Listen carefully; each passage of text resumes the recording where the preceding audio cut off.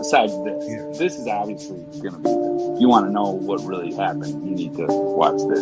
This is the only place you're going to get this type of interview or I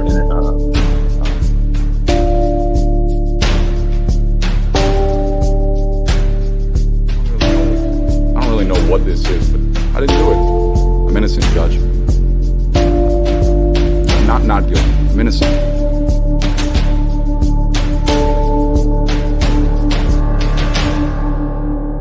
We, the jury, being duly impaneled and sworn, find the defendant, Matthew L. Moore, not guilty of murder, as he stands charged in count 1 of the indictment.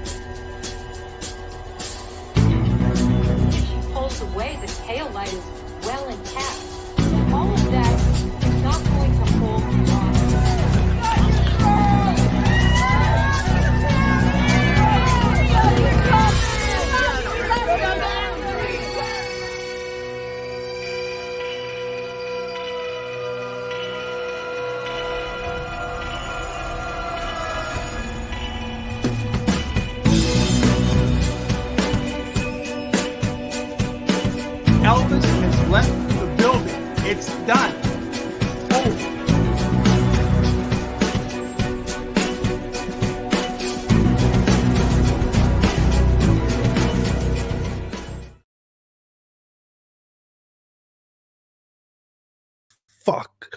Great start. I was on mute. How are we doing, everyone?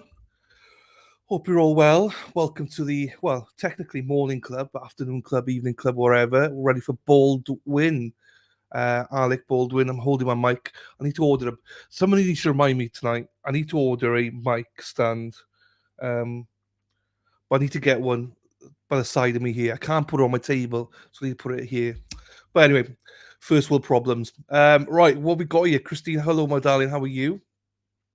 Yeah, trucker. See you in 12 hours. Jeepers creepers. Halos and horns. It's my birthday. I'll cry if I want to. Cry if I want to. Hello from Rhode Island. Well, you know what that means, Halos and horns. I hope you're here. I'm only doing this once, so I hope you're here. So, Pam blwydd hapus I ti. Pam blwydd hapus I ti. Pam blwydd hapus I Halos and horns. Pam blwydd hapus I ti. Let's fucking go, Halos and horns. Happy birthday, my darling. Hope you're well. Kelly, there you go. Happy birthday to everyone. How you doing, Kel? Hope you're well. Kim, hello to you. Gigi, hello to you, my darling.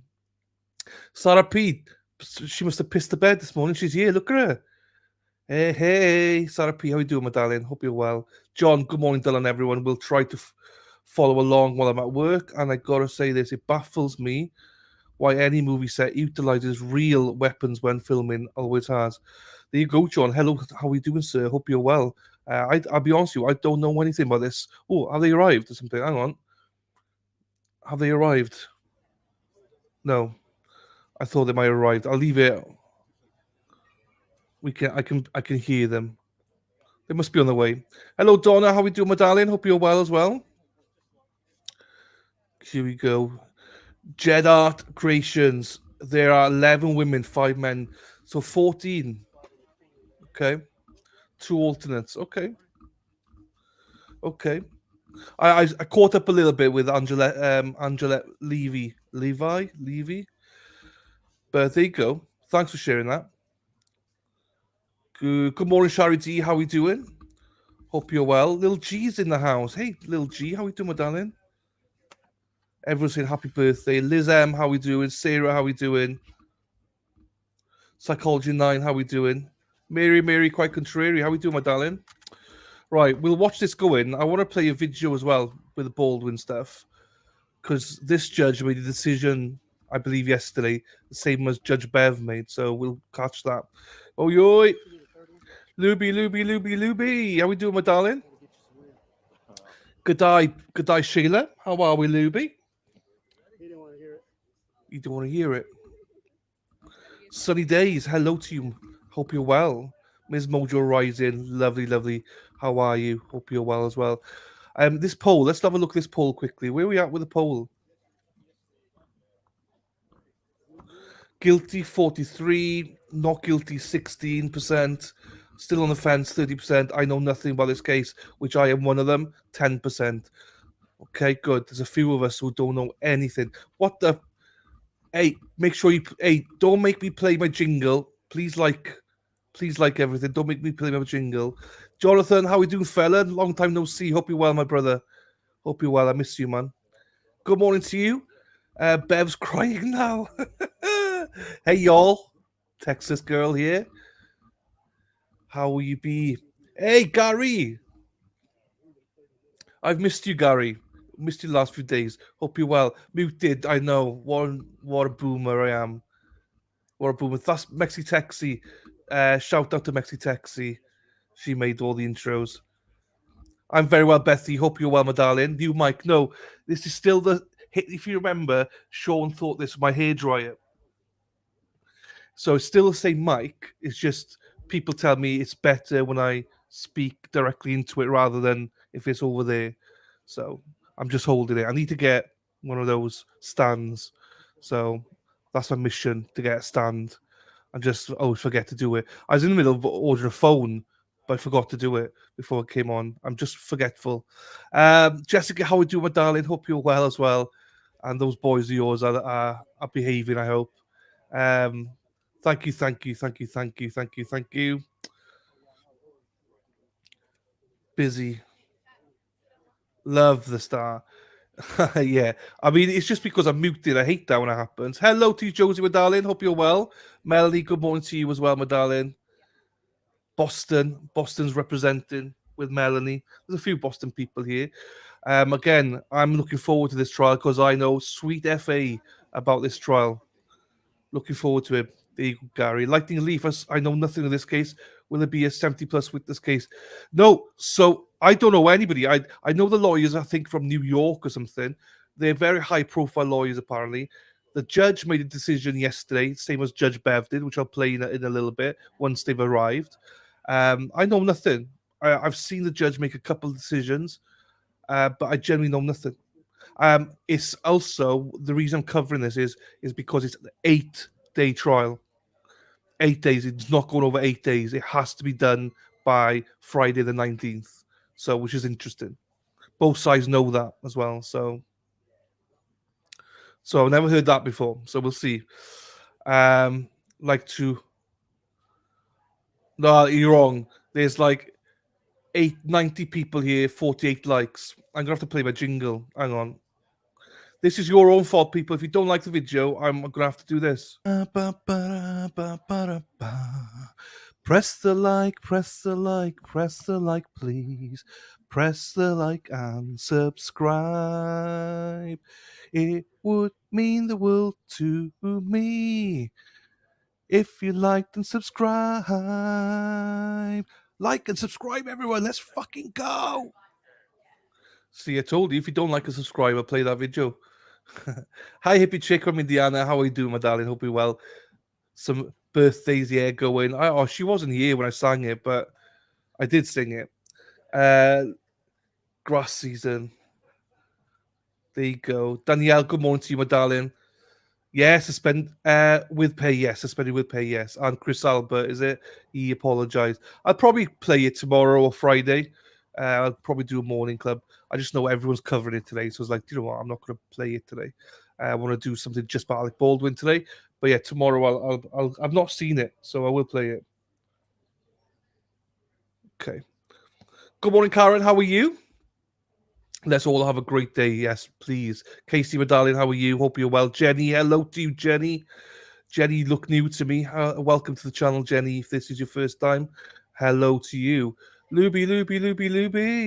Na. They're all dropping like flies. Who's dropping like flies? The jury.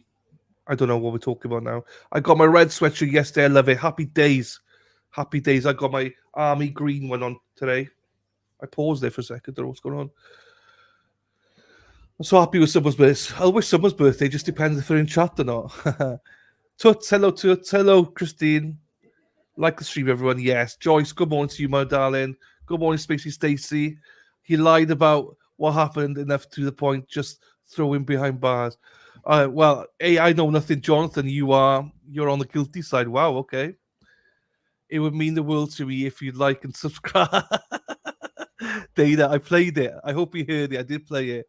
Hope you're well, my friend. Hope you're well, Dana. Hey, good morning, Dylan. Good morning, Rhode Island lady.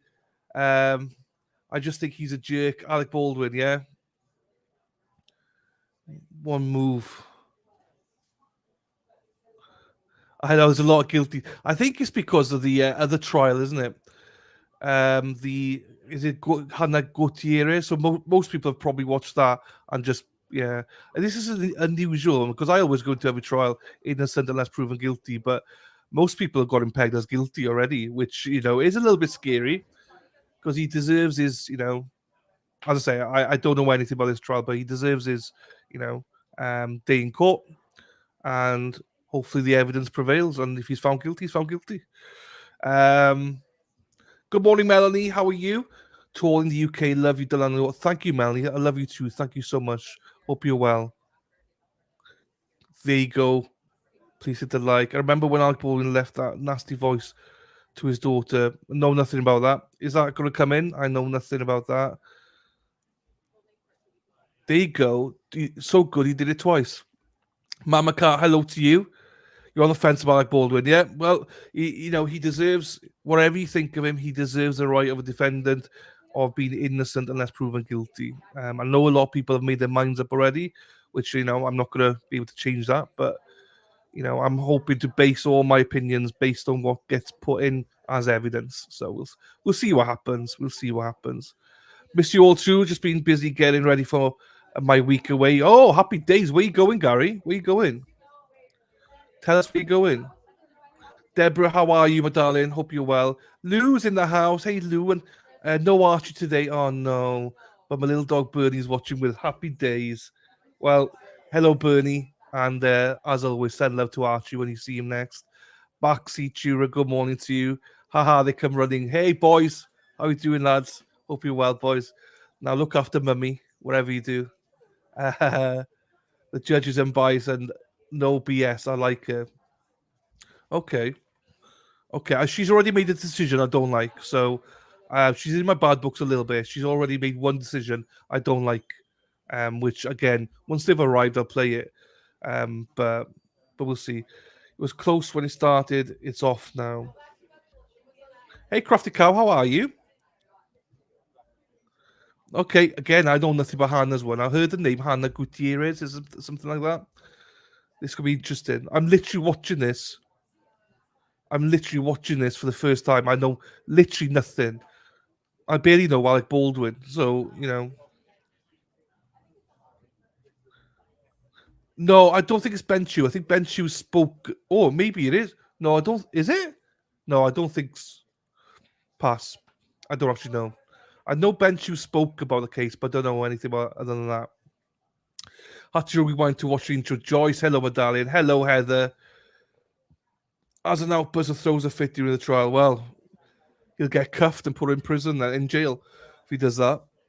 How many kiddos with Hill Liar why bring today? Kyla, I don't know what that means. How many kiddos will...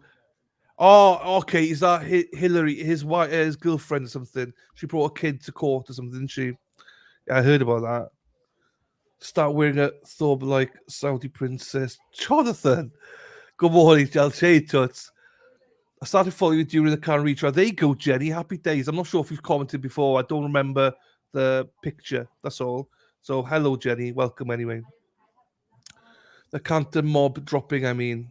Ah, cool, Ruby. I wasn't sure what you meant. Yeah, they are dropping like flies. I need to watch that. I'll probably watch it tomorrow. There you go. Mystery Singer, hello. Hannah brought the live ammo on set, then did not check bullets. In fact, there's a pics of live bullets on set several different days. Hannah is the one guilty of murder. There you go. She was found guilty of something, I believe. She had, is it 18 months in prison? Good morning, LC. How are you? From Michigan. Hello to you. Wine caller infused. Or wine cellar, sorry. Wine cellar. Hello to you. Hope you're well. There you go, Dana. You love it. Rested bitch face. Does he? Okay. Sally, how we doing? Hope the family are well as well. Right, they must be on the way now. Come on.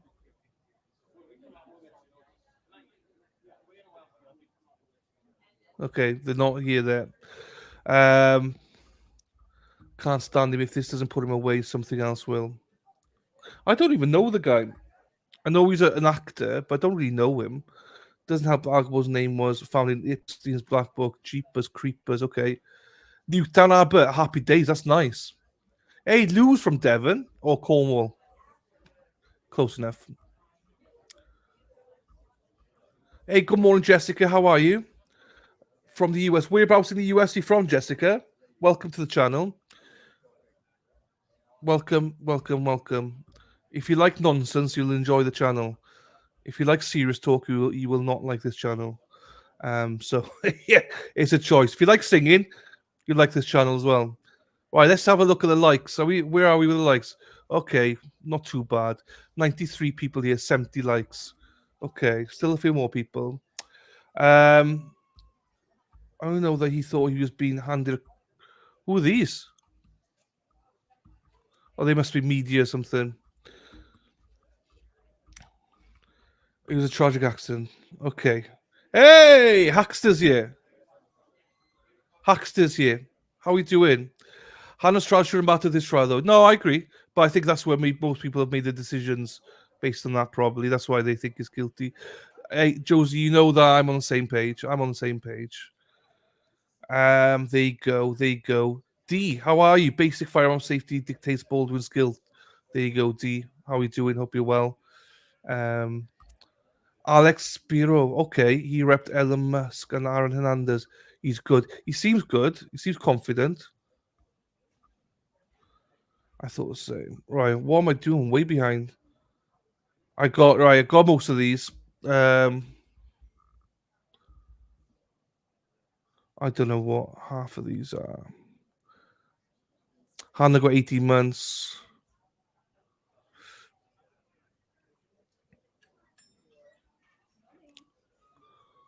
Ba-ba-ba-ba-da.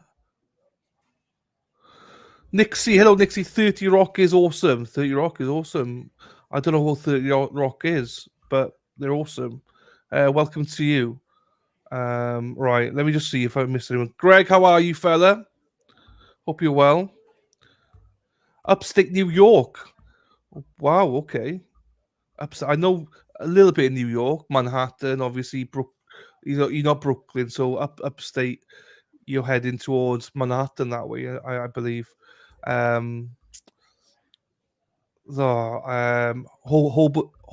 Hoboken. That's is somewhere up there, I think. Then yeah, I know the Yankee Stadium's up there. I think upstate. I could be wrong though. He shot Halyna and pointed the gun. Right, I don't know. Halyna's the actress that got killed, I believe. Okay. Hello, D from Indiana. Second person here. Hello to you. Let's give Dylan a thumbs up. Happy days. Let's please do that. Good morning, Pippi. How are you? Hope you're well. Fuck. Kevin says, damn, 39% guilty poll. We got to start presuming innocent, at least do it just to spite the government.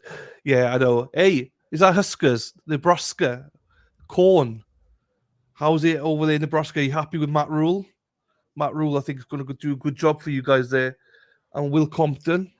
Look at that, Kevin. Yeah, I mean, look, I definitely agree with you. He should be innocent unless proven guilty. Bella, how are you? Oh, happy to see you as well, my darling. Hope you're well. Okay. There you go. This is how much I know Alec Baldwin. I don't know him at all. I'm going to be very unbiased here. I know nothing about this case or Alec Baldwin. So, yeah, all pew-pews. So, this is it's going to be a nightmare. Hey, Wayne, how are you doing, fella? Hope you're well. Okay, I know, but we saw knew this anyway. I know. Vivian, hello to you from Florida. How are you? Fellow Hoosier, Indiana. Hello, Halyna. How are you? More updates. Where? Did I miss something?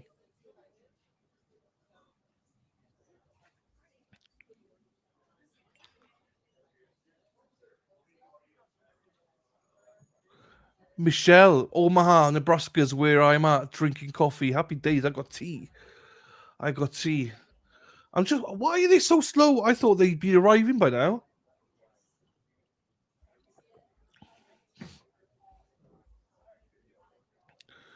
Hey, Vivian. This is my first time watching your channel. Thank you, Vivian. Well, welcome.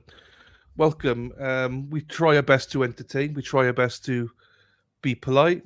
We don't talk over commentary. We like to have fun. The chat is named El Chatty, so welcome to El Chatty. El Chatty are very welcoming, normally. I'd say 99.9% of El Chatty are amazing. Just 0.01% can sometimes be a little bit, But no, I think you can enjoy yourself as long as you don't mind me spontaneously singing, a little bit of swearing here and there. And yeah, and as long as you're happy to debate, don't take anything to heart. Just be respectful. Chat's always respectful. If not, we got mods to sort it out. So yeah, so welcome to everyone that's new here. Gary, I'm here for you, Dylan. I'm not really bothered about the trial. I wasn't going to cover the trial, as you know. I wasn't going to cover it. It's only because it's 8 days I'm doing it, because I want to do the ballerina one.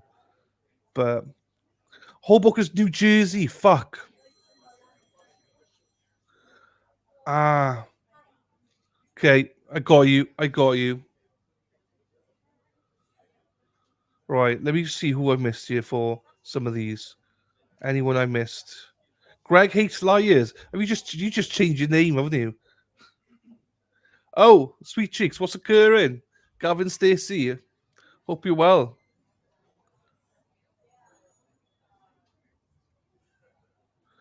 Monica, morning, the lad from the key. Look at you trying to get me to sing. It's getting hot out there, so take off all your clothes. I know, just a little bit of teaser for you. Hey, Pello, how are you? How's the diet going? I'm not really dieting. I'm just walking. I didn't walk today because I've had a busy morning, but yeah, no, it's going well though. It's going well. I know I'm struggling a little bit as well, so don't worry. Keep going. Keep going. Wanda Enderton. Welcome to the channel. Don't think you've been here before, so welcome to you. Hope you're well. Upstate. Oops. Oops. Okay. Just trying to see if I missed anyone here.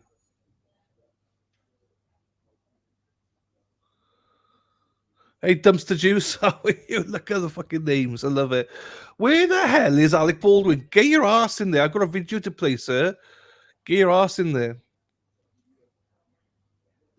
Good day, Sheila. How are we? Quizzical Girl, how are we? Good day, mate. Kim, good day to you as well, even though you're American. How are you? Hope you're well. I hope it's not going to be like this every morning. There's loads of people there, media-wise, mind. There's people from Germany, apparently, there as well.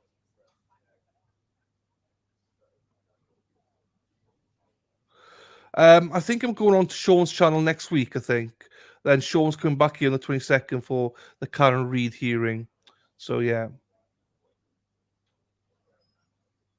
I thought you said you weren't doing this. Well, Hamburger, if you were here on Monday, you'd have heard I'm doing it. That shows you how much attention you pay, Hamburger. Hope you're well, Dave. We try to be nice to everyone. We try. I have dyslexia, so please forgive me for. Hey, Vivian, I can barely speak English, so don't worry about it. Spell away. Don't worry about it. No one judges you. It's fine. Oh,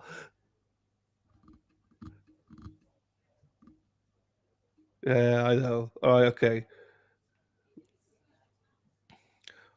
I'm glad, Bev. I'm glad. Beach Girl, morning from North Carolina. Hello to you. Hope you're well as well, my darling. Freaking, I hate waiting. I want to play this video, but I don't want to play it because I know they're going to arrive. Mother mofos. Well, it starts in half an hour, 10:30 Eastern. So, 10:30 Eastern. Bombshell, hello from Canada. How are you?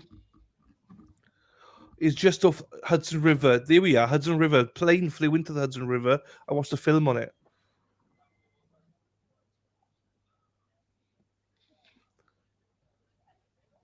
Hey, Zach, how are you doing? There shouldn't have been live rounds on set. Alec is a trained armorer. It was her responsibility, plus a gentleman who was responsible for safety on set who pleaded guilty. Actors act. There you go, Zach. How are you doing, fella? Hope you're well as well. I can see this being a little bit contentious. If you're going to be contentious, just everyone be, respectful to each other, please. That's all we ask.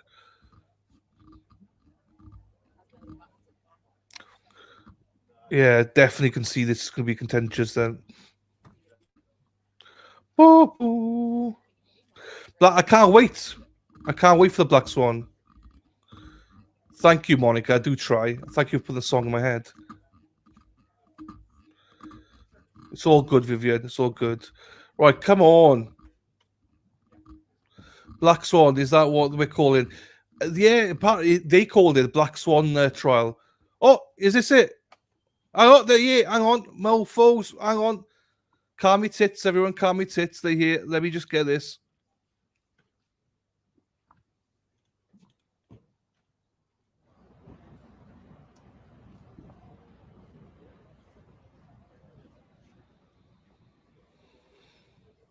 I'll play it now. Prosecutor. I'll play it now.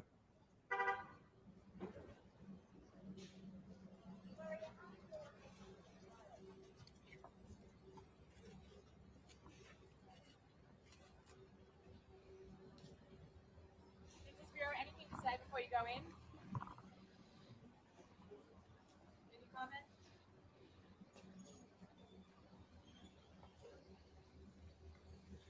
Never heard of him.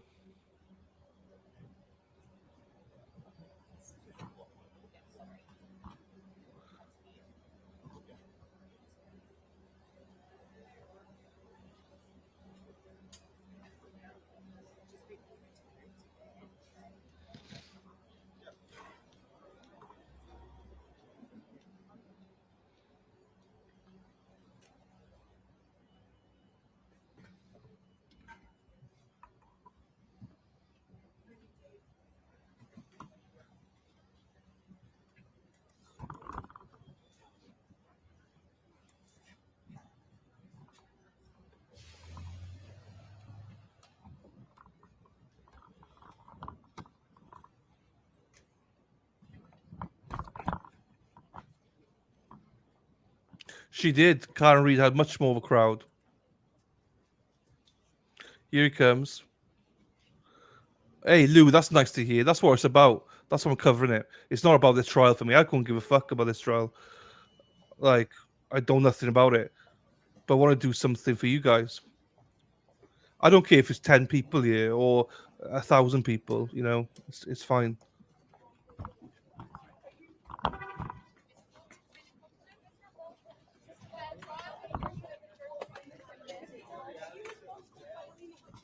Mr. Baldwin, are you feeling confident in your arguments today?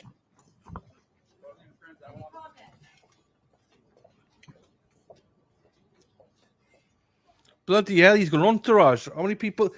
Look how many women he's got there. Who are all those women?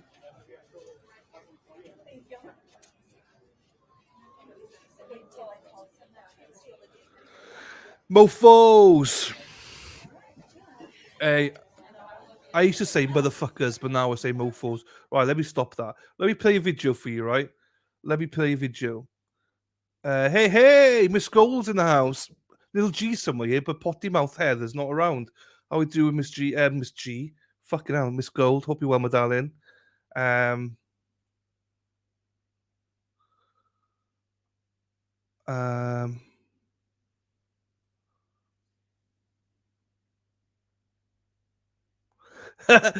came into chat and Dilly starts breaking my balls. I love you, Dave. I love you. You know that. Right, let me get this. Let's get it on. Right, bear with me 2 seconds whilst I find it. So this is the why I don't. She's first decision. I know this judge has done. I don't like her. Not I don't like her, but this is the first decision she made that I did not like. Hello, Burke. How we doing? Hope you're well. I didn't see the baby. No baby, just women. I know it's different, isn't it? Hey, Swendig. Hello, how are you? Hope you're well. Right. Crap.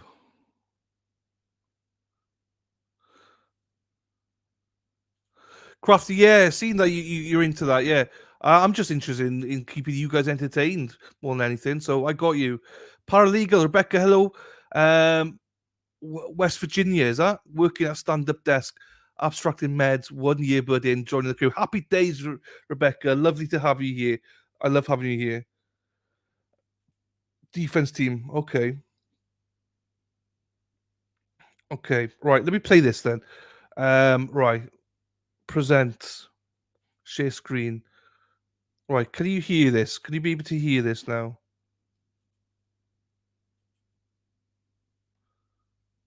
Hey, Susan, don't worry, neither am I. I'm only doing this for people that want something to do. I don't like him. I don't even like this trial. So, but we're here. Right, this is a decision the judge made. Can you hear this? I was going to tell you, but I'll tell you now, based upon the ruling, every time you want to say something that is not a... Can you hear that?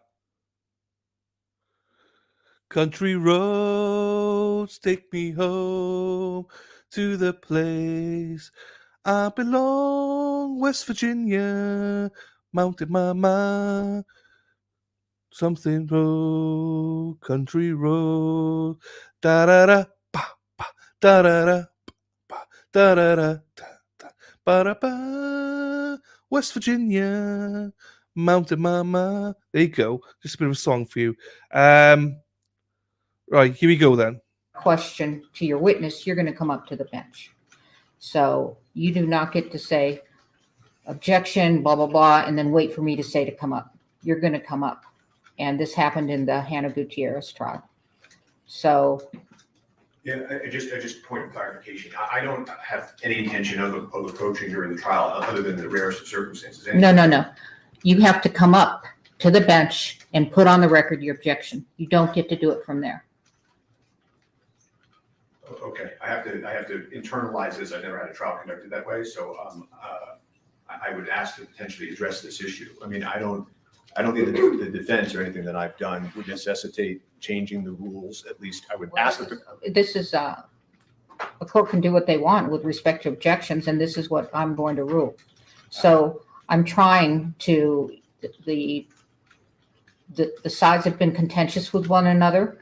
I think that you all may not intend to, but you might want to try to get the jury to see what's wrong with that question, and or make some argument to try to influence the jury. And if you're going to object, it's going to be up here, and you're going to put on the record what the objection is, and I'll make a ruling up here. May I just approach for just Yes. a second? So I'm glad I saved my rebuttal because I do want to address this issue, Your Honor. What I would ask and urge the court, because I think that this system could disrupt the ability to cross-examine and disrupt the defense. It is not, as I think the court will acknowledge, it is true, the court has great discretion. I think that deciding that before the trial even begins is an extreme use of discretion, just genuinely. I know that issue happened at the prior trial. I'm asking and urging the court to give an opportunity, at least to the defense, to just simply say, and I think my suggestion works, right? It's just objection, relevance. There's no other words coming out of my mouth ever during objections at a trial in front of the jury, and to allow us to have an opportunity to have what I would call a normal procedure. Because if every time there's any progress going on with a witness, they're standing up and they're making everybody come to the bench, they're disrupting the ability to cross-examine. They're disrupting the ability to put on our case. So what I would urge the court and ask the court to please do is to allow us, at least, if after the first witness, even, the court wants to revert to what they did later on in the Hannah Gutierrez retrial. But I can tell the court I've tried many cases. I've never had that issue before. I've never had that issue with one witness in one case. So I'm asking the court to at least give the parties a chance to do it. I also am very concerned about the time, schedule, and everything else. There are lots of objections that are just objection relevance. The court will rule. If the court needs to hear more, we come up. And I'm urging, almost begging the court to at least let us start that way. And then the court can, like this, and not hear from me further on this issue. Thank you. I'm not going to change my mind. I can see what I want to do is I want to start with you all getting the lay of the land. And I'm going to be in control of the courtroom. So this is what I'm going to do. I'm sorry that you haven't experienced this, because it can happen, and it does happen. So that's what I'm going to do. If you all seem to be doing well and you get it, and I'm hearing relevance, I agree, then we can perhaps relax the rule. But that's how it's going to start off. So yeah, that's what the reason I don't. First decision I ever heard her make, and I don't like it. I don't like it. I hate when they do that. That's Ambev all over. Just let them say, like he just said, let's say object and say the reason. Obviously, if they do what she just said, theatrics and all these things, and then bring it in. But to do that now, this is my courtroom. I hate that. I hate that decision already. I'm not saying I hate the judge. I'm just saying I hate that decision straight off. The first decision I heard. Right, hang on, a couple of things here. Heather, I'm only watching this trial because I'm bored and there's nothing else going on. Thanks for your honesty. I do love hanging out with Dylan and chat though. Heather, I'm only streaming because there's nothing else going on. Trust me, I did not intend to cover this trial. I said I will cover it, even if there's like two people here, just because it's something to do. But yeah, I had no intention. So I got you, girl. I got you. So don't worry. So Aaron Hack says the huge twist in this trial, Chappie, is the state was trying to prosecute Baldwin as both an actor and a producer. Also, he's a producer on set. Okay, the defense won their motion. Producer role is out. His role in this is actor only. Oh, okay. Okay, so he was a producer. So he would have had more responsibility as a producer, I presume. Hello, Vicky, by the way. I did see you come in, sneak in.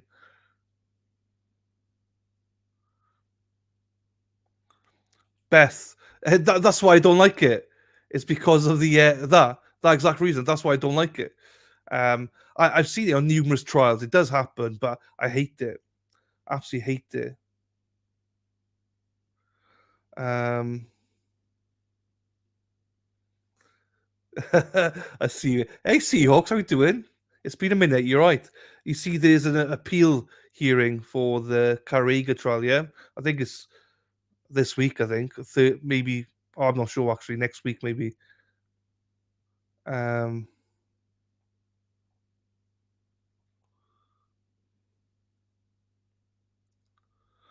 Yeah. Okay. It's all good. Hey, beautifully appropriate. How you doing, my darling? Hope you're feeling better. Yeah, I thought that. Yeah. Producers out, so I think. Okay, yeah, because that's huge. Yeah, Jedi Creatures is 11 women. Thank you for that. I appreciate you bringing that up. Took away the. So she said something, right?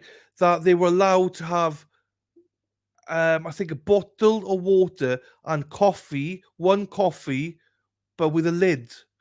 I thought she was taking a piss. She's serious. They said for the jury selection, they were allowed to have one cup with a lid on it. I was like, the fuck? But oh my gosh, so she is quite pedantic then. Hi Patricia, how are you doing, my darling? Right, let me get this stream up before I forget. I need to get the stream up. 2 seconds. Ba-da-ba, ba-da-ba-da, ba-da-ba, ba-da-ba-ba, ba-da-ba-da, ba-da-ba-da, ba-ba-bam-bam. Live. We are live. Right, where do we go? Where's Laurent Cra? No, we do not like that. We do not like you. No, we don't like you either. You can fuck off. No, not you. Don't like that. I'm just going through who's covering it. Nope, don't like you. Okay, no, he's good. Oh, he's good as well. Right, anyway, let's do this then. Where's Law and Crime gone? Law and Crime. Law and Crime. Beep, beep, beep, beep, beep, beep.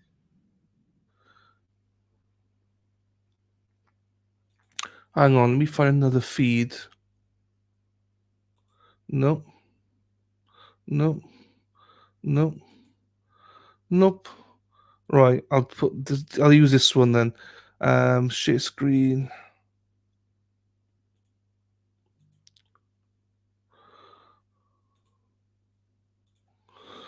And I'll do that. For some reason, they're still not in court yet, but they hopefully will go to court when they start.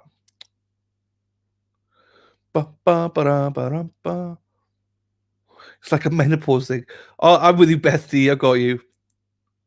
Never apologize. The show's what am I apologizing for? I don't remember what I apologized for, so I apologize, Dave. Well, he's in court anyway.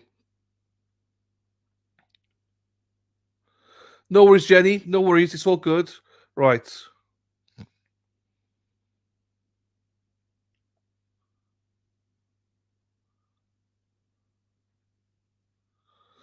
Yeah, so the Corrigo one, they went back to court a couple of weeks ago. There's something the DA did not disclose. So they're looking for a mistrial, retrial, basically, and they're going back in. I'm not really covering it, so but it's going back in this week or next week. There's a motion to discuss it. So I thought you were gonna say ABBA. Right. You're the best, Lan. Thank you for hanging out with us. Great streaming channel. Thank you very much. I'm a little bit confused today. I'm a little bit confused. Do you know what? This is probably the first trial I've done in ages where I know nothing. So I'm relying. Do you know what? I have to rely on Erin Hack and I have to rely on chat to do all this. Also, can I just, again, because I know there's some beautiful people in here, by the end of today, can you please remind, because now I'm getting cramps, can people remind me to fucking buy a stand for this mic? I need to buy a stand. So if people can remind me that would be awesome. Because I can't keep holding this bloody hairdryer like this all the time. It's annoying me, to be quite honest. Let's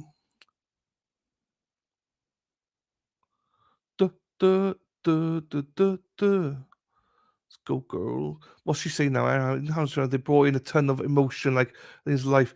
So Halyna is the person that died, I believe. Yeah, I'm here for the circus. Court TV's got a pool camera. Yeah, he's already in, but they're not. They're not in. Hang on, I'll tell you now. They're not in the courtroom yet. I'll tell you. Sorry, I lie. They are in the courtroom, but only for the emblem. I could switch to that. I don't like Court TV because they do ads and stuff. So I can switch back then. Hang on. Because I know people panic. So what I'll do is I'll put this one up. And then that should appease everyone. There you go. There you go.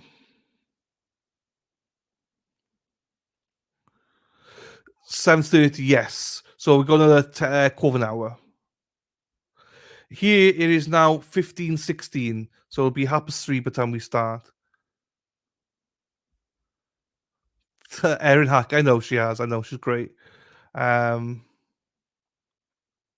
3 p.m. my time. It's huge. I'm anxious to see what Morrissey tries to sneak in. Who's Morrissey? Is that the producer, prosecutor? Dana Leonard. What a legend, Dana. I love you, Dana.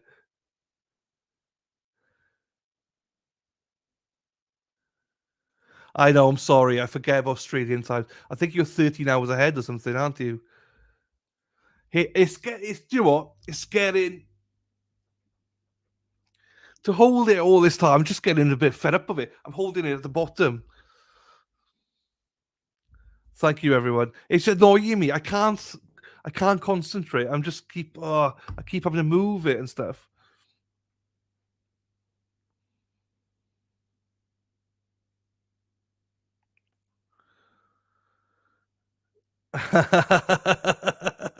I know. That's a good one, Crafty Cow.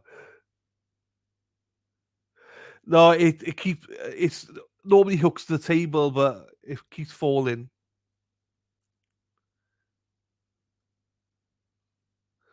Hackster's always welcome. You should have rung in, but the trouble is you can't understand her because she speaks like Wisconsin. The Torbs, she's like this. You don't understand that.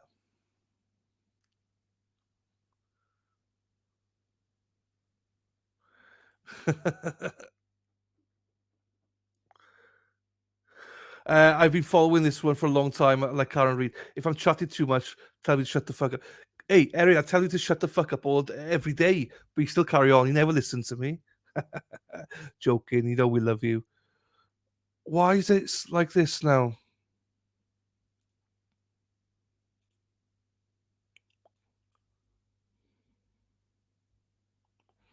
Okay.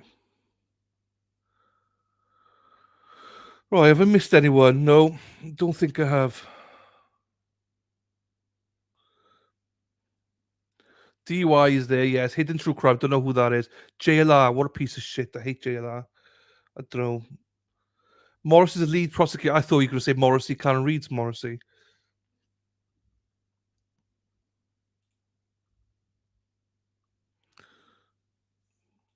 Yeah, I'm the same with JLR. Yeah, everyone thinks the same. 12-16 there. So it's 15-19 here right now. I agree. I think most of us think the same about JLR. We have a Morrissey for attorneys general in West Virginia. 1 2 1 What the 2 1 2 1 2 1 Okay. 2 1 2 Shut the fuck up. That woke me up. 1 2 1 2. Bloody hell. That shook me right up. I don't like that.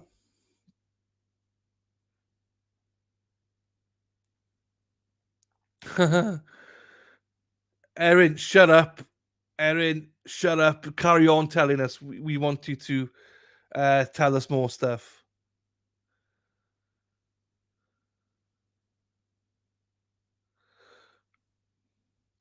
Put a pill. No, it's just that things broke. You won't tie on to the thing. It's all good though. It's all good.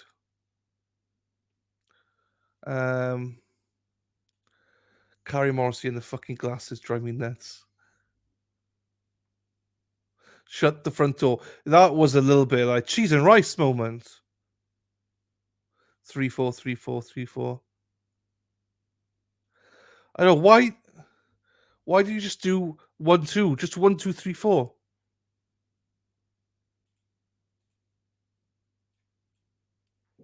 And why does no crime go into court? I will switch it back to law and crime once we actually do start because I think they're better. The Galeria's impression. I've seen him talk about her, but not thing. Not seen his impression. Good morning, Sean. Did you see Microdot's latest short? Lisa, I'm afraid to say to you, my name's Dylan, not Sean, but I'll take it. If people think I'm Sean, I'll take that as well. I'll answer to anything, Lisa. Maybe I have. I'm not sure. Microdot is a legend. Mike Morrissey's wife worked. Oh, no, I've not seen this one. Bev's mum for 20. Oh, no, I have seen this one. I knew about this then. But yeah, I knew about this one. But yeah, thanks, Lisa. Thanks for popping in, my darling. So, oh no, it's tangled again. Yes, I did. I untangled it all. Lisa, don't worry at all, Lisa. I've actually laughed. I think it's funny. Hang on. Thank you, Vivian. Appreciate you. Don't like the beak of Baldwin. Think he's a massive douche. Just say as there is, people. It's good.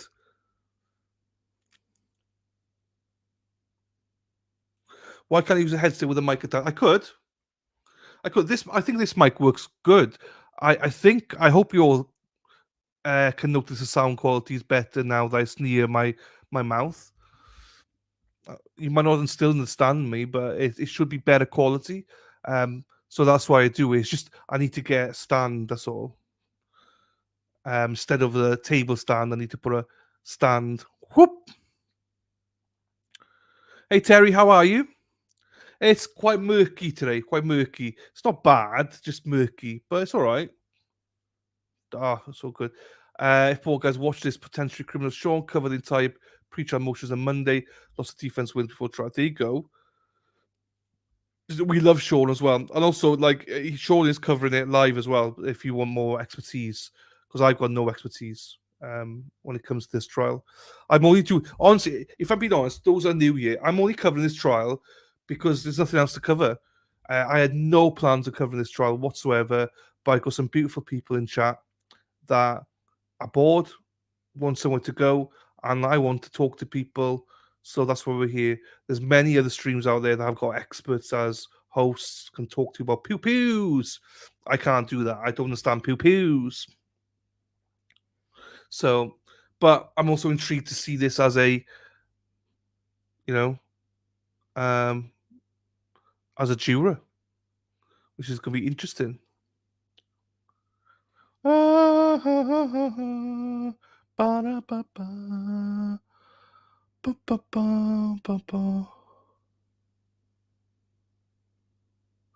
Can you please try looping it around the back of your neck and let it hang? Trouble is, it's too. It's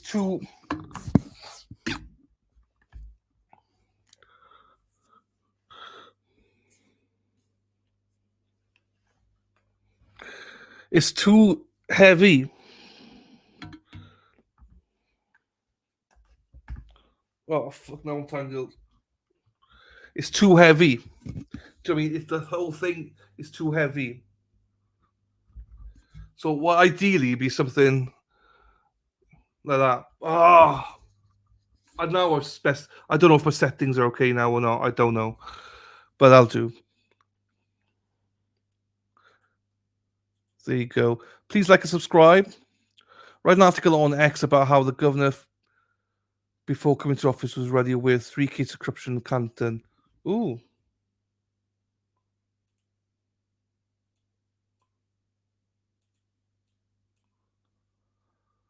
Okay, that's fine.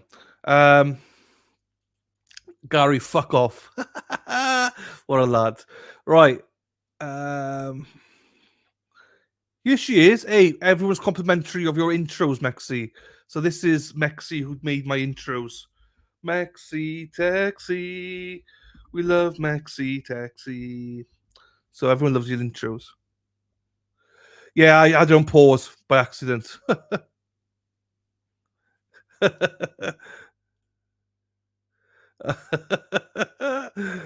Oh, cheese and rice. I know. Don't tell me to do stuff, people. 999. Thank you, Vivian. I know. Hey, Helene. How we doing, Handbasket? Thank you, Buxy Jura.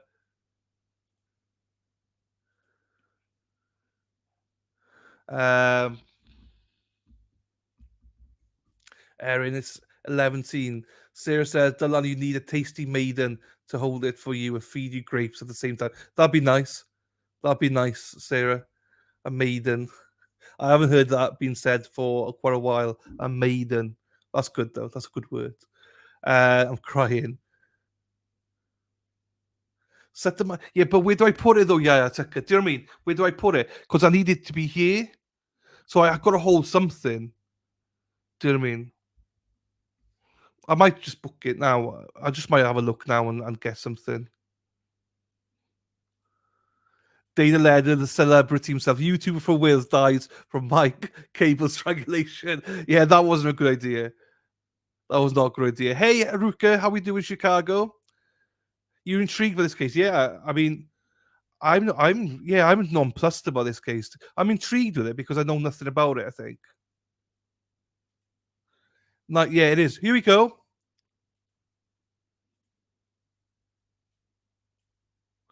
Right, I'm going to switch streams. That's what I'm doing.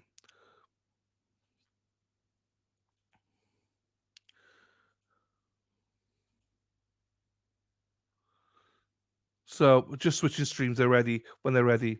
Yeah, it is 9 on 9.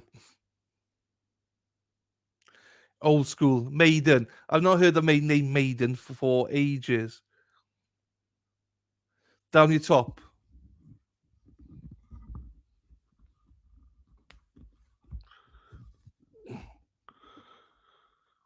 Oh. Oh. Off. This is quite hard. It's been poking. It keeps poking me. Oh. Hello. Hello. No. Oh, no. Oh, fuck. It fucking hurts. I saw my mum boobs as well. Hello. 1 2 1 2. Hello 1 2. Thank you, Vivian. Walk up the dogs. Who let the dogs out? Ooh, ooh, ooh, ooh, ooh. Who let the dogs out? Ooh, ooh, ooh, ooh, ooh. Jesus, is painful. I thought you had a desk. I do, but what happens, Tucker, if I put this on the desk, it's too far away. So people said my audio is better when I got it next to my mouth. Great eat. Hey, Nan. How we doing, Nan? Hope you're well, Plymouth, Mass. 1 2 1 Mother. 2 1. I know. I thought somebody might pick that up.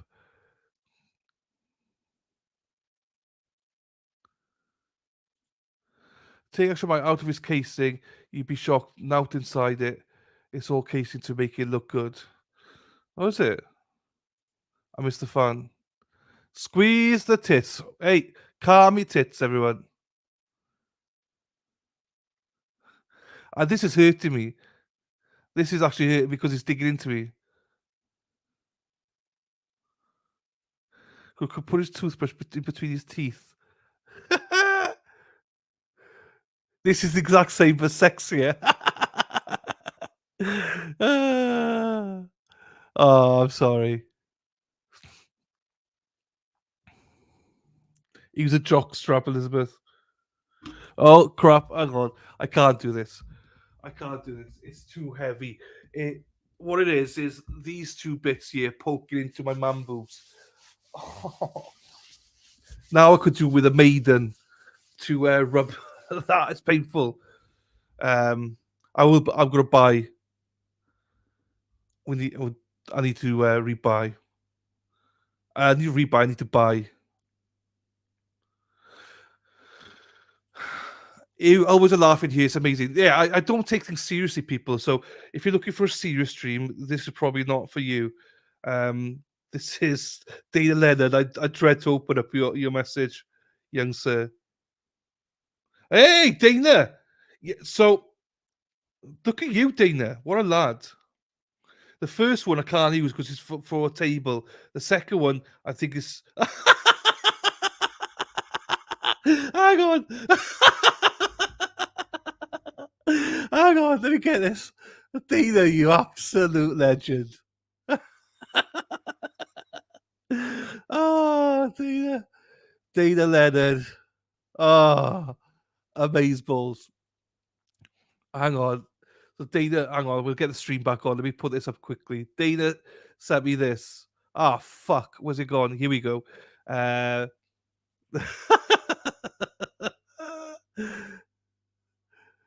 Hang on, here it is. Oh, no, wrong one. You see that line? Put around your neck.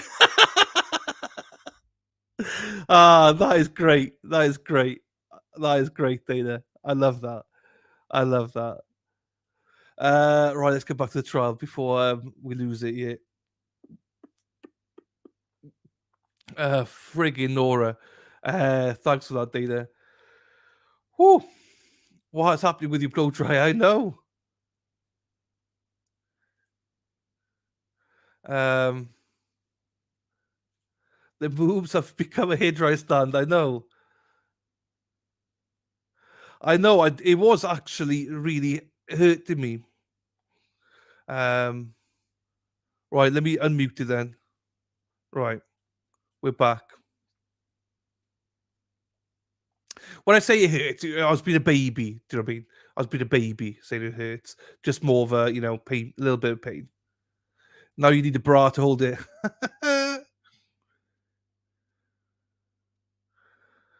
Because I can't get the things to work.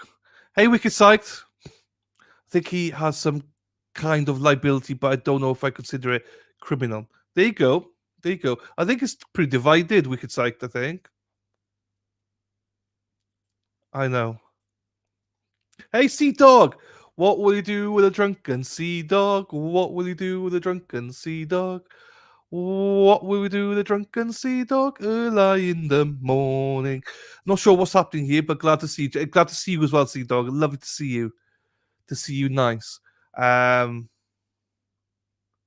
Motivating there, I said it. Gilf. It's all. I try and make you all laugh. Hey, how we doing, my darling? Right. Hey, Robin, how are you? Stranger, nice to see you, my darling. Early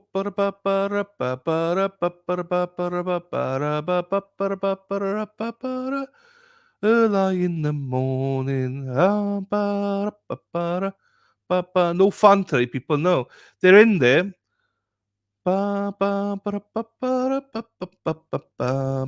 Lisa Louise, how are you? Lisa Louise, how are you? Lisa Louise, how are you? Early this morning. Good morning, Dylan, everyone. I'm just coming back from a 4-mile walk. Happy days. Look at you. Happy to watch you. Happy days. Hey, well done. I didn't do any miles today. So well done you. I had to wait for my delivery today, and he phoned to say he's going to be half an hour late. So, hey, Justice, how are you? Hope you're well. Way too hot to move. Good for you, Lisa. All right. So just remember, this is not, I'm not taking this trial seriously, people, in the sense of knowledge-wise. So don't start shouting if we don't know every nook and cranny. I'm excited to. I'm not really excited to cover it, but I am excited to be here with you, all of you. Do you have any pets, lad? Nope. Zero pets. Zero. You go and get your dispensary. Oh, hang on. Whilst we're waiting, I forgot to put this up yesterday. Bear with me. Where we beep beep beep. Here we go, everyone. Hang on. Say hello to Rolo. Rolo, I forgot to put this up yesterday. Sally posted it to me, but I forgot to put it on. So there you go. JMO, happy days. Same here. I can't wait for the Black Swan either. I can't wait. So that's Rolo from yesterday. Sally, here you go, Sally. Sally, be good. Rolo, be good.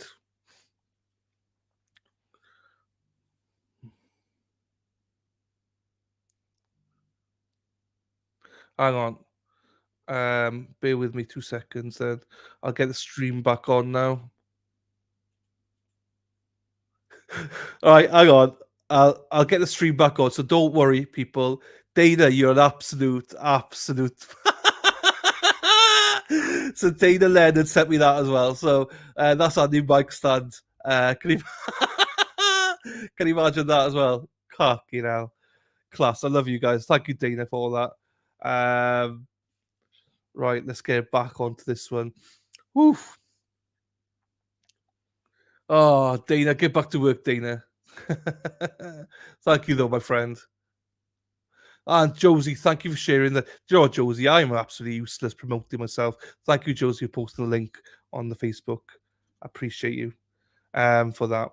Right, what are we doing? When are you coming to the US? Well, depends. I wanna come out for the next. If there is another trial for Karen, that's when I'm gonna come out. But We'll just have to see, I think, what happens. But I'm definitely looking forward to coming out. Definitely.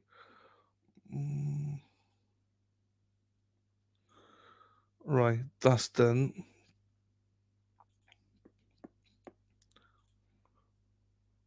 Let me unmute that so we can hear it.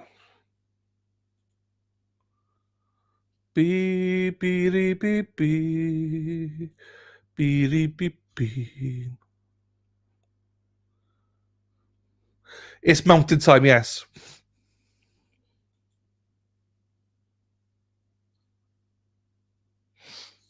Okay.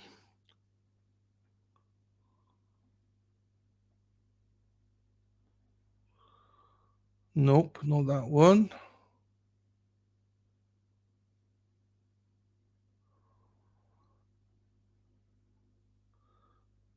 Ba, ba, ba, ba. Okay, that's interesting.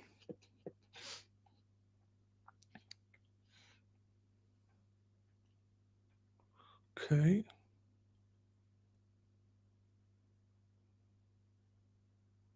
Okay, that's fine. I'll just look to see who's streaming and stuff like that. Interesting. Fine. Right. Okay.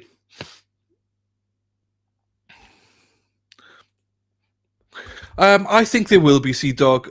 Only because of the 8 and 4. I think. But I think they're just gonna put their nails in and do another one. I don't think there should be one, but I think they will. Don't mention pets. I've spent all morning trying to catch someone's pet parakeet in my backyard 5 failed attempts. Is that a parrot or something? Jeepers. Who? Jensen Ackles. Never heard of him. Is he famous? Is he?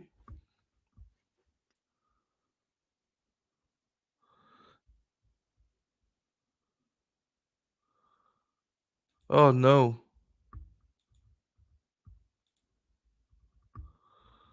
Spag Ball.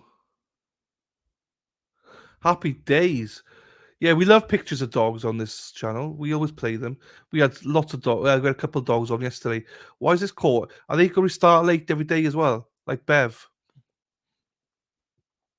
They got a tight deadline for this trial, so they better pull their fingers out.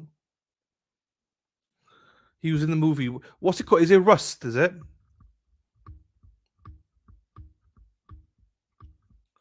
As it's rained the whole day. Yes, it's not great weather here in Wales either, to be honest. Oh, come on, Judge. Pull your finger out.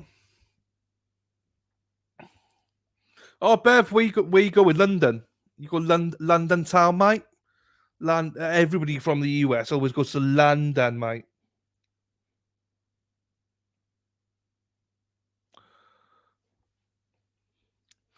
Yes, so I read it as they get.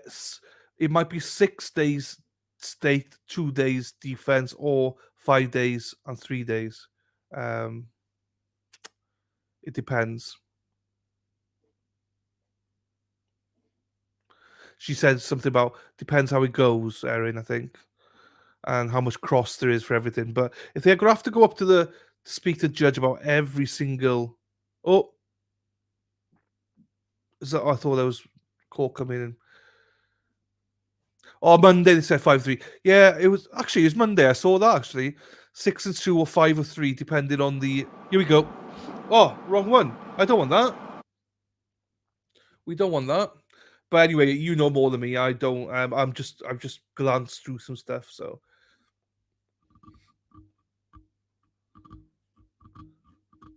I look like. Oh no. Oh no. Is it bad? I don't even know what the weather is. No, it's bad today, but I didn't know about next week. That's crap. Hello, Lorraine. How we doing, my darling? Taco, taco, taco. Oh, happy days. Hang on then. Oh, I hate the waiting. The waiting game is painful.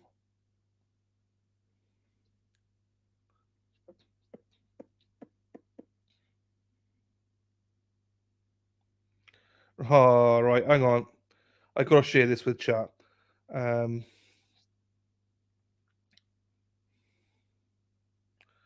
El Chatty, let's have a look at this.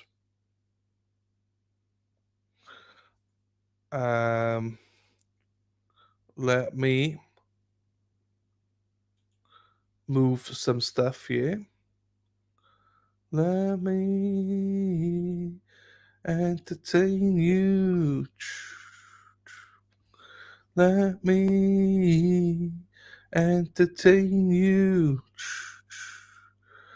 Ba ba ba ba ba ba ba ba ba ba ba ba. Why won't it send through? Ooh.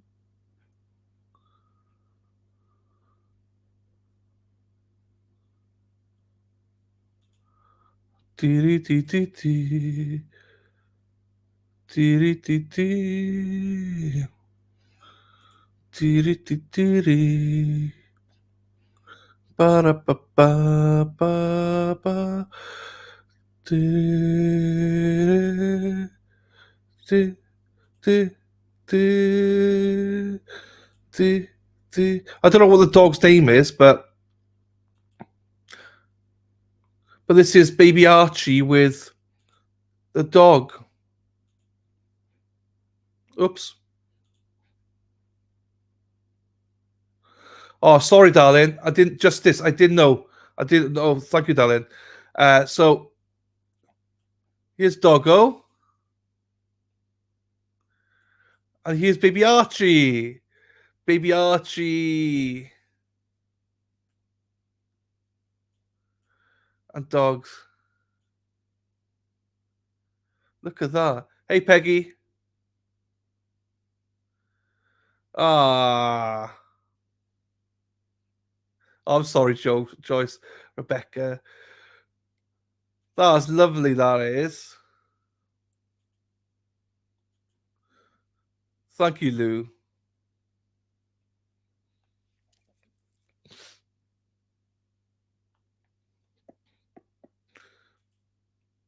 There you go. Cute fellas.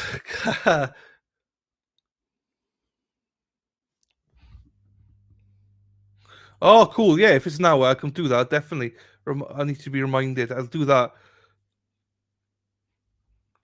I'll definitely do that, Hackster.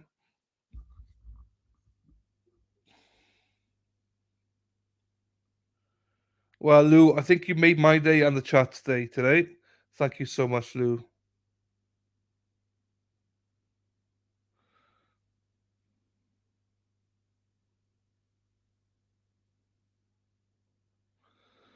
Just trying to...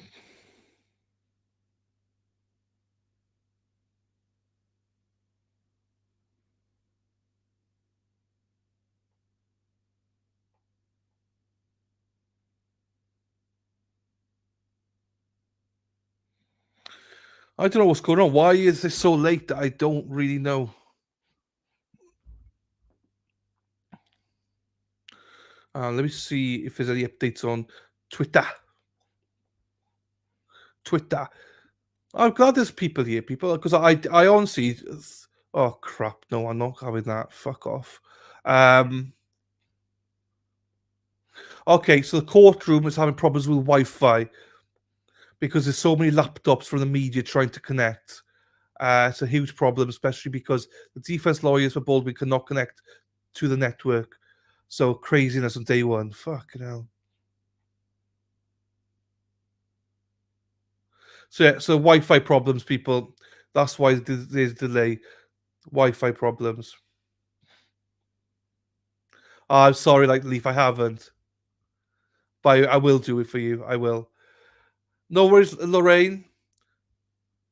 I'm going to meet my husband, the boss. Says I can't wear AirPods in the meeting like he allowed me for. Ah, Lorraine. Hey, Lorraine, you wear the trousers, not him. Just remember that, yeah? Hey, Spider Girl, late getting here. Are they still on openings? No, they haven't started yet. They have not started yet. Oh, here we go. Strap in, people. Here we go. Where's the audio? I don't know.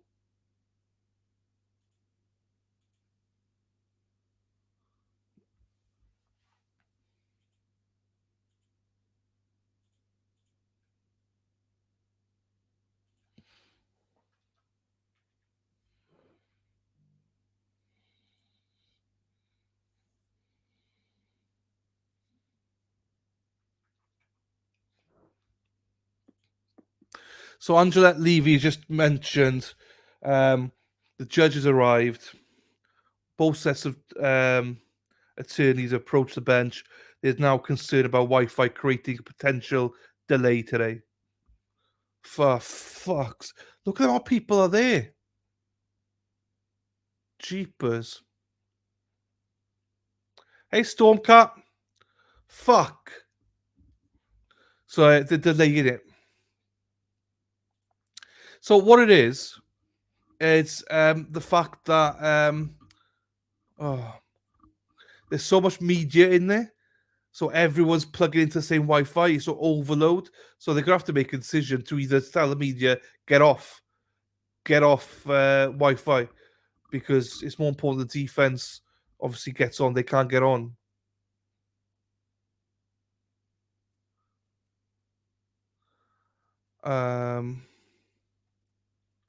My Delilah. Para para para para ba. Why, Delilah? Para para para para ba. Oh, Papa. Nah, that's enough. But yeah. Ah, that's nice. Kisses. Right.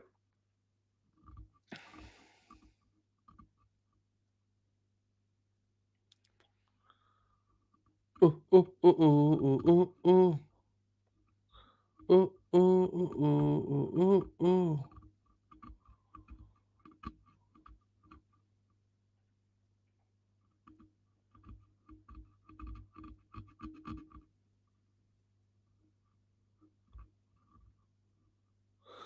8 days. The judge is allowed 8 days, and that's it. And then he'll go straight to the jury. So I'm not sure. This is one of the reasons I'm covering it, because I got the Black Swan murder trial happening on the 22nd, and Karen Reid hearing as well. So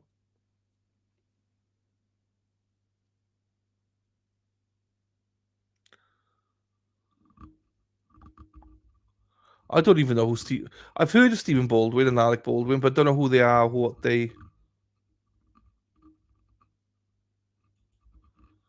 Da, da, da, da, da, da, da. Let's go, girls. Da, da, da, da, da, da, da. Ba, ba, run like a lady.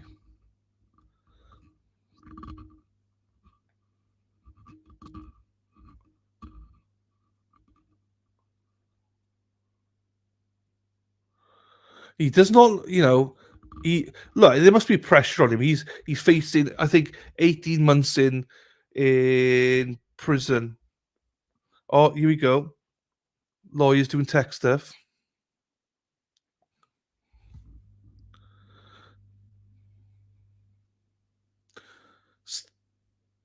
What Stephen's son-in-law is Bieber. Oh, okay. Thank you, Ruka. See you in a bit, LG. I love to think Tom Jones has nothing on you. Cheapers. I'm not sure about that. Oh, actually, I've watched The Departed. I'm sure I have.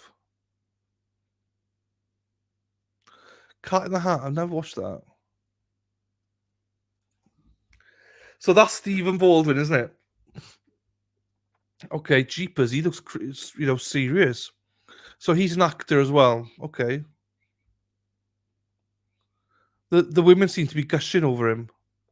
They're all looking at his hair and his. Who's that? Why is she looking at him like that for?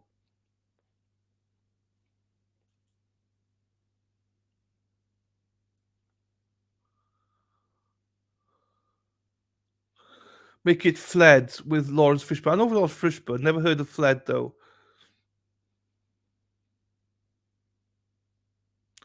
The Getaway. These films I've never heard of before. Steven is a bit of a nut job.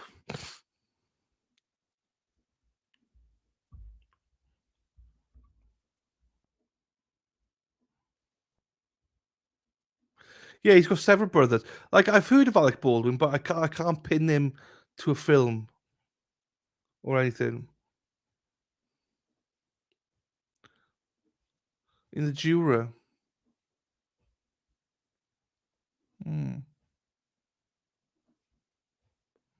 Stephen Baldwin's in the Flintstones, the real movie. I watched that years ago. Unless it's a new one. I love Alec Baldwin Ruka. Oh, does Stephen act? I think he's an actor, isn't he?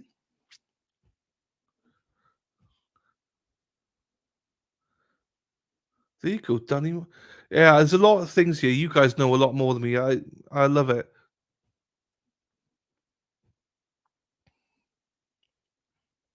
Also, that's the prosecution's table as well.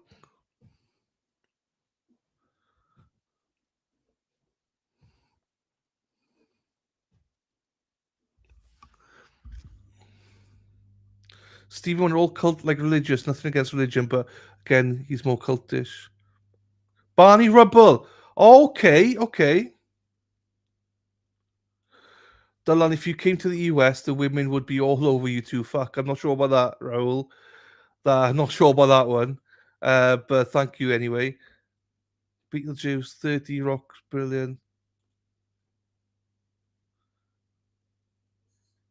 No, in the next one. Hey, Vicky, I think I did say hello to you earlier on.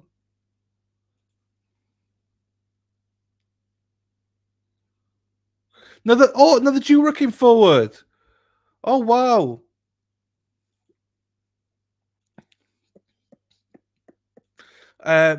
Were they two? Oh, I got it here. So there's another juror come forward for Karen Reid. Fourth deliberating juror has now confirmed that the jury reached not guilty verdicts on count 1 and count 3. Alan Jackson's affidavit, once they were dismissed, many of the jurors appeared uncomfortable with how things ended, wondering, is anyone going to know what we acquitted Karen on? Blah, blah, blah, blah.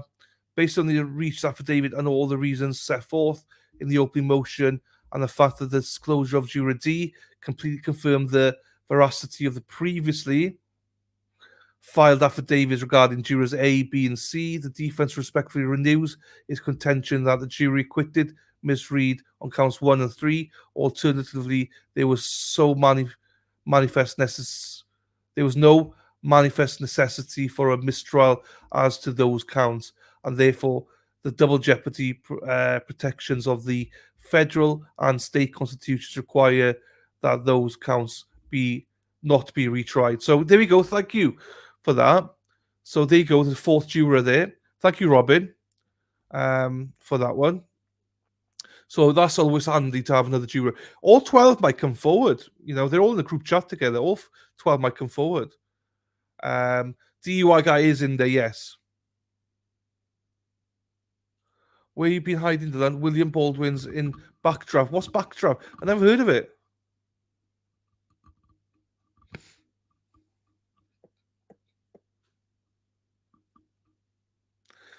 Raoul, don't give him a big head. He's already got a big mic. Luby.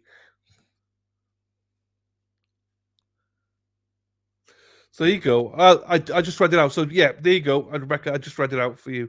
Ted Daniels, there you go. Happy days. Little Uns. I love that. Little Uns. Oh, best of luck to you.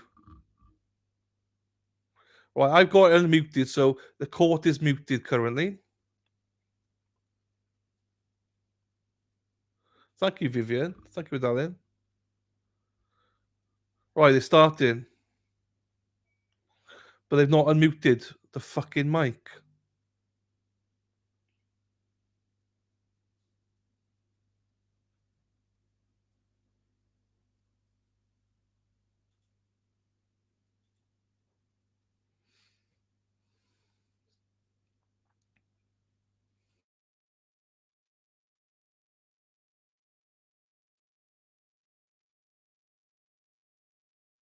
Don't start shouting at me, people. It's the court. Look, you see the court. It's not me. It's the court. I might have to find another stream then.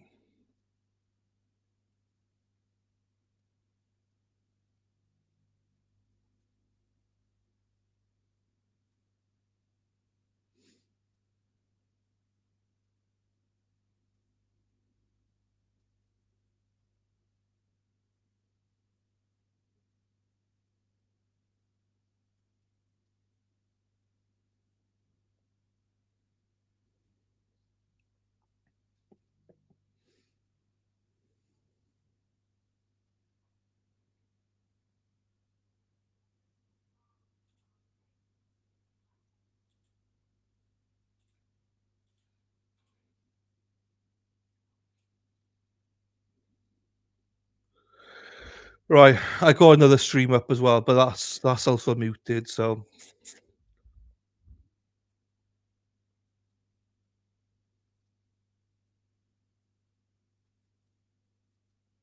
jury are just coming in now. So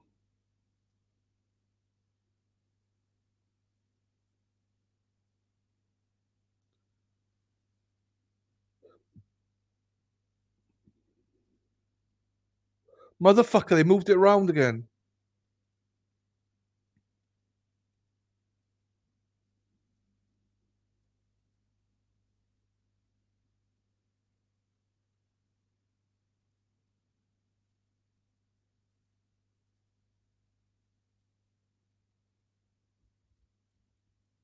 Oh, I hate it when they do this. Come on.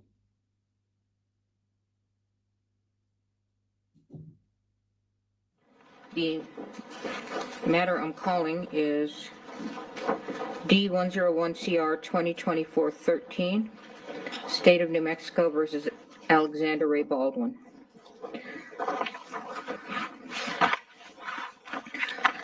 All right, jury, what are you doing? Oh, I have it on. So I have already sworn you in, if you'll recall, yesterday. Okay.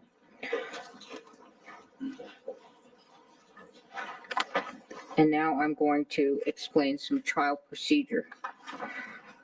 First of all, I want you to know this trial is being filmed, but you are not being filmed, and you will not be filmed at all throughout within the courtroom, okay? All right. So I'm going to, this is a criminal case, as you know. I'm going to reread the grand jury indictment. It's very formal, so we'll go with that.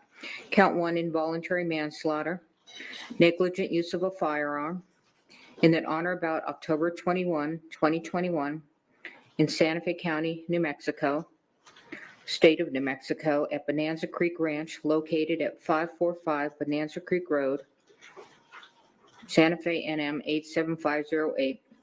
The above named defendant did cause the death of Halyna Hutchins in the commission of negligent use of a firearm. Count 1 in the alternative, involuntary manslaughter, without due caution or circumspection, in that on or about October 21, 2021, in Santa Fe County, State of New Mexico, at Bonanza Creek Ranch, located at 545 Bonanza Creek Road, Santa Fe, New Mexico, 87507.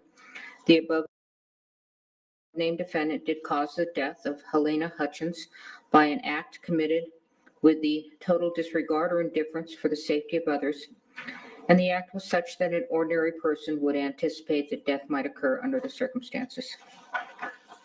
Again, Mr. Baldwin is presumed innocent. The burden is always on the state to prove guilt beyond a reasonable doubt. What I say now is the introduction of the case and the instructions.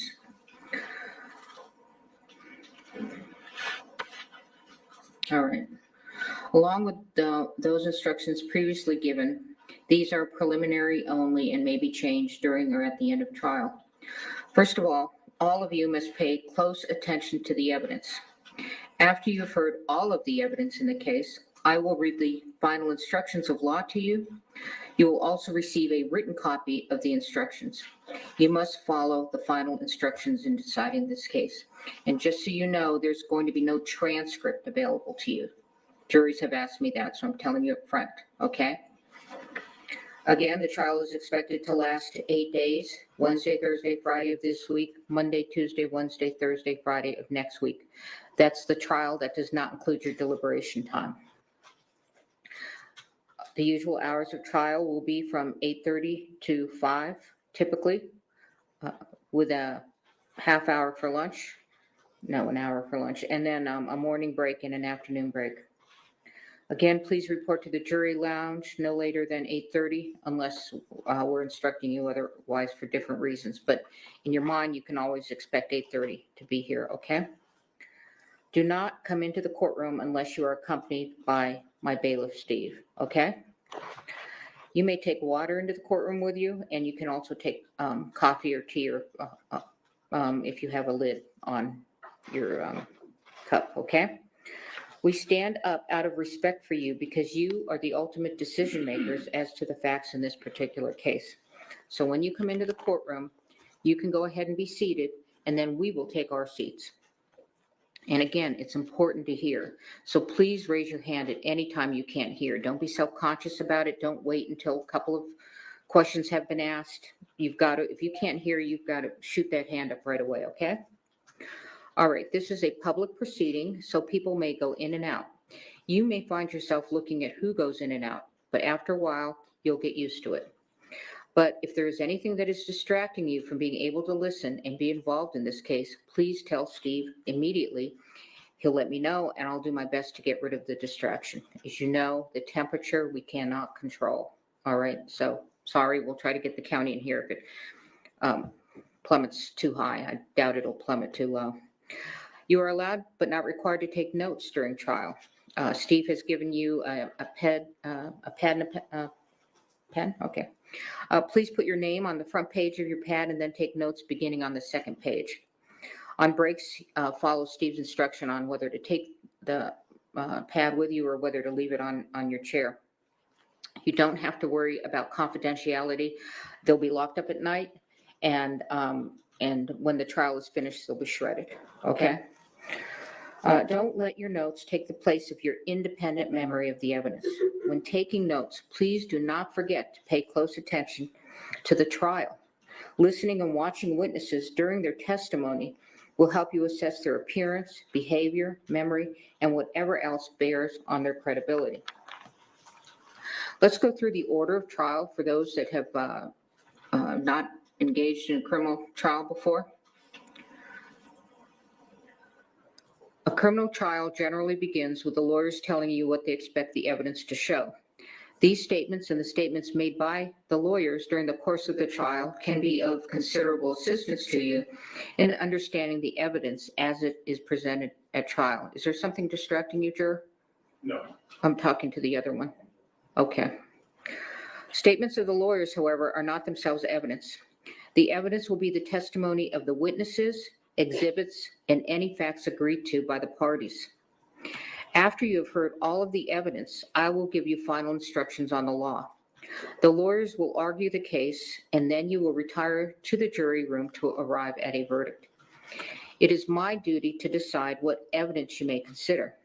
Your job is to find and determine the facts in this case, which you must do solely upon the evidence received here in court. It is the duty of a lawyer to object to questions, testimony, or exhibits the lawyer believes may not be proper, and you must not hold such objection against the objecting party. I will sustain objections if the question or evidence sought is improper for you to consider. If I sustain an objection to evidence, you must not consider such evidence, nor may you consider any evidence I have told you to disregard. By itself, a question is not evidence. You must not speculate about what would be the answer to a question that I rule cannot be answered. It is for you to decide whether the witnesses know what they are talking about and whether they are being truthful. You may give the testimony of any witness whatever weight you believe it merits. You may take into account, among other things, the witness's ability and opportunities to observe, memory, manner, or any bias or prejudice that the witness may have, and the reasonableness of the testimony considered in light of all of the evidence of the case. No ruling, gesture, or comment I make during the course of the trial should influence your decision in this case. At times, I may ask questions of witnesses. If I do, such questions do not in any way indicate my opinion about the facts or indicate the weight I feel you should give to the testimony of the witnesses. Questions by jurors. Ordinarily, the attorneys will develop all pertinent evidence. It is the exception rather than the rule that an individual juror will have an unanswered question after all of the evidence is presented. However, if you feel an important question has not been asked or answered, write it down on a piece of your notepaper and give it to Steve before this is important, before the witness leaves the stand, okay? I will decide whether or when your question will be asked. Rules of evidence or other considerations apply to questions you submit and may prevent the question from being asked. If the question is not asked, please do not give it any further consideration. Do not discuss it with the other jurors, and please do not hold it against either side that you did not get an answer. Conduct of jurors. Again, very important. You must decide the case solely upon the evidence received here in court. You must not consider anything you may have read or heard about the case outside the courtroom.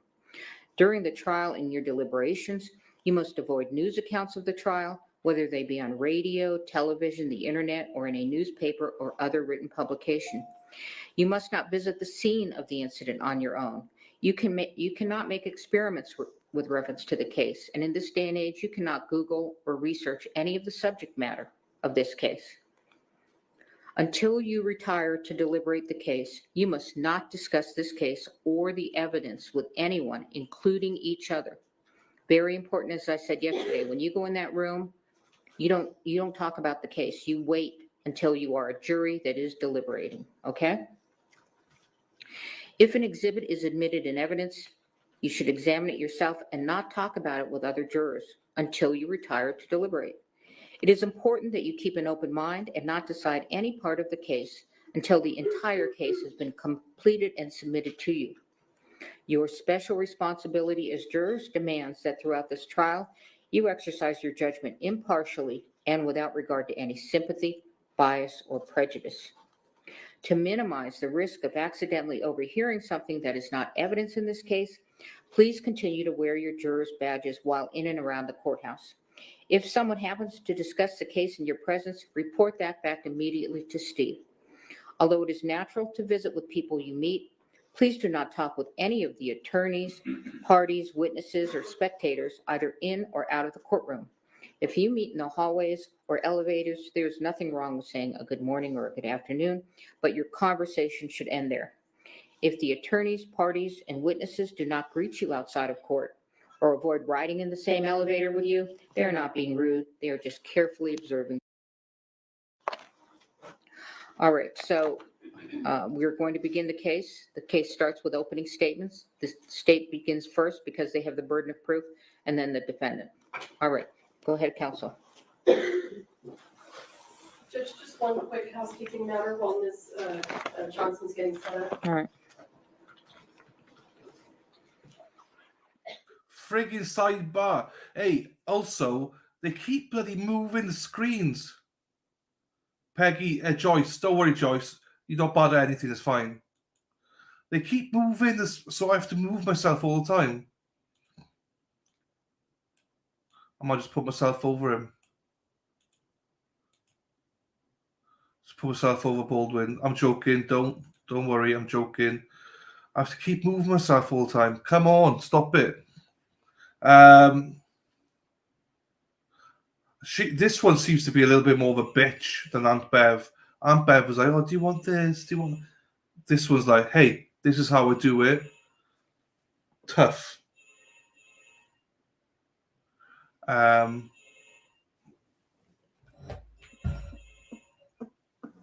They've all got arrested bitch faces, Josie, haven't they?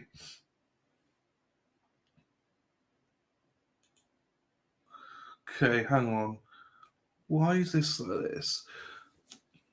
Right, we should be started now. Right, come on. I think it's 18 months, Darcy.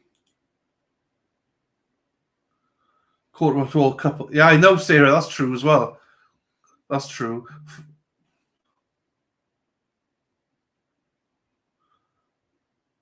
It was my phone. Gary, it was my phone. My house phone.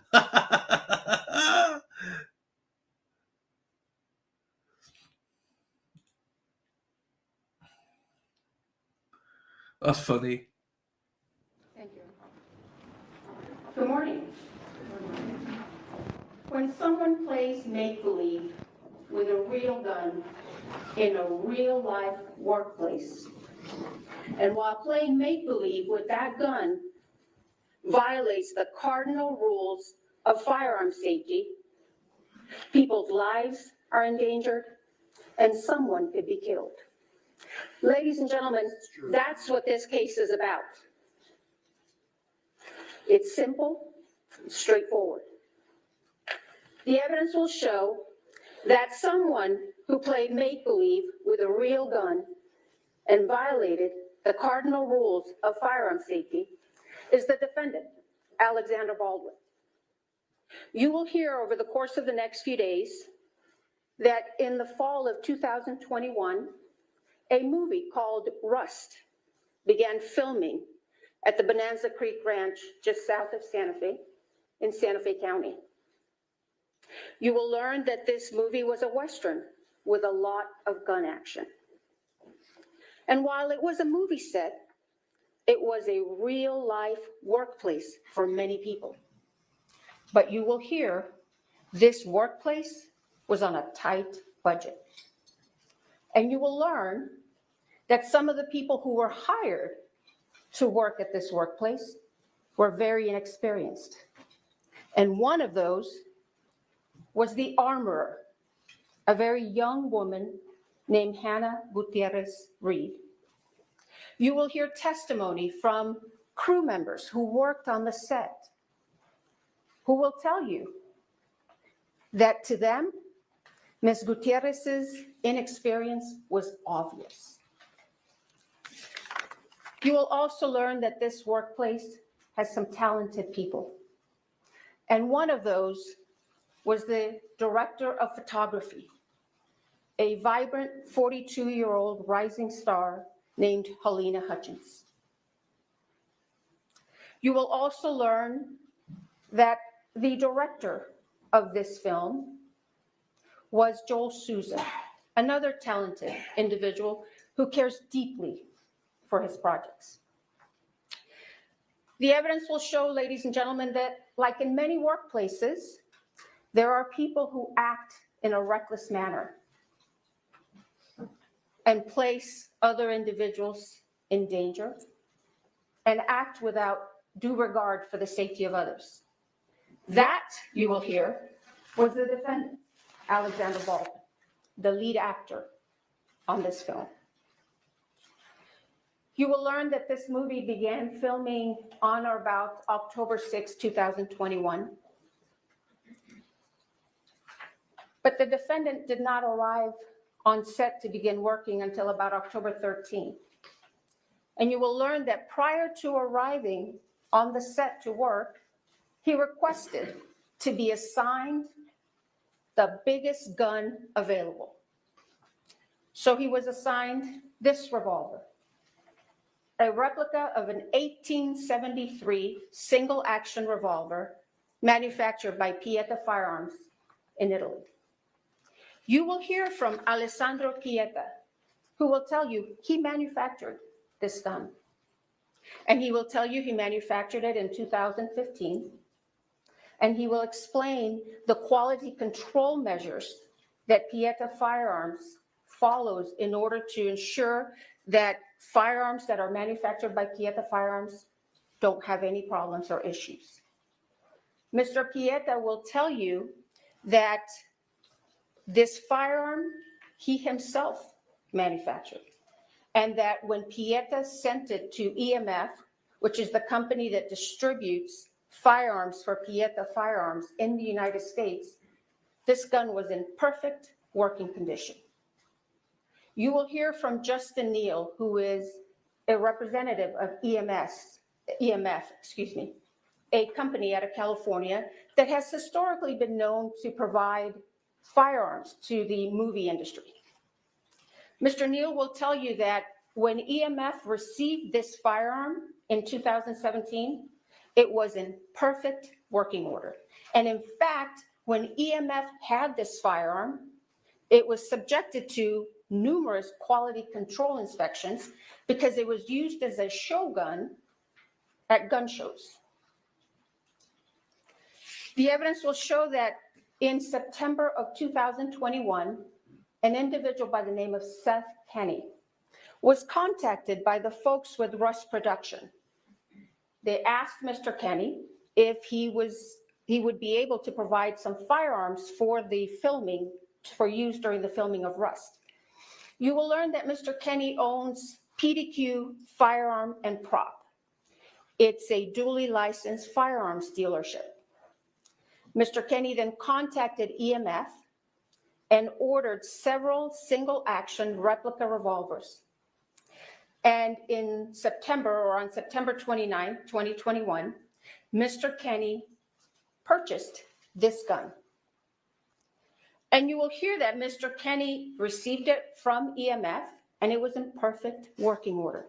The only thing that Mr. Kenny did to this gun was to insert the firing pin, because since it was a show gun, it didn't have a firing pin.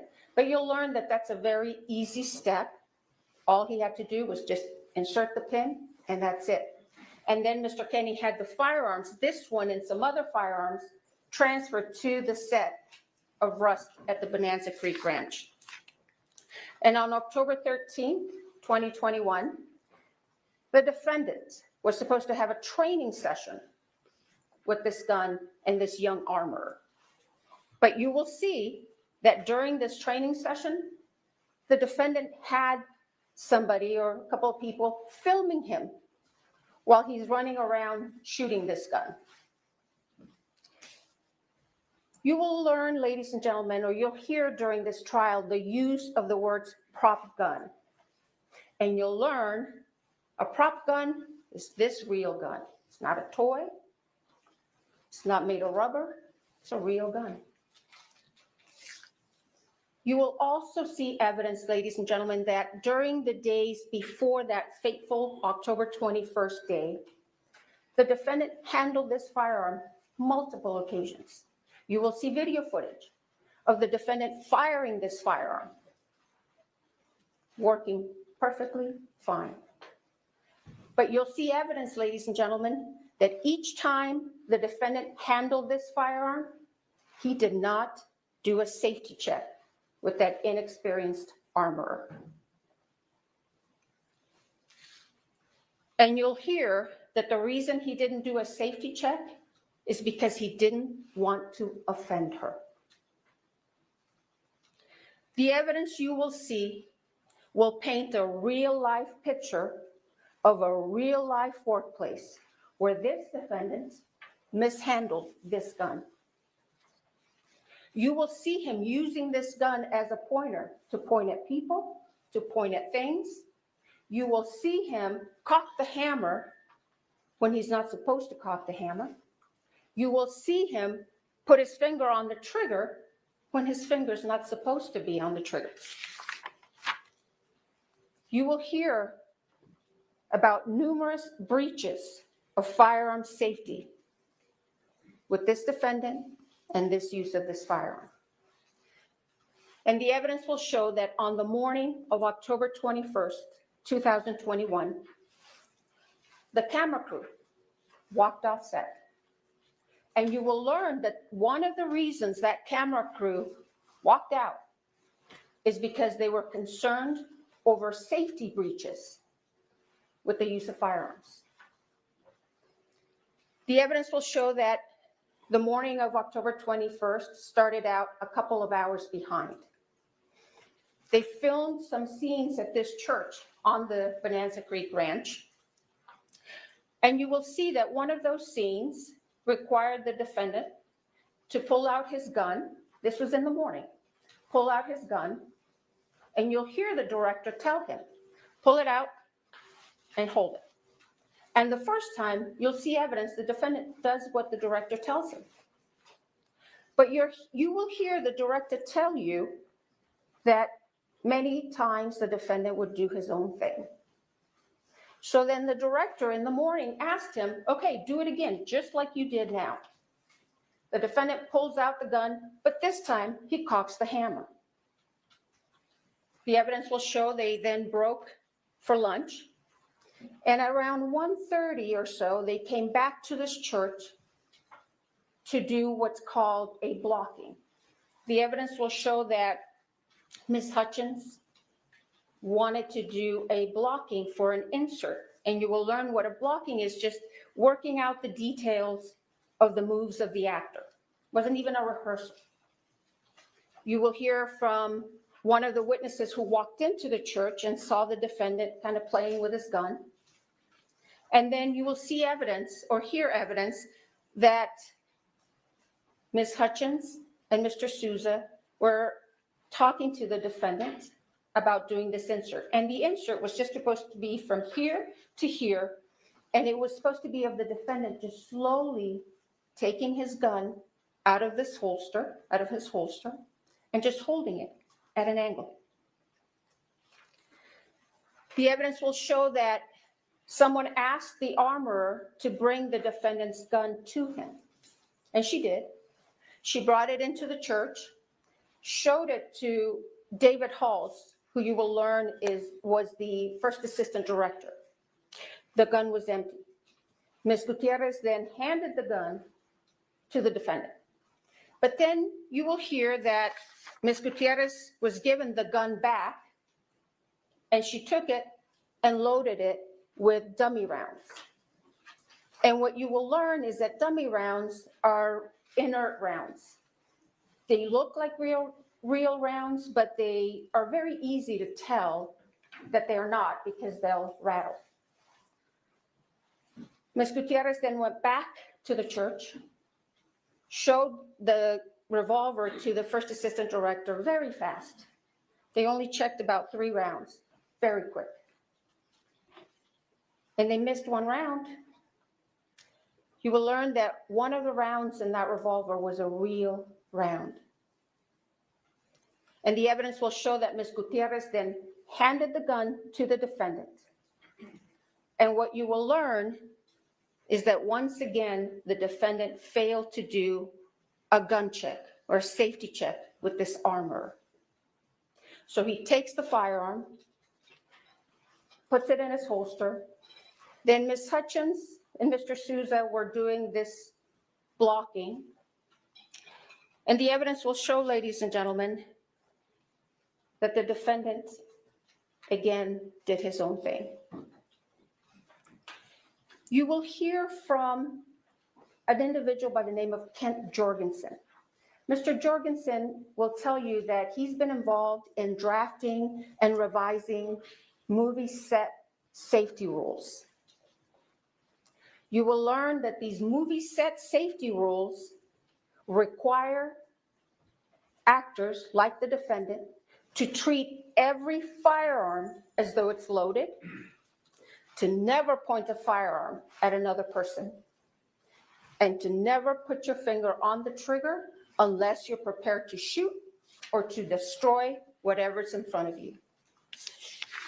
The evidence will show that on October 21st, 2021, after that lunch break, the defendant once again violated those set safety rules. And during this blocking, the director had instructed him to just slowly take out that gun and just hold it at an angle. But you will see that the defendant takes it out quickly the first time, points it. And you will hear witness testimony who will tell you the first time he does it, his finger is on or around the trigger. He does it again, takes it out very fast, points it. And once again, you will hear testimony that his finger was on or around the trigger. And the evidence will show that that third and fatal time, he takes it out once again, fast, hammer's cocked, he cocks the hammer, points it straight at Ms. Hutchins and fires that gun, sending that live bullet right into Ms. Hutchins' body. You will learn that this bullet was a .45 caliber round that entered Ms. Hutchins' body right underneath her right underarm. It perforated her right lung. It traveled through her spine, lacerating her spinal cord, and then it exited on the left side of her back. That bullet then went into Joel Souza's right shoulder, and it came to rest in his back, from where doctors removed it once he was transported to St. Vincent's Hospital here in Santa Fe. You will learn, ladies and gentlemen, that Ms. Hutchins did not have the same fate. You will see the aftermath of the shooting, and you will see medics frantically working to save Ms. Hutchins, to stabilize her, to transport her, to airlift her to UNM Hospital. But the damage from that bullet was too much. Ms. Hutchins succumbed to her injuries and bled to death. The evidence will show that meanwhile, after the shooting, the defendant began to claim he didn't pull the trigger. The evidence will show, ladies and gentlemen, that's not possible. You will hear from Mr. Pieta himself, who will tell you that gun will not discharge without a pull of the trigger. You will hear from firearms experts who will tell you that gun will not discharge without a pull of that trigger. The evidence will show that law enforcement officials arrived at the scene on October 21st after the shooting and immediately took this gun into their custody. Then later, they asked the FBI for assistance in processing this gun for forensics and examination. You will learn that the gun and some ammunition that was taken from the set and from PDQ arms were sent to the FBI for analysis. You will learn that the gun first went to the DNA section of the lab, where a DNA analyst found the defendant's DNA on this gun. And then the gun was transferred to the firearms and tool mark section of the lab, where a firearms examiner examined this gun very carefully and closely. Bryce Ziegler, who is the firearms examiner for the FBI, will tell you that when he received this firearm, he first examined it. He didn't see any defects, didn't see any modifications. He tried and he checked the hammer in the 3 different positions, cocking positions. He checked the quarter cock position, fine. Checked the half cock position, fine. Checked the full cock position, fine. And when he held it in the full cock position, you will hear that hammer held until he pulled the trigger. You will also hear that Mr. Ziegler test fired this gun 12 different times. And each time that gun fired as it was designed. Each time when he pulled that trigger, it fired. And he will tell you that not once did this gun malfunction or discharge on its own. Now, the evidence will show that because the defendant had been claiming that he didn't pull the trigger, Mr. Ziegler suggested one last test to the Sheriff's Department. Mr. Ziegler told the Sheriff's Department that he could do what's called an accidental discharge test. He obtained authorization to do this test, and you will hear that he left that test for last because that test could potentially damage the gun. Mr. Ziegler went forward after he received this authorization and conducted the accidental discharge test. And you will hear, ladies and gentlemen, that during that test, a couple of the internal components of this firearm damaged. You will hear that the trigger sear and the full cock hammer notch were damaged during the accidental discharge testing. The evidence will show, however, that before this accidental discharge testing by the FBI, this gun functioned and worked perfectly fine. You'll see the video footage of the multiple occasions during which the defendant used this firearm on the set, and each time he fired it, it was working just fine. And in fact, you'll hear evidence that the defendant himself admitted in December of 2021 that this gun didn't have any mechanical problems.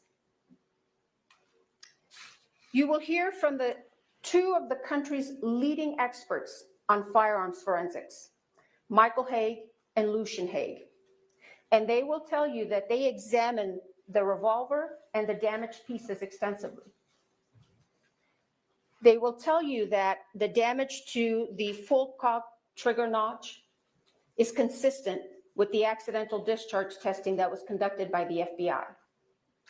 Luhan Haig will tell you that in August of 2023, he examined the trigger sear, the other piece, and that when he looked at it initially with the naked eye, there was nothing wrong with it. He couldn't see anything. But then he put it under the microscope, and he noticed some kind of rough microscopic diagonal lines on the surface of the trigger sear. And since at the time he did not know how Mr. Ziegler had conducted the accidental discharge test, he opined that these very small microscopic lines were likely not caused by the FBI accidental discharge testing, but he could not exclude that as the source of those lines. Then a few weeks ago, Mr. Haig will tell you that he spoke with Mr. Ziegler and he learned how Mr. Ziegler had conducted the accidental discharge test. Mr. Ziegler explained that he affixed that firearm onto a fixed platform and then struck the firearm on 6 different planes with a rubber mallet.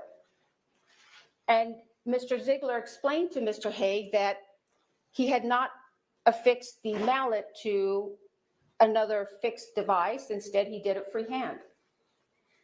Mr. Haig will tell you, with his 50 plus years of experience as a firearms forensics expert, he opined or concluded that those very tiny microscopic diagonal lines on the surface of the trigger sear were likely caused by the FBI's accidental discharge test.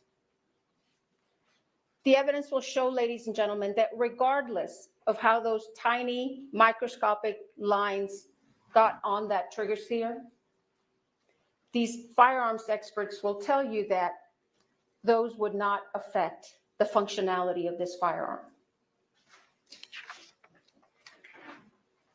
At the end of this case, ladies and gentlemen, you are going to conclude and be convinced beyond a reasonable doubt that on October 21st, 2021, that gun the defendant had asked to be assigned worked perfectly fine as it was designed, and that the fatal and one of the main problems that afternoon of October 21st was that the defendant didn't do a gun safety check with that inexperienced armorer. He pointed the gun at another human being, cocked the hammer, and pulled that trigger in reckless disregard for Ms. Hutchins' safety. And you will be convinced that the only true and just verdict in this case, so that true justice can be served, is a verdict of guilty to involuntary manslaughter. Thank you. Mr. Spiro?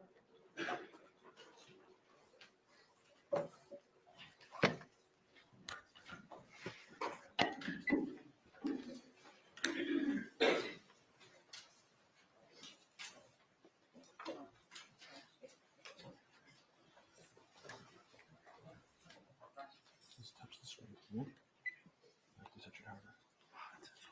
Yes, you're talking.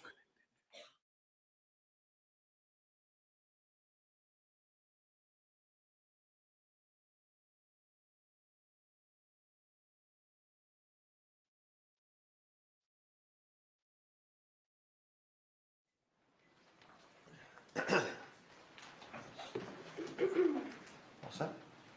May I proceed? Thank you, Your Honor. Good morning. This was an unspeakable tragedy, but Alec Baldwin committed no crime. He was an actor acting, playing the role of Harlan Rust. An actor playing a character can act in ways that are lethal, that just aren't lethal on a movie set. These cardinal rules, they're not cardinal rules on a movie set. And I don't have to tell you much more about this because you've all seen gunfights in movies. And the reason that can happen is because safety is ensured before the actor. On this movie set, there were people responsible for ensuring the safety of the set and the firearm. Those people failed in their duties, but Alec Baldwin committed no crime. The most critical issue in this case is how a real bullet got on a movie set. The evidence will show that real bullets are never supposed to be on movie sets. Movie sets use dummies and blanks. Movie sets use dummies, fake inert bullets that look like real bullets, they don't go bang, for when you want a close-up of the gun. You can't tell them apart from live bullets by looking at them, which is why live bullets can be nowhere near a movie set. And if the director wants a shot of the gun going, bang, poof, there's blanks that they can use. And those blanks look nothing like real bullets. And they are used for those shooting scenes. And, they'll play these videos that they described of Alec's, firearm in the movie going bang, poof. And people are conditioned to seeing people firing weapons and thinking that's a dangerous act. That's a dangerous act. And they will play those videos and give you that image to try to tarnish him in your eyes. But that's not what happened here. On this set, there was a real bullet, something that should never be on a movie set, something which has nothing to do with making a movie. And you will hear no evidence, not one word, that Alec Baldwin had anything to do with that real bullet being brought onto that set. The second critical issue in this case is why did a real bullet get loaded into a prop movie gun?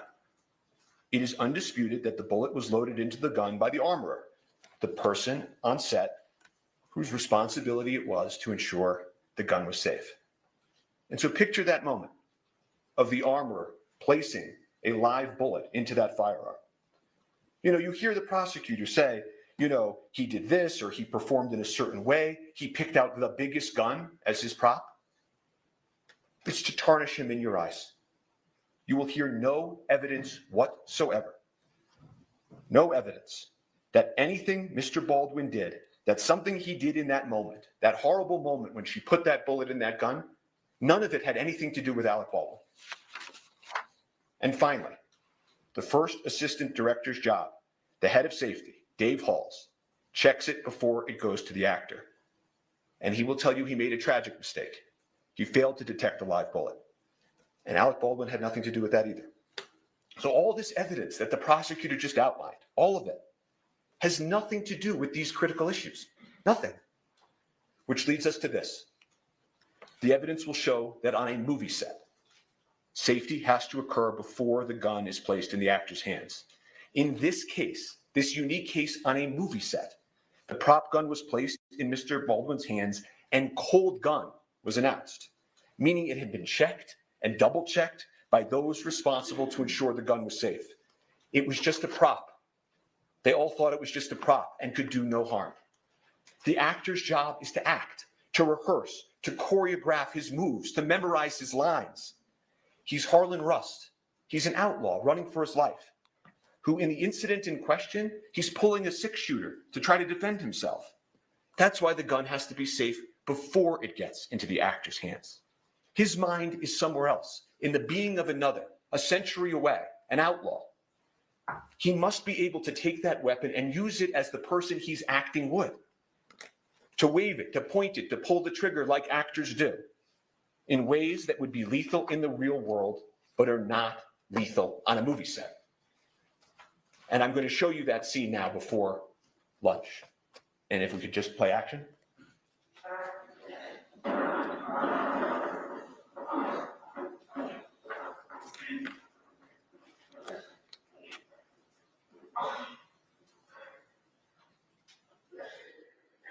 I'm gonna go find some help. I don't need no damn help. You're gonna die if you don't. He's wounded on the run. Can play again? Continue.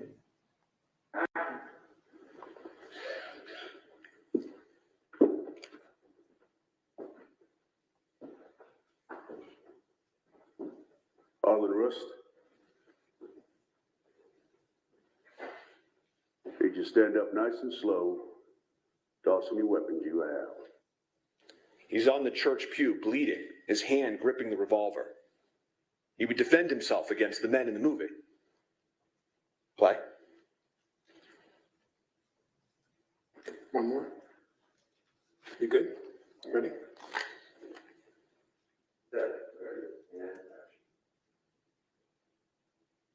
All in rust.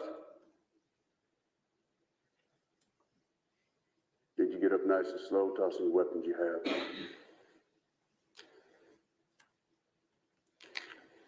Well, how close can I get right there?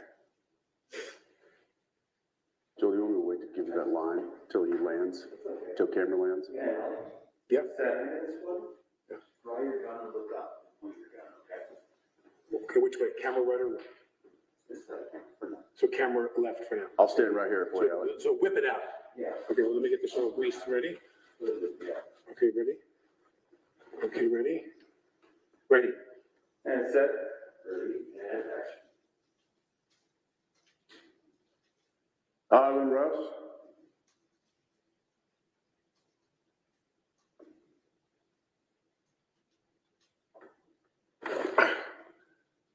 Do one more just like that. You got one more? Yeah. They want him to do it again. There's no danger. They want him to do it again. And set. Ready, and action. Island Rust.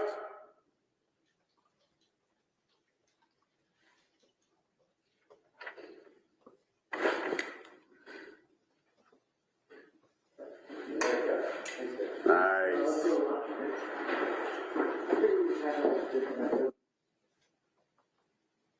It's a scene similar to scenes we've all seen in movies and television, performed by thousands of actors. And the scene that continues after lunch is the same scene, it's just not unfortunately captured on videotape. And the scene they envisioned and acted out, that prop gun was positioned in the afternoon so close to the camera that you could see inside, that you could feel it. You could feel that it was loaded, and it was loaded, of course, with dummies. Dummies to make it look like a real gun. But this one time, one of those dummies was a real bullet. The real bullet was not known to anyone in that church. Amongst the actors, directors, and crew in the scene, everyone was doing exactly how they go about their business every day on a movie, not as if some lethal element had been included in the environment. You will see creativity and movement and everyone talking and vibrant. No one had any idea that this venomous, toxic element had been inserted into this magic they were creating. But it did. It entered that place. It killed an amazing person. It wounded another, and it changed lives forever. And so to find out what happened on that movie set, you need to do something that the prosecutors could never do. You have to step back and remember what they were doing on a movie set. What were Halyna Hutchins, the cinematographer, Joel Souza, the director, and Alec Baldwin, the actor, doing on Bonanza Creek Ranch? You know, movies and magic have always been closely associated. The first people that made movies were magicians. And this imagination that happens in movies, you know, King Kong, he can stand above a city, and Superman can fly, horses and snakes and gun battles. For this to all work, for cinematography, what Halyna did to work, for acting to work, you have to be so close to the barrier of real and imagined that the viewer feels that they're there, that it's real. The viewer can't see strings from the stuntman. The stuntman must leap. The snake must hiss. And guns happen in movies all over this country for many decades. Bang, bang. You've all seen it. Guns have been an element of theater and film and television since the earliest of times. Depictions of war and combat, Spartacus, it stirs audiences because it feels real.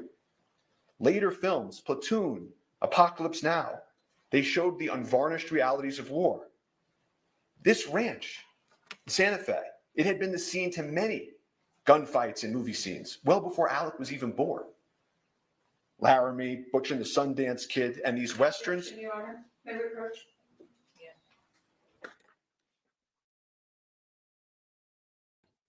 Objection straight away. Wow. Hey, how's my audio? I think I put this on my stool, on my chair. Sorry. How is that? Do I sound okay? It's only temporary, but how do I sound?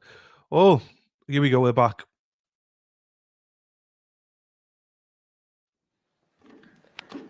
The evidence will show that guns are in movies because movies are about people's lives and guns are in people's lives. So let's talk about the evidence and how the lethal bullet got there. How did this happen and how did it unfold? The evidence will be the following. Everybody on a movie set has a role. The armorer armors, the director directs, the actor acts. They work in harmony, but they have a division of responsibility. Safety being important has the first assistant director, whose name is Dave Halls, above the armorer and the sort of the safety of the set. And on that day in question, the cast and the creative directors and crew in the church, it's a fake church. Their actors are not in their normal clothes, it's costumes. There's debris falling from the ceiling, it's fake debris. And they yell out cold gun. And that is an important term you're going to learn in this case. It means that the gun is cold. No one need worry. But even that requires a little bit more explanation. Cold gun doesn't mean no live bullets. There are for sure 100% no live bullets on movie sets. That's unimaginable. Cold means you don't even have the fake blank poof in it. You don't need to worry even about eye gear or earplugs for that fake bang. It means it's empty, inert, cosmetic, can do no harm. Cold guns can't hurt people. It's impossible, literally impossible for a cold gun to hurt somebody. You could hurt you more by dropping it on your foot. And that's why these artists are carrying on in their art. Cold gun, all clear to go. And the armorer on this set hands a prop gun to Alec, like she had done times before, like people have done with him in movies for a generation. And he's there. He's in the movie set church with his movie set gear and his holster, and he takes his movie set gun. And he's deeply focused in that moment on his character. The artists, the crew members, they're moving around him. Again, no eye gear or earplugs, nothing to protect against. They carry on, they practice, they rehearse, they take a lunch break. Some folks leave, some don't. They continue the scene. Dave Halls, the head of safety, is actually practicing the movement so they can frame the footage that will happen after lunch. And the prop cold gun comes back. The prop cold gun comes back, cold gun. They call it again. Same gun, again, safe. The first assistant director, Dave Halls, head of safety for the entire film, a man with decades of experience, comes and takes the additional step and inspects the gun, verifies again, cold gun. Everyone relax. Go back to focus on the making of a movie. There's nothing in the gun that can hurt anybody. And Alex sits on that pew. And the creative directors, the crew, they're moving around him, in front of him. And Harlan Rust, he begins, like the prosecutor told you, rehearsing, acting. This is a completely mundane, uneventful, routine act on a movie set. And so everybody carries on. Nobody fathomed, imagined, foresaw any possible danger. They moved around Alec as he practiced his draw. As the prosecutor put it, working out the details of the move in the actor. He does it again, does it in a different way. Nobody bats an eye. And they will tell you that the investigation revealed that Baldwin was practicing drawing and pointing the weapon of the scene with guidance and instruction from Halyna Hutchins and Joel Souza. The gun goes off. Everybody's shocked. Alec is startled. He immediately says, I didn't mean to shoot I didn't pull the trigger. Immediately. What the hell just happened? They collectively exclaim. Shock turns to panic. 911 is called.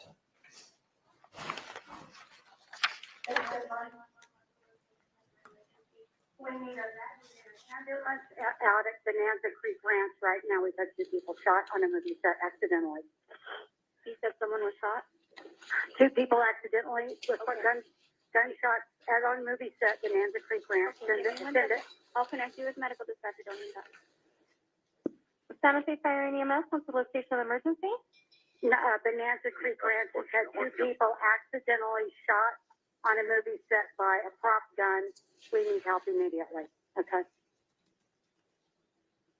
This fucking AD that yelled at me at lunch because asking about revisions. This motherfucker. Did you see him lean over my table and yell at me? He's disgusted guns. He's responsible for what happened in the now, Mimi?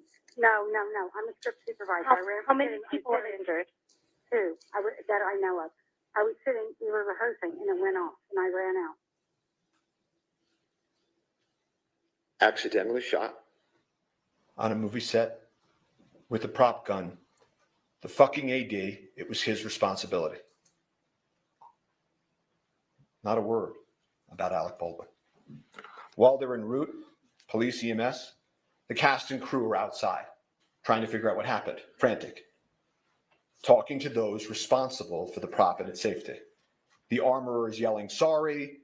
Hall's the first assistant director is panicked. The prop master, Sarah Zachary, I don't know exactly where she is at that point, but they check the gun feverishly. They take the ammo out of the gun. They look at it, what the heck happened? They go back to the prop cart that houses the ammo. They're touching the gun and manipulating the gun, emptying it. They go and move some stuff off the prop cart, trying to figure it out. Sarah Zachary, the head of props, will tell you she threw some stuff out. And eventually, of course, EMS and police arrive pretty soon thereafter. And Halyna Hutchins and Joel Souza, the director, are transported to the hospital where Halyna tragically passes away. And I'm not going to be asking questions about her condition after she was wounded or the medical interventions that followed. Her injuries, the efforts to revive her, are not in dispute in this case. The evidence will be there. The prosecutor may present some of these emotionally charged images, but we're not going to be asking questions about that, and it's not an issue in dispute in this case. You jurors are allowed to ask yourselves whether or not that should be the focus or the focus should be the evidence. So police enter the scene. They have lapel cameras. Thank God they have lapel cameras. You want to see what happens? The evidence will show you can play the videotape. Want to see if they take the right gun? Play the videotape. Want to make sure what the people said or did, they're remembering correctly? Play the videotape. And so they immediately recover the prop gun and they secure it. That's off to the side. And the reason that you preserve things in the moment is so that you know what existed in the moment, the evidence in the moment, the people and the witnesses and what they said in the moment. These folks, the members of Rust, they'd never been through anything like this before. That is why what they originally said matters so much in this case. If you remember anything I say today as the evidence proceeds, remember that. Look at the evidence of what the people of Rust said and did that day. Life changes, memories change. There are human motivations, internal pressure, external pressure. That's why preservation is so important. So the police continue.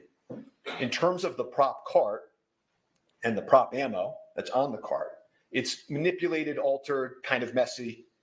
And at this accidental shooting on a movie set, the police begin to make some mistakes. No one had ever investigated a prop gun on a movie set before. They recover the prop gun, but they don't wear gloves. They don't have the prop car inside the crime scene. Someone moves it onto the crime scene. People start touching it and showing, okay, this is a dummy, this is a blank. And then they make another mistake that matters in this case with some more significance, which is that they don't secure the prop truck that houses the cart. See, that cart that they roll off comes from a truck where all of the ammunition, all of the firearms are, and that's where they're stored. They don't secure the prop truck for several days. And then the prop house that supplies the truck, that supplies the cart, they don't secure for over a month. A lot of mistakes. They had never investigated a case in a movie set. But they had the prop gun. That was key. And so they needed to figure out where the live bullet came from. They had the shell casing, Starline brass. That's the sort of make. You'll hear that phrase, Starline brass. And the police were right to focus on that. That was the lethal element. And so they work outward. Makes good enough sense. Folks around the ammo and the gun to be interviewed at the precinct. the armorer at the precinct. She loaded the live bullet. Halls, head of safety, he double checked. And Alec walks up to the police. You'll see this early today. And he says, I'm here, whatever you want to do, whatever you need me to do, just tell me where to go. And Sarah Zachary, the prop master who threw out the stuff at the cart, they missed her that night to bring to the precinct. But the rest of them at the precinct. And thankfully, we have the lapel cameras. And then they cleared the gun outside after his request, and I witnessed them clear it and saw the bullets. Okay. So which one was? The one that was yesterday, the one that fired, we don't know, but all the other ones were proper. I can pause this. I can turn this off. Move on.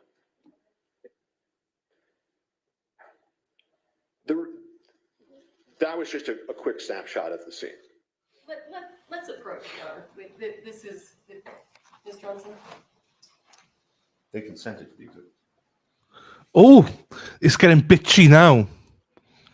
It's getting bitchy because this is what the judge said, in fairness. It's probably going to get bitchy.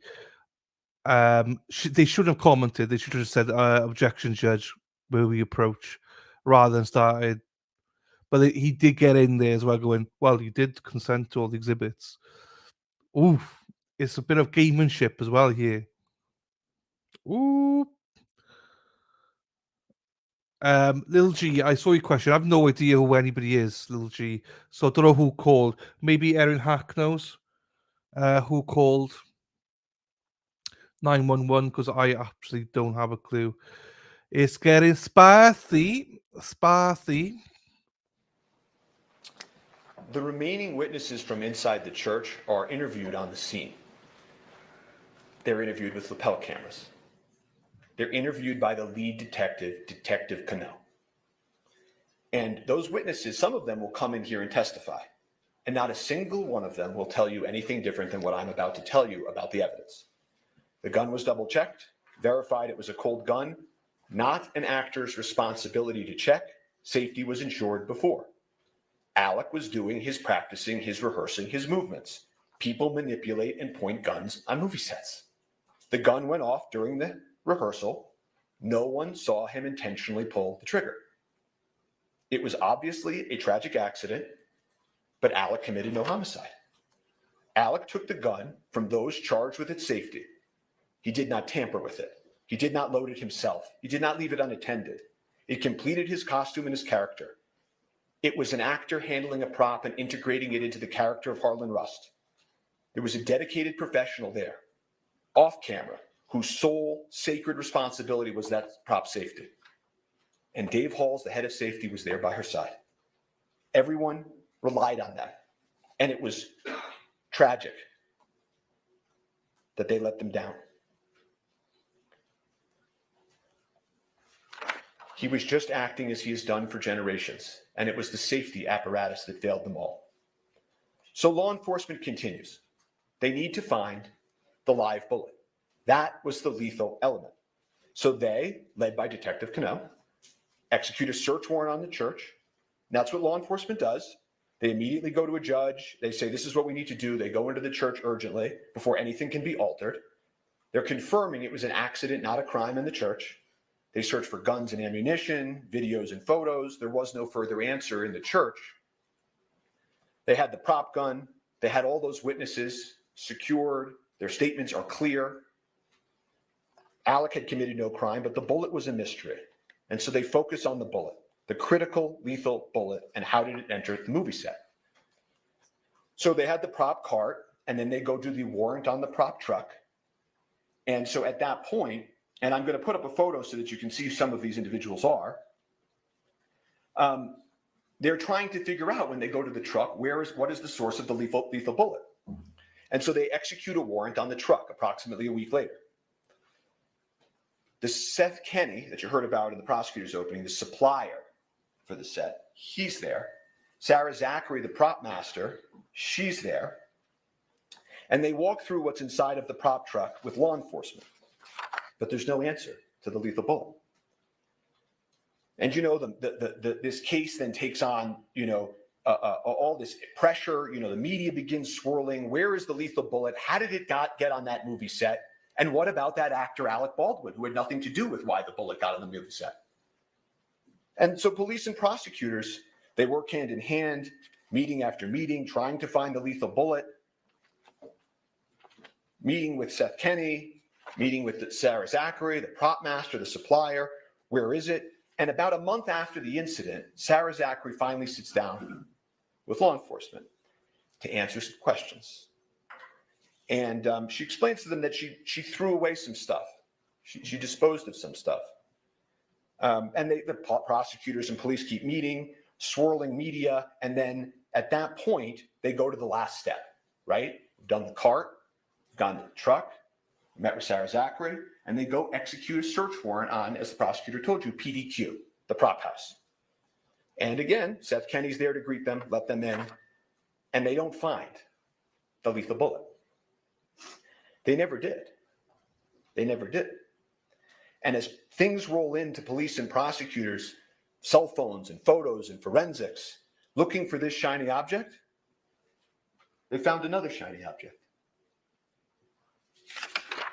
Instead of trying to find the source of the lethal bullet, they focused on Mr. Baldwin. But Mr. Baldwin was like every other actor. He goes bang bang in movies. He's told when guns are cold or not. He rehearses and acts as his character. Safety proceeds before the actor. Once the actor has the prop gun, he can handle it however a person he's acting as would. A properly cleared gun can't hurt anybody.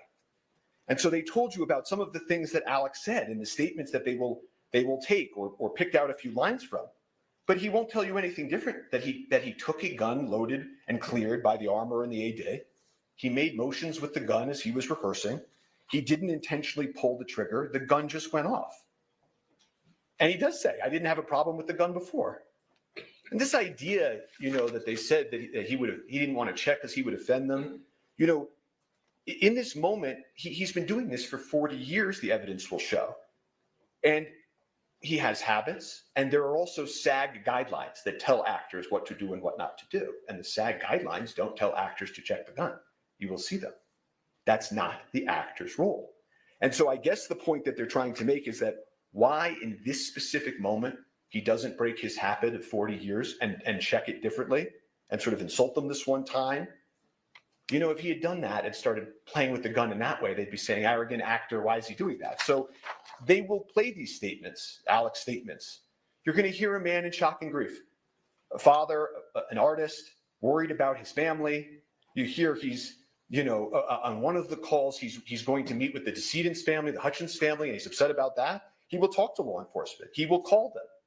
He doesn't need a lawyer. He didn't commit a crime. He will call them and offer to meet and speak over and over again.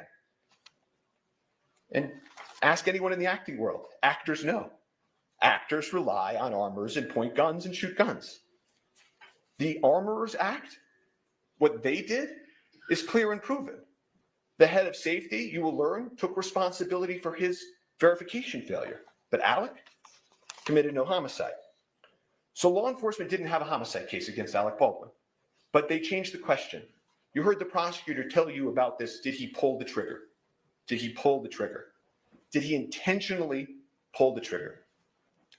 And if he did, of course, that would only make his statement incorrect, right? That would mean he would have misspoke, been incorrect.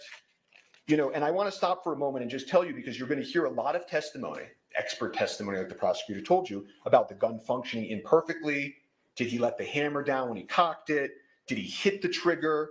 Did he, in a calculated manner, as the prosecutor made a motion, fire the gun like that?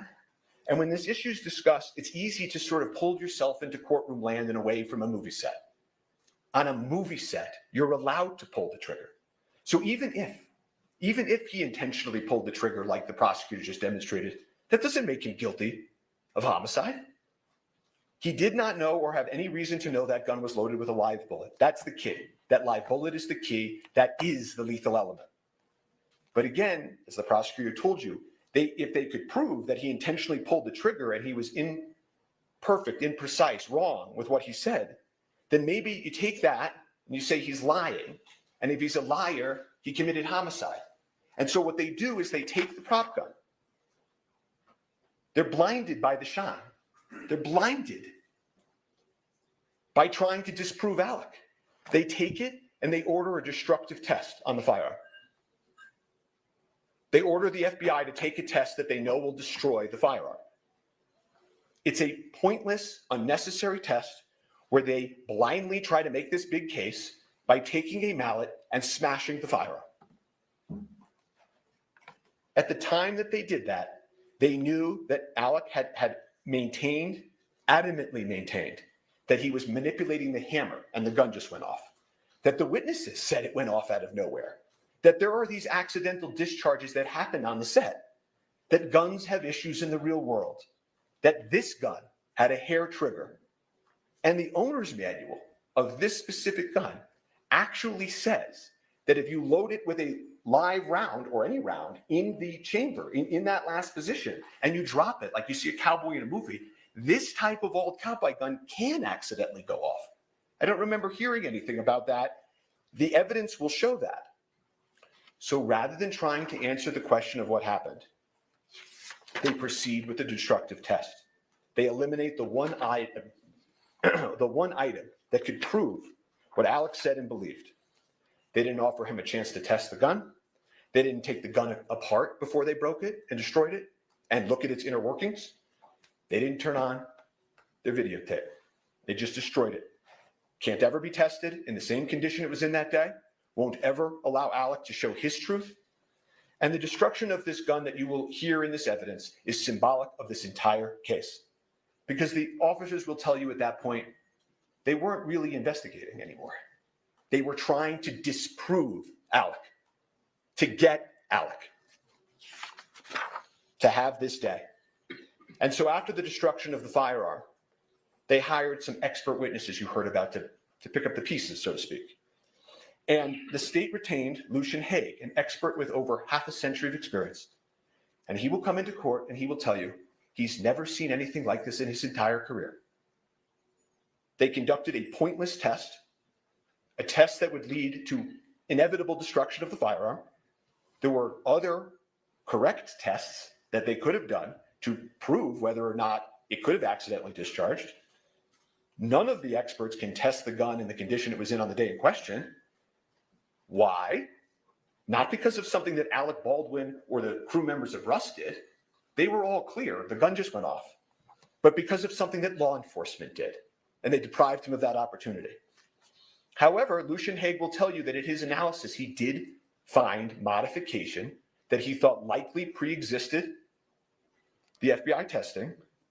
And what that modification means and how it impacted the gun is hard to perfectly know, of course, but it was a modification on an important part, the critical part of the firearm, and it was important enough for them to put into a report and to write a new opinion about. They felt this revelation had to be sent to prosecutors, and they maintained that position that this modification was a matter of import for almost a year. And then a few weeks ago, before trial, they just took it back. They just took it back. You will get to see the circumstances of that take back.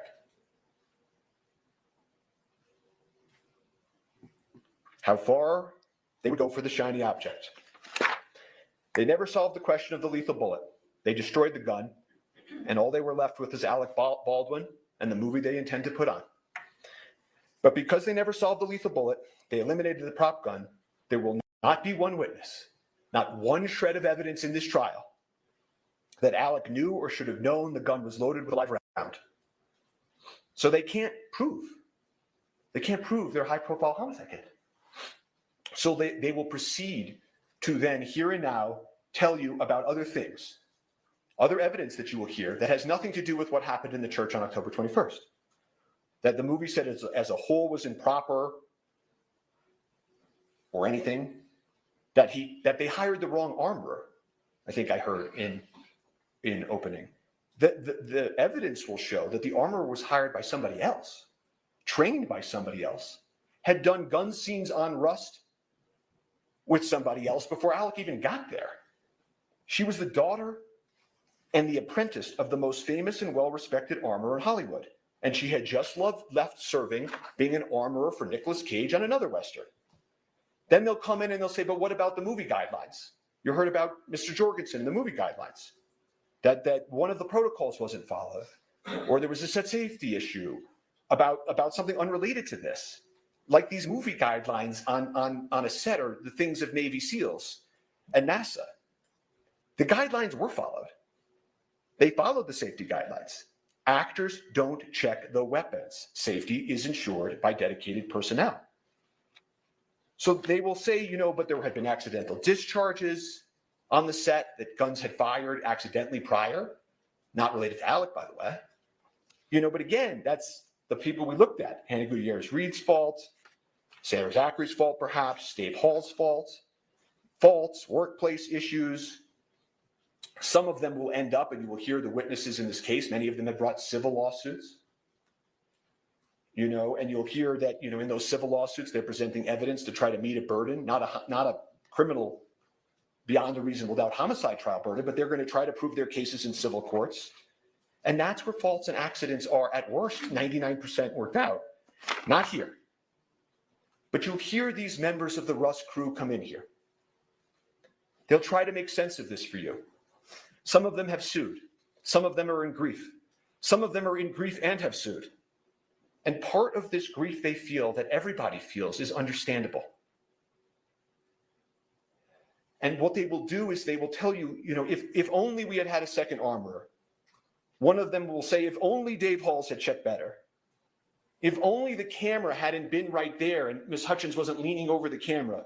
If only I myself did this. If only Alec did that. This is natural, their testimony. It's part of the human condition. It's part of grief. Objection, Your Honor. None of them knew. Yes. This is ridiculous. She's starting to piss me off, this prosecutor, objecting over everything. Third objection in an opening statement.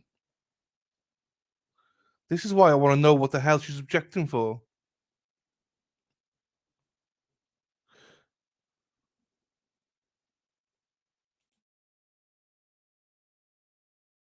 As I was saying, the witnesses in their grief will look for reasons to try to make sense of this tragedy. But again, none of them knew or should have known about the lethal bullet either. No one had any idea that it was on that set or in that gun. In that world, they were all in it together. And you will hear that none of this other stuff has anything to do with those two critical questions we started with. Why there was a live bullet on set, why the armorer placed it in the gun, and of course, why the head of safety failed to detect it. None of it speaks to whether Alec knew or should have known those things. He didn't. No one on that set did. It was not foreseeable. You will hear that word from the witnesses and from eventually the instructions. Foreseeable. This was anything other than foreseeable. And they must prove beyond any and all reasonable doubt that this was foreseeable. Total indifference to human life, that death might occur. He's an actor. He's an actor. But here we are at a homicide trial. And so they will pull witnesses, and witnesses will be cross-examined. They will push themselves to the edge of truth and beyond. These things about, Alec didn't notice this or Alec didn't notice that. I want to make sure that you're clear on something that the evidence will show. He had been filming on that set for a handful of days. The evidence will show he had just gotten there. It's not as if he had been there for months and months and noticed things and failed things, and he had just gotten there. You don't notice every little thing when you start at a new place and when you're in the character of Harlan Rust. But they will push forward and they will have gaps in the evidence as well. Don't expect you to be hearing and for them to call the first AD head of safety. I don't know if you'll be hearing from the lead detective, Cannell, who investigated this case, the lead detective, or the sergeant that supervised him, Sergeant Zook. I don't think you'll hear from Mr. Schilling, who was the lead investigator for the prosecutors. And so as you hear this, you jurors can assess about that gap of evidence. And there's one thing that I can tell you you will not hear also. You will not hear from an actor or an expert in acting. And so they will play the videotapes of Alec Baldwin, the actor, acting. They will show you perhaps over and over again him in shooting scenes. Bad Alec shooting a gun the wrong way in a movie scene. They will try to get you to picture that and forget that this was a movie set in the first place. And you will see actors in a Western acting. And your mind might go to your favorite gun scene in your favorite movie. You may picture actors and actresses doing exactly what you see here. The other actors in Rust doing the same thing that Mr. Baldwin was doing. But when you come back from that moment, remember, this is a homicide trial. And you will see soon that the reason they play those videos of him over and over is because they don't have any evidence of actual homicide. And you will learn the truth. Not a day goes by when we don't wish Alec had saved her life. But never, the witnesses will tell you, in the history, is something that an actor has done. Intercepted a live bullet from a prop gun. No actor in history. No one could have imagined or expected an actor to do that. So just remember that truth. So when they cry out justice, justice is truth. This was an unspeakable tragedy. Alec Baldwin committed no crime. Thank you. All right, thank you. What we're going to do now is we're going to take our morning bathroom break. So please don't talk among yourselves or anyone else about the evidence received here in court. And follow what Mr. Bing tells you to do. And we'll see you back here about 20 of. All right, thank you. All rise for the jury.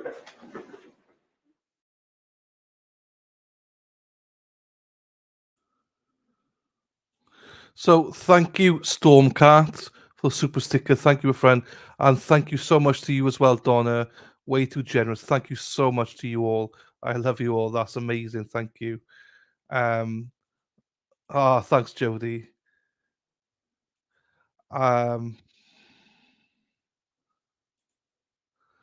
This girl just wants to have fun.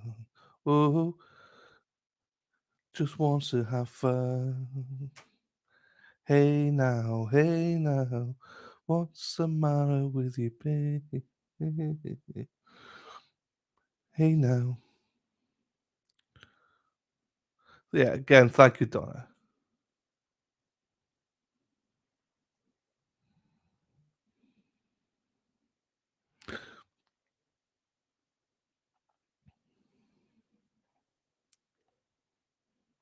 I don't know what's going on. Are they going to come back? I'm not sure. I'll just wait a couple of seconds here. They're on break. Okay, yeah, they are officially on break. Fine. Let's put a poll up here then. Let's put a poll up. Let's put a poll up. Let's put a poll up. Let's put a poll. Let's put a poll. Let's put a poll up. Who had the baby? Who had the strongest? Hey there, Oh, everybody. Thank you so mother much for tuning in to watch our coverage. Fucker. Every fucking time. Prosecutor. I don't like the prosecutor, mind. People are asking, is it normal for them to do that? So you can object, obviously, you can object if you want to during opening, but it's very rude to do so. Unless they're lying, you shouldn't object. Do you know what I mean? Right. So the poll question is, drum roll please, let's go. Who had the strongest opening? Prosecutor, defense. They do see though, they get me every fucking time, honestly.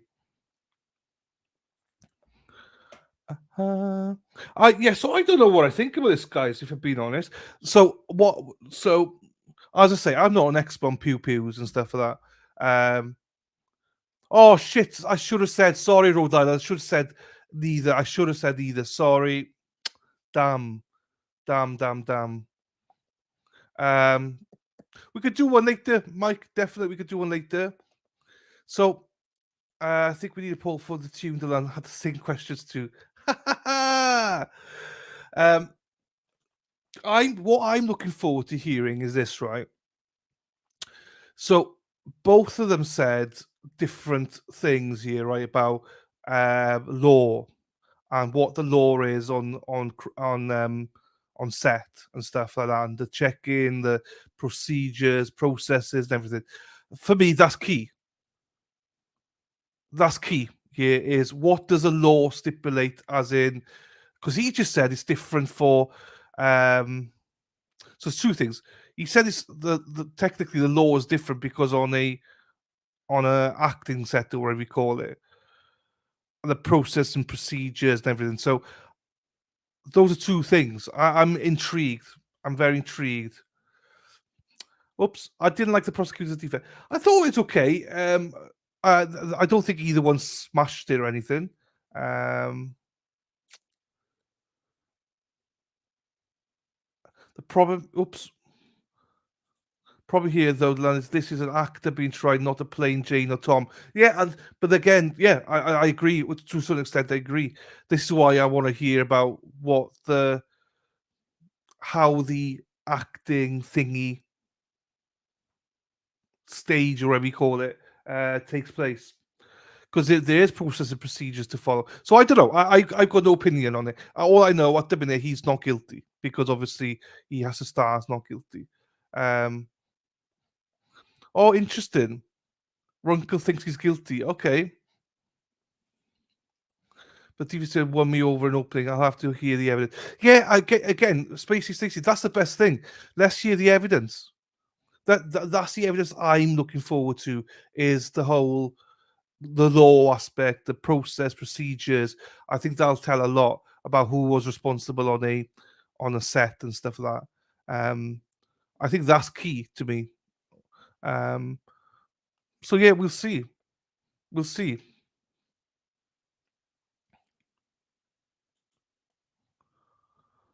We shall see. But anyway, that's where I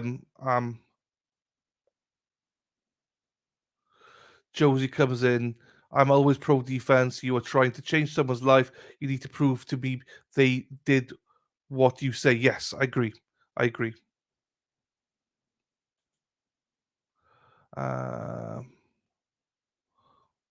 What?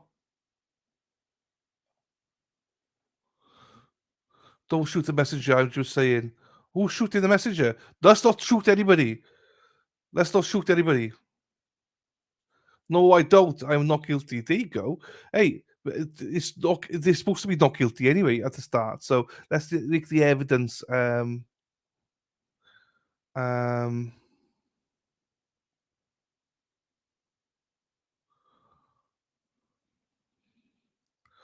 don't know. Yeah, I'd be crafty. People can I just say as well. Everyone's entitled, please, for your own opinions as well. I've no idea, Lisa. Hey, Nikki. They're saying because he pulled the trigger, it doesn't matter regardless. To go.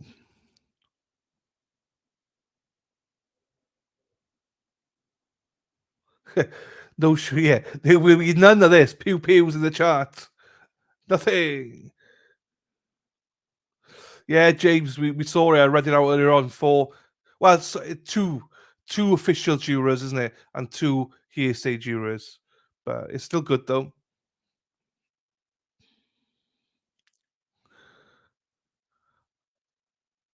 Oh, here he is. Off. He had to come in. The biggest troll of all is here. Hey, brother, how are you? It was his set and his movie. He bears responsibility. He just showed up bullshit. Well, if he had been doing his job, maybe it doesn't happen. He's not guilty right now, but that can change. So also, Mighty Me, I agree. He's a producer as well, but they're not allowed to try him for his other responsibilities. He's only allowed to be tried as the actor, not the producer, or the fact that it was his set and stuff like that. They're not allowed to take that into consideration. They're not allowed to debate that. They're not allowed to do anything with that. He's only to be tried about what he did as an actor. So that I think that does change stuff a little bit.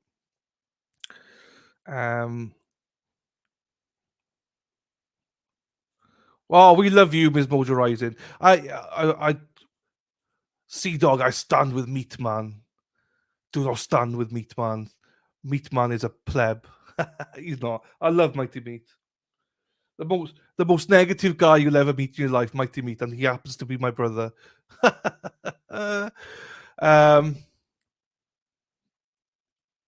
Unless the defense opens the door, if they do, his producer role does come into it. So, Super CBT, hey, how are you? Hope you're doing well, my darling.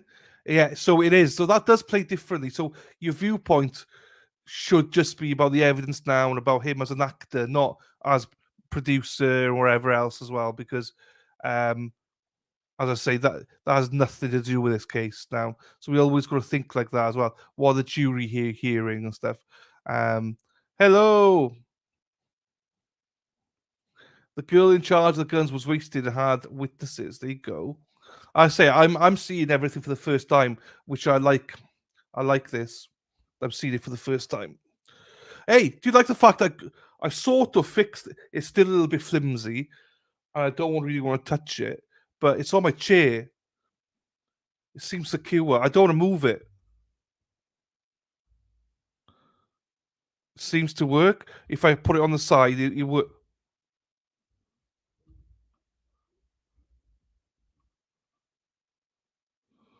Okay. Hello? Is it me you're looking for?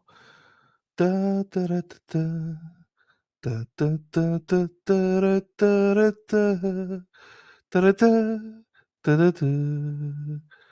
da da da da. I have to chat too. Oh, wait, what? Hang on. Where's your chat? Have you got a chat? What? What do you mean you have a chat?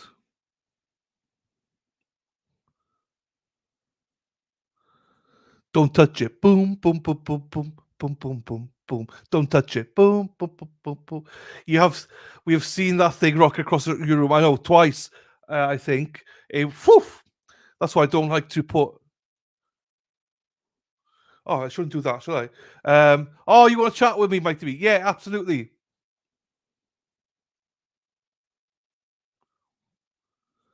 Absolutely. Whenever you want, bud. Whenever you want, bud.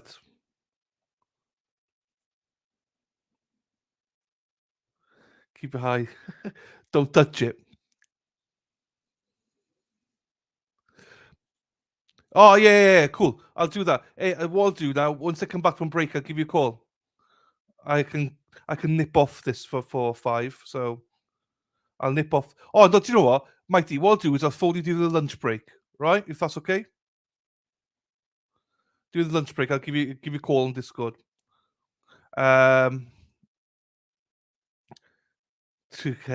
Hey, Di. How's it going, fella? Hope you're well, bud. Hey, I hear you're 50 on Monday. Have a good one, Di. I hope Emma's treating you well for your birthday, boy. Have a good one. Don't drink too much and behave. And we love Emma here, so look after her. Big part of the channel. But hey, Di, nice to see you, boy. There you go.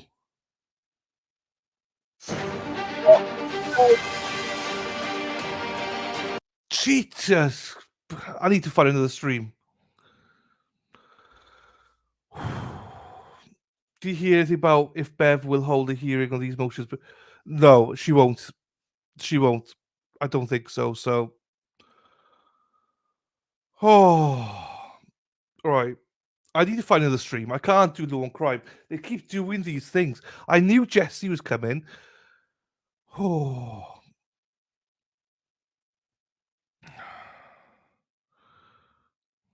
Right. Let me find another stream here. That is ridiculous. Law and Crime, you are pieces of shit. That actually really did. I sort of knew Jesse was coming, so I caught it. This one, I did not expect that one.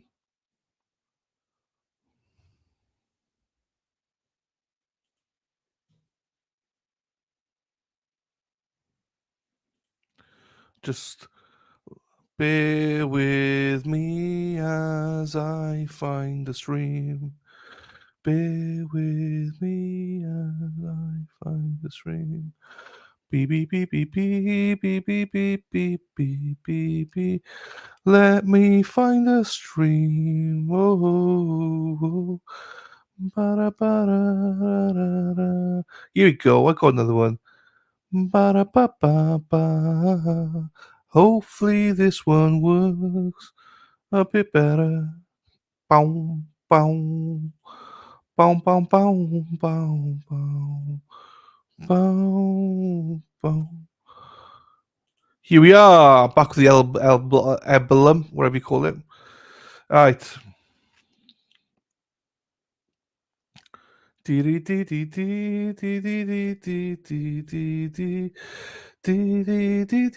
think the point I'm trying to make here, I know a few people are saying he's guilty. I'm looking at this as a totally neutral. I don't know what's happened. At the minute, he's obviously not guilty because we haven't seen the evidence yet. So I appreciate some people have, but I try and treat the case as in every defendant is innocent unless proven guilty. So that's why I say at the minute he's not guilty. He deserves that right. And we'll see what the evidence brings in. Now, the evidence could come in and the law could come in, and there's a lot of stuff that could happen. But we'll just see. I am interested to see what happens. I was a little bit underwhelmed by the openings. I didn't think they were the best. They weren't the best a man can get. What the Kyle Clifford wanted over triple murder. Bloody hell. Oh, why is this on now? Let me find another one. Oh.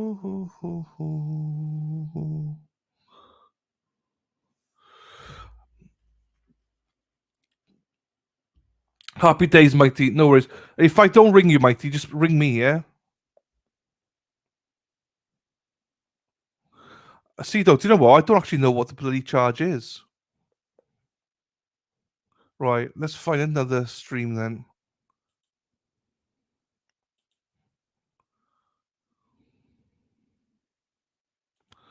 I got one. Oh, yeah, I got one. Right, let's do this one. Waka waka waka waka boom ba ba ba ba ba ba ba ba. So yeah, so I'm just gonna wait until I see what the evidence brings in. I think there's a lot of stuff to be had here, and also the charge is going to be actually very important. Do you know what I mean? It's going to be very important for us to know what actually is a charge, how it's worded, what the count is, what they have to consider. So it's not just a matter of guilty, not guilty. I mean, you have to consider what the charges are and how they met. Hey, Josie! Thank you, my darling. Thank you for the gifted membership. Very generous of you, Josie. Thank you very much. I do appreciate you for that. That's 25 memberships today. Thank you, everybody. That we got Freeloader, Carrie, Super no, Joe, no. Who gifted ones? We got Ms. Mojo Rising, Anne Marie, Heather Taylor, Freeloader, and Carrie. Oh, well, congratulations to all of you, and thank you again, Josie. Way too generous. You're all way too generous. Thank you so much.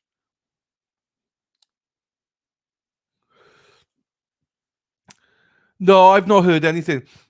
I don't think there will be, Lisa. I think it'll be something separate or something will come out. No, nothing's come out then, put it that way.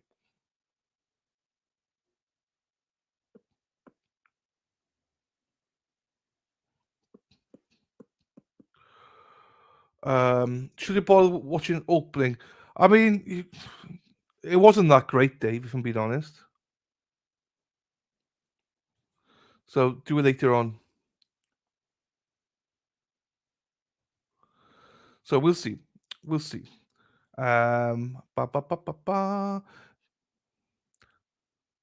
I'm interested now to see what the charge is and what counts are and stuff like that. Because that's also gonna. So you shouldn't. Well, they say they should make a decision whether it's guilty, not guilty, until you've heard all the evidence and then heard the jury instructions as well. So I know that we all are guilty of this. Hey, we're all guilty of this. You know, in the sense of, in terms of saying someone's guilty or not guilty, but we always forget about the charges. You know, the charges deem whether someone is guilty or not guilty. Do you know what I mean? So.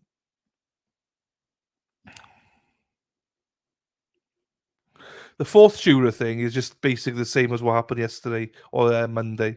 There's nothing new there, basically, for the fourth juror thing. It's exactly the same. To be quite honest, I'm not sure why she's going live. There's nothing to this. It's exactly the same. Um,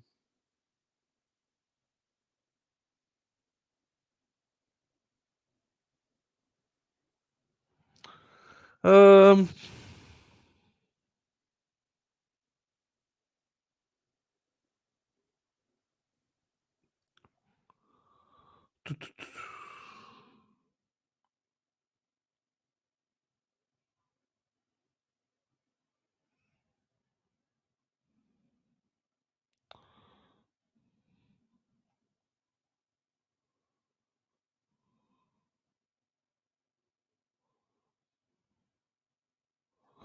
Ba-bam.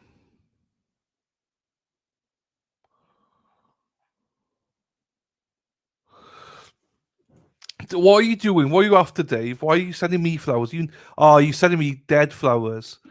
You're sending all the rest nice flowers, limp ones for me.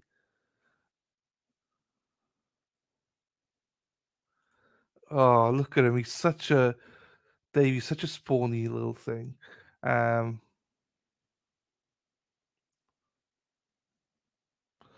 Yeah, I'm intrigued by the live ammo. Why wasn't live ammo on set? I still don't know.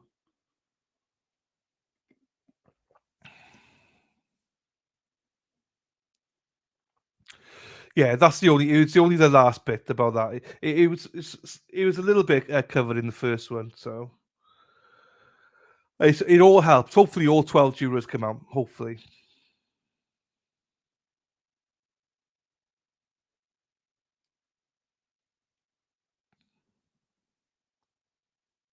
Thank you, CBD.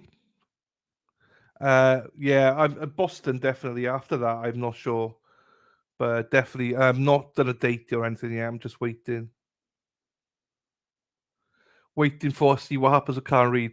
So it's because now the whole trial, the Karen Reid's been pushed, is going to be pushed back until all these motions are resolved and stuff. So I think we're probably going to hear from a lot more jurors in the Karen Reid case, people. So and they're all just going to confirm the same things. I think so.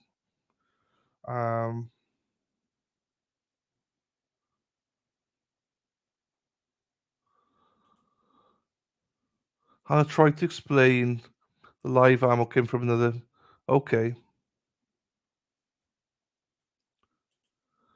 Involved in manslaughter, New Mexico, 18 months. Yeah. Fellow Arizona. Oh, yeah. There's a few of you Arizonans. We could take them out for real tacos. I don't do spice though. I can't do spice. I've only just so people won't believe me, but it's about this time last year that I first had my first taco. I tried my first taco.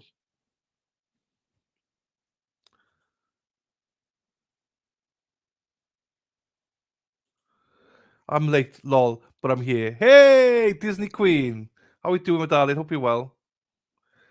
Also, I'm sorry to keep talking about Karen Reid here. I know we are covering another trial, but I'm literally obsessed. I can't stop. If it bothers you, please let me know. Don't be silly. Don't be silly. No, my comment was only the fact that I don't think there's anything extra added on with this juror. I think there's going to be a lot more jurors coming, So, no, Danielle, I totally understand. So don't worry. I think you're definitely not the worst by far. So don't worry about it. It's all good. Yeah, we are another trial. Sometimes I do forget that we are another trial. But no, Danielle, we love you, Danielle, so do not worry. As you say, calm your tits, Danielle. It's all good, all right? Don't worry, my darling. Done on size 12. I'm your daddy, 12 and a half. Jeepers, 12. Stormcat from Arizona as well. Hey, and thank you again, Stormcat, for the super sticker, my friend. Thank you. You can't beat me to the state of land where just south of the tropical. Can't wait to get in line between. Oh, there you go, Sea Dog. Where are you actually from, Sea Dog? Where do you live when you're not on the sea? I don't do spicy. The tacos are not spicy. Are they not? I always thought they were. Dylan loves jalapenos. Right, shut your mouth. Shut your mouth. I had jalapenos once. They burned my. But they don't believe me that I had jalapenos. It was a green thing. It's spicy though.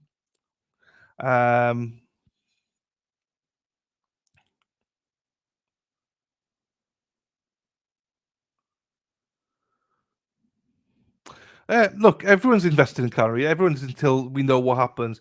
20 seconds will come soon enough. Then we'll see what happens. Ba, ba, ba, ba, ba. Ba, ba, ba, ba.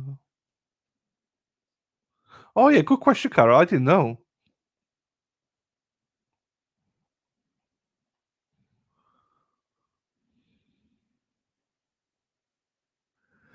Jalapeno. So I ate this. I thought it was a green bean. It's like a green bean, but they keep saying it's a jalapeno. It's like a green bean. I ate it. And it was fucking in my curry. I don't do spice. Don't do spice. I'll try it, but I mean, jeepers, Yeah, my tongue is not the best.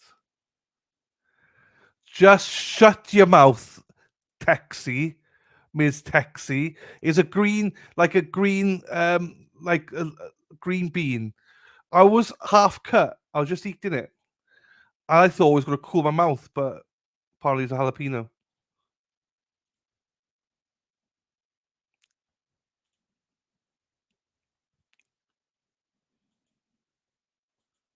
Oh, nice.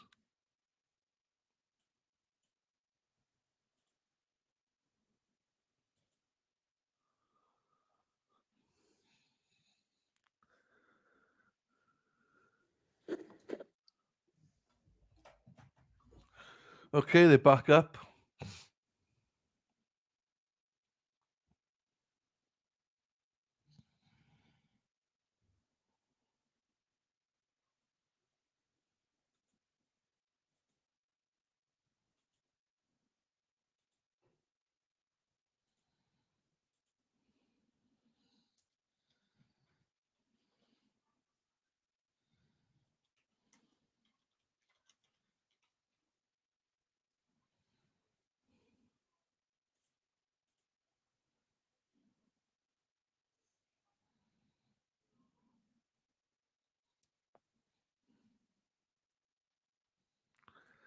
You are an arsehole. Absolute arsehole. Mighty meat.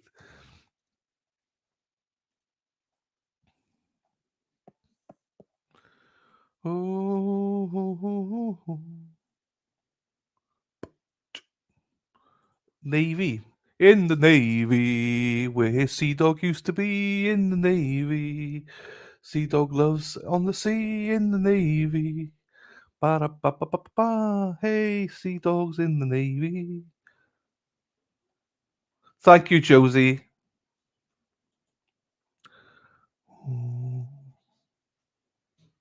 No, I wouldn't bother. I mean, you can, but I would. It wasn't that like great. I have bellyache. 18-inch seafood special pizza. Done half of it. The pizza shop's fault. I only wanted to cut it into 4 pieces. No way I could eat 8. Yeah, no, Mexi. I haven't got your tongue, so I could never.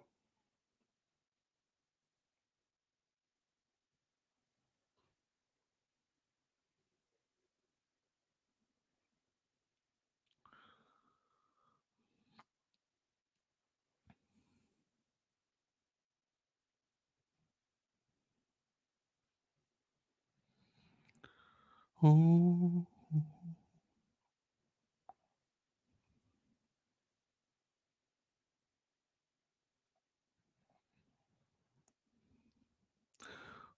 Oh, what's his name with the I know that guy, the blonde hair. Seen him somewhere before.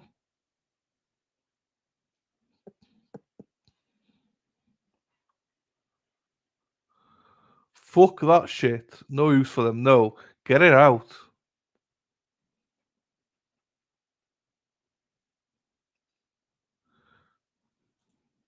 Ah, Matt Johnson. Yeah, I knew Erin Hack would fucking know. Any guy on here that's half good looking, she knows who it is. Erin Hack. Ole, ole, ole, ole. Ole, ole, ole, ole. Erin Hack, Hack, Hack. Ole, Erin Hack, Hack, Hack. Erin Hack, Hack, Hack. Ole. Da, da, da, da, da, da, da, da, da. Erin Hack, Hack, Hack. Papa.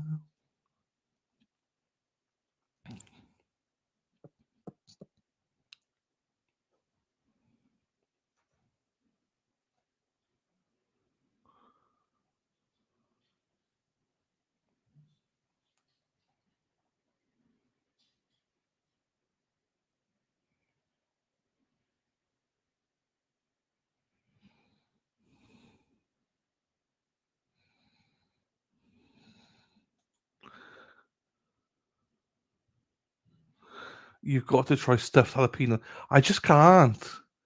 Wrapped in bacon. And cream cheese, they said. Dirty women. Cream cheese. I mean,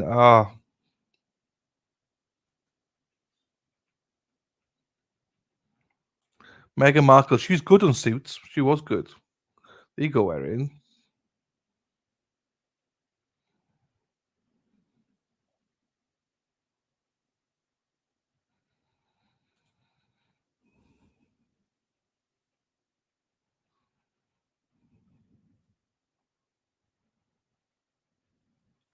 I've never had cornbread either.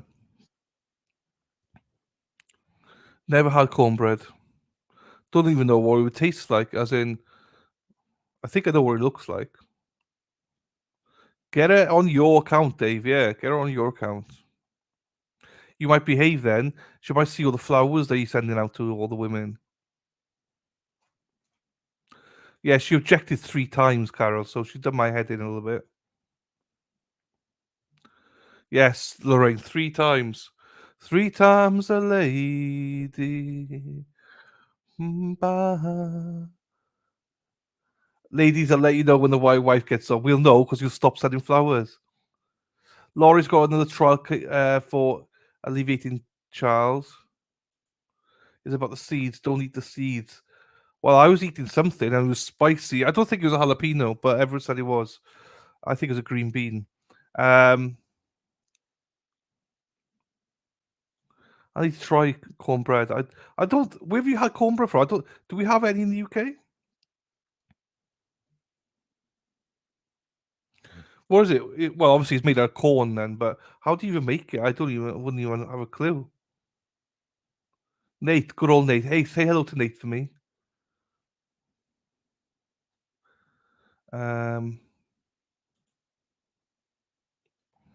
Gary, that I need to try cornbread with crackling. I would, but where do we get cornbread from? Or how do we make it? Your brother's in Norway. Norway's a great country. You're in for a treat then. This prosecutor's a bloody nightmare. Oh, crap. Oh, here we go then.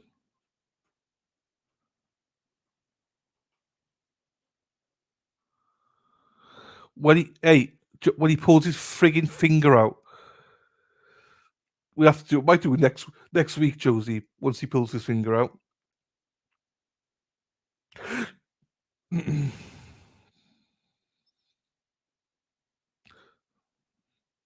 Okay, yeah. Fine. Okay.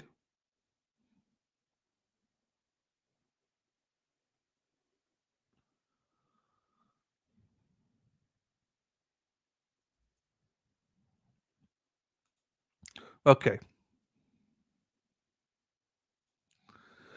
Once he pulls his finger over his ass, we'll fucking get a stream going. Okay. Yeah, let's just It's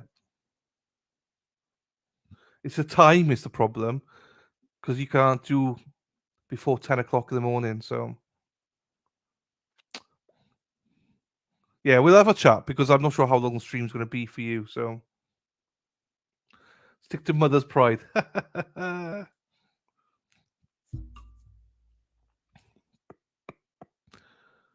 Oh.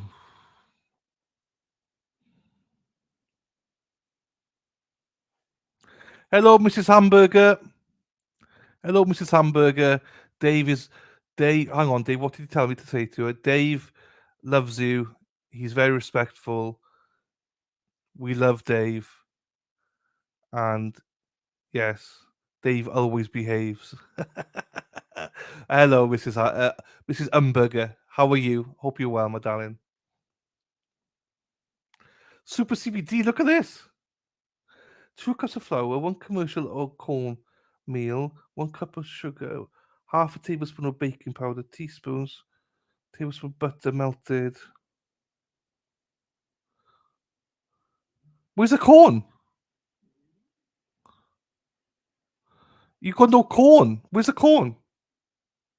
2 cups of flour, 1 cup of oat cornmeal, 1 cup of baking powder, sugar, teaspoon of salt, 8 tablespoons of butter melted, oil, milk, large, eggs, honey, and extra butter. That looks delicious. But where's the corn? I thought you had the corn in it.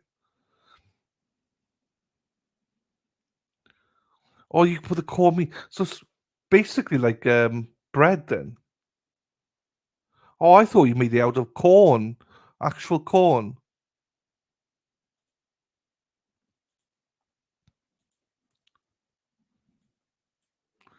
There you go. Everyone's been nice. Everyone's been nice. Good. Thank you, CBD though. Oh, there's no corn. All right, fine. It's just white stuff, isn't it? Cornmeal. It's like what we use for gravy, isn't it?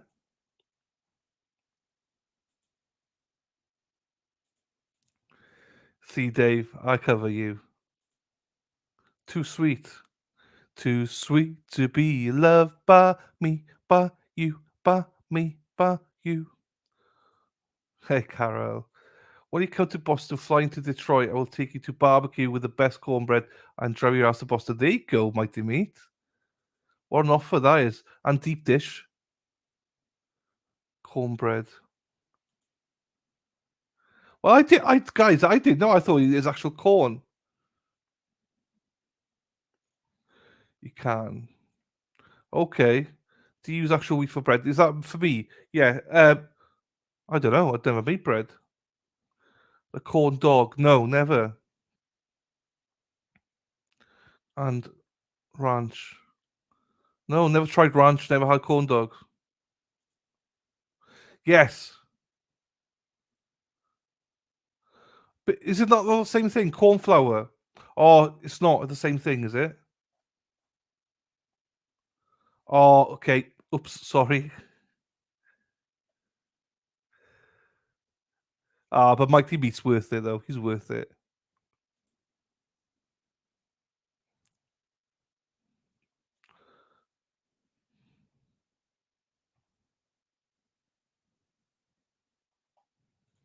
Thank you, Lisa. Let's not go to the white stuff again. Right. Oh, crumbs. Call your first witness. State calls Nicholas LeFleur. Sir, please. You swear affirm under penalty of law that the testimony you give in this case will be the truth, the whole truth, and nothing but the truth? Yes. All right, have a seat. Talk into the microphone. Sure. Rules are both. I'm sorry? With regard to the invocation of the rule, our case agent is in the room. We just wanted to put that on the record. The prosecutor indicated that they'd be calling the case agent early in the case. So given that, I did case agents allowed in.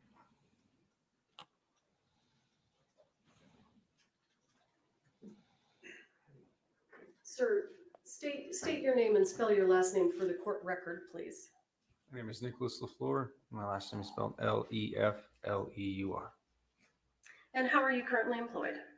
The City of Santa Fe Police Department. And what do you do there? Police officer. How long have you been employed at the city of Santa Fe? 2 years. Can everyone hear Officer LeFleur? Okay. And prior to working for the Santa Fe Police Department, did you work anywhere else? Yes, ma'am. Where did you work? The Santa Fe County Sheriff's Department. And how long did you work at the Santa Fe County Sheriff's Department? About 2 years. And were you on duty on October 21st of 2021? Yes. Did you receive a dispatch call? Yes. Can you tell us what you received and what you did? A call came in that there was someone shot at a movie set. Unclear who shot, how many were shot. I happened to be the closest person to the call and arrived on scene first. So when you arrived on scene, when you say first, were there other law enforcement officers there? No, not at the time when I got there. Were there any other first responders present? There was some fire personnel and what they call the scene medic for the movie set, I guess. You said a scene medic? Yeah. Okay. So when you, let me ask you, when you receive a call for a shooting, what's your primary concern? Priority life. And what do you And mean to when make you say priority life? Make sure whoever needs help gets help and that the threat is stopped. And when you arrived on the scene, and where was it? Bonanza Creek movie set, I guess. It's quite a ways off the interstate. Okay. And what county and state is that in? Santa Fe County, state of New Mexico. Okay. So when you arrived there, give us an idea of what you saw. What was going on? It was a big, old, like cowboy western theme, like city or a town. There's a bunch of people running everywhere, bunch of cars, bunch of people pointing. When I got there, people were pointing towards a church, and I got out. And I attempted to grab my medical bag and went in and saw. Hang on, I'm gonna stop you there. Approximately how many people were there on scene? I don't have the direct number, but there was more than 100 people. Have you ever been called to a shooting where there were 100 people already on scene? No. Did that present any specific challenges for you? Yes. Explain to us what those challenges were. Just there's a lot of moving parts. Just got to take it one piece at a time. See who's hurt. Make sure that one, that nobody's continually getting hurt, and then two, the person who's hurt, medical attention is being given to them, and then go from there. Okay. And when you arrived on scene that day, were you running your body-worn camera? Yes. The state moves for the admission of State's Exhibit 4. No further objections, Your Honor. Am I want to just make sure I'm connected. I'm ready to play it. Permission to publish? Was he going to recognize it first, or are you satisfied with the foundation? Yes, Your Honor, we've consented to both lapel videos All right, today. that's fine. Yeah.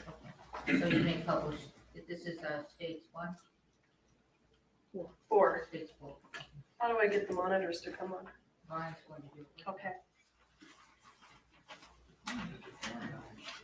You know how to do it? Go ahead, do it.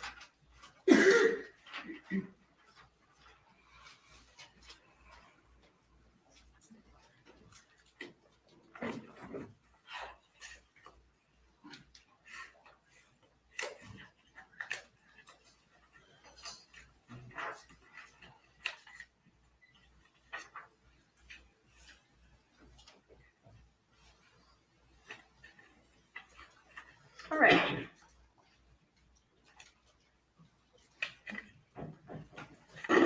like the meds are here at the gate. Tell them that I'll jump in over the Metropolitan. Hold on, his monitor's not on. Are your monitors on? Yes. This one's not. We'll turn it on. It's on, but it's green light. Green light's on. Let me go get the adapter. Well, can he redo it from here while he's looking? Or do you want? Sure, if the monitor won't just come on. He's got to get the adapter. Go get the adapter. Okay. Officer LeFleur, do you want to turn around and just look at the monitor on the wall behind you? It doesn't matter, man. Okay, let's do that.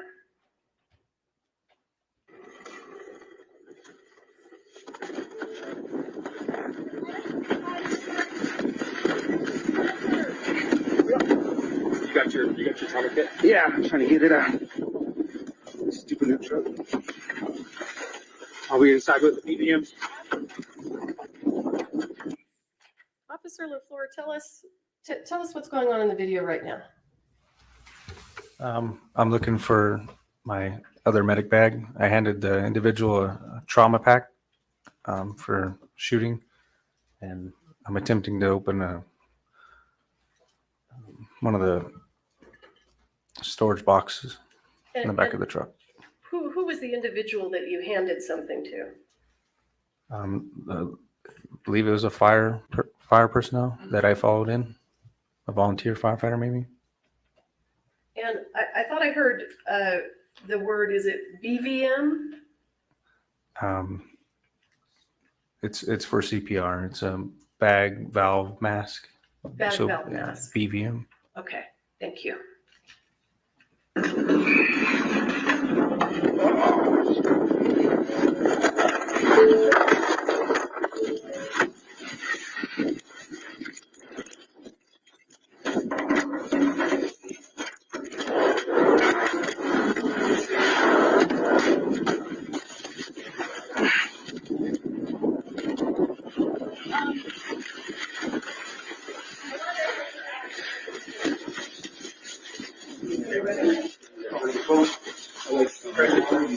We need where you at?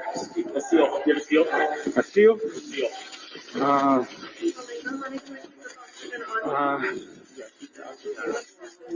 I got a sterile glove and a packing gloves. Okay.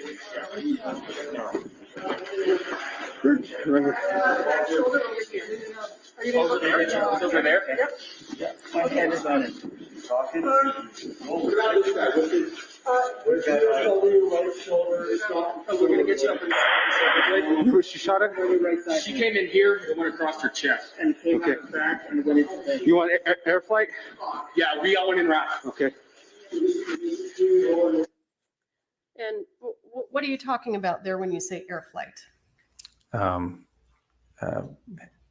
Helicopter that's designed to transport people that need advanced treatment faster than an ambulance. It's a helicopter that air paramedics basically. Did you call for the helicopter or did someone else do that? Do you know?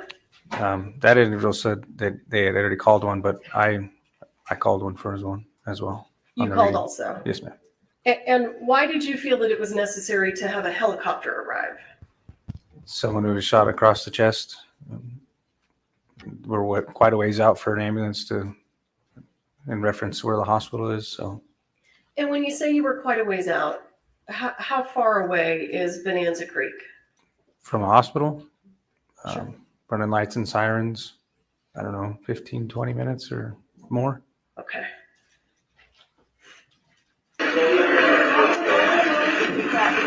32 Santa Fe, one female shot in the chest, male shot in the stomach, requesting air flight.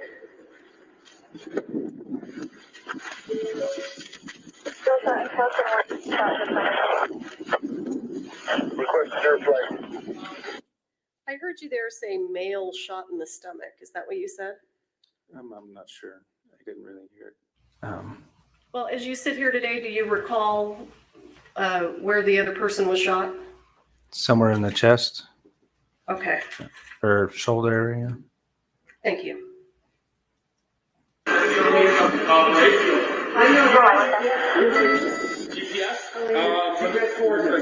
It's okay.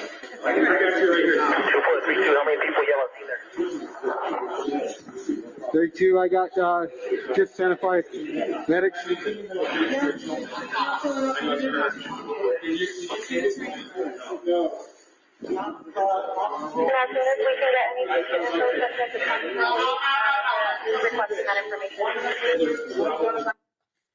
In your video, sir, can you identify who the set medic is? It's a little blurry, but I believe it's this lady, right? The one that's bent over with their blondish brown hair. Is the monitor working now? Yeah. Yes.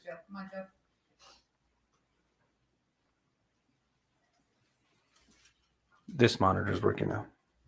Oh, it is. Yes, ma'am. Okay, do you know how to touch it to put it? There you go. Thank you. I appreciate you. You can go ahead and remove that. Oh, I don't know how to remove it. Can you show them how to remove it? Oh, push on the menu button. Clear. And then there's a clear view. Okay. And if it's in the way, just push menu. Do you know who these other people are that are in the room? No, I know that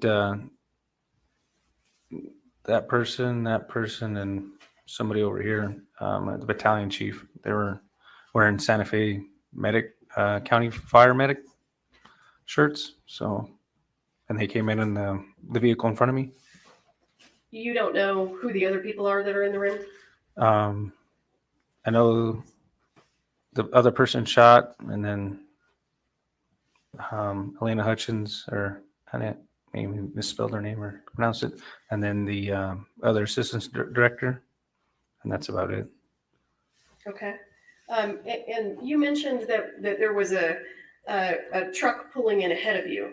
It was a volunteer firefighter truck. So did the first responders that we see here in this scene, did they arrive about the same time you did? Yes.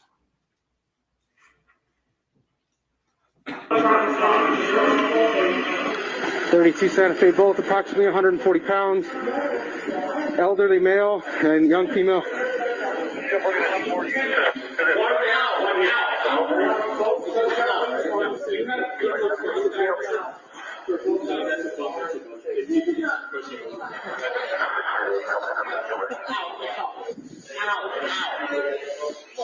What do you need me?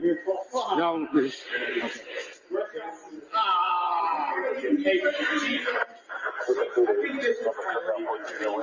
You want a BBM?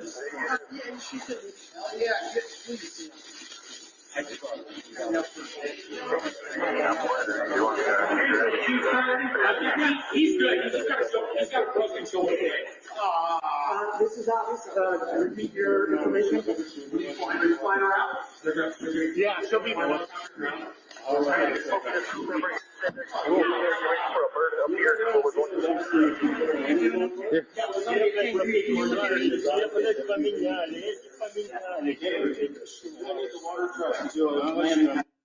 Officer LeFleur, tell us what you're doing now and why. I looked over and seen that they were getting the oxygen tank out. Noticed that they were using on a bag valve mask, which was more appropriate for that situation than the one that goes around their face. I'm just helping them, doing as much as I can to help. So give us a little bit more information. What causes you to believe that the bag valve mask is more appropriate than the one that goes around your face? And when you say the one that goes around your face, what do you mean? If the oxygen were to run out or they had to use manual breaths, they could use the bag. The other one is just something that's over their face. Okay. And what made you think that the bag valve mask was more appropriate? Nothing really. I just believe that's more, I don't know. Officer LeFleur, are you trained in life-saving measures? To an extent, yes. Okay. Was it anything about your training that caused you to think that that would be more appropriate? It's just what we've been trained with versus the one that was already on her. Okay.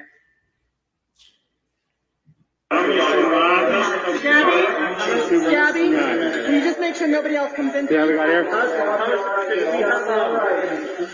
you have ears, ma'am? Do you have stethoscope? Yes, they're in that bag. Right there at the top. Purple? Nope, at the top.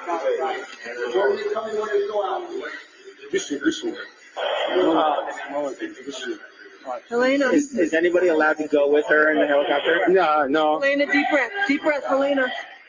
There you go. Deep breath, Halyna. Deep breath. Gonna be okay. Good girl.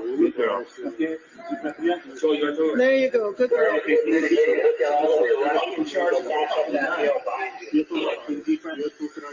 Deep breath.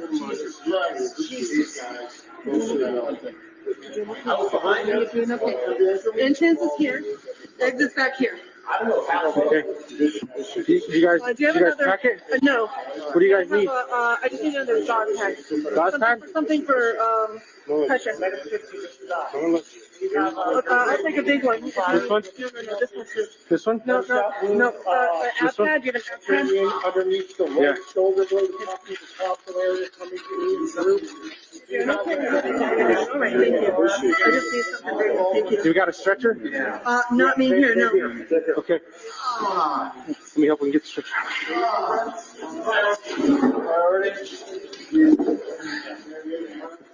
Stretcher. What are you doing now? Just trying to stay busy, help clear the way for the stretcher. The ambulance is here. Here's priority number 1. Okay. Let's clearing all this stuff out of here. We get everything in here and get it out. All right, we got air flight en route.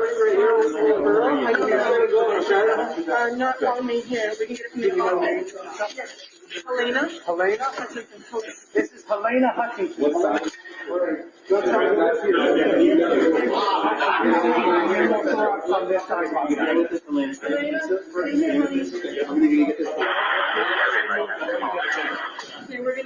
Okay. So I got the air.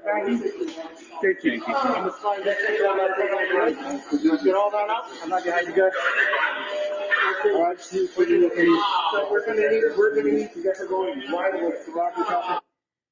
Officer LeFleur, have additional first responders now arrived? Yes.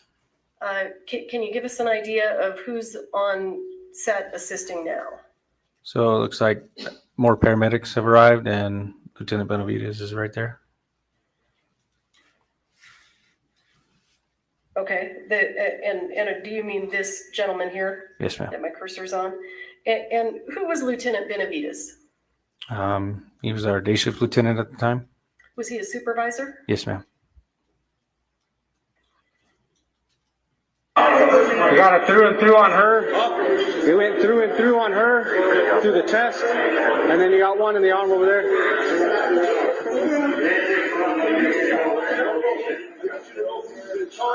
Everybody stop what they're doing right now. This is a crime scene. Okay, everybody stop. Whose voice is that we're hearing? Lieutenant Benavidez.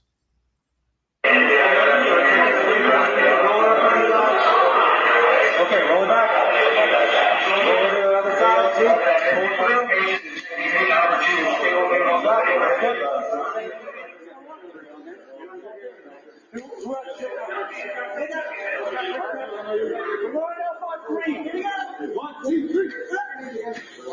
Underneath, pull. Here, good. Let's strap it down, let's get on this. Here, okay? You keep your eyes on me, keep looking at me.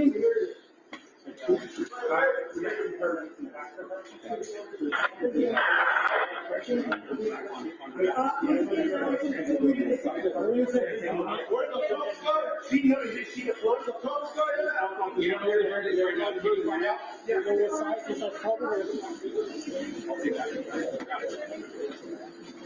right, we got some stairs, guys. Couple stairs on the first step.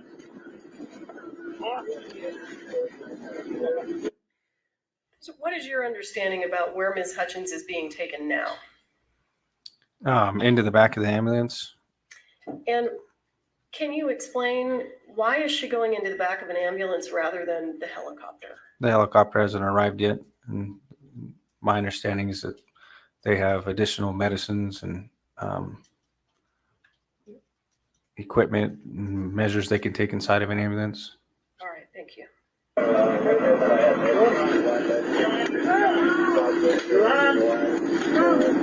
Disconnect there. You got it? Hey, Tim, can you take over that?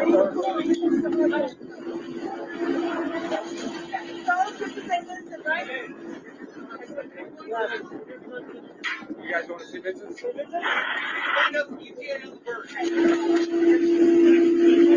32 Santa Fe, what's ETA on the bird? What did you just say? I asked them ETA on the helicopter. And who are you speaking to? Santa Fe Dispatch. Do you recall how they responded? It's been a minute since I watched this video, so. All right.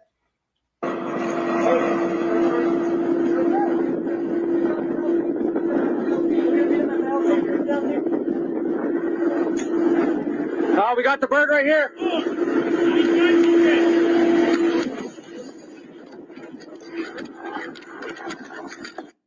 Is the helicopter now arriving? Yes, ma'am.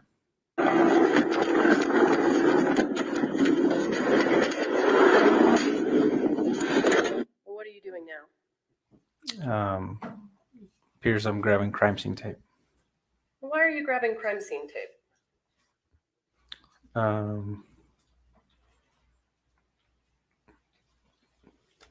To start the crime scene. I don't know if anybody had told me to grab the tape yet, but I knew we needed to start one.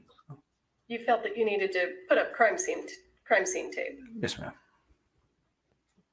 Or somebody may have asked for it. What's that? I'm sorry. Or somebody may have asked me for it. I'm just not too sure. Okay. And what's crime scene tape used for? To mark the perimeter or the inner perimeter of essentially a crime scene which they want to tape off and only allow certain people in and out. Okay. And was that an issue in this scene? The crime scene? Well, cordoning off the crime scene, was that an issue here? Yeah, it was a unique situation because of the you can't really tie crime scene tape to nothing. So I think in one point they actually used our patrol units as to tie the tape around and go to the next one. And why is it important to cordon that off? Just for evidence purposes, allow only certain people in and out, because at this point we didn't know what was going on. So. And were there people in that area that were not first responders? Yes. Approximately how many, if you recall? I don't know. I couldn't give you a number really. There was just a lot of people on the outside that I hadn't seen originally inside the church. So. Okay. And did you know who those people were? No. Okay.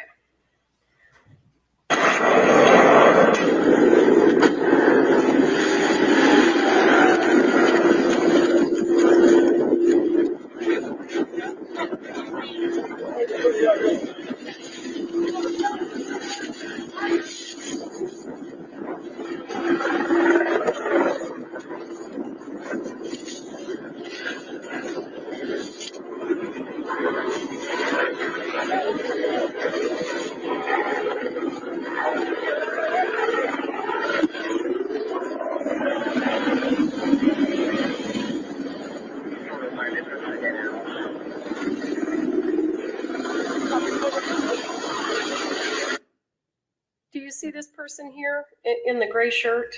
Yes, ma'am. Was that a first responder? No. So when the crime scene tape goes up, what happens to that person? I can't recall. I Well- haven't watched the video yet. Hypothetically, is that person allowed to stay inside the crime scene? No. Okay. Who are the people that are allowed to stay inside the tape? Medical and for first responders. Okay.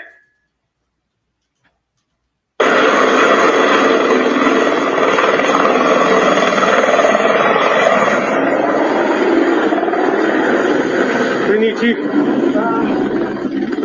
Radio in for my This is in the middle of a shot, and I have live ordnance on the ceiling up there. It's safe. Okay. But it is here, right above here. Okay. Right there. That's okay. And if you get to the point where you say you want me to move, all right. Oh my God. Okay. Where's the bird? It's right here. Okay. Yeah, 40.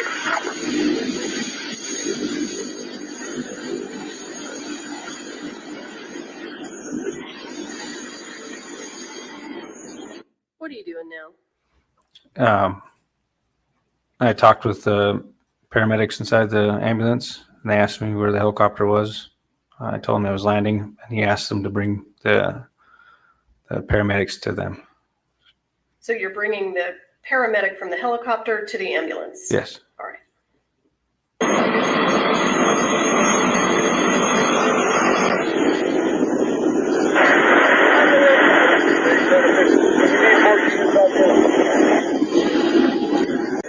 We got approximately 23-year-old female in the back of the ambulance right now.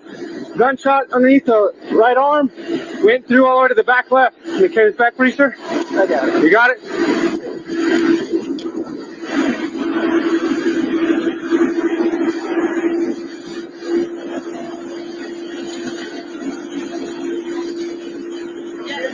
This one's priority.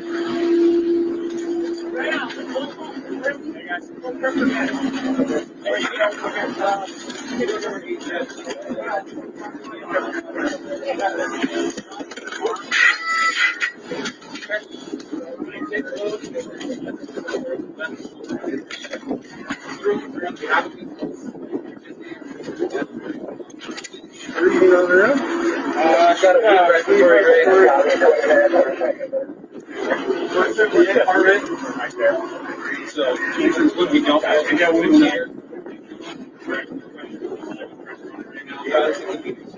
Guys, just get a couple IDs. They're not sure whether they're IOs or not. Here, grab the IO stuff, man. Can you open your eyes for me? Yep, there. Yeah, I'll work on the IO and then come around. That's it.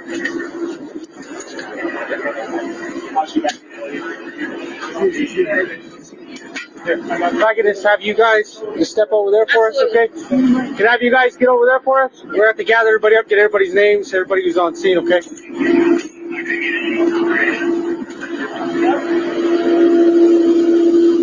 What are you doing now?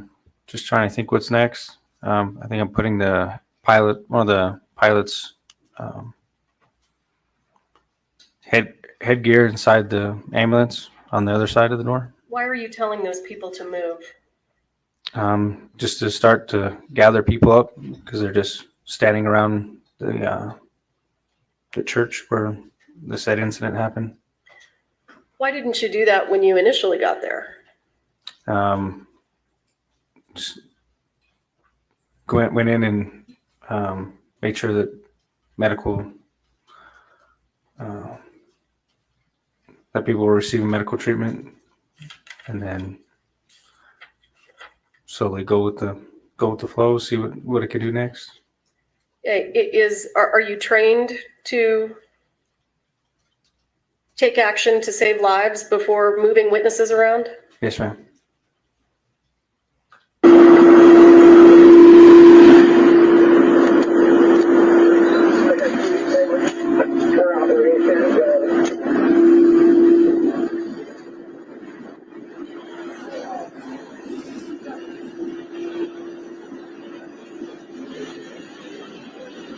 How's it going, sir?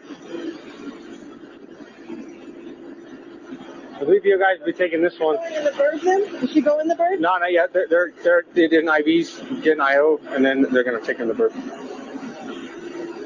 They're coming out like it's out. They're moving it from this one. Yeah. A couple of them still. Is that your stuff?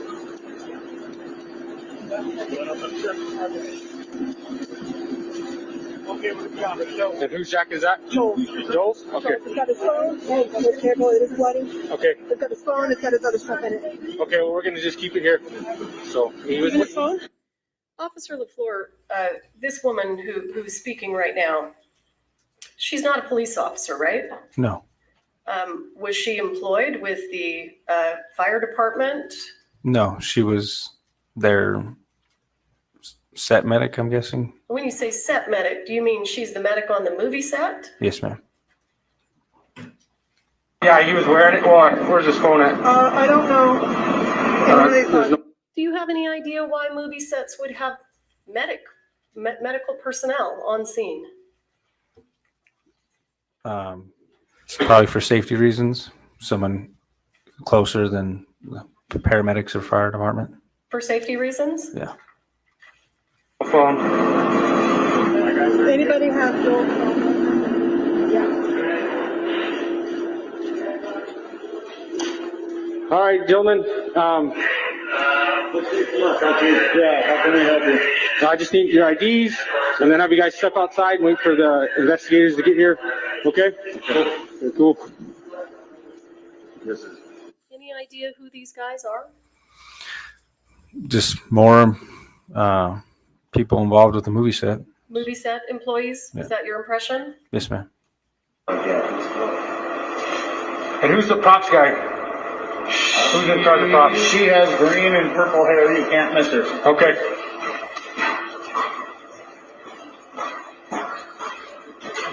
I was here when it happened. You were here when it happened? Yes, Who else was here when it happened? My dad,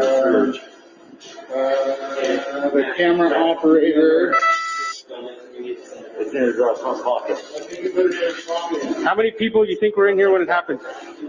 3, maybe 4. 4? Maybe. Okay. So 2 more other than you 2? Reed, as soon as I see him, he Reed? was the camera operator. Reed, yes, sir. Okay, who else? Reed Russell was here.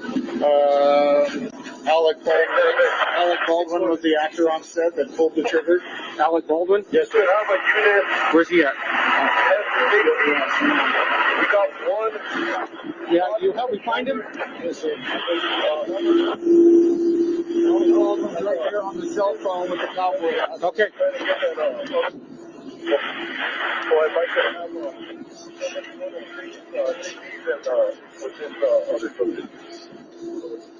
How's it going, sir? So my understanding, you were in the room when the lady, when someone was shot? Holding the gun, yeah. Okay, alrighty. What do you need? Well, I know your name, so it's Pursuant to the stipulation, I'm going to go ahead and jump ahead. Very good. I want to make sure this is the right part. Okay.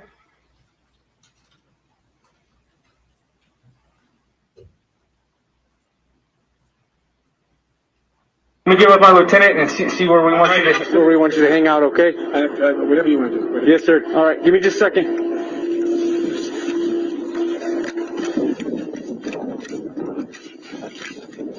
LT. So I got. So apparently I was not given the appropriate reaction.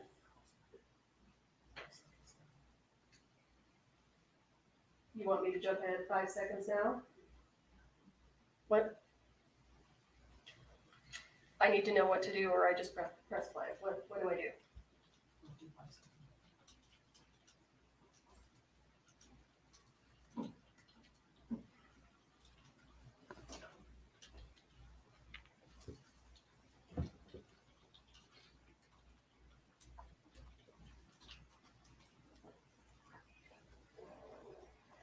Do you want to pull the trigger? Do you want me to have him sit tight or? Yeah, you're gonna have to sit tight. Sit tight in the unit? I have the armor in here. This is all their stuff. I have the gun used is in there. And I got the 2 people that were in the room. Okay. You may have Alec Baldwin take a seat in the back of my unit or? No, we know where he's at. We know who he is. Yeah. We just need to say, is he in a trailer? No, he's right there in the gray and black. Okay. All right. So try to keep him away from everybody. Okay. Have him talk to anybody. Okay. I can just have him sit. I can sit with him in my unit. That's fine. Okay. Okay. Officer LeFleur, at this point in time, what's your intention? I was going to go back to where Mr. Baldwin was and then escort him to my unit. When I got there, I realized my unit is over here being used as a post for the crime scene. So what did you do when you realized that? Just had him sit where he was and had everybody just hang out there. Started writing down people's names. Okay.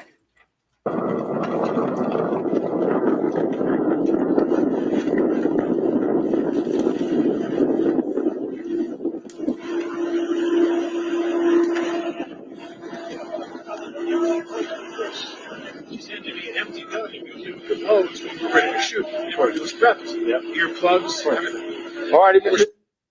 What are these people doing? Seems like they're talking about what happened. Now, as a law enforcement officer, is that something that concerns you? Yes.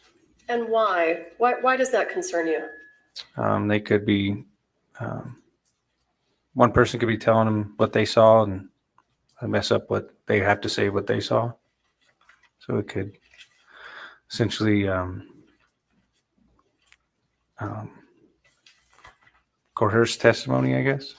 People would say the same thing because the other person said it rather than saying their own opinion or own view of what they saw. Mr. Baldwin, who's the director on scene? The guy that was shot. The guy that was shot? Okay. Where is he now?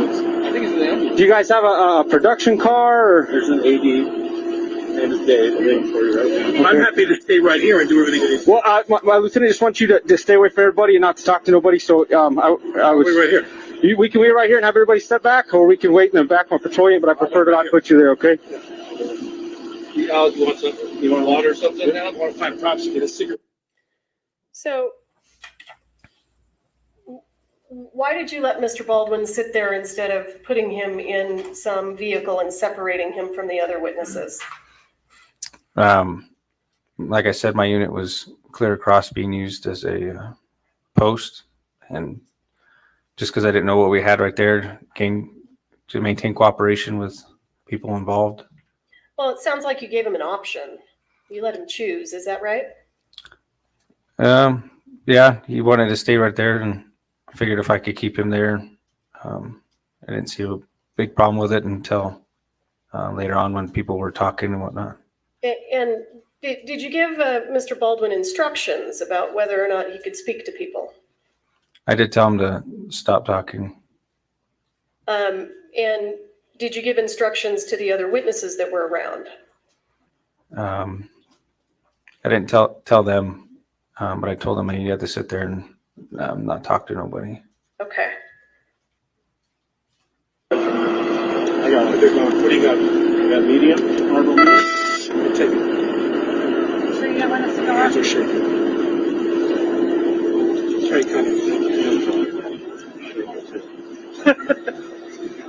Yes, sir. Right, I'm right there. The silver car is Alec's vehicle. If you want to put him in there. Mr. Baldwin, is that your car? Yeah. We can wait in there.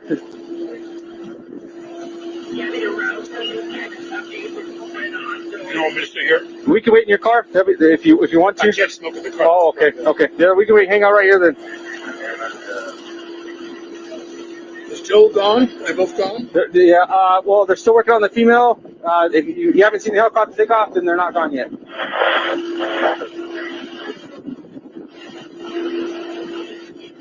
If you know, Officer LeFleur, why hadn't the helicopter taken off yet?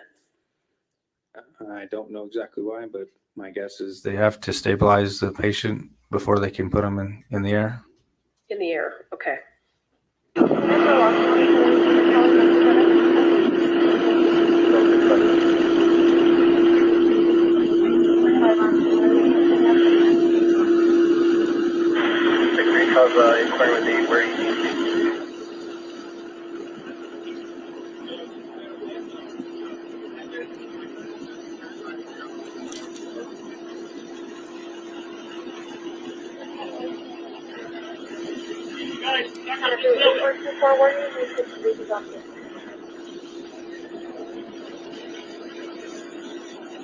Why are you just standing there?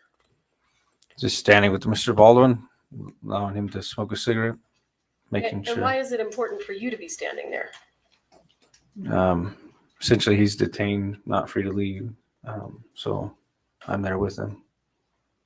So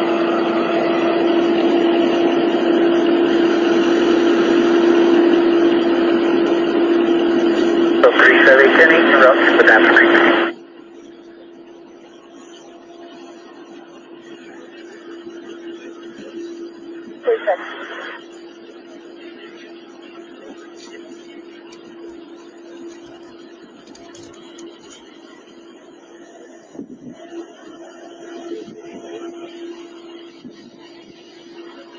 Myself there, 65. Blue shirt right there, he took his radio off. That's our first AV. That one there? Talking to. Right here. Down in front of that sheriff's car with the gray hair kind of in the Okay. shirt. Okay. Thanks, Dave. Hey, I got an officer over here by now. Great.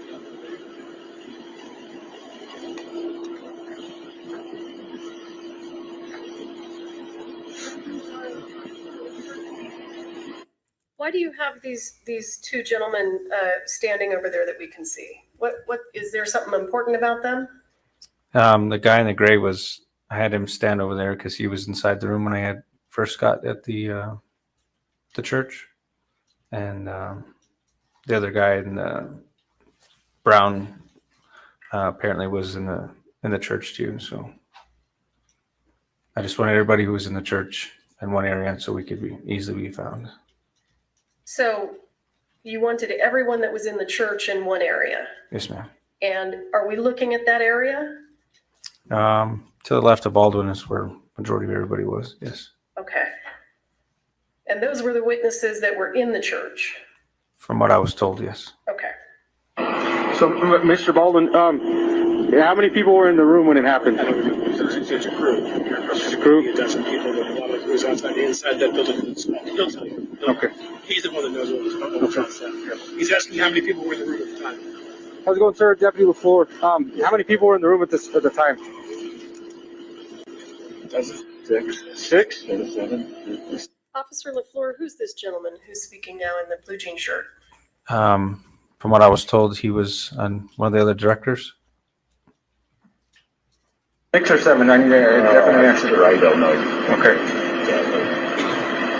So I got one here, the 2 that were injured, that makes 3, and then these 2 gentlemen, 4, 5. So who would be the other 2? Yeah, he's got Ross. I can tell you more than 6 people. More than 6? I'm a supervisor. I keep track of the narrative and how many square. I can tell you who's in the room. Okay. Were you in the room? I was out the door. You were at the door? Can I get your ID? Do you know whether or not the person in the jean shirt was inside the church and witnessed the incident? I do not know. Okay, why don't you come on over to the back of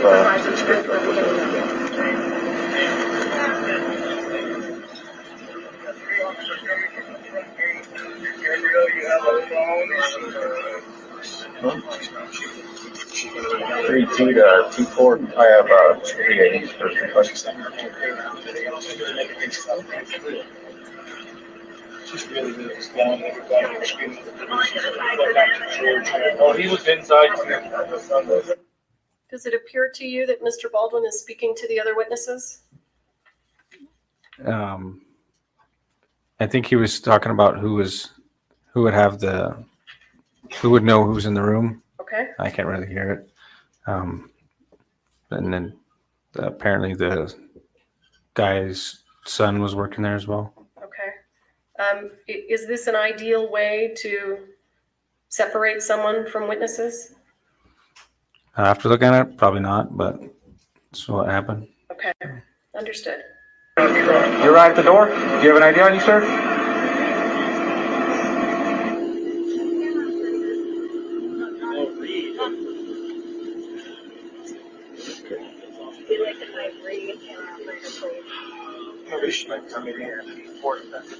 As of right now, her status is questionable. That's why we called the air light. Like, where were you at, sir? I was right behind him. Right behind him? Okay. Yeah, I was right behind him right when it happened. All right. So just have you guys hang out for me right here. We'll get someone to get your statement in just a second, okay? And then they cleared the gun outside after at his request, and I witnessed them clear it and saw the bullets. Okay. So the one that was missing, the one that fired, we don't know, but all the other ones were proper. They had loads. Officer LeFleur, does it seem to you right now that they're talking about the incident? Seems like they're talking about the gun that was used in the incident. All right. They reported load blanks. They had loads. Well, they didn't know. They were supposed to do their shake test before they put the gun on load. Officer, do you know what this conversation is about that we're watching right here? Something about a shake test. I don't know. Maybe the rounds, dummy rounds, maybe. Okay. I'm not too entirely sure. Do you agree with me that, well, was Mr. Baldwin supposed to be talking about the incident? No, ma'am. Does he appear to be doing it anyway? Yes, ma'am. We're rehearsing, you give me the empty gun. And we don't use any of the loads until we're ready to shoot. So we can ear plugs in. All right? I'm not all right. I'm worried about her. Yeah, well, me as well, but what's your situation? She's stable now. I think hit her where both of them took it in the shoulder. Hers came out the other shoulder, which is why it's not good. His, the shoulder blade stopped it. So shattered. There's basically a rotting. It's a blank because I think it was based on the sound of how much ringing I had. I think it was a half. Officer, are they still talking about the incident? Yes, ma'am. Is there a reason that you didn't stop them since you told them not to? I think as time goes on, I tell them to stop. A bit of water. And that's okay. The barrels. So who knows what else is in the room? My other hand. You were in the room? Effects crew. Okay. Can you get your ID, sir? That's what I said. I think there was more than 6 or 7 guys. I think it was about 8. You see this gentleman over here on the left? Yes, ma'am. Any reason to believe he was inside the room at the time? I'm not sure at this point. Okay.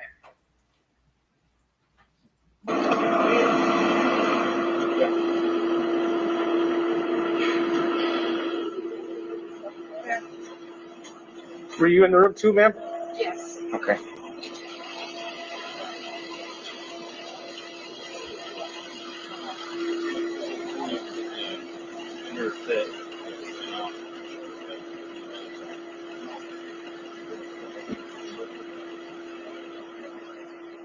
She was breathing. She had a clear lungs. And that means it for me. But he potentially has got air in his brain. It's not stuck here. Where did he put him? He took it to the right shoulder. His right shoulder blade stopped it, but they're hearing stuff in his head. It's, And where did she went out to that? they can't do his gun. As soon as they're allowed to. So they'll stabilize both. And then once the sheriff says you're good to go, they'll let them go. She's going to you. So she basically they're trying to stabilize her vital signs enough for the flight and administer any kind of narcotics or anything they need, blood thinners, that may be. Then they'll load her up in the helicopter and they'll fly her there. I believe the other ambulance is on the other side, and he seems to be doing better than she was, so absolutely. They might drive him in an ambulance. I heard him rave off the other bed, so. And where did they put her? He went out to the back of the right? Both of them took it in the shoulder. When I was up in Joe, I couldn't see nothing on him before they put the ambulance. He just went over. Yeah, I ran out. I came back in the cubes and I was helping him. I didn't see nothing. I was asking if he was all right. He couldn't hear me. You're in the Message Trauma Hospital. Still at St. Vincent's. They're both trauma ones. So. Thanks for the information. I was curious. Yes, ma'am.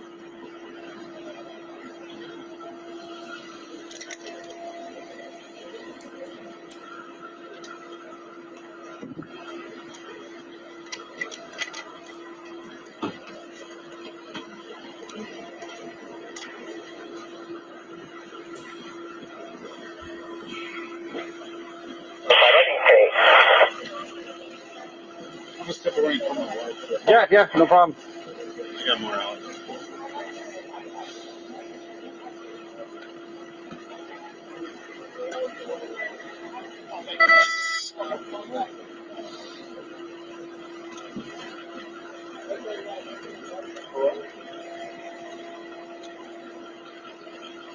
Get him out of my life.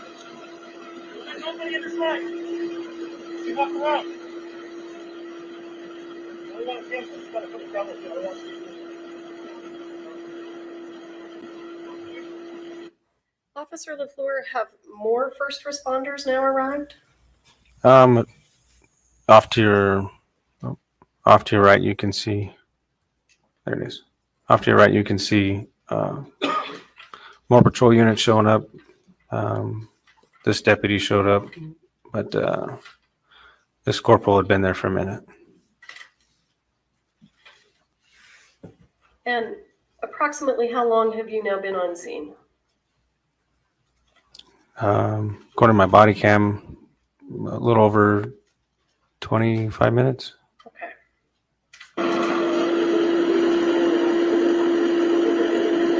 Hey, Corporal. I got 7 people. They were in the room when it happened. All their IDs. So. Okay. Get it all brought that down. I'm not sure what the CID come out for this. It's okay. At that point in time, what was your understanding of how many people were in the room and witnessed it? I believe I said 7. Okay. Do you know whether or not that turned out to be true? I think there was actually more. I wrote all the people who said that they were in the room in my report. Hey, sir. Okay. And I'm just hanging out with him because he's the one who pulled the trigger. So. Okay. Yeah, he tried it. Sorry, I was trying to set things up a while ago and.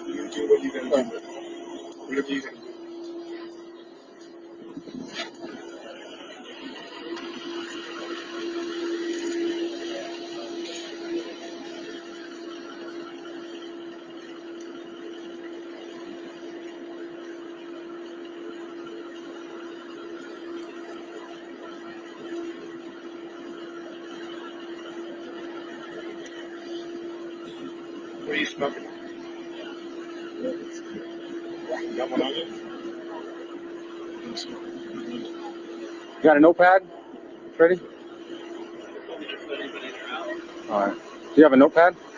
Officer LeFleur, at this point in time, I know he's no longer in the frame, but the gentleman in the blue denim shirt, do you know whether or not he was in the room at the time? I don't recall if he was in the room or not. Okay. I know there was some director or whatnot there. Okay. Yeah, I don't have mine either. Yeah. So I can start. Yeah, I know. It came off when I was given, trying to pack wounds. Yeah. Okay.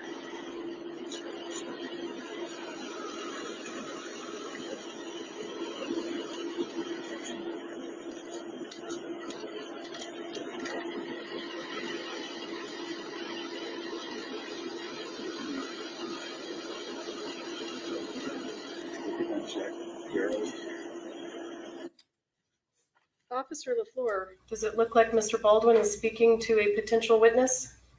He just looks like he's talking to the guy who says his name is one of the directors. Yes. Okay. Is that what you had in mind when you asked Mr. Baldwin not to speak to anyone? No, Do you know what they're talking about? I couldn't hear what they were talking about. I did hear him ask him what cigarettes he was smoking and if he could have one. So.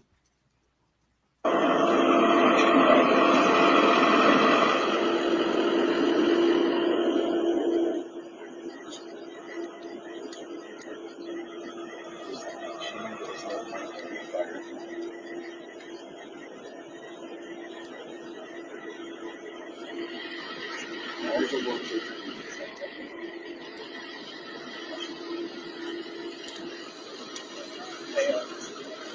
he has a bunch of loose cards in there. Oh, geez. All right.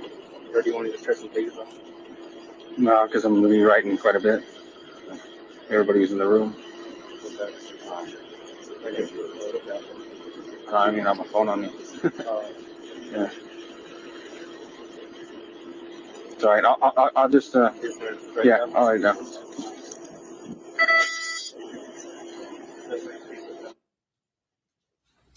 Do you see the gentleman in the denim shirt gesturing? You want me to back it up? Yeah, which one? Are we talking about this gentleman? Yeah.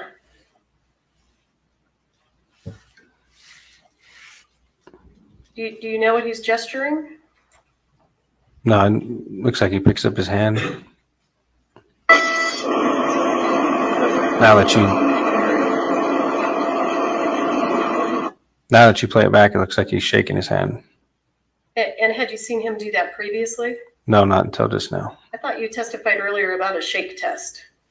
The gentleman was talking about a shake test, Okay.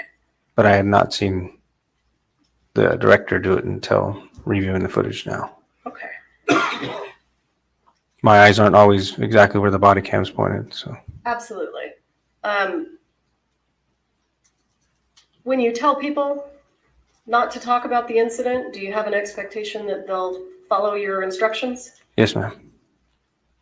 Does it look like they're following your instructions? No, ma'am. Okay. Officer LeFleur, I'm going to stop the video there.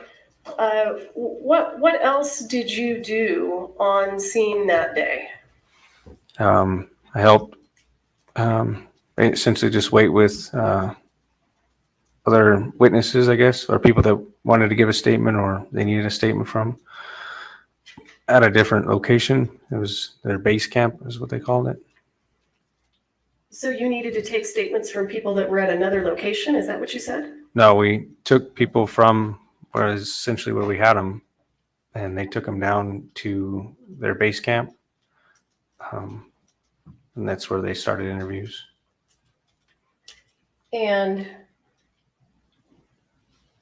the people that you take to base camp, are those the same people that we see here in the video? I believe so. Those people, and I don't know how many people they ended up interviewing. Did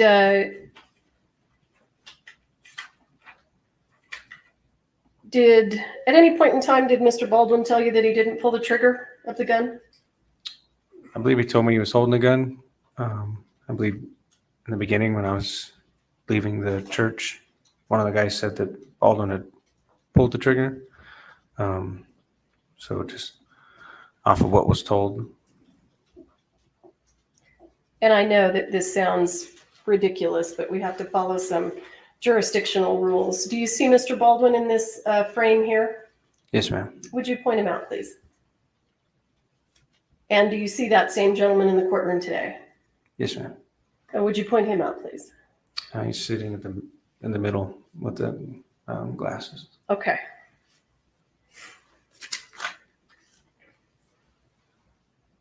Anything else that you did of import that you can think of that you think the jury should hear about?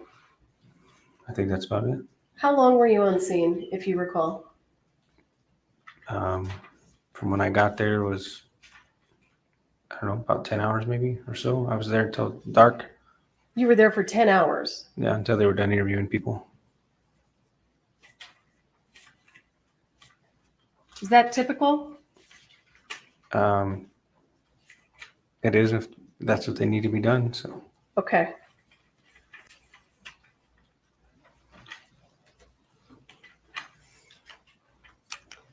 Your Honor, just for the record, we would ask that the record reflect that Officer LeFleur has identified the defendant. Yes. Thank you. I'll pass the witness.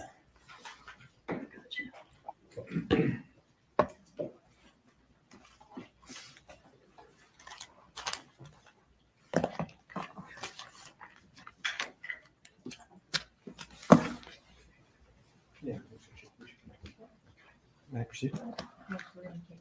Sorry, Mr. Spiro. Oh, sorry. Get that out of your way. Always fine when the court interrupts me.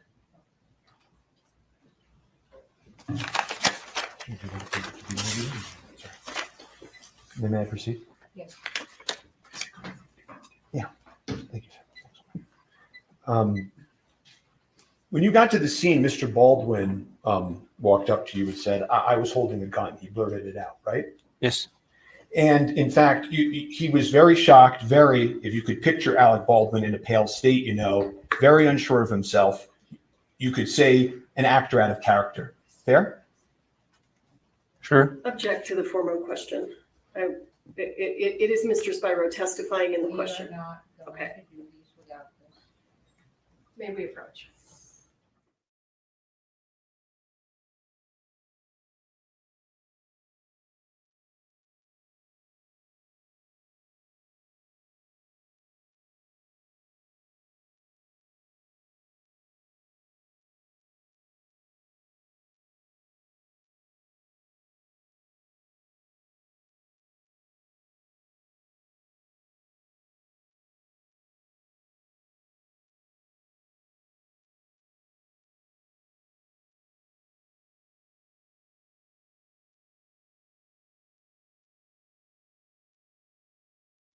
When you saw Mr. Baldwin, he looked very shocked. If you could picture Mr. Baldwin in a pale state, like unsure of himself, you could say an actor out of character. Is that a fair description? Sure. And he said to you, I'm here, whatever you want to do, right? Yes. He said to you at one point, where should I go? Right? Yes. And he also pointed out to you who the director was on scene who was hit in the shoulder, right? I believe so. Yes. I inquired about him. And he also asked you how she was doing, right? Meaning Miss Hutchins, right? Yes. I don't remember you being asked about that on direct, were you? And you being asked by the state? Yeah. Objection relevance? Overruled. So I want to take a step back. The dispatch that came over to your radio, sir, before you got to the scene was a dispatch for an accidental shooting by a prop gun, correct? I believe that's what was told to me, yes. Okay. And you've testified to that previously, right? Yes. Okay. And the dispatch report, you know that you received that wording, accidental discharge, several times, right? I believe so. Okay. So I want to ask you, how come when you described it today in court, how come you didn't include the word accident when you testified before this jury? I'm not one to say if it was an accident or not. Just there to initially respond to it, and then the detectives determine whether or not it was an accident. Well, sure, but every other time you've been asked about this, you've said it was an accident. And now today at the trial of Alec Baldwin, when you're talking to this jury, you left that word out. Isn't that true? Not intentionally, no. Did you meet with the prosecutors before you testified here today? Just briefly in the room outside for them to tell me who was in order of what witness. You've discussed your testimony previously with Ms. Morrissey, correct? Before today? Just in a pretrial interview, yes. We've talked about your lapel that was on. It's true, right, that the lapel is actually mandatory. Yes. Right? And so they came to the officers, passed a law, and told you had to wear your lapel, right? Yes. And the way it works is it secures all of these statements, and when you're done wearing it for the day, you go back to the station, you log it in, and then it exists, right? Essentially, yeah, but it's more complex than that. It uploads on itself. Oh, it self-uploads so that it maintains itself? Yes. Okay. And you then talked a little bit about the securing of the scene, and you talked about crime scene tape going up, right? Yes. But as you just told this jury, at the time, you don't know whether this is an accident or not, right? Yes. It's not like a crime scene tape is some evidence of a crime, right? And whether it was an accident or a crime scene is still essential. And you've been very candid that you made some mistakes at the scene, right? Yes. And that you've learned since then about some of these mistakes, right? Yes. You've said hindsight's 20/20, right? Yes. And you can Monday morning quarterback decisions, but you made them in the field, right? Yes. Okay. And you've said that based on your training and experience, you know that if witnesses are left to speak to each other, they can taint each other's memories, right? Yes. And sometimes that's incidental and accidental, right? Yes. And sometimes it's purposeful, right? Depends on who's there, yes. Well, if you were with somebody and somebody was talking to you about the 911 call, right? And they kept saying to you over and over, it wasn't an accident, it wasn't an accident. And then you testify and you leave out the word accident. That could be an example of taint, couldn't it? Sure. And also non-witnesses can taint people's memories too. You agree with me? I guess. Well, at one point in your testimony previously, you had said that there was a lawyer on the scene that was talking to some of the people that were on the scene. I believe so, yeah. Okay. And if that lawyer told somebody on the scene, I think your understanding is that could have tainted their view of their memory, right? Essentially, yes. Mr. Baldwin never asked to speak to that lawyer, did he? I'm not to my recollection. And then you went on and you said, that you had told Mr. Baldwin not to speak to the other witnesses. Do you remember that testimony? Yes. And I think you were asked approximately 5 times why Mr. Baldwin was disobeying your orders. Do you remember that testimony? Yes. Okay. But in the lapel video that we just saw, you're not going up to Mr. Baldwin or these witnesses going, get out of here. Get out of here. I'm an officer. You got to separate. You don't do that, right? Nope. And also in that video, you can see a lot of these people are coming over to Mr. Baldwin, right? Yes. One of them comes over and shakes his hand, right? Yes. Have you ever seen that in all of your experience? Somebody commit a homicide and everybody and all the witnesses are on the scene, circling around the person, shaking his hand and talking to him about what happened. Have you ever seen that in your entire career? No.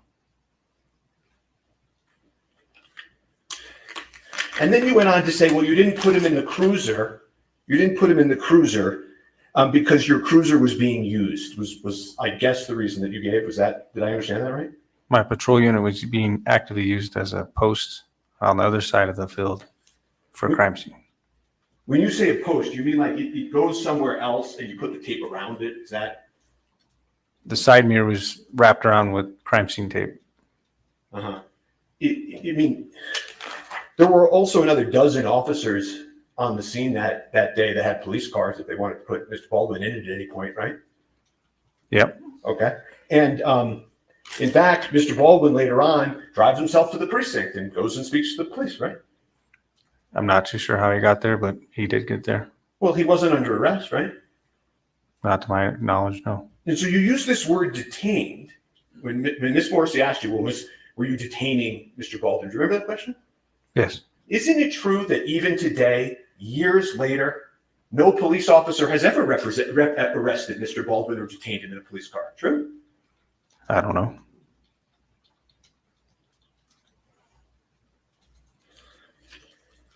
The police department, the Santa Fe Police Department, has never arrested Mr. Baldwin. Not the Back Santa to Fe the Police form of Department. question, asked and answered.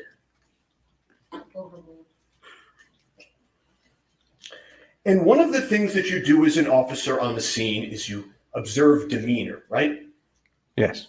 And you spent 10 hours on the scene, I think I heard you say, right? Yes. You got to see the people of Rust that day live, right? Yes. And the truth of the matter is that you took it as a way how everybody was acting and that the individual who claimed to have been holding the firearm was still there, that there was no, the way he was, his demeanor was that there wasn't any intention behind the act, as you could say. Isn't that true? I wouldn't say there was no intention. I don't know the individual's intentions, but his demeanor was sad, upset. Okay, well, it's not just his demeanor being sad and upset, right? Okay, we'll move that to the side. And I understand you're not a mind reader, right? Correct? Yes. Okay. All you can do is look at the people and look at how they're interacting and make your own judgments, right?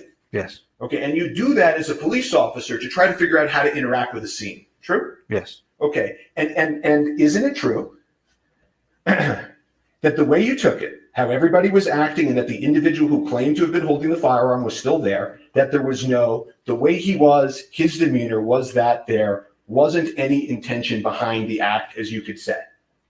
Isn't that true?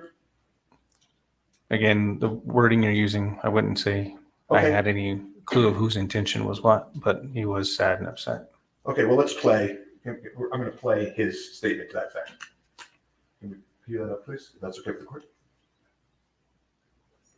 He's saying he didn't say that he did. I'm going to impeach him. Well, you want me to clarify that? Yeah. Okay. Are you claiming that you didn't say that? Rephrase what you said? Sure. Dispatch said it was an accidental shooting by a prop gun. So I didn't know if there was any. I took it as the way how everybody was acting, and that the individual who claimed to have been holding the firearm was still there, that there was the way he was, his demeanor was that there wasn't any intention behind the act, as you could say, Again, I wouldn't say I knew what his intention was. I understand that. What I'm asking you now, okay, is did you in fact say those words that I just asked you? At what time? The Gutierrez or PTI? Yes. I may have. Okay. You don't deny saying that? No. Sure.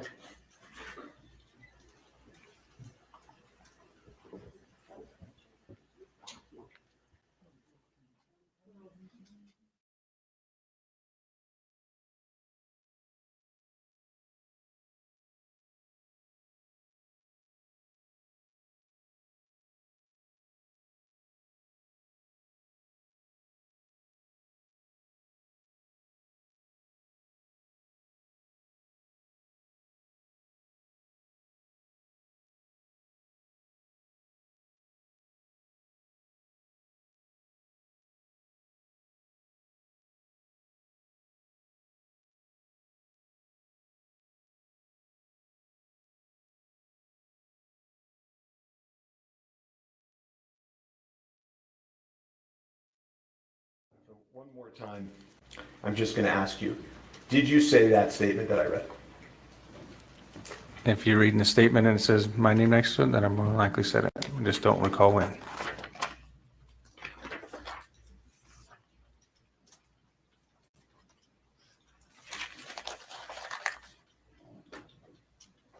And one of the other things that happened that day that I don't think we've talked about is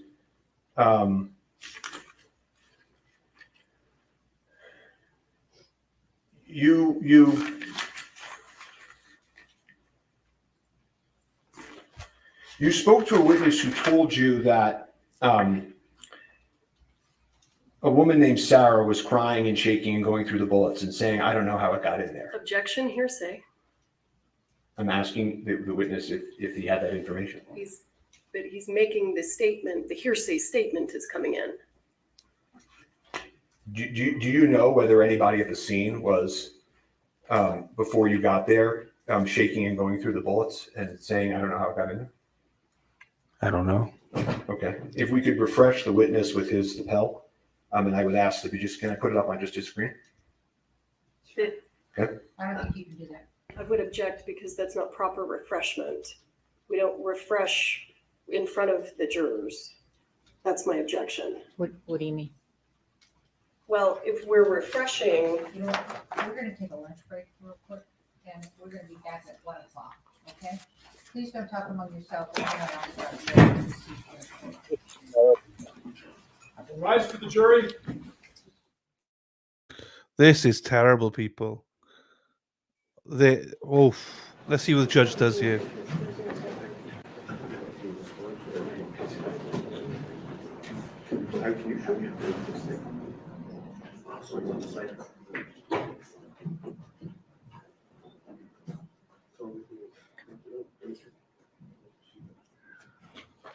All right, you're excused. You can move over. And this thing is a battery and counsel approach.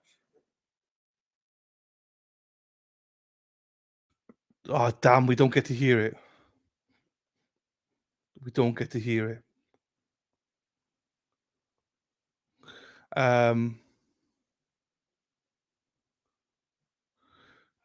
So I do wonder. I do generally think that she's dismissed the speaking objections because, like, this is what the fourth time now, and they were going back and forward about it. So,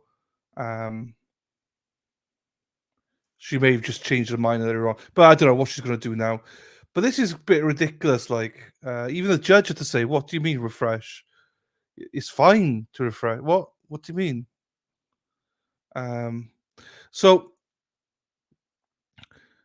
yes, this is why he asked, "Can it just be refreshed, please, Your Honor, on his screen?" So with you, Rebecca, yes, refresh is fine as long as the jury don't see it. They don't, so he's been refreshed. So I don't know. I don't know what's going on. This judge better grow some balls because I think she's in for a tough time.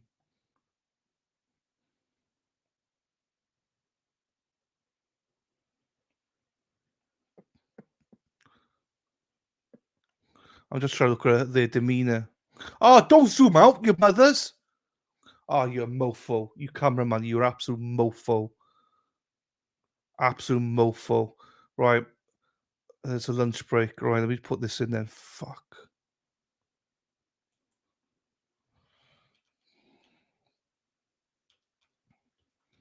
Right, so what I'm going to do is I'm going to play you Erin Hackett, play Peter Tragos for you guys. So I'll do that if everyone hasn't seen it.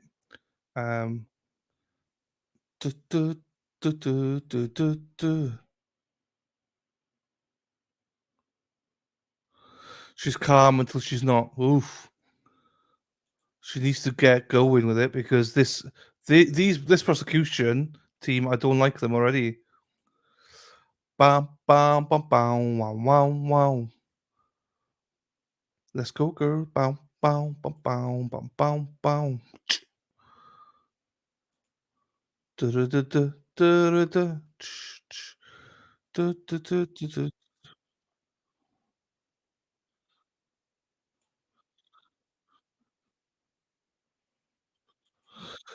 Right, I'll play this for you whilst we take a break. If you want to see it, he talks about pre-trial stuff.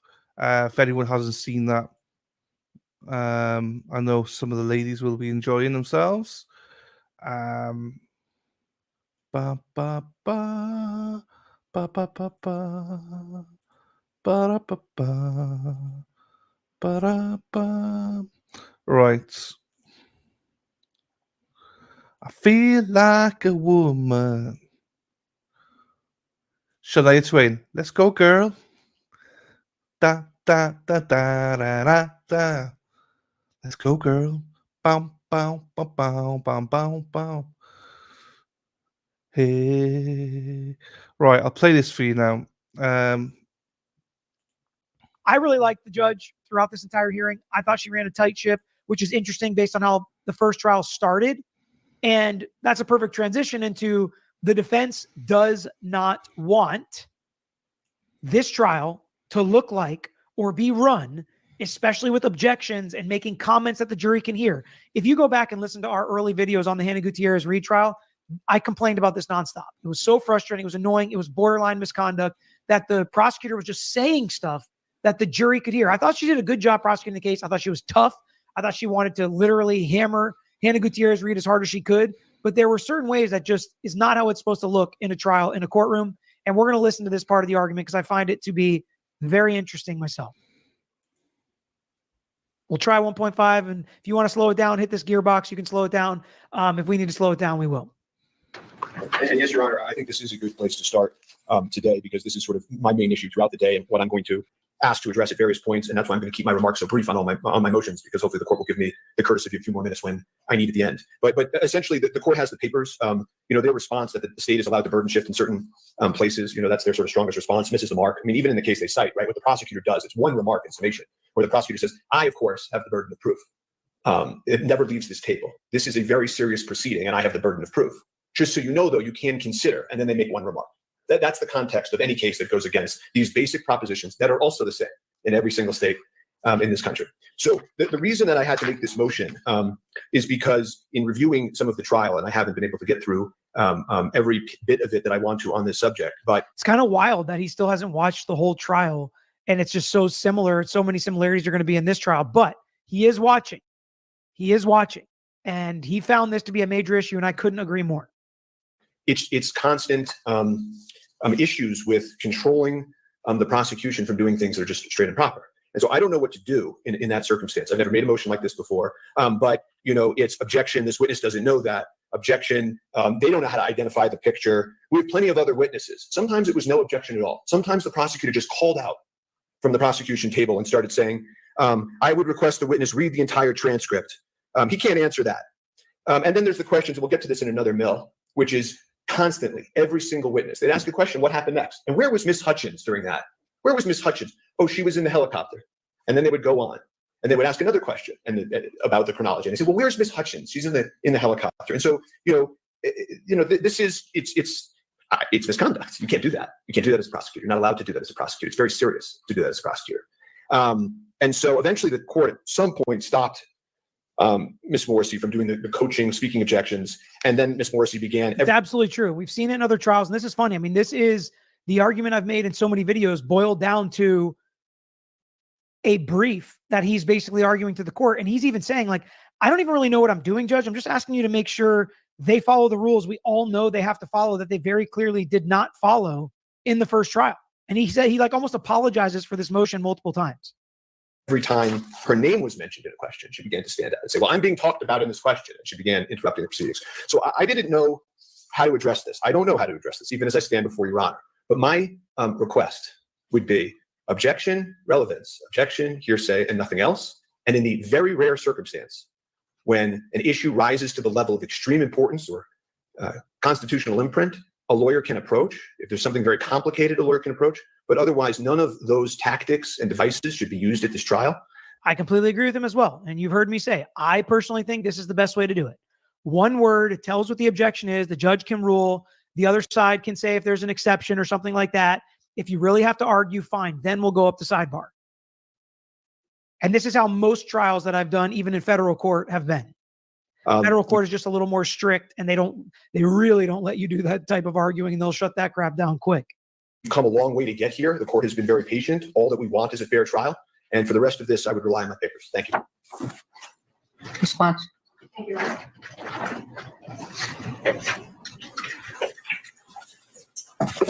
Your Honor, I think we can agree on one thing. By the way, this is the new prosecutor. The guy is gone that was here before, and she argues most of these motions, which I thought was very interesting as the newer prosecutor. I thought she did a good job. I thought all the lawyers that argued the parts, Miss Morrissey just has a certain style to her that I know some people are going to find annoying, but they all did a really good job. And I know Nina made a comment. I recognize that one of Alec's male lawyers argued dozens of motions without any notes. I think he has hired really good lawyers. Your opinion? So yes, I definitely think he's hired really good lawyers.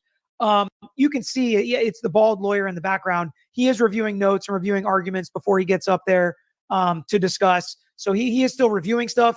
And you'll notice he has a couple crutch things that he says. That's black letter law. That's Hornbook law. This is standard stuff, Judge. He says that a lot throughout the hearing.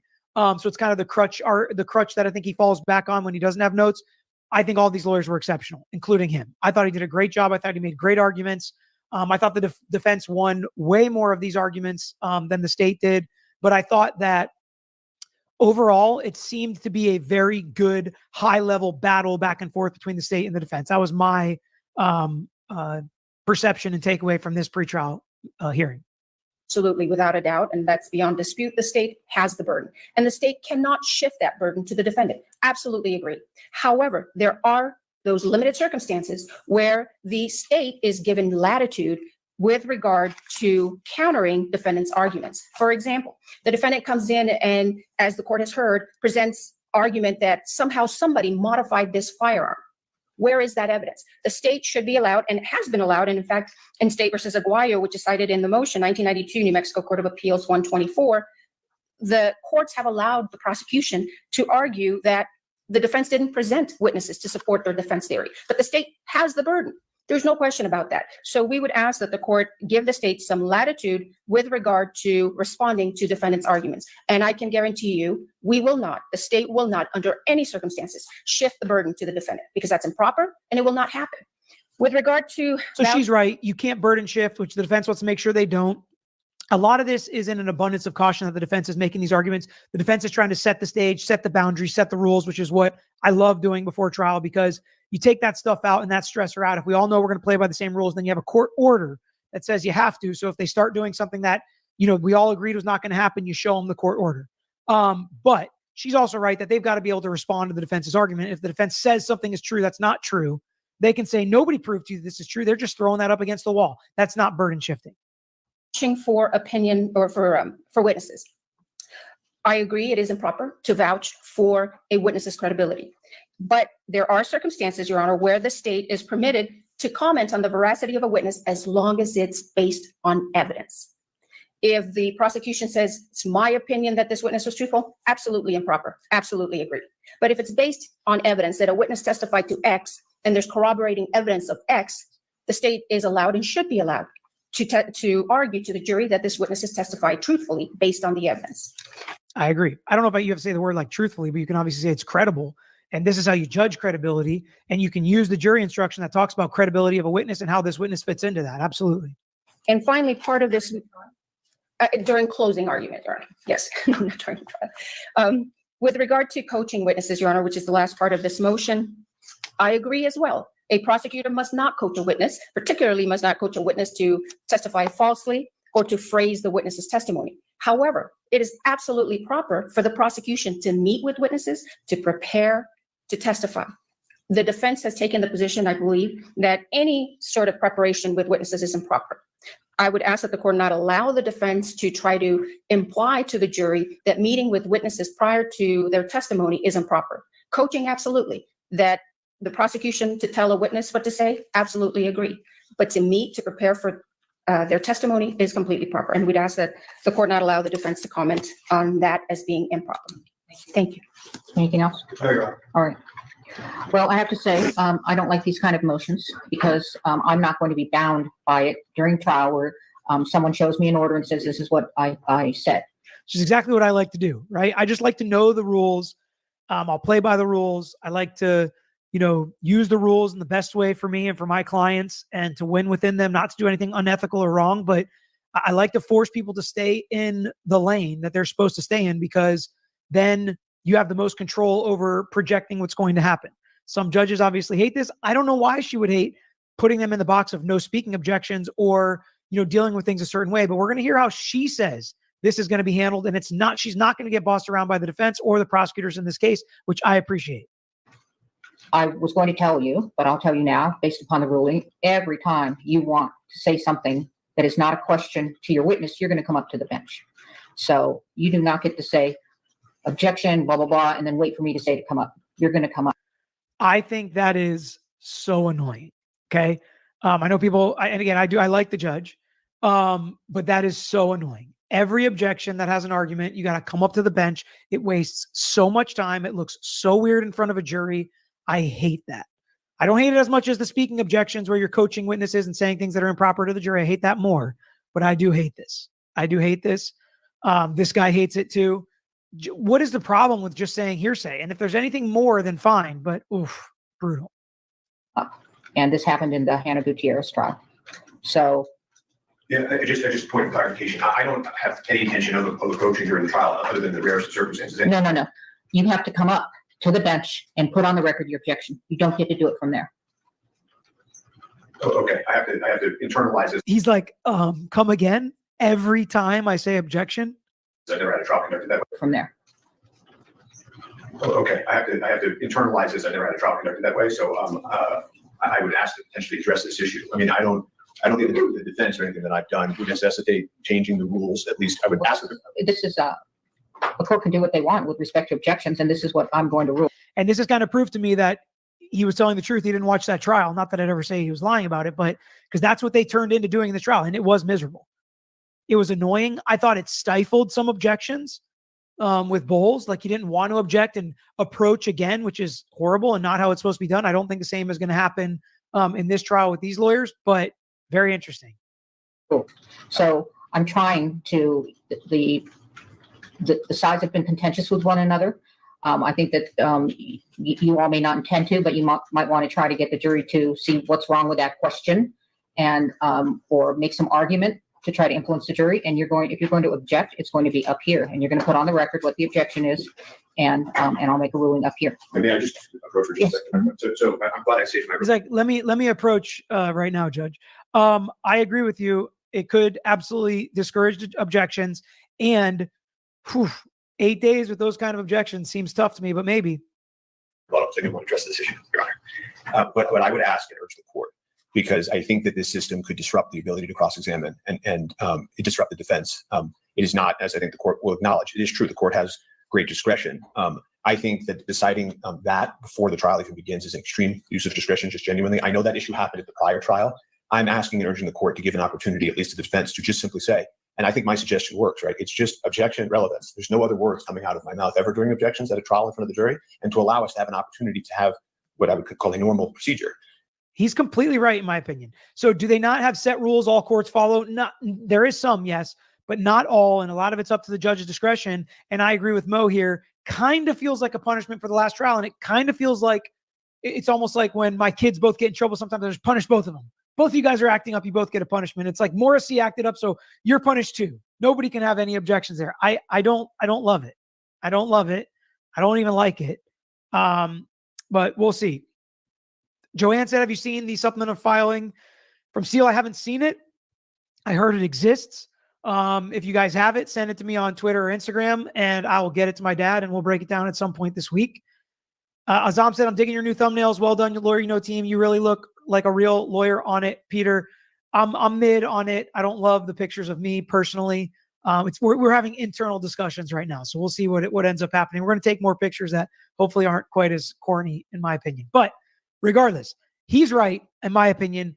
I like doing it that way. It's simple. It makes sense. That's how I think the standard is across the board. It doesn't mean judges can't allow different things. And he said, you do have discretion. I just think it's a big time use of your discretion to force us to do that.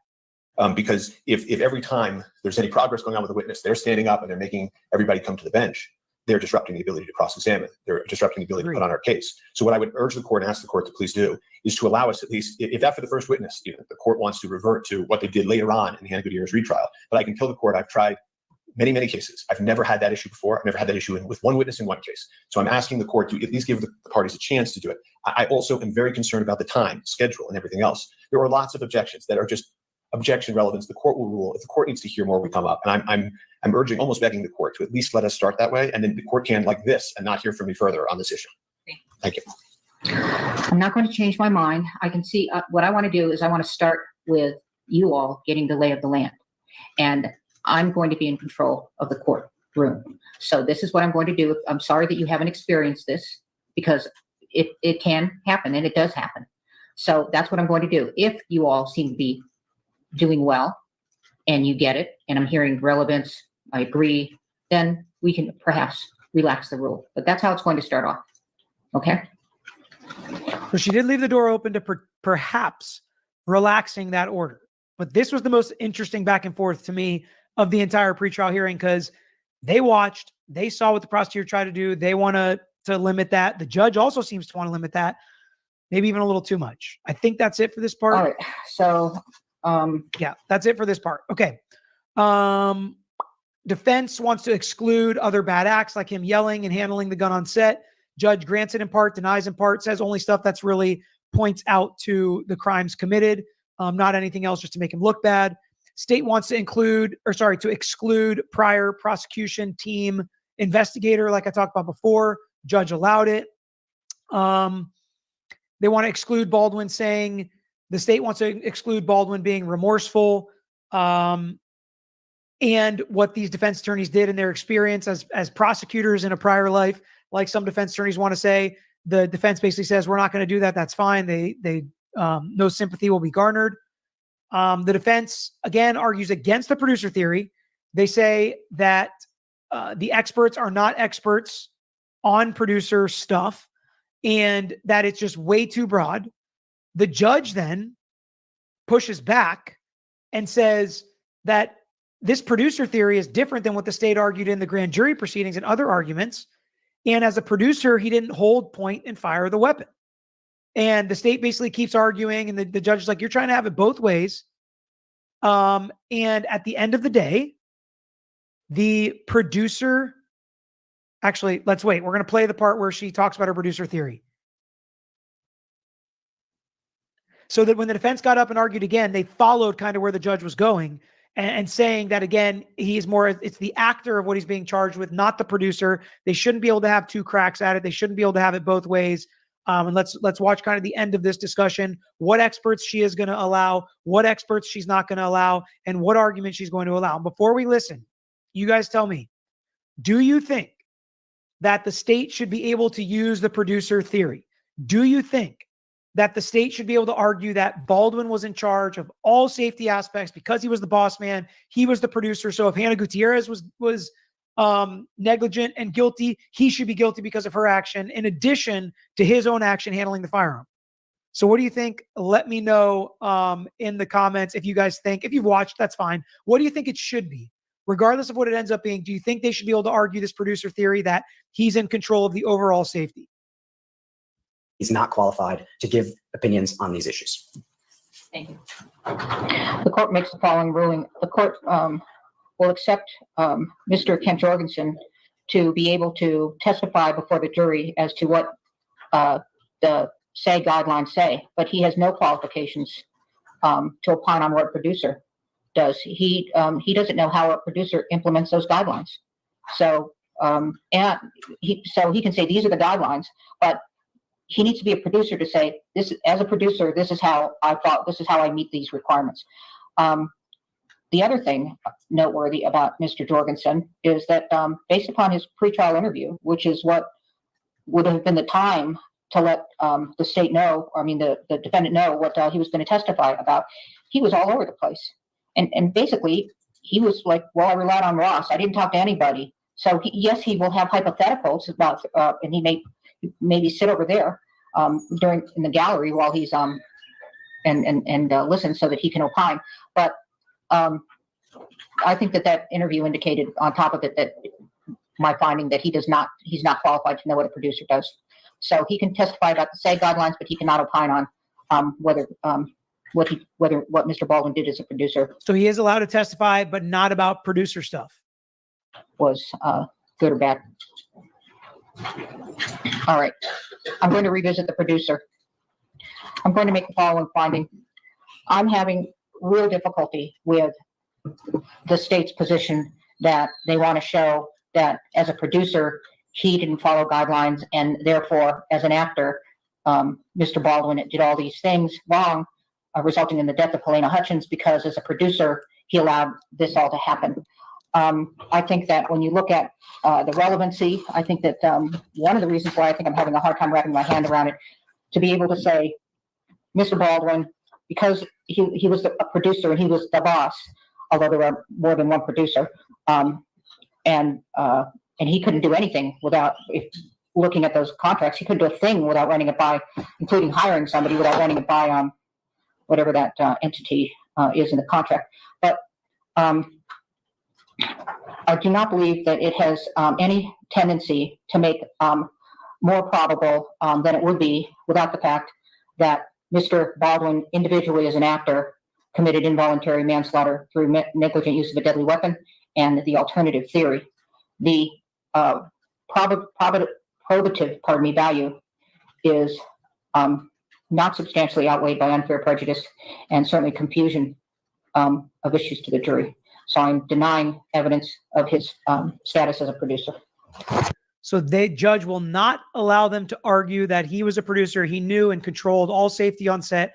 That is a huge, huge win for the defense. Absolutely huge. Okay. That is something that most of the chat thinks should come in. Most of the chat thinks is damning for Alec Baldwin. And most of the chat thinks proves that all of the issues in this case, he could have someone handled. I don't necessarily disagree with, he could have changed a lot of this. He could have made it a safer place, but they charged him with negligent use of a firearm, right? And he did that as an actor, not a producer. So I do agree with this judge's ruling here, and I thought she did a really good job of laying down all of her reasons why. Kim R. asked, I'm a little late, but since she denied the motion to use the producer theory, how come the motion to use the defense witness related to the theory was approved? Shouldn't both be denied? So that was interesting, but that the expert the defense had in response to the producer theory was first, she's going to allow them to be on the witness list and potentially be called. But if the producer theory never comes out and that's all he's going to do is rebut the producer theory, he's not going to be allowed to be called. Bev, watching via generator powered phone, Hurricane Barrel. Oh, cow. Can you talk about why they're focusing between Baldwin's role as an actor versus producer in terms of his culpability? Pointing and firing a loaded gun seems negligent regardless. Yes, but it's negligent as the actor, not the producer. So like the safety bulletins and all that stuff, they're not going to allow that to be attributed to Baldwin. A lot of the stuff that was attributed to Hannah Gutierrez-Reed and the armorer being the last line of defense and all that stuff, well, they could have made similar arguments about him as a producer. They're not going to be able to do so. Troublemaker Baker says, but isn't it presumptuous to tell a judge how to run a courtroom? Actually not. So a couple things. Number one, it's not presumptuous at all if you've seen a judge let a lawyer run rampant around the courtroom, breaking all the rules. It's not presumptuous to say, Judge, we really can't be having that. That's against the rules. And number two, judges take lawyers' suggestions all the time about how long a trial is going to be, how it should run. It's not presumptuous at all. But at the end of the day, the judge makes the call and you have to live with it as a lawyer. Yobi, haven't seen live in a while. I'll be at the Hard Rock in Miami for Copa America finals. That's cool. And I am definitely not stopping by your office. It'd be a pretty long drive. But I'll tell you what, every day I feel like I show up to my office, I've got another box from the Yobi family with some golf trinket in it that is really cool. One of them, if you check behind my head, is right there. That's my favorite one so far. And the coolest one is that box of like custom balls and tees for congratulations on 400,000 subscribers. So thank you. Wait, they can't even say a word objection without approaching the bench. Surely I heard that incorrectly. Seems as so, but hopefully she does relax it when we see all of this happen, hopefully properly. Lane, producers are often in name only. There are different kinds of producers. Sometimes it's in their contract and they may have also helped fund a film, but he wouldn't be the boss. I think the reason they wanted to argue that is that's what a lot of people said, is that it was kind of like he was the boss. You weren't going to buck him. We were going to do whatever he said. What percentage of your paid subscribers are for people? I don't know what the membership breakdown is personally. Excuse me. Reese's mom. If they want to include his producer status, they should charge the other producers. Hey, that's a good point too. It's a good point too. He can't be the only producer they charge, right? I like that point. All right. Okay, they get back to arguing prosecutorial misconduct here in a couple minutes. So let's get to that. Trial. Numerous allegations that the state has engaged in misconduct and trying to deprive the defendant of his right to a fair trial, and those have no place before the jury, and we'd ask that the court preclude that.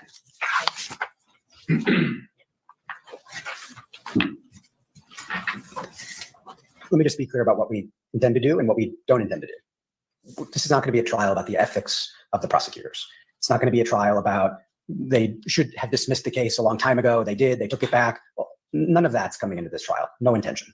What we intend to do is exactly what... So every time they would kind of get accused of doing something underhanded or like, oh, there's a slimy defense attorney, they got up and they're like, we're not going to do that. We're not going to tell him how we used to be prosecutors. He does actually, one of the lawyers mentions it in this pretrial. He goes, I'm not going to say it in front of the jury. But he's like, yeah, we're not going to do that. We believe it. We believe they shouldn't have charged it and they should drop the charges, but we're not going to argue that in front of a jury. We know you can't do that. I like it. I like that style a lot. Not going to do anything underhanded. I discussed we were going to do with Schilling, for example. We're allowed to demonstrate that bias, improper motive, incompetence of the government investigation. We're allowed to attack the credibility of witnesses as it relates to the government investigation. For example, Your Honor already ruled that with respect to that meeting between Mr. Ziegler and Mr. Haig, that gets to be disclosed to the jury. In fact, the prosecutors are required to disclose it to the jury, you ruled. And so all of that goes back to the black letter law that we started with on that prior motion in limine. We're allowed to demonstrate the bias, the incompetence, the improper motivations. He always says that's black letter law. That's like, what he means by that is, Judge, that's 101. Nobody disputes that. Nobody argues with that. That's got to be how it is. We're allowed to attack credibility. We're allowed to attack the fact that the FBI destroyed this gun, et cetera, et cetera, et cetera. All of those issues are fair game Hornbook law. We intend to introduce that. The state shouldn't be allowed to preclude it. I have nothing further, Your Honor. It's black letter law. Thank you. Any reply? Black letter law. Just briefly, Your Honor, I think we may be in agreement. What the reason for this motion He's was like, we can essentially pick it apart, say bad investigation, but we're not going to say the things he said at the beginning, which I think is totally proper. And how he said it, I don't think anybody has an argument with. It's black letter law. to preclude the defense from essentially making personal attacks and allegations of prosecutorial misconduct. We agree, and we will present evidence about the Ziegler-Haig virtual meeting about the gun. So, but we just asked, given the contentious nature of this case so far, that we focus on the evidence and not on allegations, personal allegations and attacks during this trial. All right, thank you. The court rules and reasons. The court agrees that the prosecutor's misconduct as alleged by the defendant in his pretrial motions may not be brought out at trial. The misconduct is not relevant evidence, and even if it were, its probative value is substantially outweighed by the danger of unfair prejudice and confusing issues. However, to the extent that the defense may elicit evidence about the Santa Fe County's investigation, the FBI testing, the Haig's 3 reports, and his meeting with Ziegler, this evidence is relevant as it makes a fact more or less probable, and the fact is of consequence in the action, and weighing it, the probative value of the evidence is substantially outweighed by danger of unfair prejudice, etc. All right. Thank you. Now we're All right. Then they talk a little bit about more experts. The judge will rule on some of them as they go. They talk about the OSHA report, which was a big part of Halyna Gutierrez's case. And the judge said, no, we're not going to talk about that, which was interesting, right? Because OSHA had all sorts of things to say that Halyna Gutierrez's team won or liked, I should say. And the judge said, if you get into that defense, then I'm going to allow the producer theory because you're opening the door to the producer theory. So I bet they're not going to do that. Then another big question that came up was the autopsy. And the intubation, and were there problems with that? And are they going to try to blame the death on that? And they had an argument here. The judge made a decision on. Homicide cases. No, and often there isn't. I wasn't, I don't say these things. We're not saying that some other causal factor killed her. So this makes a balancing test very, very easy. That doesn't happen in every homicide case, right? And also, I wasn't, Sorry, the beginning of the argument is, we don't need to show all these autopsy photos. We don't need to talk about the death. We're going to stipulate to that. It just makes it worse. It garners sympathy, and it, inflames the passions of the jury.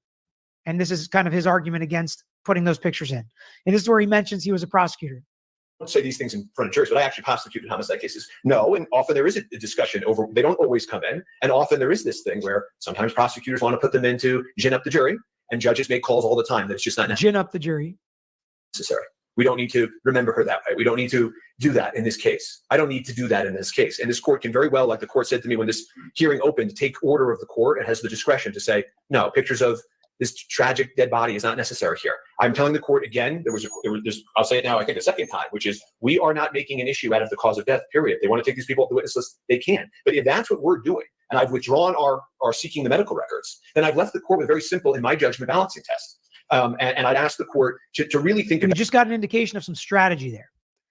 They removed their request for the medical records. They're withdrawing their argument that there's some other cause of death, and they're balancing. They're like, we could argue it was intubation or something else, and maybe it wasn't the gun that caused the death, so she shouldn't have been dead. She was just hurt, and it should change the charges and things like that. And they balance that versus maybe if we just get rid of all this, the judge won't put the autopsy photos. They won't garner sympathy. The jury won't get angry and, feel like they've got to find somebody guilty or there's no justice. So it's a balancing act that attorneys do, especially trying cases. There's a lot of strategy in it. What arguments are you going to make? What arguments are you not? What are you going to try to push? What are you not? Pick your best arguments. Don't throw it all up against the wall. And we just got a little window into how they were looking at this strategy. So how do they object? Just jump up and approach? Basically, they say, objection, judge, can we approach or something like that? Or just, can we approach? And the judge will know what they mean.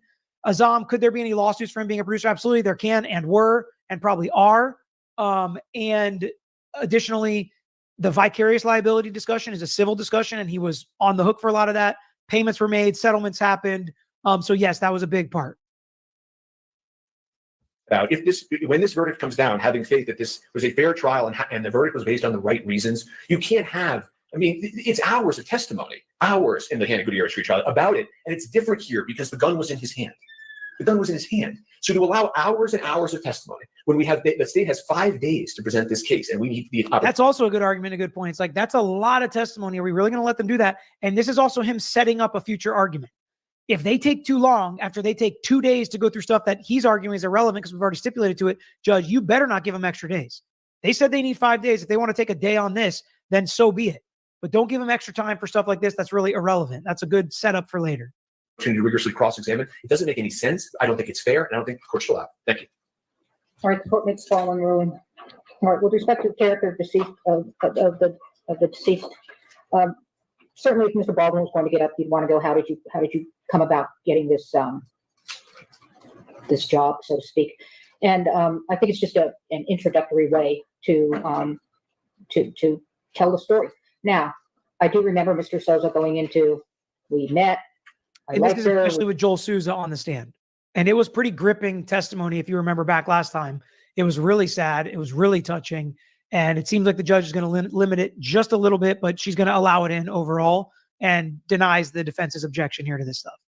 We had things in common, you know, et cetera, et cetera. I think all that needs to be said is that she was one of some choices. He felt that she was a good fit and that she was the director of photography. That's it. Okay. Now, with respect to the moment of death and subsequent pain, I think that does go to the death. That's one of the elements, and the death and the injury, and well, the death. And and I do think that that makes a fact more probative, and that is the death. And that I don't think that is probative value substantially outweighed by unfair prejudice. Having said that, I'm trying to recall everything that occurred regarding that, and I do think that the video is appropriate. Now, I think there were some people that got up, and this may be what both of you have referred to, where they talked about being upset. They talked about, how upsetting it was and things like that. We don't need that. We just need the lapels videos as to what happened with respect to her being shot and Mr. Souza being shot as well. So that's the lapel camera depicting the crime scene. Am I misunderstanding anything else on that?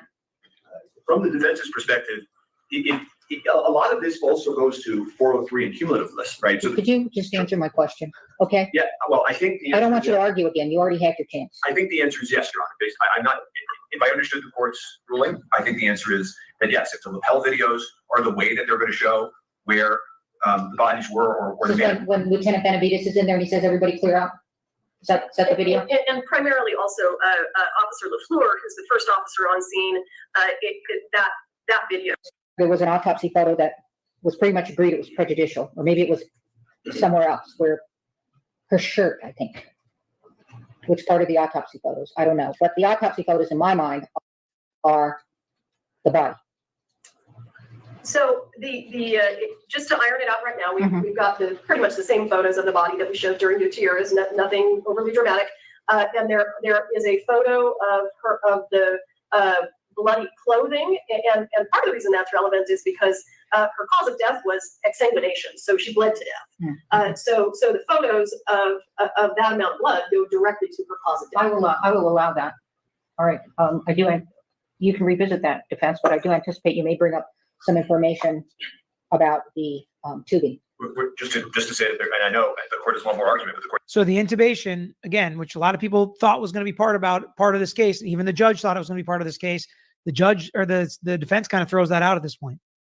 Looking at me for guidance on this, that we're not going to do that. We're not maybe going to do that. We're not going to do that. So when we say that we're not, he's like, let me just take that off the table. It's not even a maybe. We are not going to make that argument. We are agreeing with the cause of death. And I don't know if the judge doesn't believe him or the prosecutor doesn't believe him or what, but I think I would limit this even more. This is not a fact they have to prove. It's a stipulated fact. And the judge needs to be careful about how much she really lets in to garner sympathy or inflame the jury when they see these horribly sad pictures and hear, about the death that they're all agreeing this caused the death. The question is, what did Alec Baldwin do specifically? Do that. The court can count on that. And that makes those. Well, you didn't say that. That's not. Oh, I thought that's what I was going to address. You could ask the doctor. He said you didn't care about the UNM records, but that you didn't say you weren't going to ask the doctor. If I wasn't clear, I'll make it more clear, which is we are not going to ask the doctor about that. So if we're not going to ask, he's like, Judge, we're not even going to ask the doctors about that. And Melly, I only agree to a certain extent. First off, the jury's not in the room, so let's remember that. Number one. Number two, there's a lot we can do on our phones these days. We can look up things. We can talk to lawyers. He might have more lawyers than are sitting at the table, or a paralegal back at the law firm. And he's like, didn't I say this? Or do we have this document? Or look for that.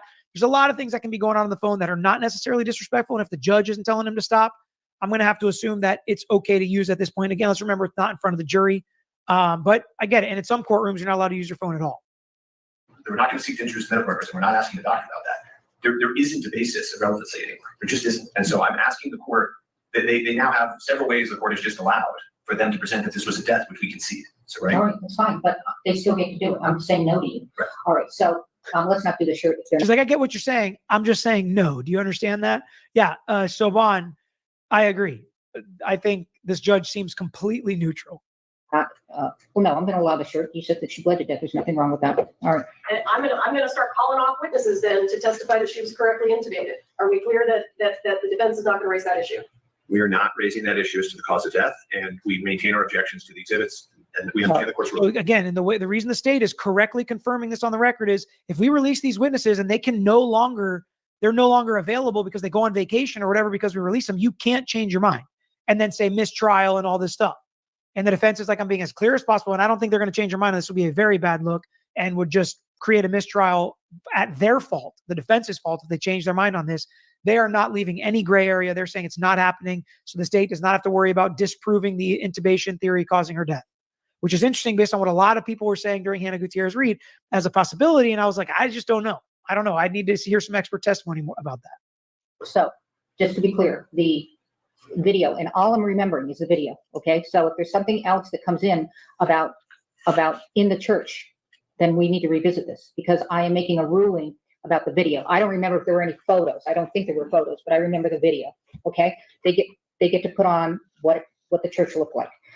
Secondly, and also that gives an understanding of where Mr. Souza was for various reasons. Then with respect to.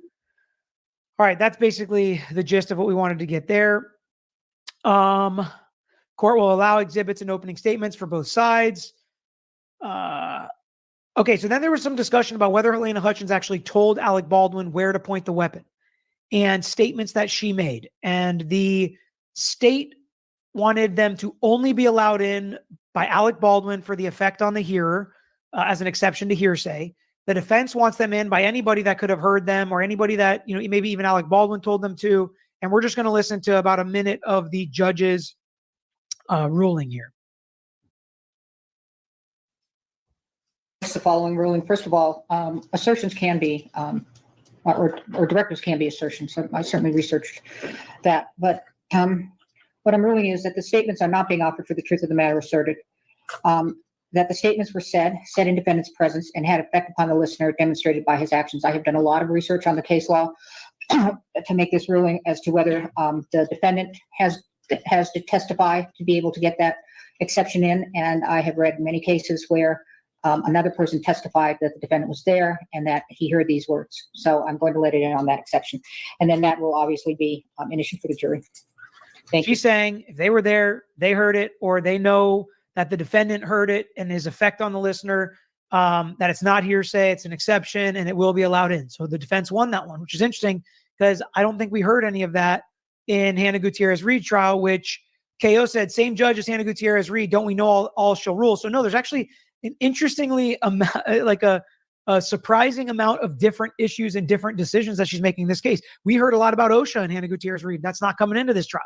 So I think there's going to be more differences than you expect. A lot of similarities, especially setting up the scene and hitting the investigation. Different because it's different defense lawyers, but similar themes there. But I think we're going to have a lot of differences in these two trials. Olga said, might be a dumb question, but will the jury know about Hannah Gutierrez-Reed being found guilty, or will they exclude this detail from jury selection? Usually they don't know unless there's some kind of stipulation of the parties or reason that they should know. If she is called to testify and she's in her orange jumpsuit, they might find out. So there are ways that they can. Usually not, though. Usually not. All right. The next portion we're going to listen to is the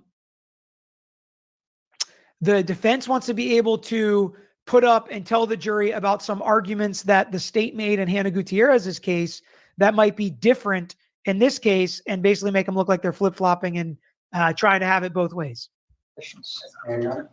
Yes.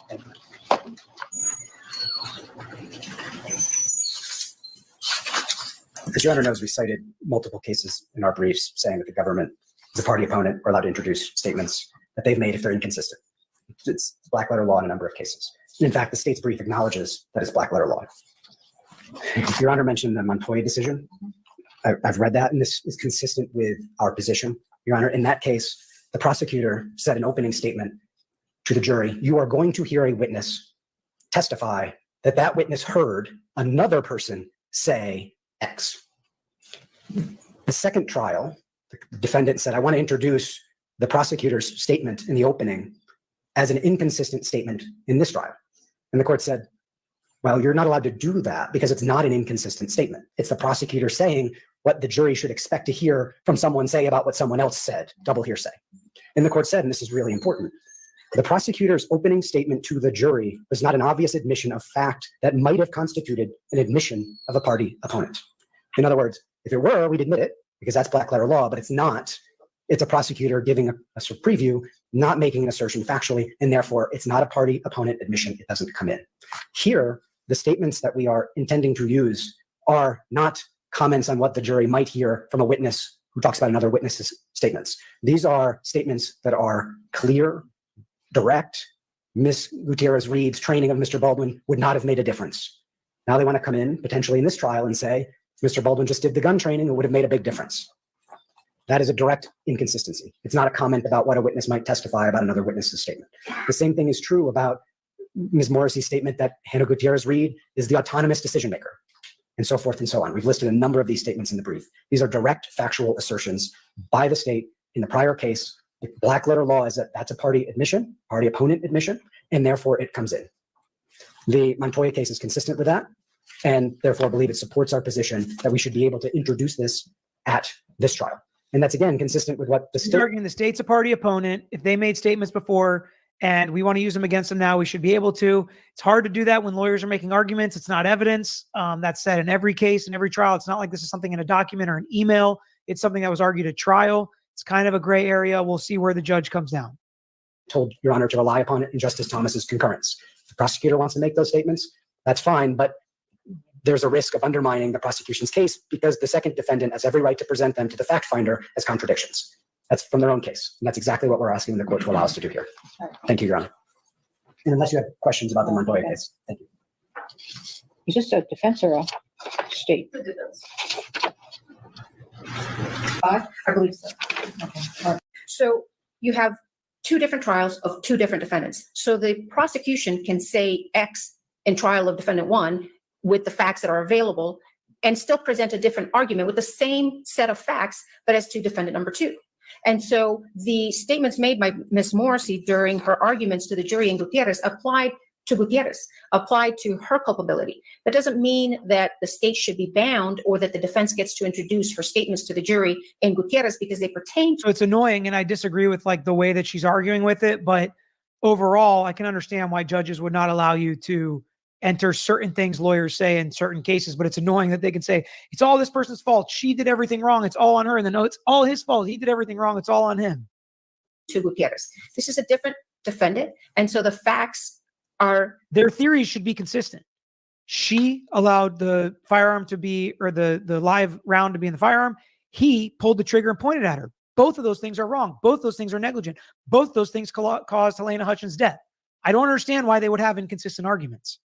Slightly, they're still the same well of facts, but the facts that we're drawing upon for this defendant are slightly different than the facts on Gutierrez. And more importantly, even if the court were to find that, well, okay, statements by a prosecutor are admissions by a party opponent, the court still has to subject that decision to a Rule 403 analysis. And under Rule 403, allowing the defense to introduce the statements Ms. Morrissey made out of context, so they're picking and choosing specific statements they want to introduce, would create confusion to the jury. It would be misleading to the jury. So the statement that counsel indicated that Ms. Morrissey made about Ms. Gutierrez being the autonomous individual, that pertained to Ms. Morrissey's argument as it related to ammunition.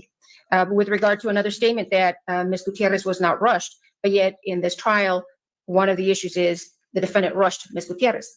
She was not rushed that particular day on October 21st, but rushed on other days to reload the firearm.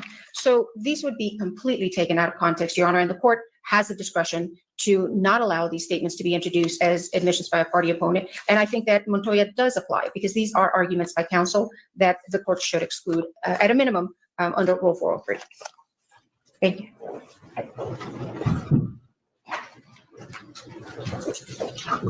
Just one case, and then there's a defendant in a second case. That's the only situation in which the party opponent admission rule comes up.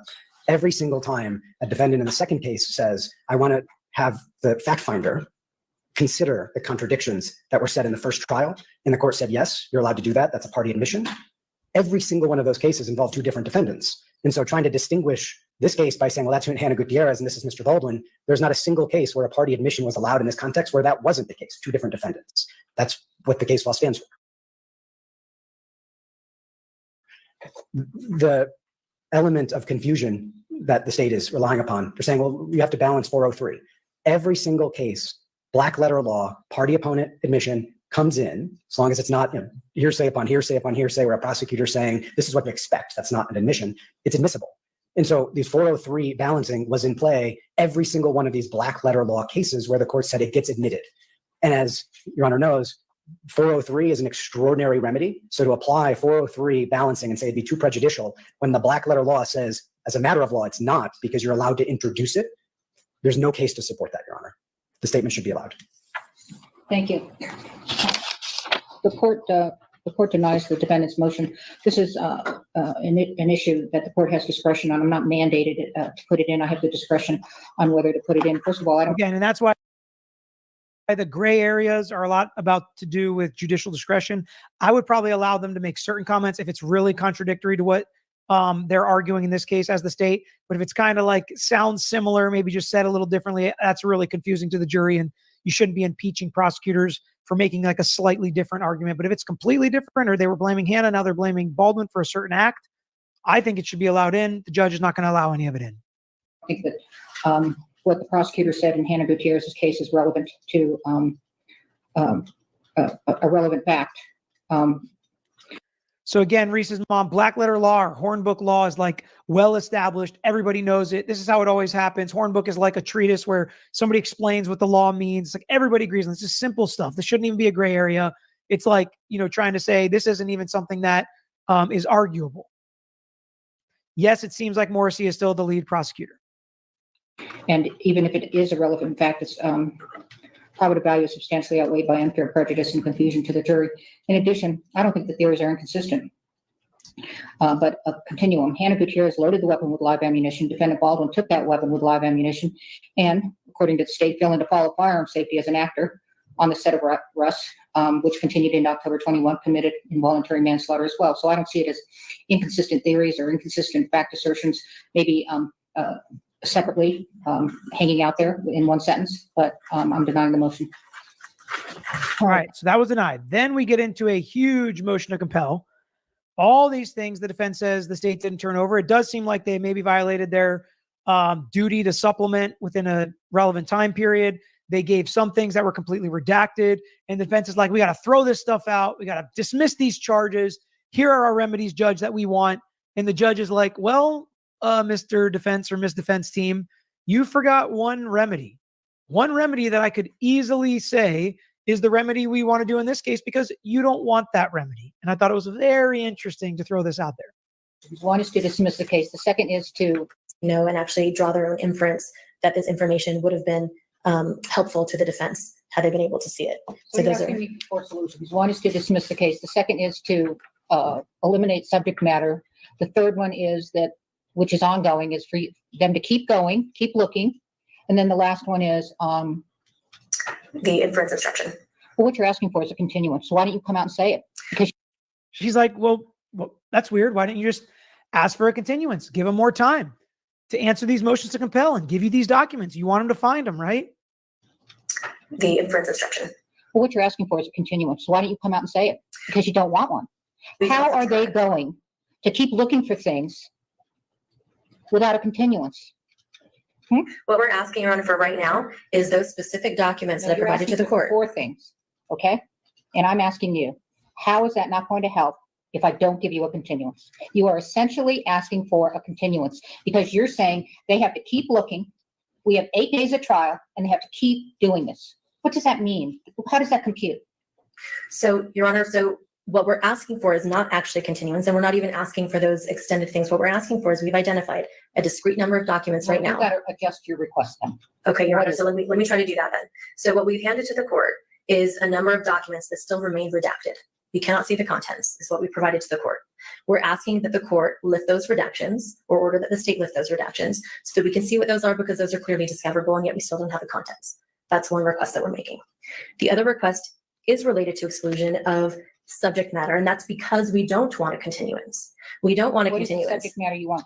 The subject matter, Your Honor, that we're asking the court to not permit are those subjects that are included in those exhibits that I just detailed for the court.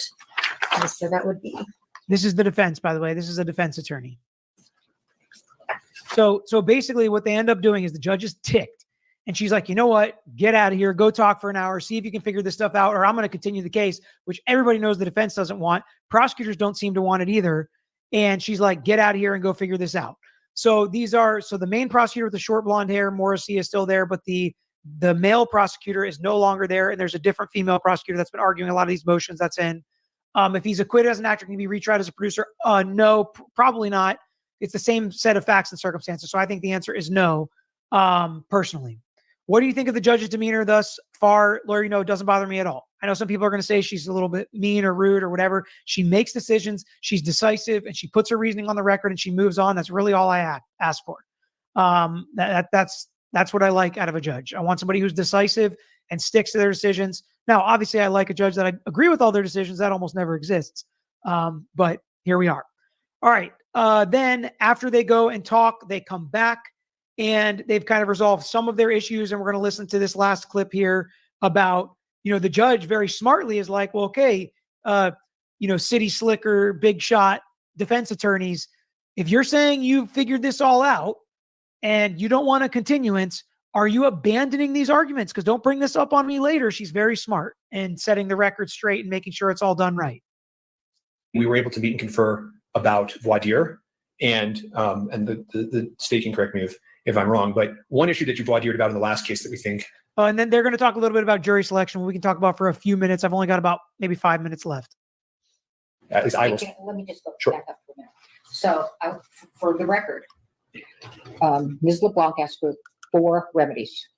And I'm understanding that you have abandoned that request and you're satisfied with the compromise of witness order. You're abandoning your big request on motion to compel and discovery violations that you wanted this case to get dismissed over. You're abandoning that, right?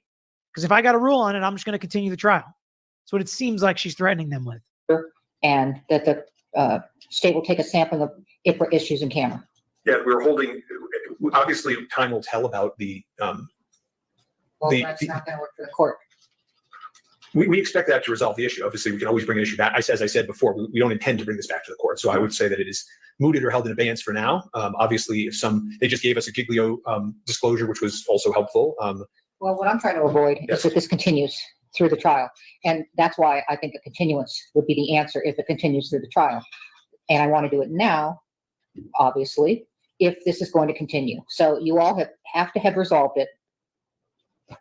Yes, it's my impression, based on the representations from the state, that they don't have any further disclosures, that they're willing to do this in camera in good faith, and that they're going to give us more advanced witness order notice than they would have necessarily been required to do. We believe that has resolved this issue. All right. Again, before they were like, we don't even know who they're calling or when, creates issues for us. It seems like in this meet and confer, they solved all those issues. Order. But he's even like, halfway in, halfway out in good faith. We're going to believe that they're going to do X, Y, and Z. The motion. Yes, and I would like you to prepare it. Yes, Your Honor. Okay. So can I just turn to that final quick issue? But if it's going to say being held in abeyance. Let's handle that first, and then we're going to talk about the jury selection issues. I'm not going to sign it. Yeah, and I would like that tomorrow. Yes, Your Honor. I won't before the jury's sworn. Understood, Your Honor. All right. The final issue that Your Honor raised before our original break today was the voir dire and how to run it, and any insight we had. The parties were able to confer on that too. In the Halyna Hutchins Reed case, you did the voir dire regarding guns. I did. I think so. I think you made that one of your questions to the panel. I could be wrong. I don't think so. I usually would not do that. Oh, you would have. Okay. Yeah. So that's just one topic that I think may be of the sensitivity and the type of topic that we may want the whole panel to hear and be able to approach on as a topic potentially. I usually do not conduct any particular question other than what the UJI requires the judge to go through. And it usually stops on, is there any reason why you can't serve on this case? And then I turn it over to you for the specifics. So Fair enough. So what do you say? Now I'm saying, And this is stuff they're talking about right now that's happening today because they're picking this jury today. I think they expect to have the jury by the end of the day today or tomorrow because she told them, or that one of the prosecutors asked, are you expecting opening statements tomorrow? So they expect this to move pretty quickly, which is kind of crazy with somebody as big as Alec Baldwin.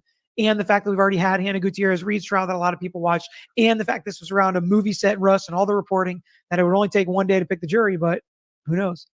very little because you've just explained to me exactly how my understanding had been that you addressed a couple of these issues yourself. Of course, I could have, can't remember it too much. Okay. And then the only other topic that we're going to raise is just the strong views on Mr. Baldwin in both directions that we're going to ask. We're going to be more eager to ask the court to take people individually on. But other than that, what the court is. He's like, we're going to have to ask if they have strongly held views or beliefs on Mr. Alec Baldwin himself, because that could be an issue. Said made sense, and we have nothing further. Well, so are you going to ask to speak in private? I'm not sure on what you plan to do on that. Well, I think that if people have very strong views, if somebody indicates very strong views on Mr. Baldwin, that is the type of topic that I think has the potential to taint the jury pool as a whole. Oh, so you mean come up to the bench? Sure. Okay, you mean come up to the bench versus what? Are you going to speak in private? Because sometimes they don't stick around to speak in private. So you want it up at the bench. I just want to get the visual on this. Yeah. What the judge is saying has actually happened in cases where somebody will raise their hand and we write them down. We're like, okay, we'll talk to them later. And then we never talk to them later, or they don't come up, or we say, okay, stay after and we're going to talk to you. Like everybody who has a problem with Alec Baldwin, raise your hand. So, 6 people raise their hand. Okay. You don't talk to him right there because you don't want to poison the whole jury pool. If they say, I hate him because this is his political view, somebody might not know that about him. Or I hate him because he was in this movie. Somebody else might not know that about him. Or this is his family member or whatever. You don't want the whole jury to be poisoned by one person that doesn't like something about Alec Baldwin and won't give him a fair trial, or that loves him, too much on the other side. But you want to make sure you actually talk to them and dig into it.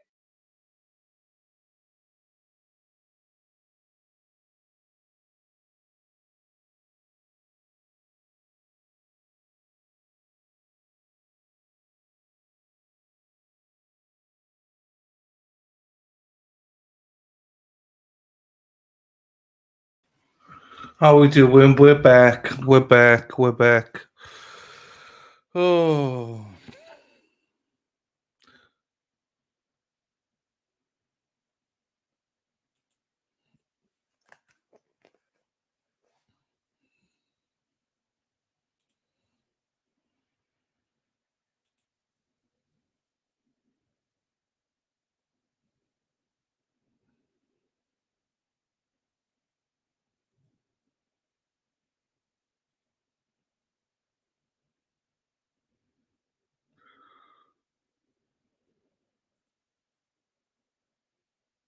I hope there's a lot less objections now. We'll see how the judge has mastered this.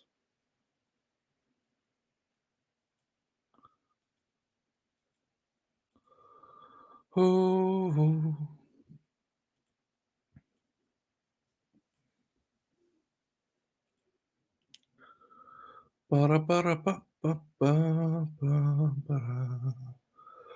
Oh, Sea Dog and Gary have left us. Okay. See Gary. See Sea Dog.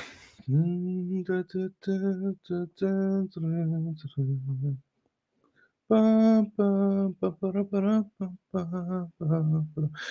prosecution, I would say, are very annoying so far.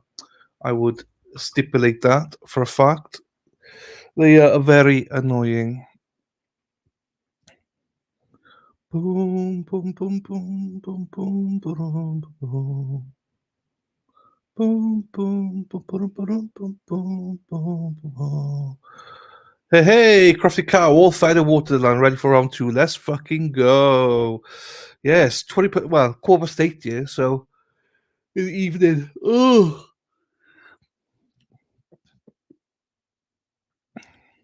I don't know what we let ourselves in for with this trial. Was it a good idea to do it or not? I don't know.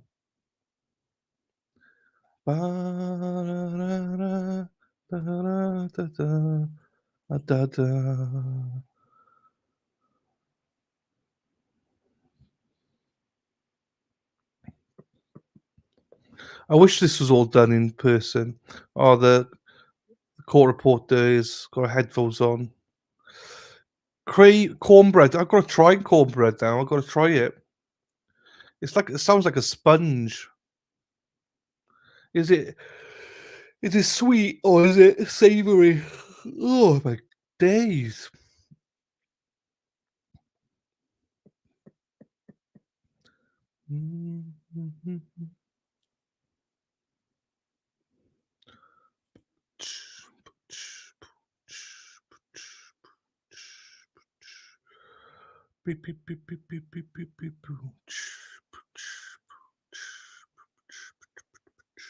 What do you eat with cornbread? Cornbread, does it go with anything, or do you have to eat it with something specific?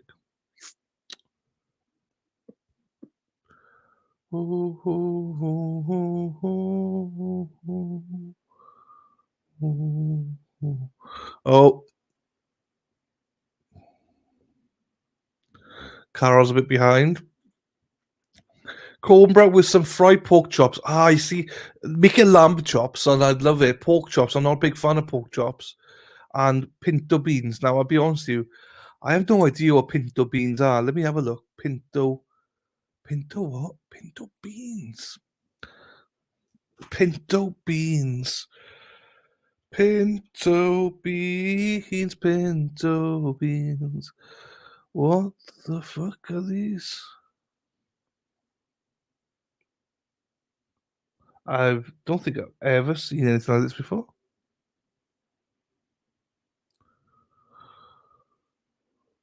I'll ask for images then.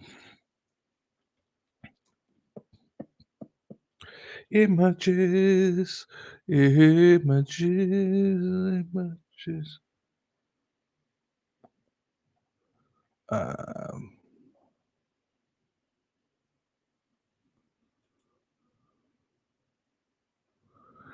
No, I've never seen pinto beans before in my life. I don't even know. No.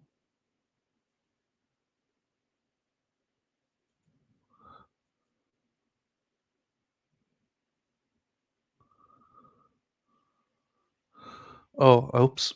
Do you have it with rice or something? Yeah, I'm not.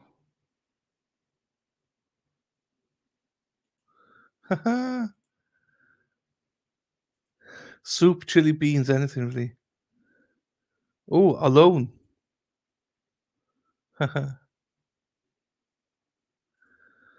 Beef brisket. Oh, nice. Now we're talking tuts. Now we're talking.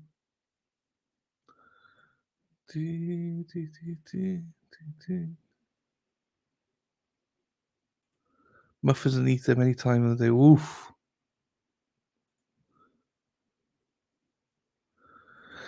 Pinto beans go well with that. I've never heard of them. I don't think I've ever seen them. Oh my god. Sally is in the do you see her? Do you all remember Sally?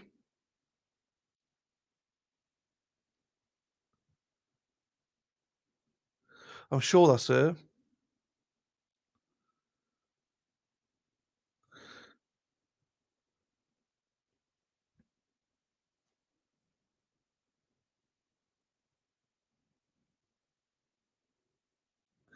Pinto beans. I have to look at that. Okay, black beans. I know black beans. Butter beans. Black eyed peas. Yay. It's savory, good with any meal ready. Okay. Thanksgiving.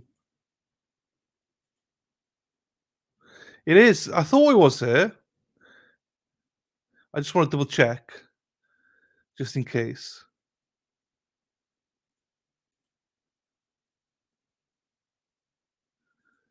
Oh, kidney beans. I've heard of kidney beans, yes. Lauren, where's that was Sally that I put round. That's Sally that it was. Hidden True Crime. I don't know who Lauren Hidden True Crime is. Is she sat next to her or something?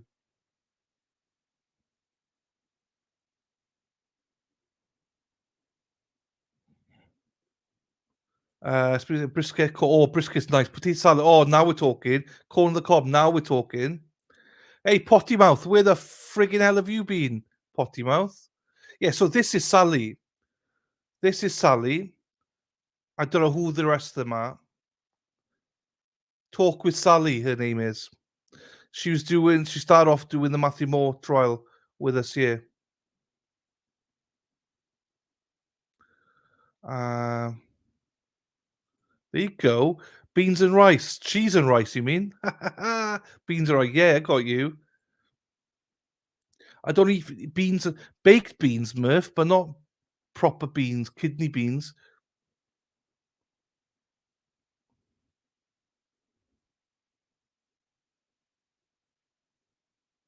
Oh, I haven't seen it for ages. Guess who's back? Ruka's back. Hey, Ruka, you've missed nothing. You've literally missed nothing. They've had a couple more sidebars, which we don't know what the issues are yet, or if we ever will.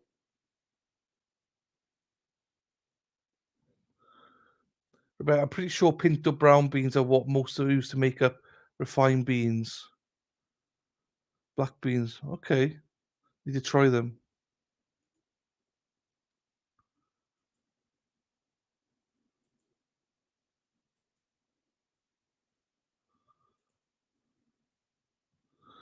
See, never heard of it before.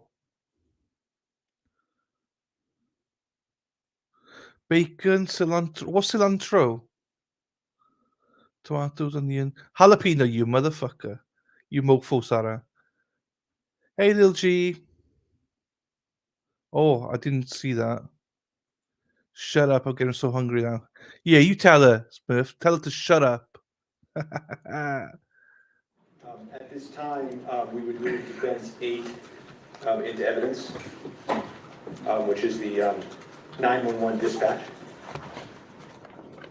Okay, is your witness going to recognize it?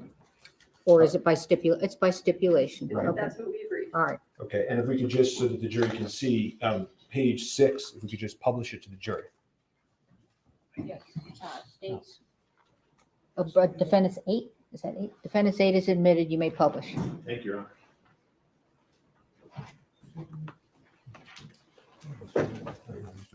Just we were using numbers. We assumed you guys were using letters for exhibits. We filed. Oh, 8. It's 8. Okay. Okay. Understood. Too? Yeah, defense. Are you doing numbers? Yes, we filed our exhibit list first as. Okay, so you do letters. Got it, okay. It's DX.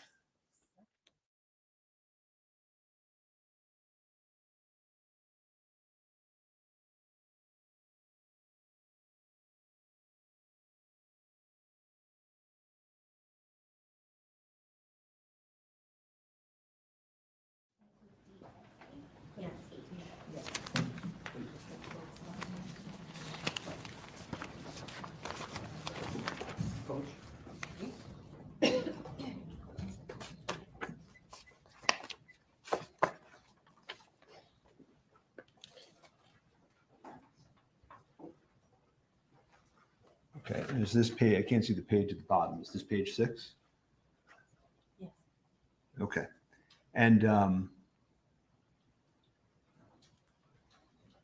you see how it says accident, accident, accident?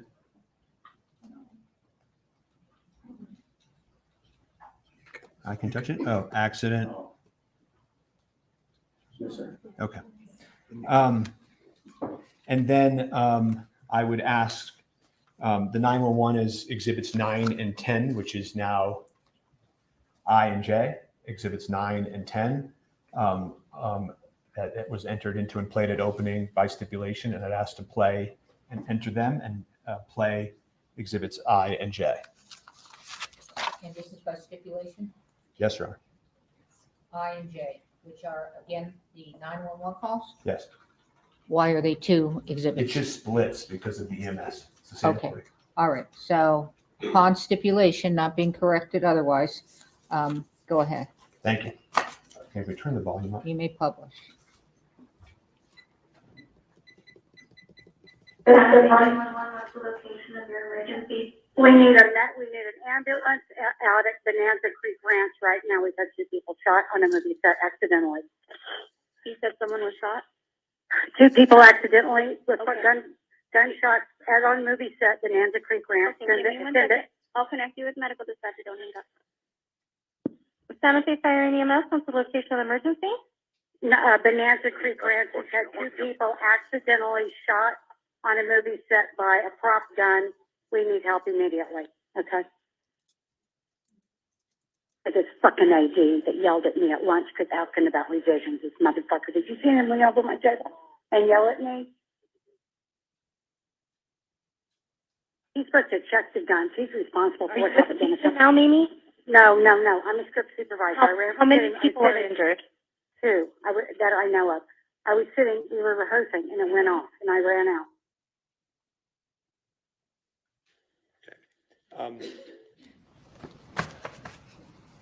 You heard some language, and then that the first assistant, was supposed to check the gun. Did you hear that? Yes. Okay. Did you hear anybody on the 911 call mention Alec Baldwin at all? No. I asked you before we broke about a prior statement. I asked you if you made a prior statement that we talked about a few times. So I'm just going to approach quickly and refresh your recollection. And this is November 30th, 2023, your pretrial interview, Officer LeFleur. And I'm just going to ask you to read down here. Your Honor, and again, Mr. Spiro is testifying as he's handing it to the witness. Just identify what the document is and then move away.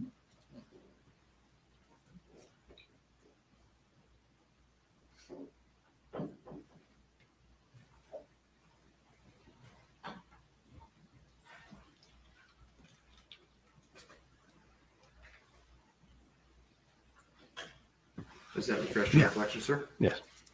So and I'm just going to take this back. It is fair that you said when asked that it came in as like it appeared to be, and what the dispatch said, it was an accidental shooting by a prop gun. So I didn't know if there was any. I took it as the way how everybody was acting, and that the individual who claimed to have been holding the firearm was still there. That there was Objection, Your Honor. the way he was. Objection, Your Honor.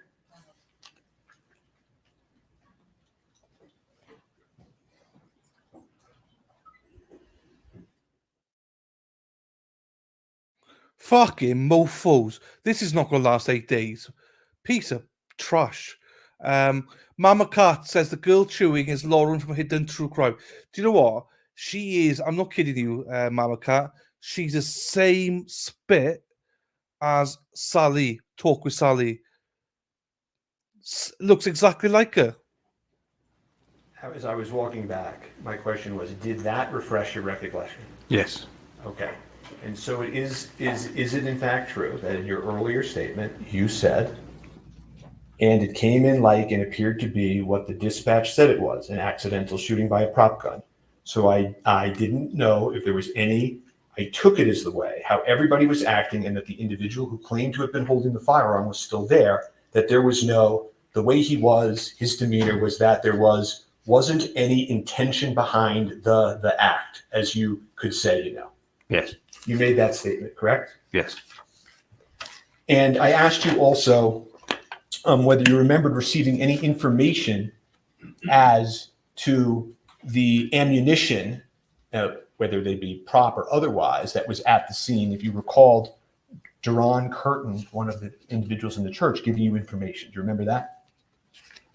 There's a lot of people in the church giving information. Can you identify which one it was? Sure. I asked you, do you remember whether or not somebody told you that Sarah was shaking and going through the book? Objection, Your Honor. This is hearsay. This is hearsay coming in. Can we approach? I don't know what to do. This is fucking pathetic. This is pathetic. She says, "Oh, I don't know what to do." You're a fucking lawyer. What are we doing here? This is pathetic. This is not going to be 8 days. I am fucking pissed right now. Why the fuck did I start this trial? Jeepers. this is going to end up in a mistrial, because if she carries on like this, interrupting, it interrupts the flow. She knows exactly what she's doing. She's trying to picture the defense, create a picture of the defense are all shady, and they're trying to put stuff in they shouldn't. Oh, I tell you what, my thief is 18 days. I'm done with this on the 17th or whatever, 19th, whatever. I haven't got. I'm a patient guy. I ain't got the patience for this bitch.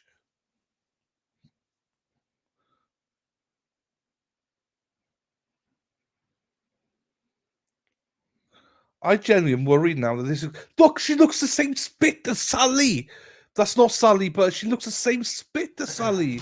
But it's not Sally. As I was saying, officer, did you learn at the scene whether or not Sarah was going through the bullets and saying, I don't know how it got there? Did you learn that information? Do you recall?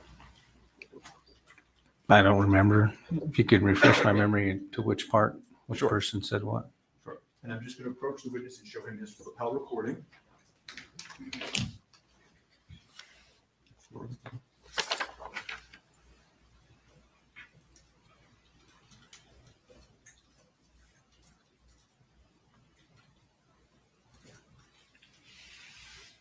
Okay. Does that refresh your recollection? It appears it's a recording type out of what my body worn camera recorded. Yes. Okay. And when you learned this information, did you do anything with that information? To be honest, it's the first time I've heard it in that detail. Body cameras pick up more audio than our ears do. Okay.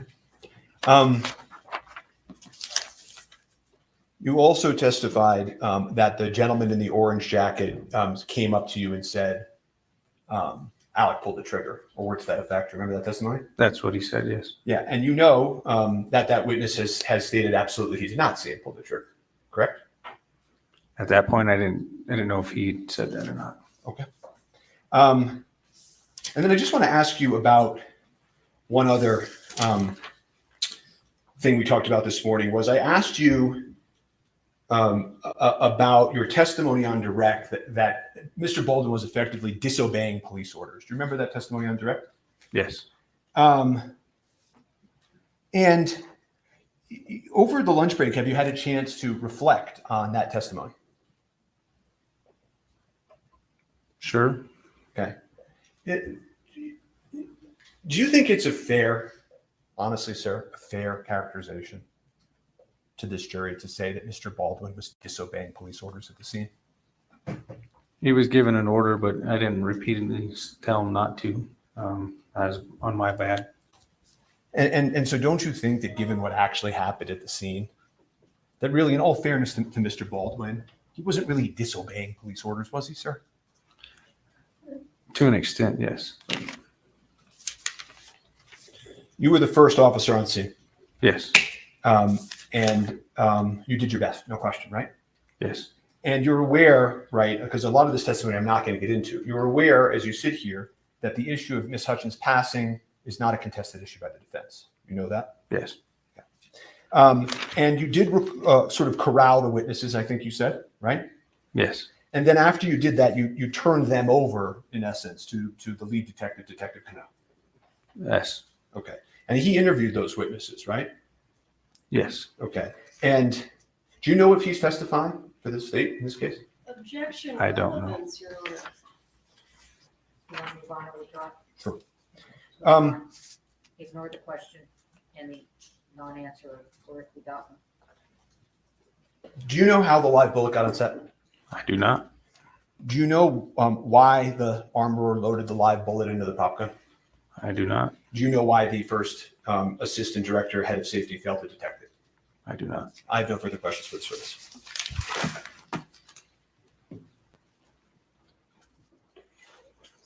Cross-exam.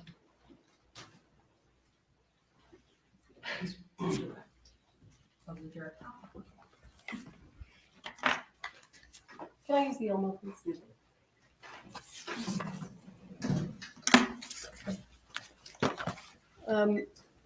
You know what, let me do this. Where is the defense exhibit DX? That's H. This is H, yes. Okay. I just have to relabel them. Okay. They should relabel them, not you. There are 3 copies? Yes, I just gave us extra copies. Okay.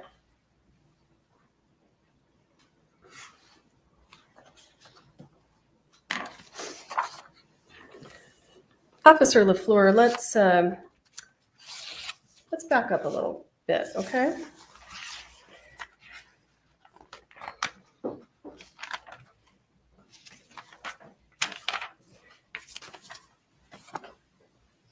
Did I speak with you this morning about the testimony you were going to give?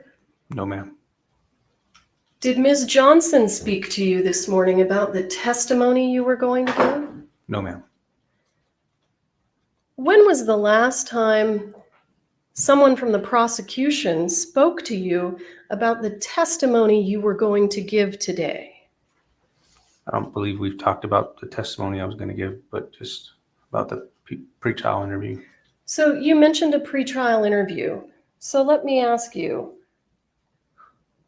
do you recall when your pretrial interview was? Would it refresh your memory if I showed you a copy of the transcript? Yes. May I?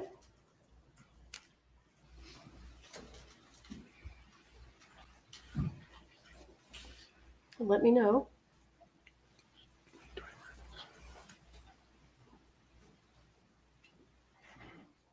Officer, when was your pretrial interview? In May. And do you recall who was there?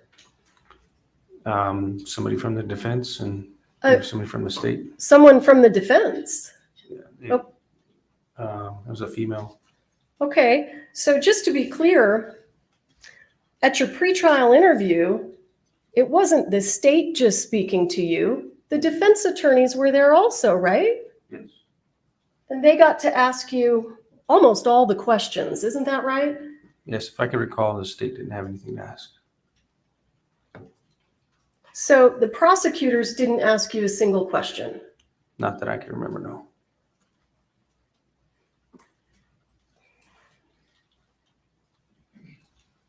Do you agree with the defense attorney's assertion this morning that somehow you were coached to give your testimony?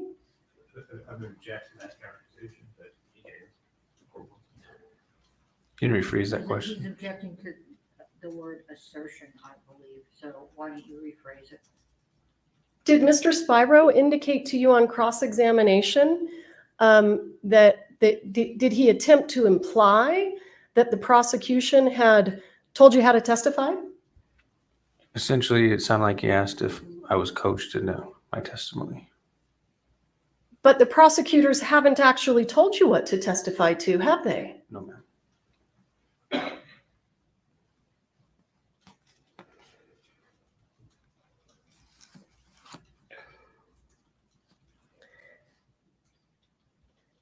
You were asked several questions on cross-examination about the statement that you made that it didn't seem like Mr. Baldwin intended to commit the act. Do you recall those questions? Yes. Do you know what the crime that Mr. Baldwin is charged with? I believe involuntary manslaughter. Is involuntary manslaughter an intentional homicide? No, ma'am. Not to my recollection of the New Mexico State statute.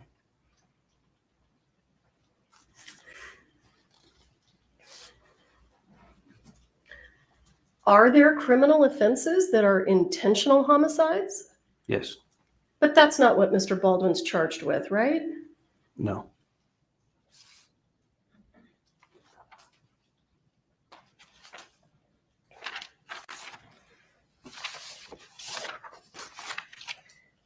Officer LeFleur, when you are speaking to a witness, when you were in fact speaking to witnesses at the scene, you collected their driver's licenses, didn't you? And what do you do when you collect the driver's license? Do you run it through a system? I put it in our computer system, run it by driver's license in the state. It's easier than name and date of birth. Is Defendant's Exhibit H, does that contain information about their driver's licenses? Yes, it appeared that it was a page that showed each person's license being inputted and the return that came back from RACC or NCIC. So I'm going to go ahead and show you what is page 3 of that. What do we call it? Is it a CAD report? Yes. So let me back up for a moment. What does CAD stand for? Do you remember? I don't know the exact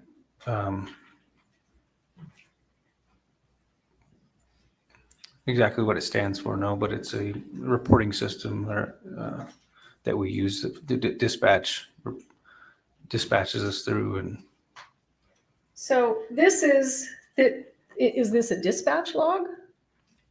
yes.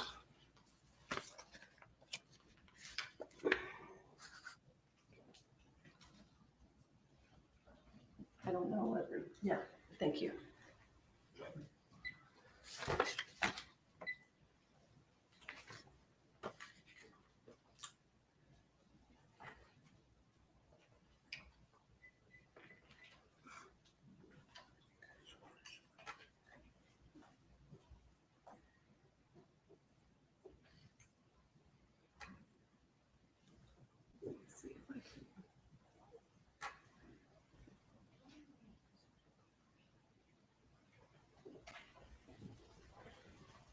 Sorry, I know that's getting smaller and smaller, but I'm not sure what to do. Do you want to help me out? Do you see, no, it's not quite there yet. At the top of the page, do you see number 16? And there's a 16 and then there's a parentheses. Yes. What does it say? Posted speed limit and actual. What does posted speed limit and actual have to do with this incident? I'm not too sure. And it looks like the individual who ran it, their name, I don't know who that is. Well, that's okay. Does this have anything to do with the incident involving Ms. Hutchins? No. So I want to take you down here to number 5, parentheses. What does that say? It says non-commercial class code D. What is that person talking about? Does it have anything to do with the shooting of Ms. Hutchins? No, that's the return. It came back for a driver's license, it appears. That's the return that came back for a driver's license? Is that what you said? That's what it appears like, yes. Let's go down to number 10. Do you see that? Yes. What does that say? Accident quantity.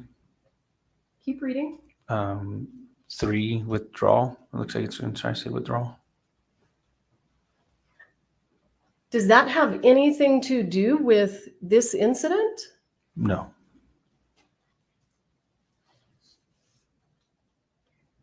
And look, I want you to look down here at number 21. Do you see that? Yes.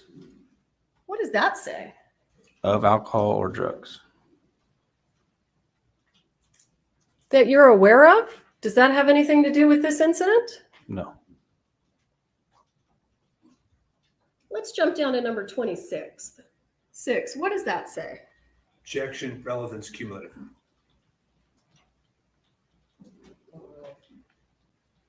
Go ahead, sir. Says drinking and driving at 0.0.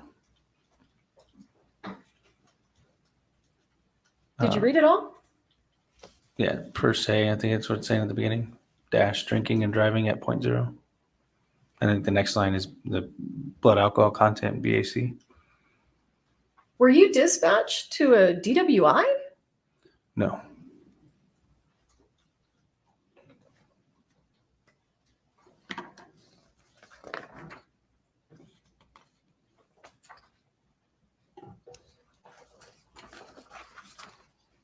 let's have a look at page 5.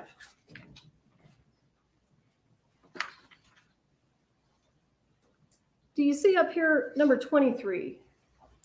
23 is cut off on my screen. Oops. Yeah, of alcohol or drugs. Was this an incident that was related to alcohol or drugs? Not that I'm aware of. Let's jump down here, if you would, to number 10. Do you see that? It says accidental quantity 0 and then withdrawal. Does that have anything to do with this incident? No. Why are we seeing that language? It's what the NCIC return gives our CAD. As you can see, it's all within the same 1/10 of a second. So it's generated by the computer system itself. So I've now turned the page to page 6. Do you see 10 there where it says 10 parentheses? Accidental quantity 0 withdrawal. Is the word accident reflective of Ms. Hutchins being shot on accident? No.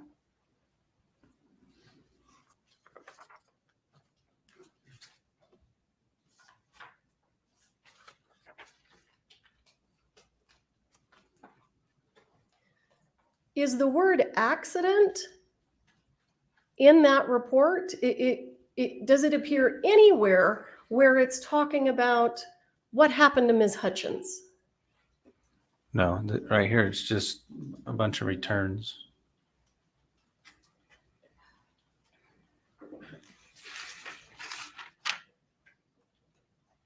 Thank you for your time, sir. I don't have anything further. All right, thank you. This witness is excused. Next witness. The state calls, I'm sorry. Were you? We would now move to page 14 of the exhibit. Come over here.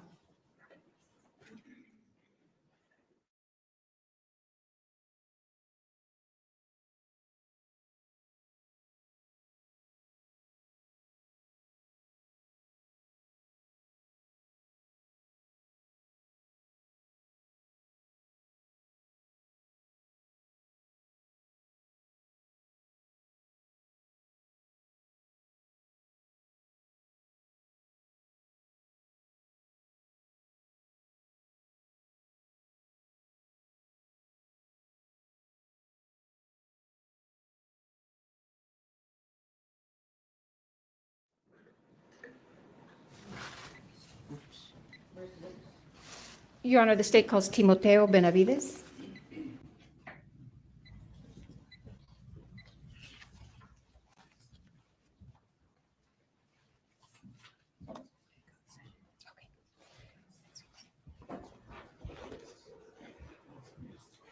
Mr. Judge, raise your right hand, please. Do you swear affirm under penalty of law? Sorry, Major. Sorry. What's going on? Do you swear affirm under penalty of law that the testimony you'll give in this case will be the truth, the whole truth, and nothing but the truth? All right, have a seat, talk into the microphone. May I proceed? Good afternoon, Mr. Benavidez. Would you please introduce yourself to the members of the jury? Yes, my name's Timoteo Benavidez. And sir, on October 21st, 2021, how were you employed? I was employed by the Santa Fe County Sheriff's Office as a lieutenant. And are you still employed with the Santa Fe County Sheriff's Department? I am not. And why not? I retired doing 20 years of law enforcement for Santa Fe County. And what was your rank when you retired? Lieutenant. And on October 21st, 2021, were you working? Yes, I was. And what were your duties that day? That day I was day shift commander, which entails taking care of Santa Fe County during the day and 7 deputies we had. How large is Santa Fe County? It's pretty big. It goes from the city limits of Espanola to all the way to I-40 down in Edgewood and to Pecos and then to the off-ramp to Cochiti. You said you were commander that day. What does that mean? What duties did that entail? I'm pretty much in charge of the county on what happens and responsible for the deputies that are working. On that day at approximately 1:48, did you receive a dispatch to a call? Yes, I did. And what was that call for service about? The call of service was on a movie set for an accidental shooting. Okay. And where was that located? It was located at the Bonanza Creek Movie Ranch. Okay. And is that in Santa Fe County? It is in Santa Fe County. Okay. In New Mexico? In the state of New Mexico, yes. Okay. And do you recall approximately what time you arrived? I was dispatched about 1:50. I didn't arrive till almost I think it was like 2:20. Okay. Why did it take you a while to arrive? I was pretty much on the other side of the county when the dispatch call came in. Now, when you arrived, do you recall what you observed? When I arrived, there was a security guard at the gate, and he told us that he was gonna drive us into the movie set where the incident happened. Were other deputies already there when you arrived? Deputy LeFleur was already on scene from what I heard over the radio, and I had at the time Corporal Darrete was in front of me, literally in front of me when we got there. Were there other first responders present when you arrived on scene? Yes, there was. There was already medics on scene when I arrived. Were you wearing your police uniform? I was in full uniform, displaying my badge of office at the time. And were you equipped with a lapel camera? Yes, I was. Are you familiar, or were you familiar with how your lapel camera works? Yes. And how does it work? As soon as I activated my lights and sirens, my lapel goes off right away, and it starts recording from as soon as I activated my lights and sirens. And how long does your lapel camera record? It records until I stop it or until it runs out of battery. And how does your video that's captured on your lapel camera uploaded? How is it preserved? Do you know?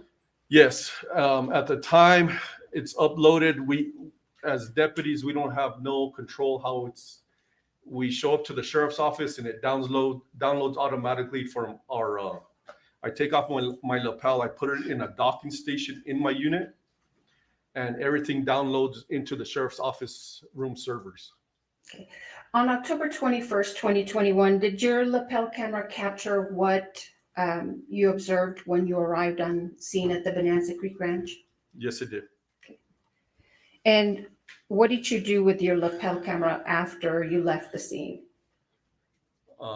When I completed my duties on that scene, I put it in my docking station, which is also a charger, and I proceeded to the sheriff's office so it could download. Now, have you viewed your lapel camera video since October 21st, 2021? Yes, I have. And in fact, did you view a portion of it this morning before you testified? Yes, I did. And did I show you State's Exhibit number 5 earlier this morning? Yes, you did. And what was that?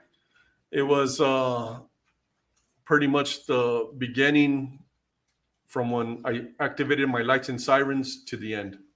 What was it, the entire thing to the end, or was it part of it? It was part of it. It was not the entire thing because I did stop it several times to talk to commanders and deputies, and then I reactivated. And how long is your entire lapel camera video? I arrived on scene about 2:20, and I didn't leave till almost 8:30 that night. So State's Exhibit 1 is just a portion of your lapel camera? That is correct. Excuse me, video? Yes. Okay. After you viewed it, did you notice if it's been modified or changed in any way? It has not. Okay. Your Honor, I would move into evidence State's Exhibit number 5. No objection. Thank you.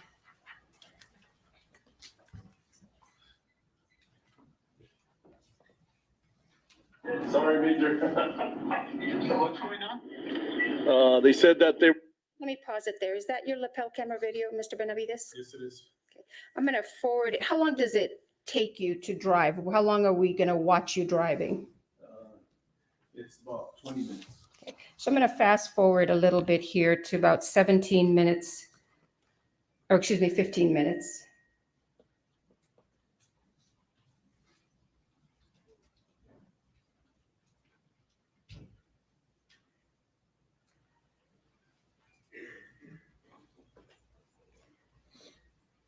Gonna be on route to Bonanza Creek.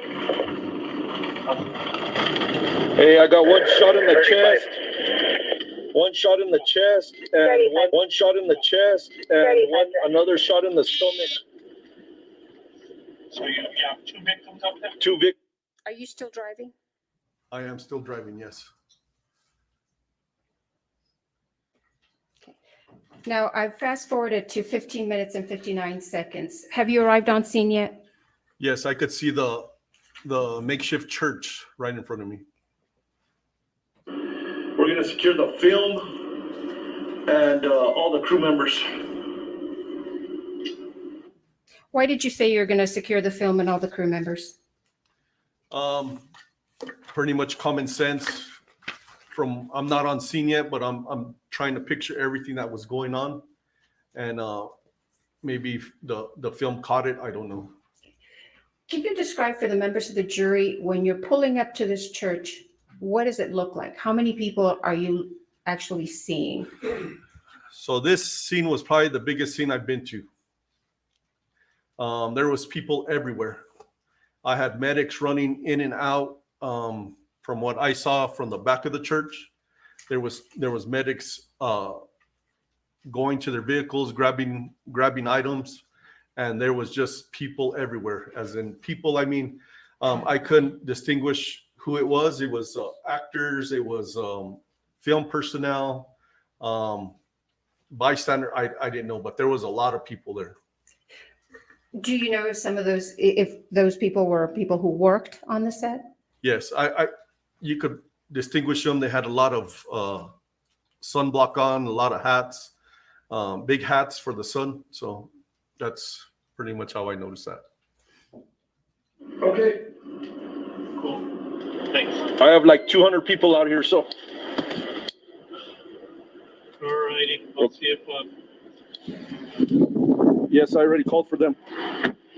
All right.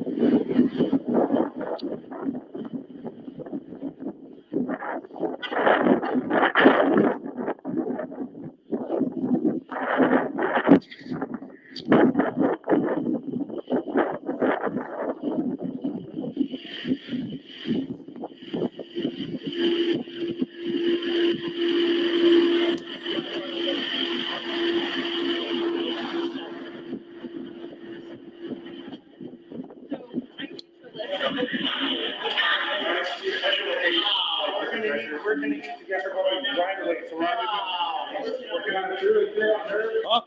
We went through on her. What's happening at this, excuse me, at this point? So as soon as I walked into the makeshift church, Deputy LeFleur started to let me know what was happening and what was going on with the victims. How would you describe this scene as soon as you walked into the church? The medics were doing a wonderful job. They had separated each other and they were working on the victims. How many victims did you have? I saw 2 on the ground.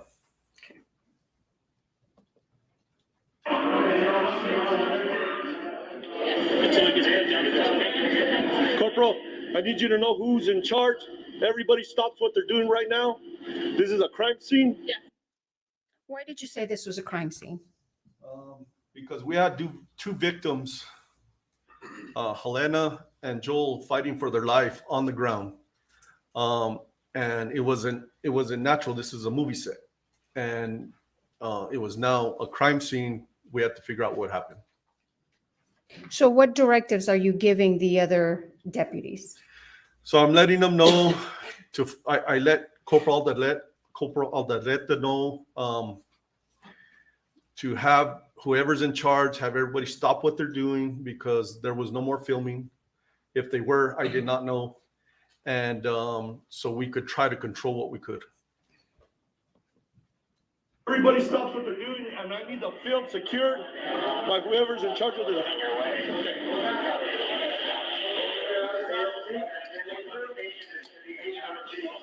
Electric back, can I pull these guys down, get them the hell with the helicopter? Yes, please.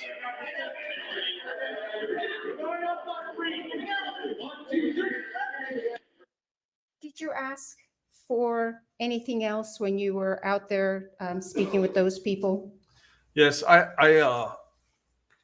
asked who was in charge to help me out, and then I asked Corporal Alderete to start taking pictures. Did you ask for anything else? Not that I recall.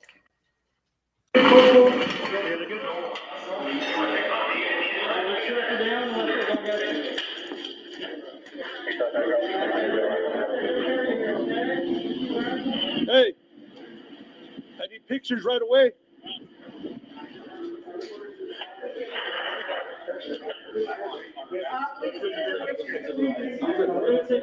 Where's the props guy? Why did you ask for pictures? I have my lapel on, which captures a lot, but the pictures would capture detailed that's on the floor that you can't really tell from my lapel. And you just said that you asked for the props guy. Why did you ask for the props guy? I work security for in the sheriff's office at movie sets. The props guy is the guy that does the little stuff with sound effects or whatever. But I asked for the props guy because I needed to find out where the gun was. Why was it important to find out where the gun was? Because I didn't need the gun going off or getting used again on somebody else. And did you find the gun? I had somebody. Yes, I did find the gun. Where did you find the gun? Halyna Gutierrez had the gun walking out of the movie set. And who did you understand Halyna Gutierrez to be? She was the armorer. Props guy, I'm sorry, you have a job? We need to make sure that they. Yes, they're taking care of business. Yes. What else do you need there, Chief? Where's my radio? It's just here. Thank you. Cleared the gun. Where is it? You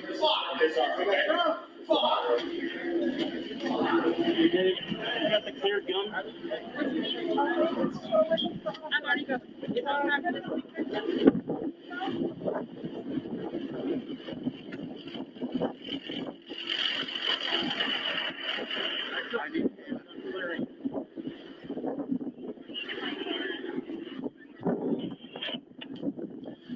Where is it? Where are you going at this point? I'm being directed by a gentleman, I assume who is a person in charge, to look for the gun. And did you find it? I did not find it there. There's one there and there's one there. That's none of them? Okay. I need to know where it is.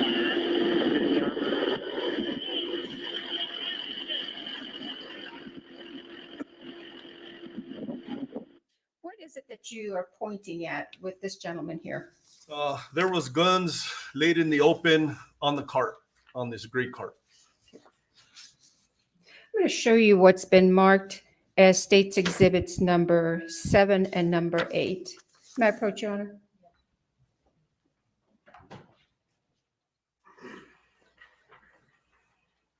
No objection, Your Honor. No objection.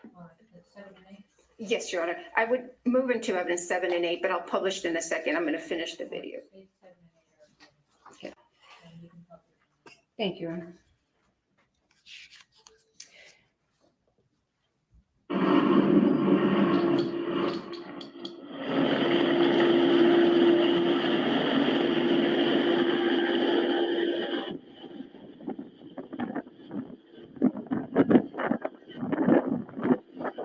Where are you going now? Trying to look for the armor. You're in charge, man. I need to know where the guns are right now. Jake, bro, Armor, I need to know where the guns are at. There, going again right there.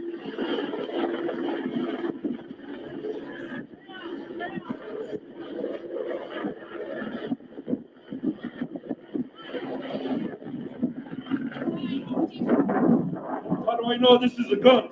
That's the gun. Okay.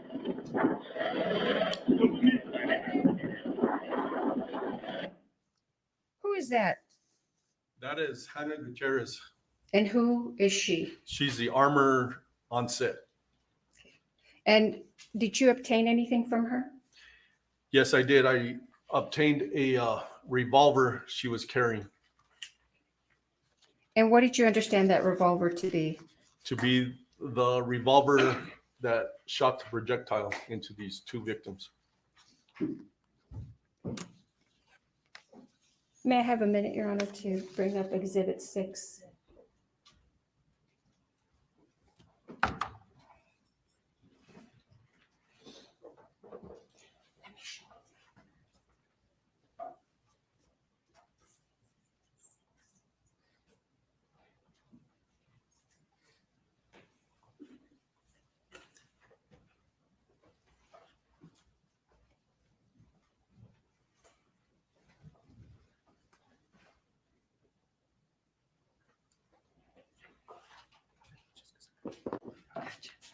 All right.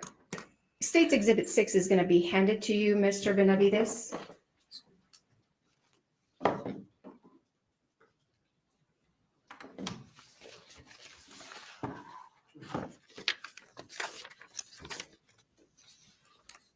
If you could put on some gloves and just open it and let us know if you recognize what's in State's Exhibit 6.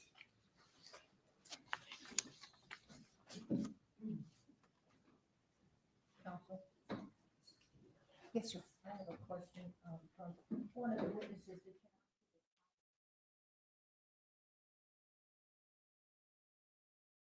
Seahawks, I think it's the fiance. Hey, look what I've done. I've broken my mic.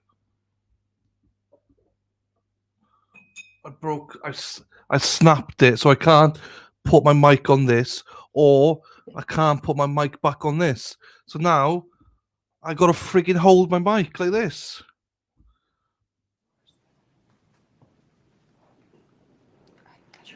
Oh.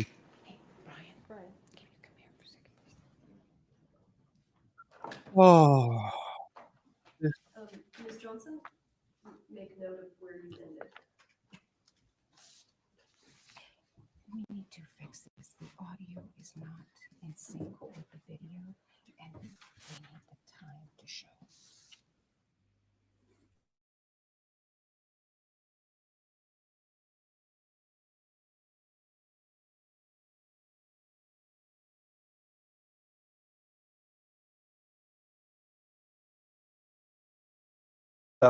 Muted. I wasn't supposed to be muted. I was whinging. I can't believe this has snapped my. Oh fuck! My iPhone, my mic. I'm sorry. I'm just gonna whinge because I can't believe this is the first day of this trial. That prosecution lady is gonna do my nuts in. She's gonna do my head in by the end. I've had enough already of her.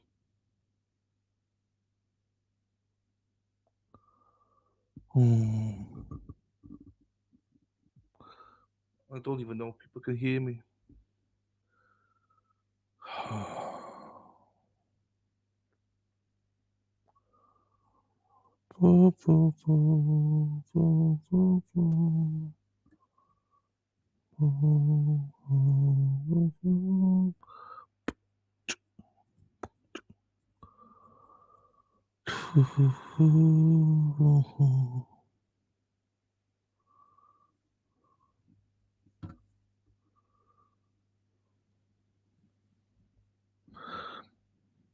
Hey, Vicky! I agree that's so annoying. Yeah, she is annoying. I don't care about her. Hey, can I get some sympathy by my mic? That's all I care about is getting some sympathy for my mic. Can you believe it snapped? I'll show you. Oh shit! Look at it. The piece. Look at that piece. Snapped. I don't know where it snapped from though. Oh, snapped from there. I can't, Sarah. I need to. If I got a new mic stand, I have to order a new mic.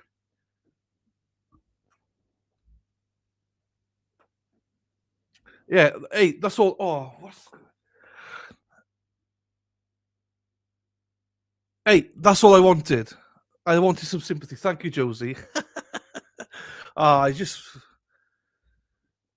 So I got to hold my mic like this now for because it doesn't fit. I need to get either an attachment.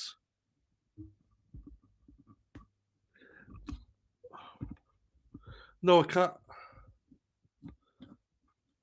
Oh, it doesn't matter. Whatever. Order a new mic. Correct me if I'm misstating, the video does not have the time of day on it, so they're going to elicit that from the witness, okay?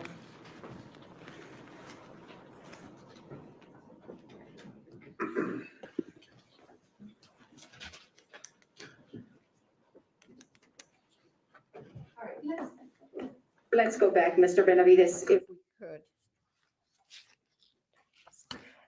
Do you recall approximately what time it was when you actually arrived on scene? It was 2:20, 2:30. Do you have a specific recollection of the time or not? I do not. Would reviewing the CAD refresh your memory? Yes, it would. May I approach, Your Honor? I'm going to show you what's been marked as defendants and admitted DX8T.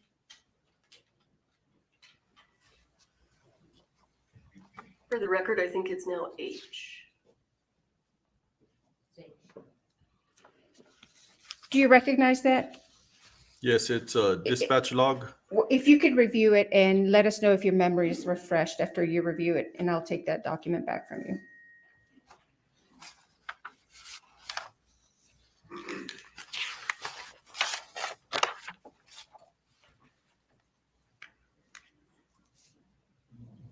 He's wearing gloves because he's handling evidence.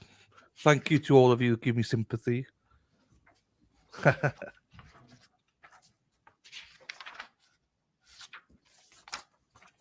Yes. Your memory's refreshed? Yes. All right, if I can take that back.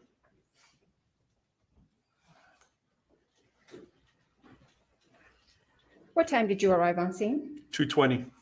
All right, and would your lapel camera video be at 2:20, start like at 2:20 when you arrive on scene? It started when I first activated my lights and sirens. So when I was dispatched at 1:49. Right, but when you arrive on scene, would it be 2:20 in the afternoon? Yes, it would be. Okay, so even though we can't see the actual time on your lapel cam, is this your lapel cam? Yes, it is. And would this accurately reflect what you are seeing around 2:20 or so in the afternoon? Yes, it is.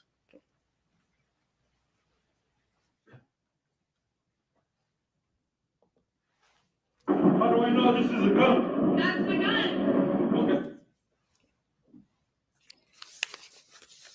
And so you had testified earlier that this woman with the multicolored hair was the armorer and she gave you the gun. Yes. If you could look at State's Exhibit 6 and I'll ask you if you recognize what's in the box. Okay.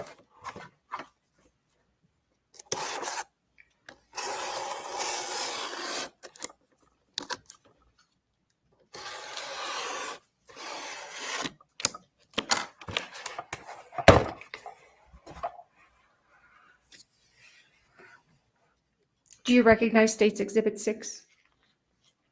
Yes, I do. What is it? It is the gun that Halyna Gutierrez, the armorer, handed to me. Now, what did you do with this gun once she handed it to you? I took custody of it from her and I walked it over to the passenger side of my unit, my marked sheriff's unit. What did you do with it once you walked over to the marked sheriff's unit? I put it in the front seat and I locked it. I'm going to show you what's been marked as State's Exhibit 13.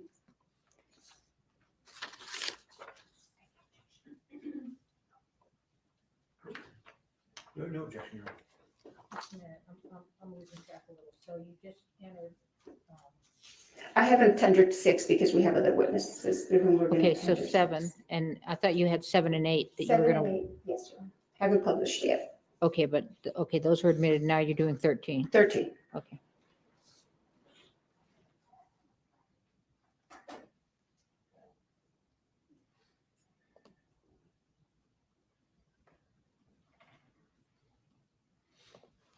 Do you recognize what's on the screen there, Mr. Benavidez? Yes, I do. What is it? It is a gun that's in front of me, and this is the gun that the armor Halyna Gutierrez handed me. You testified that you put it in the front seat of your patrol vehicle. Yes, I did. Why did you put it there? It was the most secure spot that I had control over at the time. And what did you do to ensure that this gun was secured? I locked I locked my unit, and nobody entered it except for me because I'm the only one with the key. Where was State's Exhibit number 13 taken? Where was this gun when this photo was taken? From the passenger side of my unit.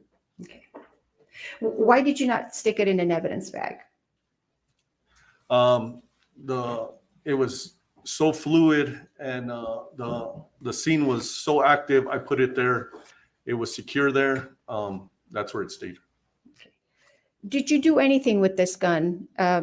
Open it, open the cylinder, or anything at all once you received it from Ms. Gutierrez? Yes, as soon as I got to my unit, I opened up the cylinder and I made it safe for myself and whoever else was going to handle it. And when you say you made it safe, what do you mean by that? I opened up the cylinder on this wheel gun and I ran the wheel to make sure there was no rounds in it. And were there any rounds in it? There was no rounds in it. Did you do anything else to the gun? I did not. Okay. To your knowledge, did anybody else have access to this gun once you put it in your patrol vehicle? No. So what is the next thing you did after you secured the gun in your patrol car? What I remember is I was talking to the armor, Hannah. I put her in back of my unit and I told her she wasn't under arrest.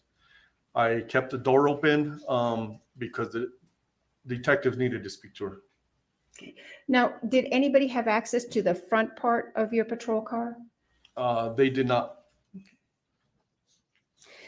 While this gun was in your possession, did you do anything, or to your knowledge, did anybody else touch it or do anything to it? No.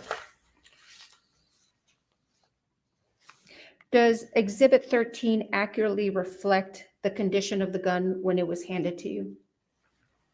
Yes, it is. Did you secure any other items of evidence? I did. I secured 2 boxes of ammunition. And where did you find those? They were on a gray cart, which Hannah directed me to, that they were on a gray cart that were used for this gun. All right, let's go to State's Exhibit 7, which has already been admitted. All right, you may publish. Thank you, Your Honor. Do you recognize that? Yes, it is the gray cart that Hannah directed that the ammunition was on. And where was that cart when you were directed to it? My first lapel video where that gentleman directed me, walked me over, and he said none of these guns were used. This was the cart that he was talking about. Okay. And where was this photo taken? Where was the cart when this photo was taken? It looks like it was taken in front of my unit, in front of my in-car camera. Okay. So was that cart moved from where you initially saw it to in front of your car? Yes, it was. Why?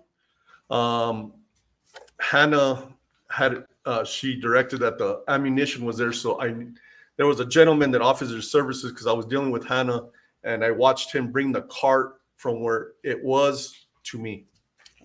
Does State's Exhibit 7 accurately represent the cart in the condition that you saw it when you first were directed to it? Yes, it is. And why did you move it to the front of your patrol car? It was evidence. Hannah said that ammunition was on it used in the church. Is there another reason why you moved it to the front of your patrol car? To keep an eye on it, to make sure nothing was taken, nothing was put in. Was anything capturing what would happen if anybody got close to this cart? To where it is right now, they would have captured from my in-car camera. So do you have a dash camera? Yes, a dash camera, yes. So was the dash camera running and filming this cart as it's sitting there in front of your patrol car? Yes, it was. To your knowledge, did anybody come over to this cart and remove any items? No, not when it was sitting there, no. Why not collect the items instead of moving, or why not collect the items before you moved it? I'm in a patrol car. I'm not in a van or anything that would fit the whole cart in a hole to secure it. I'm going to show you State's Exhibit 8, which has already been admitted. May I publish on it? Is that a close-up of the cart? Yes, it is. What are we looking at? What was on the cart? What did you observe? Loose ammunition, gun belts, a gun, various other items. I'm going to show you what's been marked as State's Exhibit 9. Counsel, do you want to see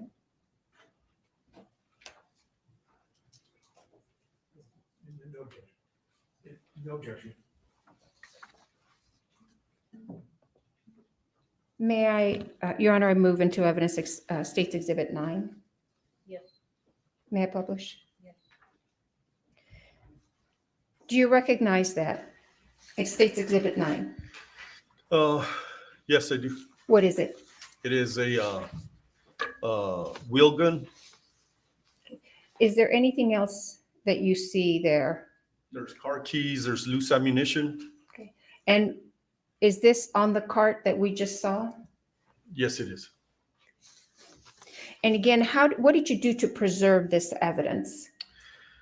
Like I said, I kept it in front of my unit for my dash cam to capture if it got tampered with. Now, was there a perimeter established on this scene? Yes, we did. We did a perimeter of yellow crime scene tape, and we tried to preserve everything that was in the church and everything that was out as in film. Is that what we saw, the yellow tape around the cart? Yes, it is. Okay. And to your knowledge, were people allowed into the area that was enclosed or encased by that yellow tape? People were not, unless you were a deputy. And who came and collected this evidence? Do you know? I believe our crime scene tech, Marissa Poppell. You testified that you observed some rounds. I'm going to show you what's been marked as State's Exhibit 10. No objection, Your Honor. May I publish on? Yes. I move into evidence State's Exhibit 10. Yes, you may publish. Do you recognize those two rounds that we see there? Yes, How do you recognize them? they were on the cart. Did you touch them in any way or remove them from the cart? I did not. Now, you told us you also seized some boxes of ammunition. Yes, I did. And where did you take those from? I took those physically from the cart. I'm going to show you what's been marked as State's Exhibits 11 and 12. No objection. Your Honor, the state would move into evidence State's Exhibits 11 and 12. Admitted, you may publish. Thank you. What are we seeing here on State's Exhibit 11? That is the front driver's seat of my marked sheriff's unit, and there are two white boxes on my seat. And where did you get those boxes from? I physically took them from the cart, from the gray cart. Why did you take those from the gray cart? Those were the 2 boxes that Halyna Gutierrez, the armor, told me that were used. Did you see what was inside those boxes? I assume they were bullets.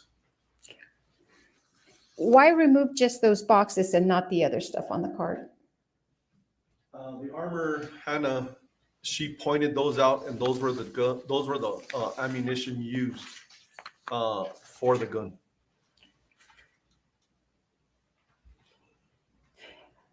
Let me show you State's Exhibit number 12. Your Honor, I move into evidence State's Exhibit 12 and ask to publish. Yes. What is State's Exhibit 12, Mr. Benavidez? They are a close-up of the 2 white boxes. And what kind of rounds are those? Those rounds say 45 long Colt dummies. Did you then turn these over to someone else, these boxes of ammunition? Yes. And who did you turn them over to? The crime scene tech, Marissa Poppell. Let's go back to your lapel cam. You had testified earlier that you had placed Ms. Gutierrez in your vehicle. What happened to Ms. Gutierrez after we're seeing her here at 20 minutes and 8 seconds? From this point, I took custody of the gun and we walked over to my marked sheriff unit. I'm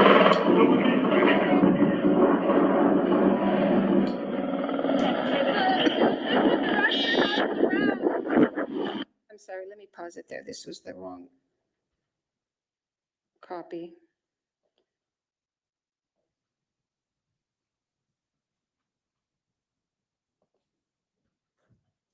Sorry, Major. What's going on? They said 2. Yeah. No. Anyone else secure?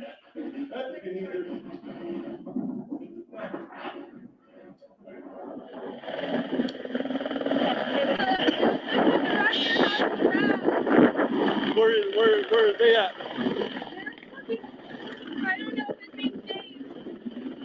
What are you being directed to at this point? I don't remember. I couldn't really hear her. Okay, let's go back. And I apologize. It looks like the audio is a little behind the video.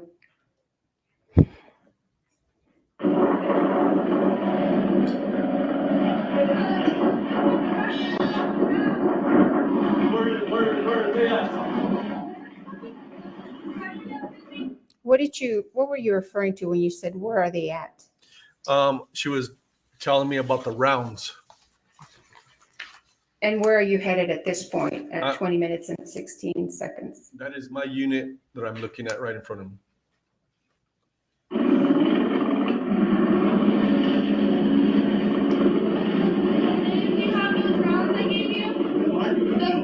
They're on the cart. Are they? How would you give them to? I'll give them back to you. I get it. I'll get them.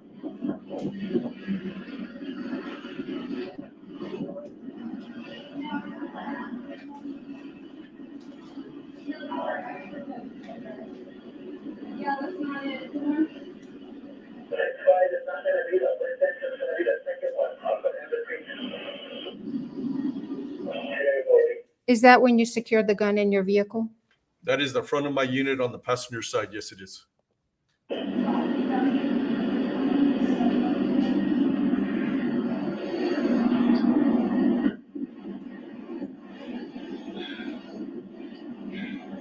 my God, fuck. I'm so, are they okay? Hey, Santa Fe, we need more units out here. And that Ben's headed out. Oh my God.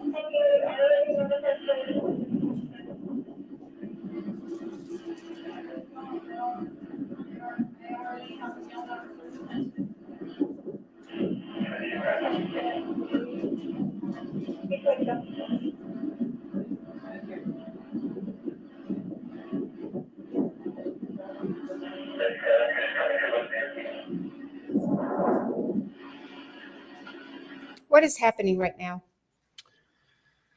There was a helicopter just landed. Hannah's there on my right-hand side, and I'm watching the guy on the cart. Is somebody bringing the cart to you at this point? Yes, it was a gentleman. I didn't get his name, or I don't remember his name. That was bringing the cart. Your Honor, did you want us to approach? Thanks, Stormcat. Thank you. Are these the rounds here?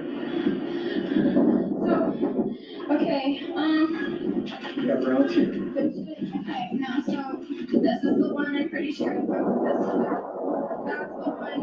And right, okay. Sorry. You're okay. Sorry. Just relax. Just relax. So scared. You're all right. Just relax. So at the end of the brush, and then I got around it. Okay, you right there. You right there, okay? Relax. I just need you to. What's happening right here? Hannah, as you could see, she's upset, visibly upset, and she's showing me where the rounds are that were used. And was it the same rounds that you put in your vehicle? Yes, it is. Just relax, okay? I just need you to relax. Just please relax, okay? Just take deep breaths and relax. Can somebody get water for her?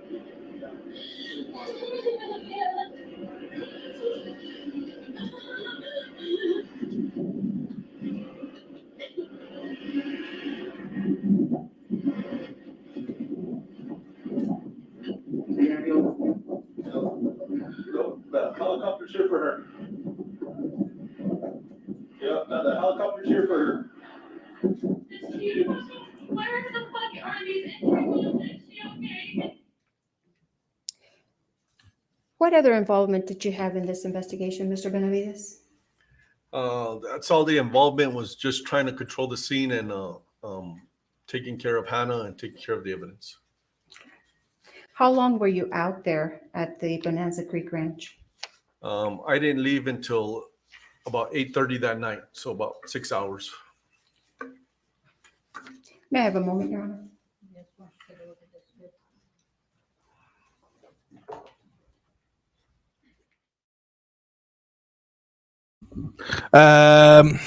Again, because I'm not sure you could hear me earlier on, but Stormcat, thank you for becoming a new member. Appreciate you, my friend.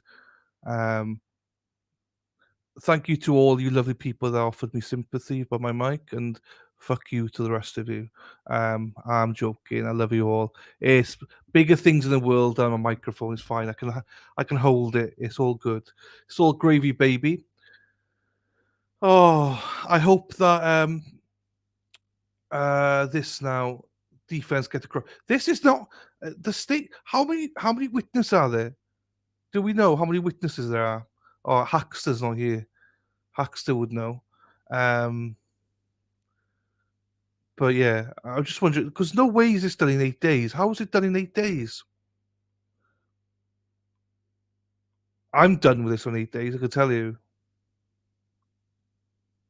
What's that in front of me?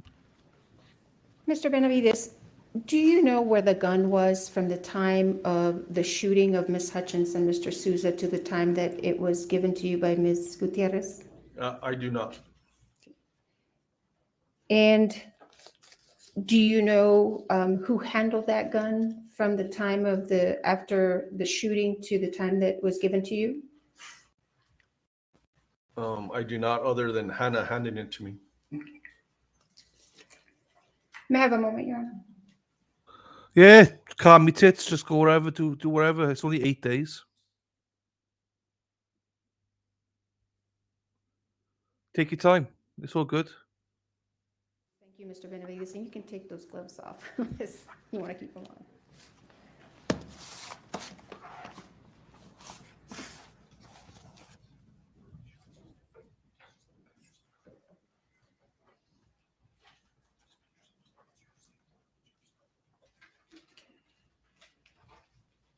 May I, Your Honor? Yes. Good afternoon, sir. Good afternoon. You know, when you get to this scene, you can hear yourself yelling in the lapel, "Where's the prop person?" Right? Correct. And when you get to the cart that we looked at, I think it's State's Exhibit 7. and if we could publish that when we can in a moment. But fair to say that the cart was sort of disorderly, right? Oh, it was a mess. Okay. And you don't know whether anybody moved anything before you got there, right? I do not. Okay. And you didn't see Sarah Zachary, the prop master, there, correct? No, I don't know who that is. And so when you first get to the prop cart, you eventually sort of leave it and go back to going to deal with other things, right? Well, the gentleman that was there, he told me that the gun wasn't there. There was a lot of guns on that. There was a couple of guns on that cart, but he told me I have to take him for his word because I wasn't there. He told me that the gun used in the church was not there. Right, but there was, and you anticipated, there were other guns on that. That is correct. Okay. And you left those firearms and you left them there and you went to do what you did next, right? Correct. Okay. And, you know, in a typical homicide scene, right, you probably wouldn't be walking away from all sorts of, you know, firearms, but this was a movie set, right? That is correct.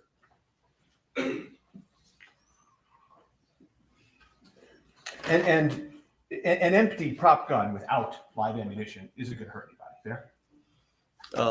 I do not know, but Objection mischaracterizes the evidence. I mean, other than if you drop the empty gun on your toe or something, an empty gun, a completely empty gun, isn't going to hurt anybody, true? a complete, yeah, of course. Right, so I think you fixed it. Sustained and you fixed it. You know, and then you go back to the armorer and she hands you the firearm, right?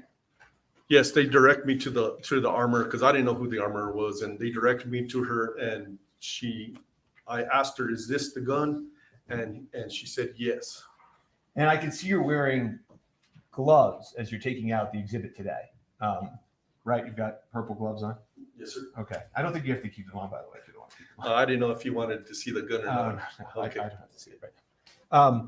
But the reason I'm asking this is, and I don't think you talked about this in direct, but the day you took the gun, you weren't wearing gloves, right? That is correct. Okay.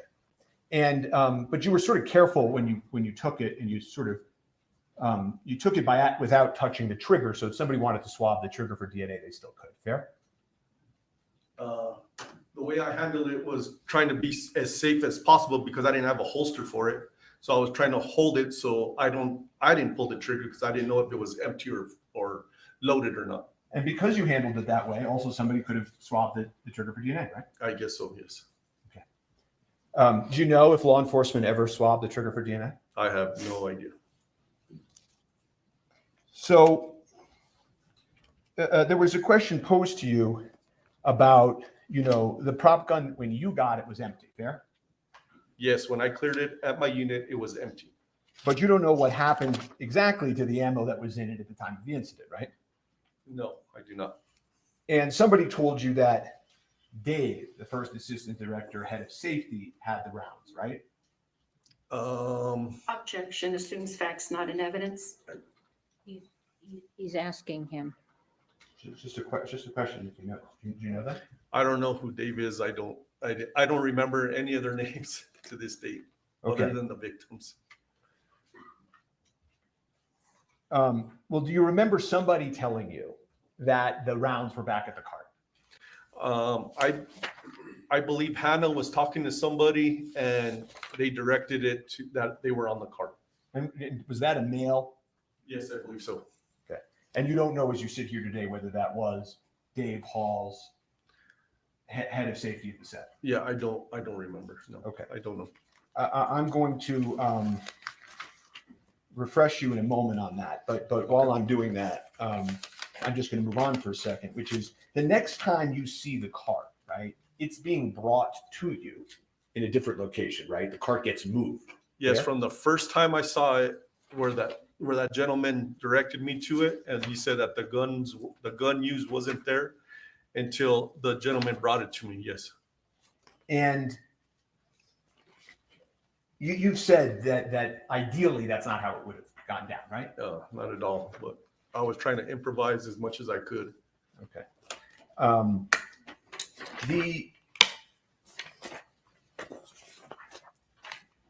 there were eventually, when you get the prop cart back, the sort of third viewing of the prop cart, there was ammunition on top of the cart. Fair? Yes, and that's what I saw when I first saw it. And you saw it again when the cart came back, right? Correct. And at one point, you actually sort of reached down and touched some of the ammunition. True? I believe I picked them up and put them down. I didn't know if they were live. I didn't know anything. So. And another civilian came over and picked one up and showed you one was this and one was that, right? Yeah, he explained real quick, which it didn't register too much to me, but he was trying to instruct me what to look for, I guess. And if I could just show the witness, I assume no objection to States 26. Okay.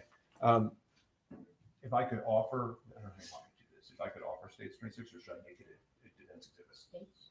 Your Honor, we have no objection to admitting our own exhibit, so thank you. Great. So I'll admit States 26. States 22. 26, Your Honor.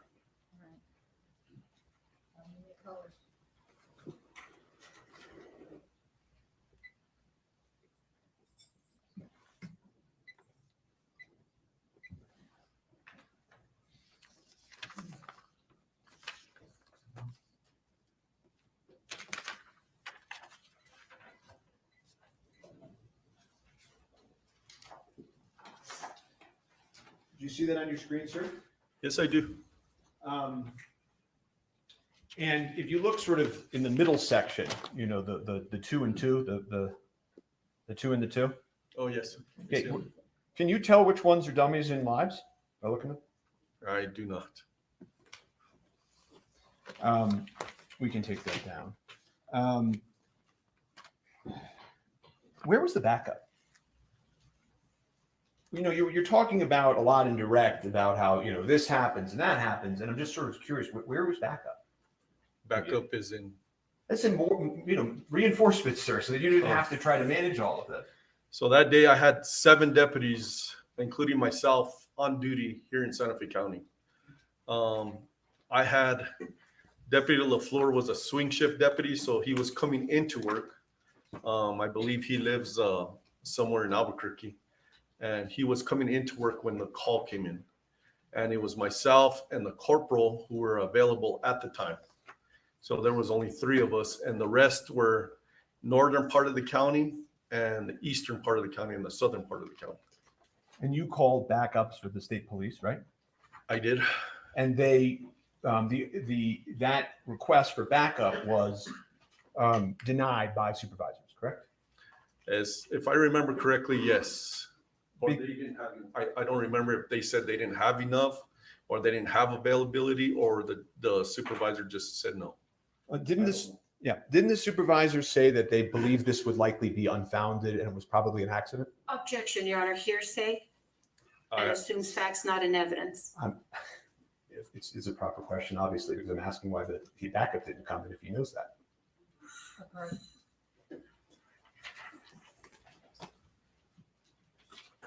Do you see his face? His face is like, what the fuck? Oh, I need to hold my mic.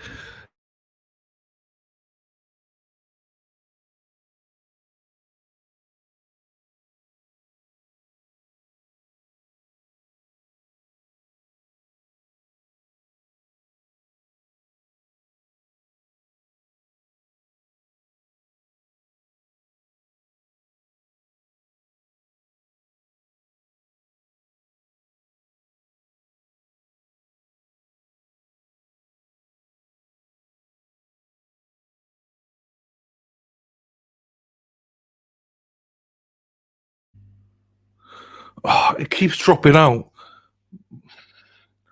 My audio keeps dropping. But yeah, I agree with Josie. All we heard is Hannah. So I would, for me, so far, it's like, well, all I know is it's her responsibility. So far. Still plenty of trial to go. We're going to strike that question and answer, and he can rephrase. Thank you. Sure. Thank you. When I I say strike, that means disregard the question and the answer. Thank you.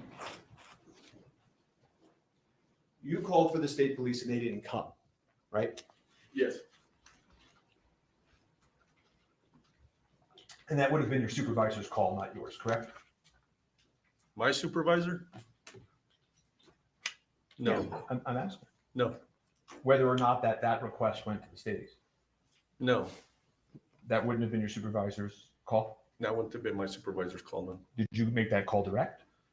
I asked dispatch to talk to state police to see if they could send people to help me with the scene. The perimeter that you talked about did not include the prop truck, correct?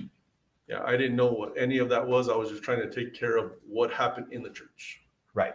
So, but just so that it's clear for the members of the jury, you later learned that cart that we're looking at rolls up and goes into a prop truck that housed the rest of the firearms and ammunition. Right? Objection, speculation. If he knows. Oh, yeah. I did not know that. I did not. No, I know you did. I know you're saying you didn't know that then. I'm saying you did become aware later that there was a prop truck, right?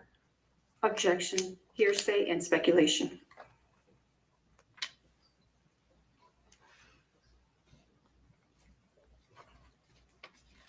I think it's asked and answered. Didn't you just ask that question? I can just move on to another if he doesn't know. Okay. But fair to say, law enforcement wanted to find the origin of the bullet that struck Ms. Hutchins, right? My personal involvement was just taking care of the evidence, and I don't know what happened after that. Well, you collected those white boxes, right? Those Yes. 2 white generic boxes, didn't you? Yes, exactly. Okay. So, I mean, you wanted to, as I think you testified direct, find the source of the ammunition, correct? Yes, whatever Hannah directed me to, yes. And you wanted to talk to Hannah about this, correct? I kept her for the detectives, yes. She said, "Oh my God, fuck, I'm so sorry." I did hear that on my lapel, yes. Okay. Everyone's been yelling at her. I did hear that in my lapel. And you placed her in the police car, right? In the back of my patrol car, yes. Right. Nobody placed Mr. Baldwin in a police car, correct? Objection, relevance. Correct. Correct. Now, when you're at the scene talking to witnesses, which you can hear yourself doing on that lapel, you're letting witnesses give you information. Fair? Yes. You're not, trying to put words in their mouth, right? No. You're not cutting them off, right? I probably did some of them, but I tried to listen to them, yes. Well, you're trying to look at the facts and circumstances and trying to figure out whether or not a crime occurred or whether this was an accident. Fair? All I was trying to do was preserve the evidence for the detectives. That's all I was trying to do. And you understood that the detectives were trying to rule out that it was a crime, correct? Objection, speculation. Overruled. He can ask if he understood that or not. You understood from meeting with the detectives that they were trying to figure out and rule out if this was a crime. Well, that's our main function, is to see if there was a crime committed or not. So you agree with me, right? That's our main function as law enforcement, yes. Okay. You don't know how the live bullet got on the movie set? I do not. You don't know why the armor loaded into the prop gun. She didn't tell you that. No, I do not. And you don't know why the first AD failed to detect it? The what? The first assistant director, that guy Dave. Oh, I do not. I don't. Okay. And you still work for the Santa Fe Sheriff's Office? Do I still work? No, I'm retired. You've retired. Okay. I have nothing further for this witness at this time. All right, thank you. Redirect. Yes, Your Honor, briefly, thank you.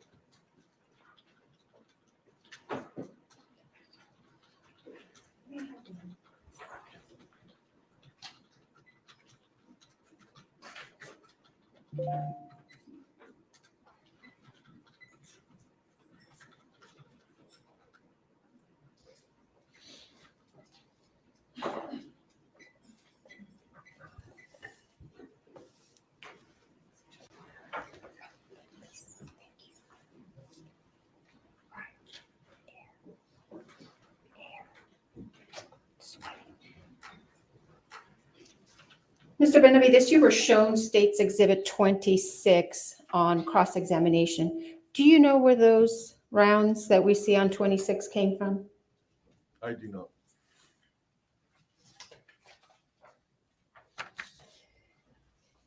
You testified on cross-examination that this cart was disorderly, I believe is what you said. It was a mess. Yeah, it was a mess. Was that cart in a place where it was visible to everybody who worked on that set? Objection. Calls for speculation. What was, if I'll rephrase, Your Honor, was it in a visible place? Objection, vague, unclear. Well, why don't you describe where you saw it? I believe it was next to a tent, and there was people all around it. Now, you were asked a question about leaving the cart, this prop cart, unattended. Did you leave it unattended where anybody would come and be able to remove and take things off it? When I took custody, when I saw the gentleman bringing it Yes, to sir. front of my unit, Yes, it sir. stayed right there, and nobody messed with it. No. Now, you were shown photos of the, let me show you State's Exhibit number 7, if I may.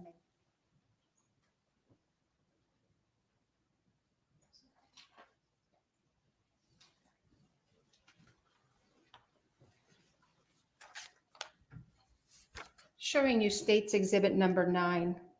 Did you have any reason to believe that was a fake gun?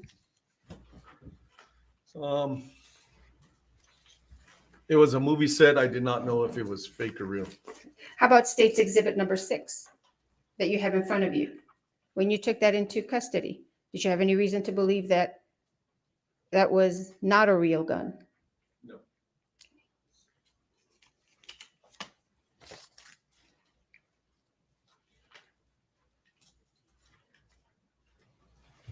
Did you have any involvement in this prop truck that you were asked about? No, at the time I didn't know anything about a prop truck. Why did you place Ms. Gutierrez in the back of your police car? She was the main person that was handling the firearm. And common sense told me that detectives wanted to speak to her.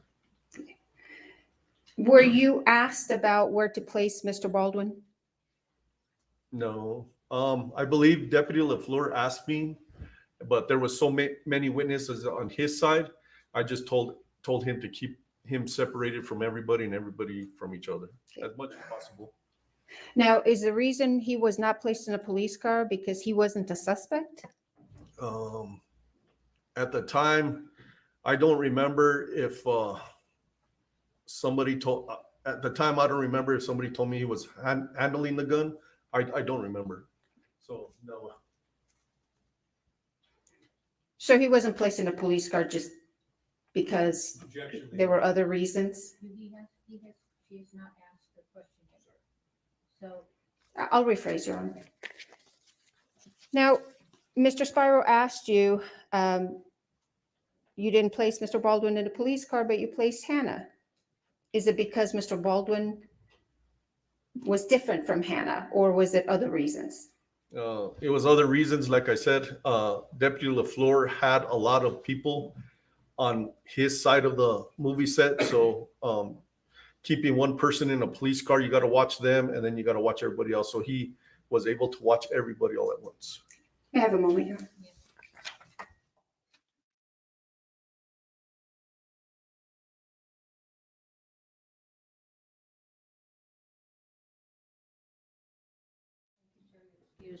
All right, we're going to take our bathroom break. We'll be back at 3:15. Please don't talk among yourselves or anyone else about the evidence. I thought we'd be done for the day, to be We are honest. in recess. Right, breaking on 7:20.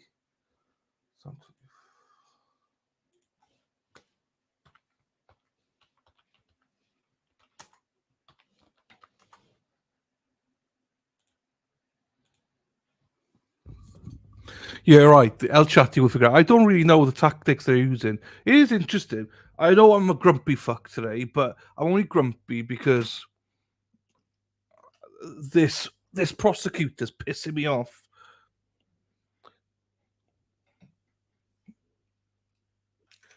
It's fucking 10 o'clock at night, yeah? What time are they finishing?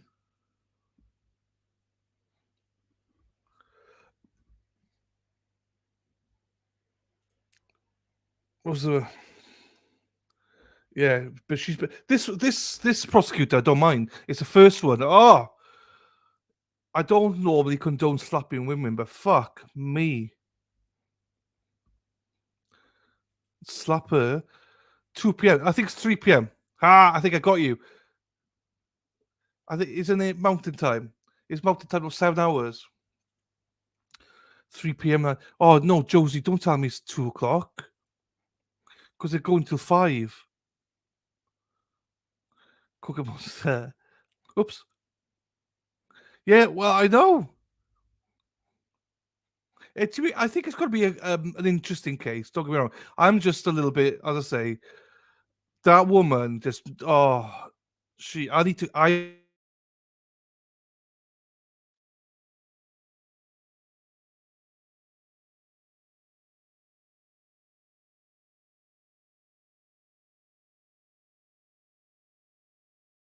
they're fucking working now. Oh. I keep getting muted with it because it keeps coming out.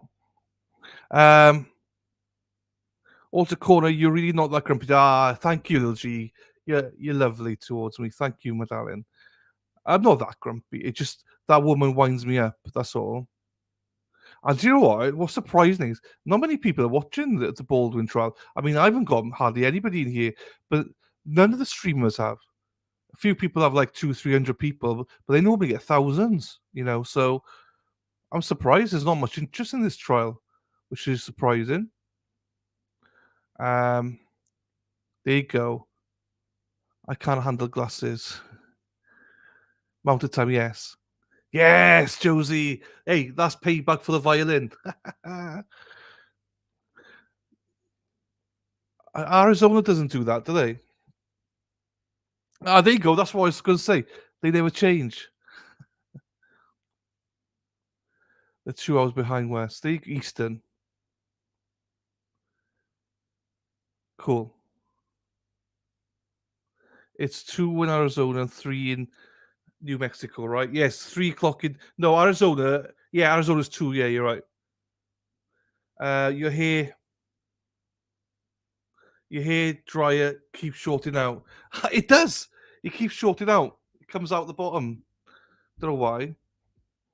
Everyone is streaming. Not surprised numbers. Yeah, I mean, look, I have not advertised this one bit. I don't, I didn't think I'd have 10 people watching, to be quite honest with you, because it's not my kind of trial. To be fair, I've just done it because I wanted something for you guys to watch if you wanted to watch it, and just somewhere to go and chat and stuff.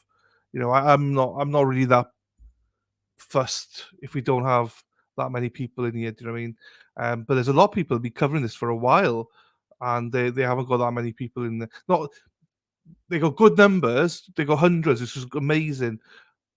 But normally they're in the thousands. So. So it's different. So I'm not whinging. I got like 40, 50 in here, which is more than I would have had because I wasn't planning on streaming anything. So I can't stand that blonde lady. I'll take her over Lally though. I'll take Lally, to be quite honest with you. At least I know what Lali's gonna say and do. He's boring, but her face expressions, oh my days. We're spoiled by Auntie Bev. A lot of people covering as well. There is. Just some of them. I don't know. As I say, I'm not bothered about it, but big round brush. I appreciate having this on. No, it's all good. It's all good. We do want to unchat love. Yes. This is why I just done it, just to keep you going. Because there's no trials on. So, I'd rather do something like this. Keep it going. Although I'm not interested in this case. I'm not interested at all in this case. I'll be honest with you, I'm not at all. As you can probably tell. I mean, so thank you, Jody. I've loved a small stream sometimes. Yeah, well, I mean, look, we're not a big stream anyway, so But it's all good. There you go. Thanks, Stormcat. Oops. I'm just here for El Chatty. Yeah, same here. I'm only here for El Chatty. I'm not here for the trial. Ah, there you go. Thank you, Hippie Chick. Exactly. I just try to do trials all the time, but it was hard because there's no trials on. So, true, she's nasty. As I know, now sun's up at 4:30 a.m. Bloody hell! A small stream after the larger care. Oh, do you know what? Yeah, Stormcasters agree. Do you know what? I say this all the time. I enjoyed the Karen Reid trials, right? I did, but it's how much longer is this going to be? They're going on till 5 o'clock, so 8 o'clock Eastern. Yeah, 8 o'clock Eastern, I think. You know more about justice than I do. I love watching. Oh, thank you. It's only what I learn, as in by watching trials and stuff and things like that. And also, Jodie, the key is don't bullshit people. If you don't know the answer, just say I don't know. And I research a lot. If I don't know something, I'll research it. Too many people bullshit and think they know. 7 p.m. Sorry, 8, 9, 10. Yeah, 7 p.m. Eastern. Sorry. Yeah, 2 more hours. 7. Sorry, my bad, guys, my bad. So when we did Karen Reid, we got another witness now, haven't we?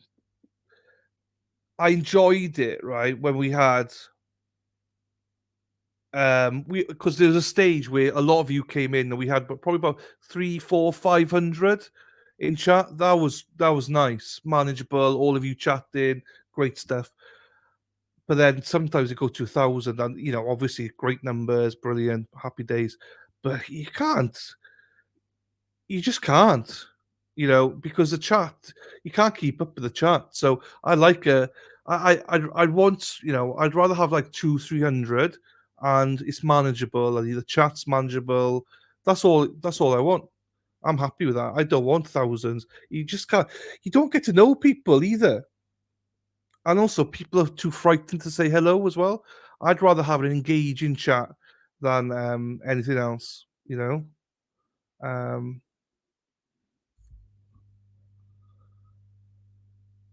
Sarah, yes, it also shows who your true followers are. Yeah, but there will be some people that want to watch other stuff, which is totally fine. What doesn't help me is the fact that Karen Reid is putting so many motions in this week. Because every time there's a new motion for Karen Reid, everyone just goes because they want to hear that, which is fair, but just bad timing on my part. You're gonna be exhausted like that. It's all good. Yeah. Midnight finish for me. It's all good. It's all gravy. We'll have it again. Yeah, I mean, look, it'll be fine. It'll be fine.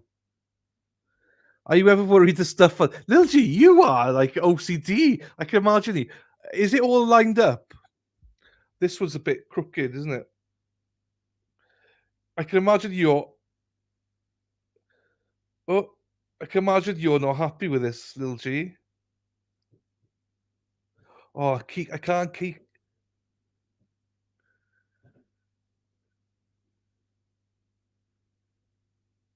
Oh, it's too wonky.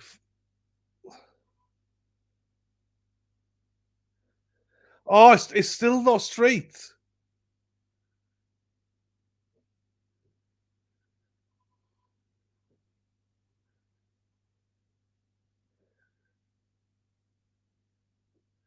Oh, I can't get it straight. Can't get it straight. Right,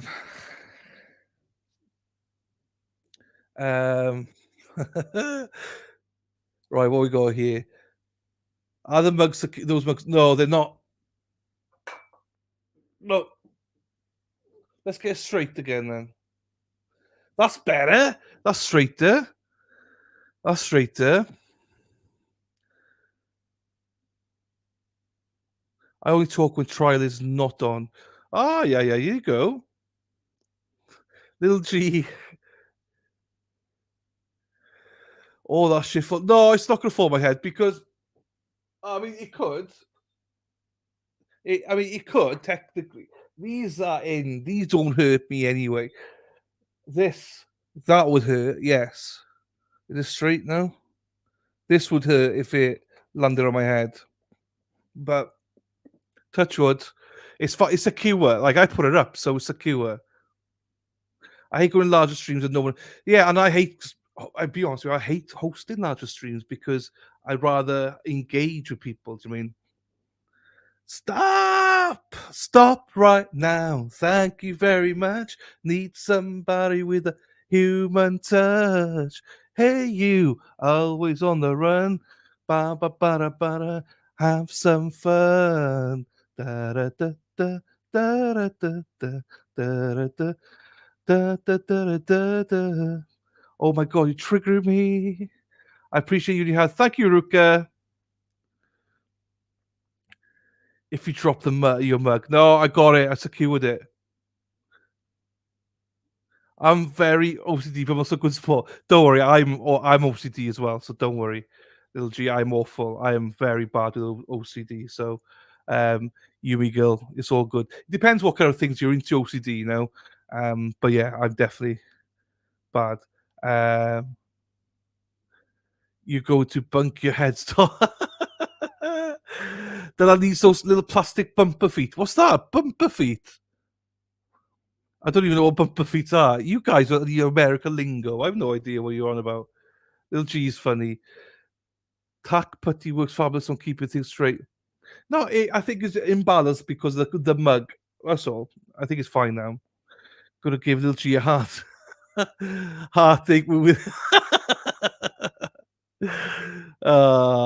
I agree with those. Agree. This is less stressful than dick streams that have too many to keep. Oh yeah, no, you can't. You can't. We love our small and manageable chat. Everyone gets love. I mean, obviously, I want.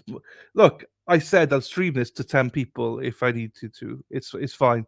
This is just a bit of a filler for me. This is not a trial I care about. It's not something I want to do. This is more about entertaining you guys and having somewhere to go.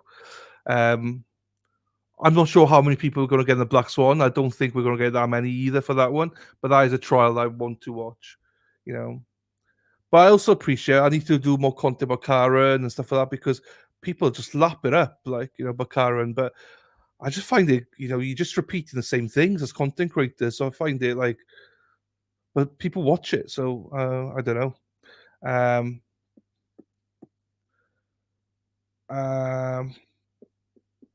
Tell us a little about UK. I have to do another stream about AI. It's just too broad. Do you know what I mean? It's wet normally. So nice to you. Thank you, and Di. If Di's still there, he's probably gone now. So actually, why did you bring him to this trial?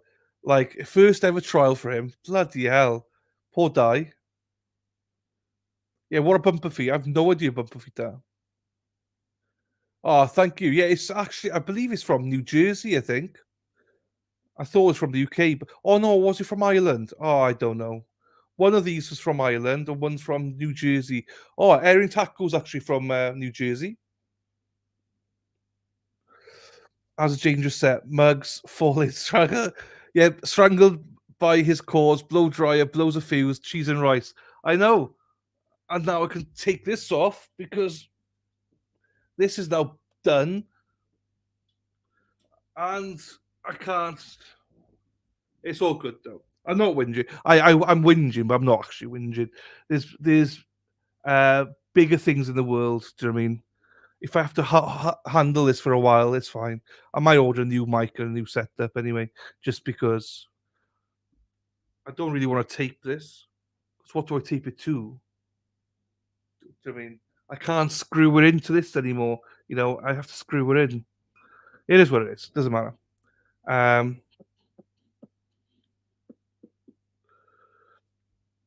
Bumper feet.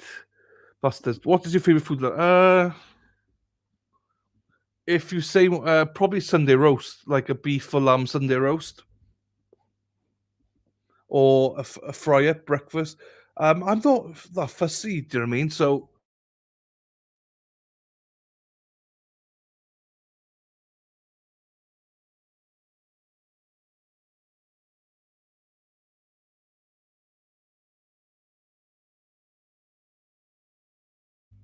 Fuck. Oh. This is going to be a nightmare. Yeah, so I like a bit of everything. Yeah, I'm not like depends if it's my like if I go to my parents and have food, it'll be like a Sunday roast. I'd love that. If my mother's cooking it, I love that. I love cooking a Sunday roast as well. But yeah, a steak maybe. Do you know what I mean? I'm not a massive steak eater, but those are the things you stick on the back side of the frame. Ah, okay. I got you. I got you. I know. You don't let that whack you in the head. It makes sense, Murph. It makes sense. I watched the trial all day and then update him all night. I think I talked trial so much he doesn't need to watch the whole. Say footy took priority. Oh yeah, England play. What's the score? I don't even know the score.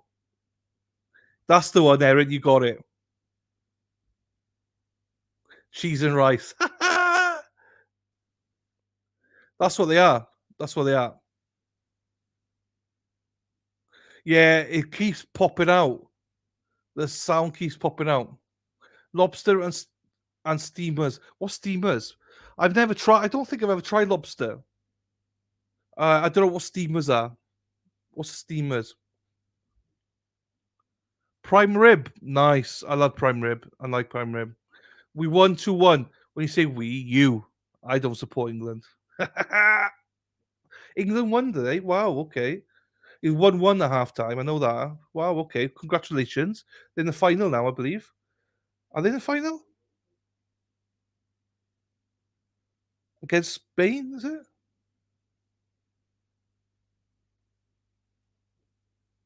Yeah, probably with baked or mashed potato. Ooh, nice. We won into the final. England keep doing it right last second. Do you know what I mean? Who scored?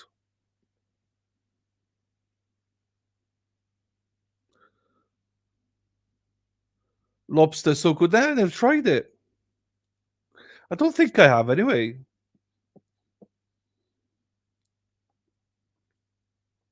Yes, Spain. There you go. Thanks, beautifully inappropriate. They are clams, both very expensive, so I don't get it after. I don't. I've never had clams before. A lot of I've never had actually. Lorraine, my darling, thank you so much. 10 p.m. there, and you're still with us. I could be here for the next 8 days. I blame Erin Hack for this. But thank you for the super chat. Oh, also thank you. What the fuck? Somebody just sent me a fucking PayPal. Way too much, whoever you are. Let me open it. Shannon. I'm not sure if you want to identify yourself, Shannon. Shannon just PayPal me new hairdryer and stand. Shannon, that's way too much money. Thank you so much. I don't know what that is in US money, but thank you so much, my darling. Shout out to you, Shannon. Thank you so much. It's about £37 in UK money, but thank you, Shannon, for that. Oh, hippie chick, that's you. I didn't know that was you, hippie chick. Thank you so much. You did need to do that. It's all good. I'm gonna get a mic and a stand anyway. I need to get one. I've just been lazy. That's all there is. Thank you so much, Shannon. I appreciate you. And Lorraine, thank you so much as well for the super chat. Thank you as well to Stormcat for becoming a member, Josie for the 5 gifted memberships, Stormcat for the super sticker, Donna for the 20 Altar Quarter memberships. Thank you all for just being here. So I hate that. Oh, what have I done now?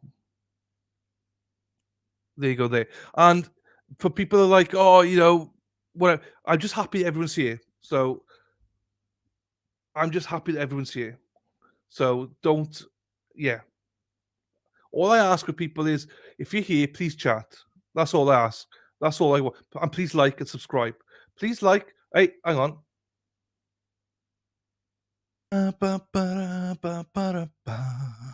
Press the like, press the like, press the like, please. Press the like and subscribe. It would mean the world to me if you liked and subscribe. Like and subscribe, everyone. Let's fucking go. See, if you like and subscribe, that's all I can ask. So thank you so much. Anything other than that is a bonus. But love you all. Also, people chatting and liking and stuff helps draw more people. So everyone's got a role to play. So thank you. Oops. Not at all, hippie chick. That's absolutely fine. Thank you very much. Watkins came off the bench. Hang on.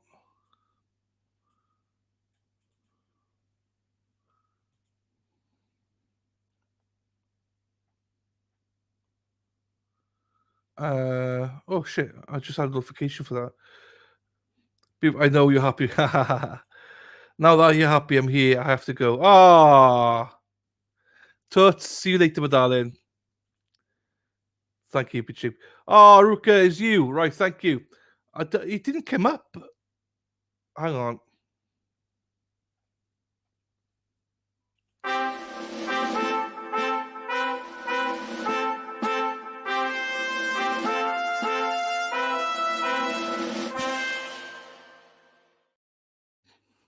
Here you go. Oops. Let me just take that down.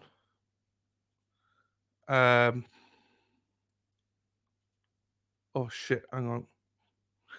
Oh, now it's got. Here we go. Ruka Shroom, thank you so much for working so hard and giving up stuff to do. We love you. Thank you, Ruka. I love you too, my darling. Thank you so much for that.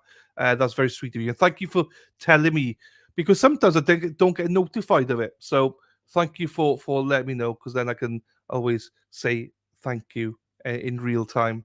So I appreciate you for that, Ruka. Right, what have I done now? Oh, right, back to the trial. This is what I was looking at. Where's the trial gone? Here. It's here.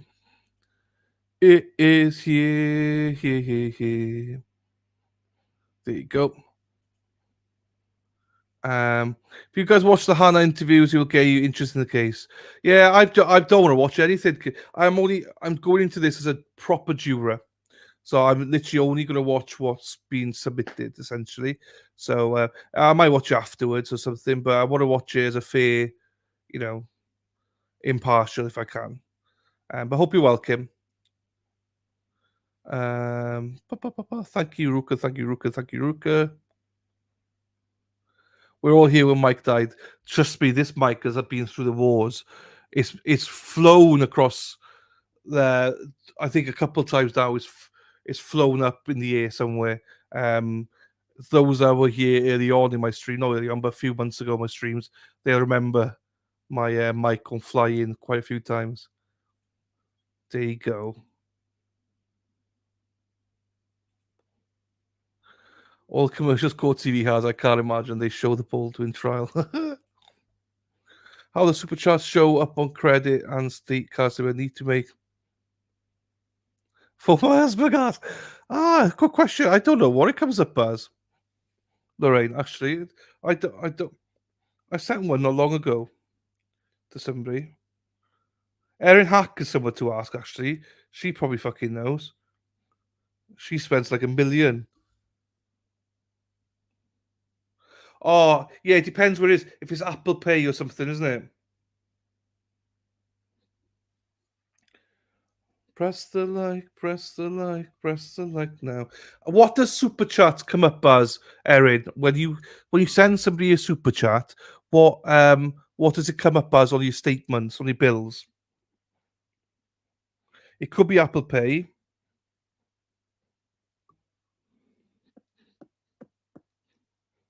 Google, YouTube. So Jodie Lease comes up as Apple Pay. Erin Hack comes up as Google, YouTube. Subscription comes up as YouTube or Google. There you go. I'm trying to look for one here that I given. I gave somebody one not long ago. Not long ago. Not long ago. I don't know what that is. Oh my god. What do I spend money on? Jeepers creepers. Oh, mine come up as Google. Google YouTube. There you go. Google YouTube, mine come up as.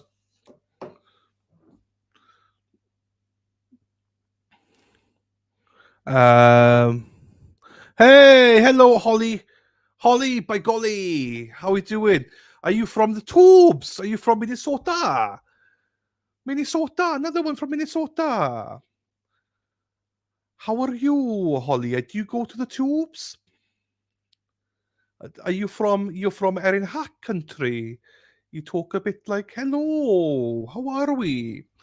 Oh, that's how Erin talks anyway, speaks. Born free, leftists always find a way to make up rules as they go. I don't know, born free. Born free. Free as a free bird or something, isn't it? Thank you all, no worries. We do not. Oh, it's just you then. I'm from the tubes. My name's Erin Hack. I'm from Minneapolis, Wisconsin. I thought that's how you sounded like, Hack. Sorry to insult all Minneapolis people. Just Erin Hack. Right, hang on. Let me get this back here.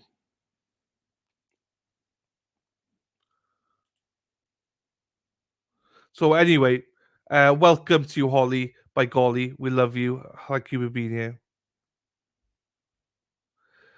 We're back though, Lorraine. You make me sound like a leprechaun. Well, you are 4'1", so Erin Hack in the tubes. G'day, y'all. No, that's Australian. Y'all, Dallas, y'all. Rose is saying, I'm from Minneapolis too, and you also have an accent. I absolutely have an accent, Rose. But I'm just trying to make the Minneapolis accent. Michigan accent. I don't know what the Michigan accent would be, to be quite honest with you. I need to get Mighty Meat on here because he's from Detroit. See what that would be. Born free, free as a free bird. Beep, beep, beep, beep, beep. Beep, beep. Yeah, there you go. Right. Psalm 54.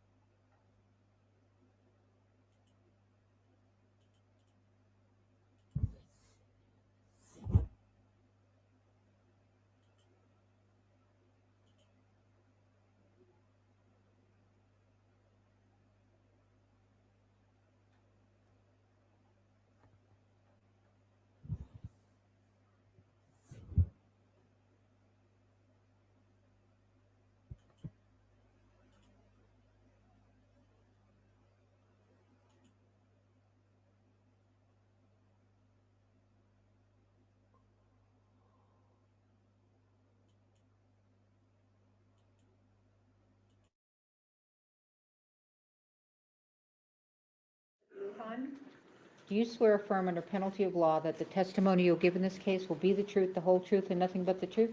I do. All right, have a seat, talk into the microphone. Murph, behave. Good afternoon, Deputy Luhan. Would you afternoon. please introduce yourself to the members of the jury? Deputy Joseph Luhan, Santa Fe County Sheriff's Office. Would you pull that microphone a little bit closer to you, sir? Thank you. How are you employed? With the Santa Fe County Sheriff's Department. And how long have you been with the Santa Fe County Sheriff's Department? A little over 10 years now. And what are your duties? Currently, I'm assigned to the Court Services Division. And how long have you been assigned to the Court Services Division? About 10 months now, I believe. And prior to that, where were you assigned? I was on the Patrol Division. And what does a patrol division do?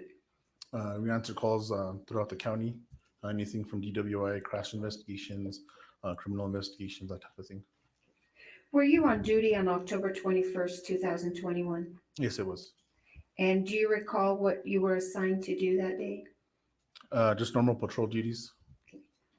And were you involved in the investigation into a shooting that occurred at the Bonanza Creek Ranch? Yes, it was. And what role did you play in that investigation? Deputy or sheriff's office personnel had already been dispatched to the scene at the movie set. Lieutenant Benavidez advised that one of the persons shot was being transported to the hospital and requested a deputy respond to the hospital as well. Which hospital? The St. Vincent's Hospital here in Santa Fe. Okay. And was that deputy you? Yes, ma'am. Do you recall approximately what time you were dispatched or you went to the hospital? It was a little bit after 2 o'clock. And once you arrived at the hospital, where did you go? I arrived to the emergency room. And why did you go to the emergency room? We had been notified, or I had been notified through dispatch that the ambulance was transporting that subject to the emergency room. And so once you were in the ER, did you go into a room or did you wait in the lobby? What did you do? I arrived at one of the trauma rooms that's there at the hospital. What did you observe when you walked into the trauma room? A gentleman sitting on or laying on like a gurney hospital bed type thing in the upright position. He had an approximate half-inch hole to, I believe it was the right side of his shoulder. Do you remember his name? Yes, it was Mr. Joel Souza. And what did you do next? I briefly made contact with Mr. Souza in an attempt to collect preliminary facts surrounding what had occurred. Okay. And we're not going to talk about what Mr. Souza told you, but after you spoke with Mr. Souza, what did you do? I observed medical doctors administer some sort of medication to him, and then they retrieved a projectile from his shoulder. Okay. Were you watching this as it was taking place? Yes, it was. So did you watch doctors retrieve that projectile from his shoulder? Yes, ma'am. And what happened to that projectile once it was taken out of Mr. Souza's shoulder? It was placed into a plastic container. It was handed to me, and I kept possession of it. And where did you take it? It was in my possession until Santa Fe County Sheriff's Office investigators arrived, at which point I transferred it. I gave it to them. Do you recall who you gave it to? Yes, Miss Marissa Pop. I can't pronounce her last Poppell? name. Yes, ma'am. And who is she? She is an evidence tech, crime scene tech with the Sheriff's Office. I'm going to show you what's been marked as State's Exhibit 14. May I approach you? Yeah. Objection.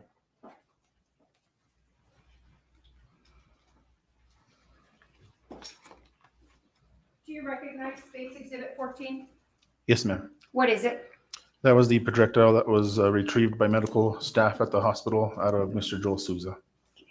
Does Exhibit 14 appear to be in the same condition it was in when it was given to you by doctors? Yes, ma'am. Your Honor, the state would move into evidence State's Exhibit 14. Yes. Thank you. So after you provided this to the crime scene technician, did you have any other involvement in this investigation? Other than just writing a report, and that was it. May I have a moment, Your Honor? I have nothing further. Thank you, Deputy. Yes, ma'am.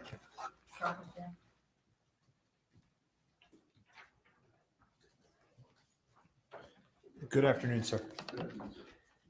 You were the first member of law enforcement to meet with Mr. Souza, the director of the film, afterwards, right? I believe so, at the hospital, yes, sir. Right. And I think you told the prosecutor you briefly made contact with him to get some preliminary facts? Yes, sir. And he was willing to speak to you, right? Yes, sir. And he never once mentioned Alec Baldwin, did he? Objection, calls for hearsay. Not hearsay. Never once mentioned Alec Baldwin, correct? Objection, hearsay. All right. I don't think that, no, I'm going to overrule.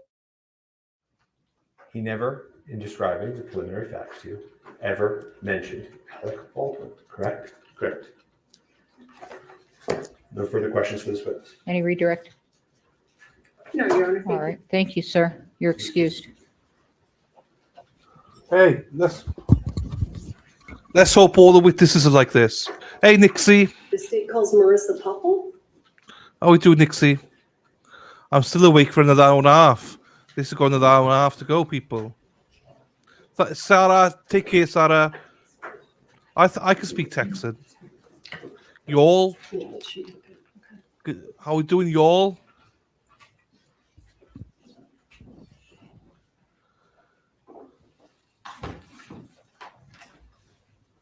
Oh, she means business. Look at this. There's a box. There's a box. Hi, handsome. Oh, thank you, darling. Do you swear affirm under penalty of law What that the happened? testimony you'll give in this case will be the truth, the whole truth, and nothing but the truth? Yes. All right, thank you. Have a seat, talk into the microphone.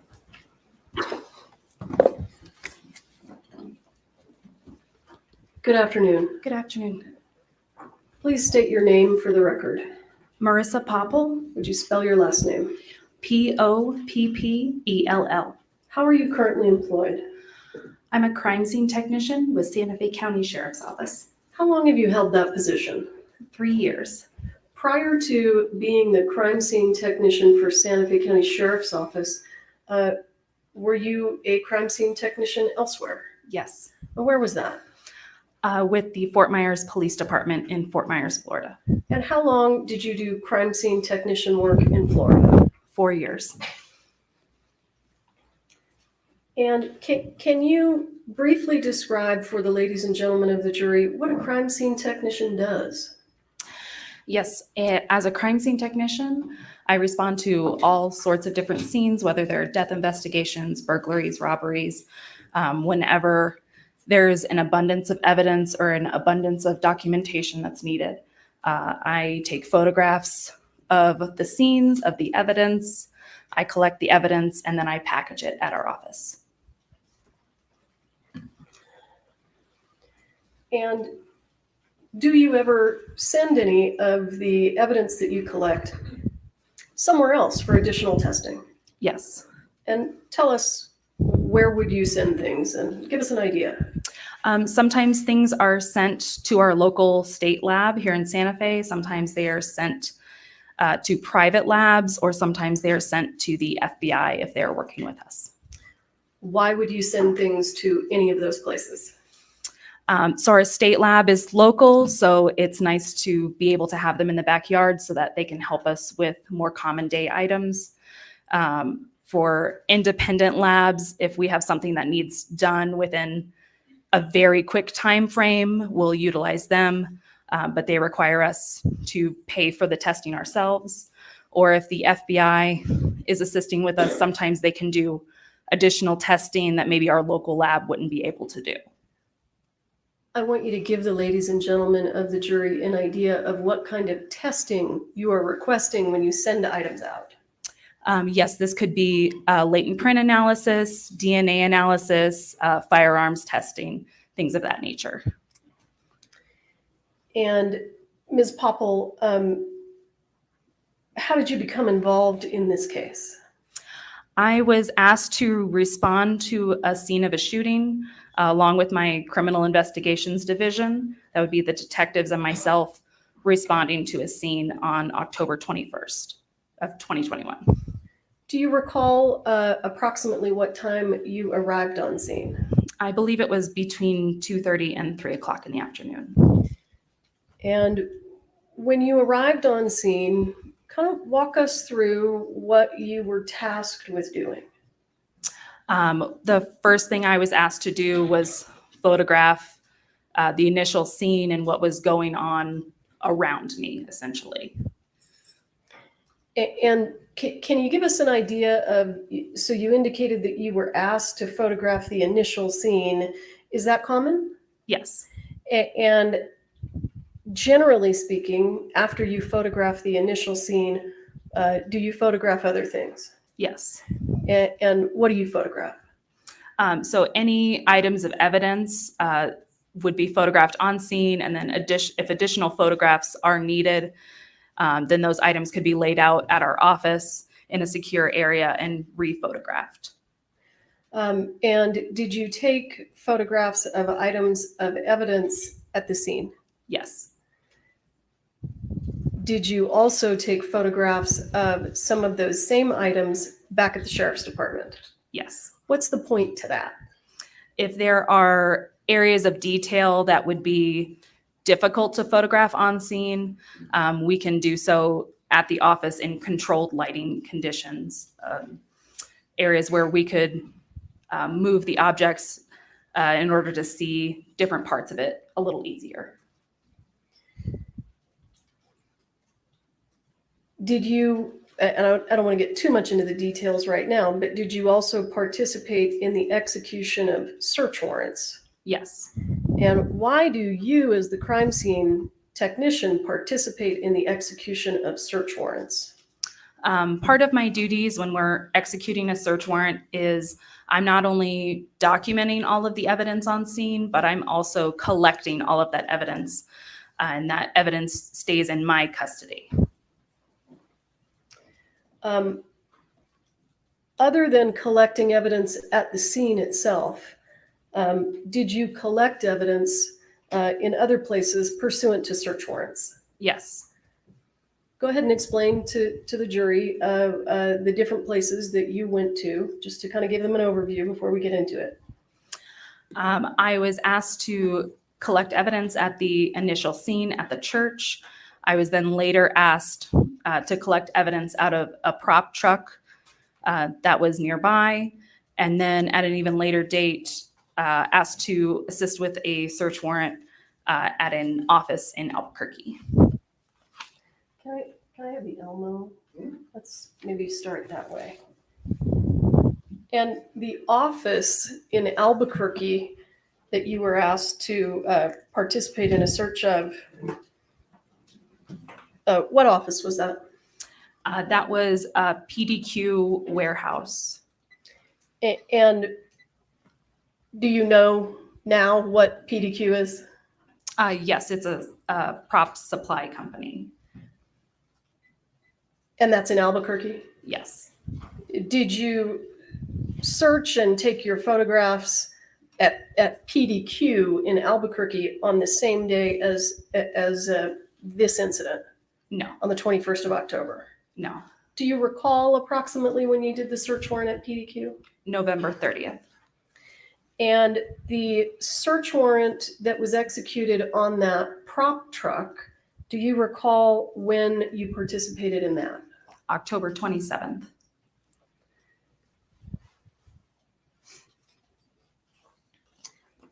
I'm going to show you what's already been admitted as State's Exhibit 7. Let's see if I need to adjust.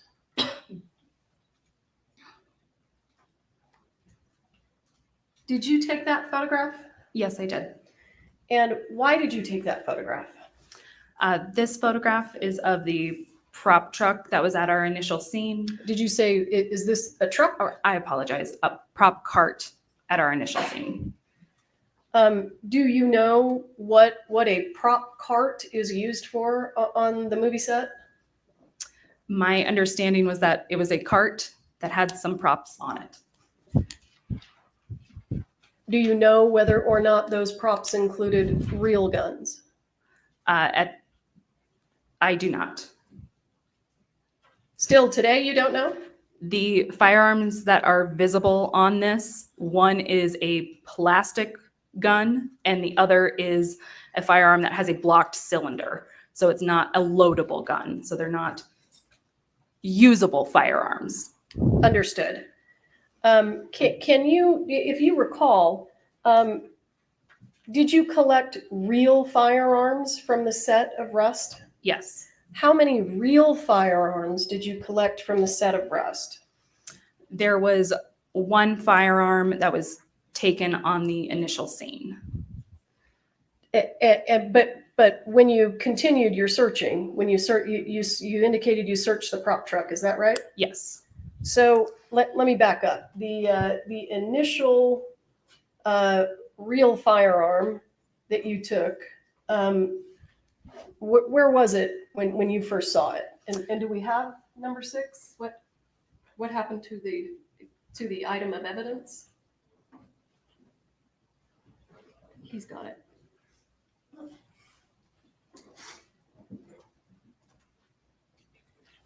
I'm sorry.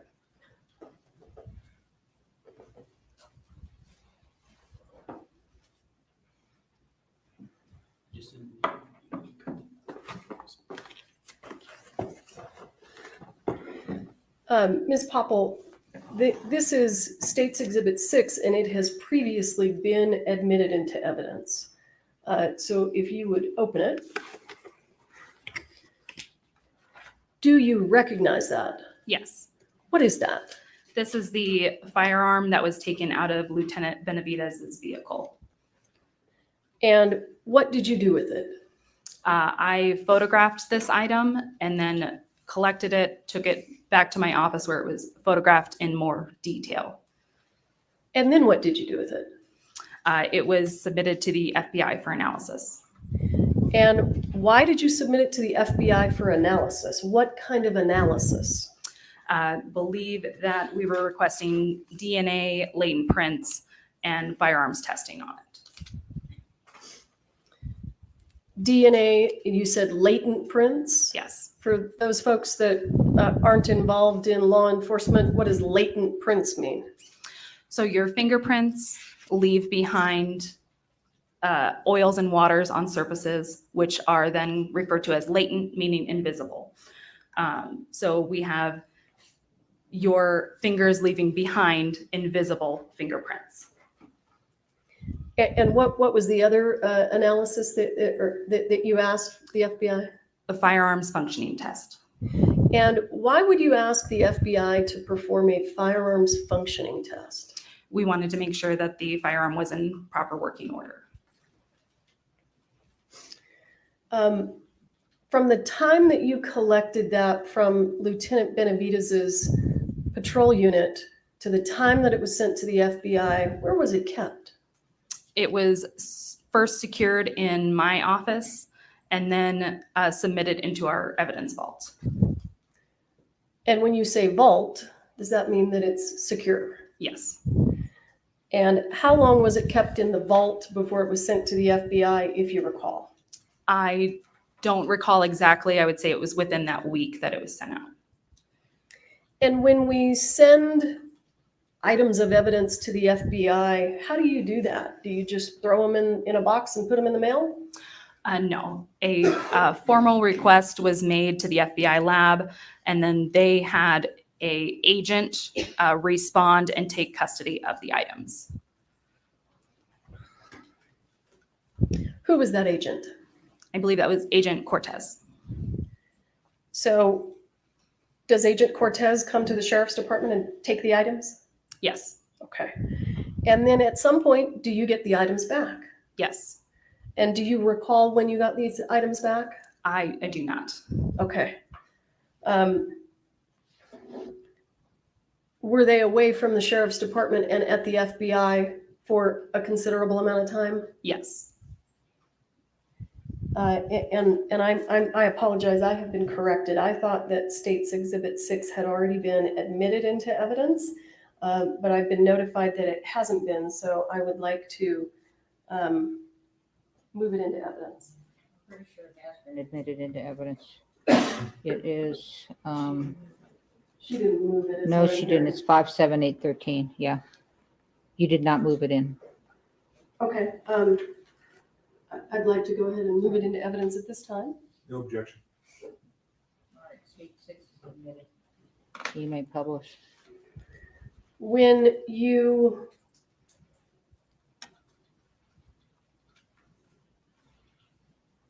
sent this firearm to the FBI, did it appear intact? Yes. At some point, did you receive it back from the FBI? Yes. Had its condition changed? Yes.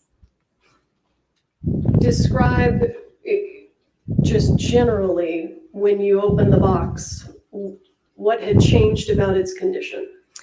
The cylinder of the firearm had been removed and placed separately, and there appears to be an internal component that was bagged in a small plastic bag separate from the firearm. Okay, and may I approach? I just want to, I haven't actually seen what's in the box. Yes.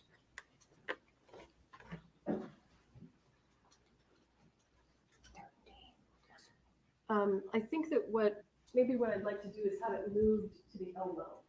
Can I move it, or does someone else have to do that?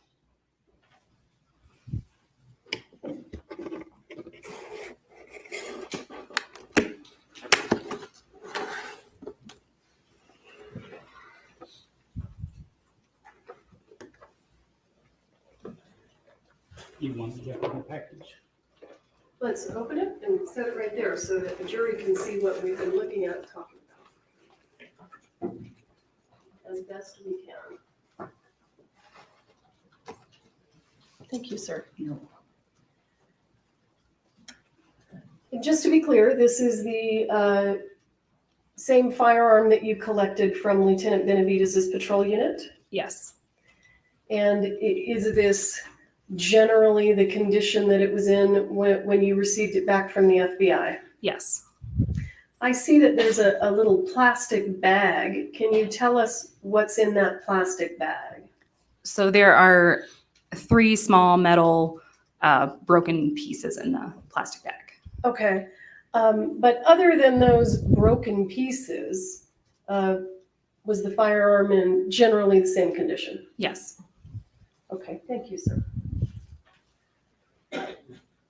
And does this stay at the courthouse overnight? Yes. Okay, so I don't know if you If you sit want back there to. with it or. Okay. We leave it here. Yeah. We'll secure it. Okay, great, thank you, sir. I want to go back to State's Exhibit 7 if we can.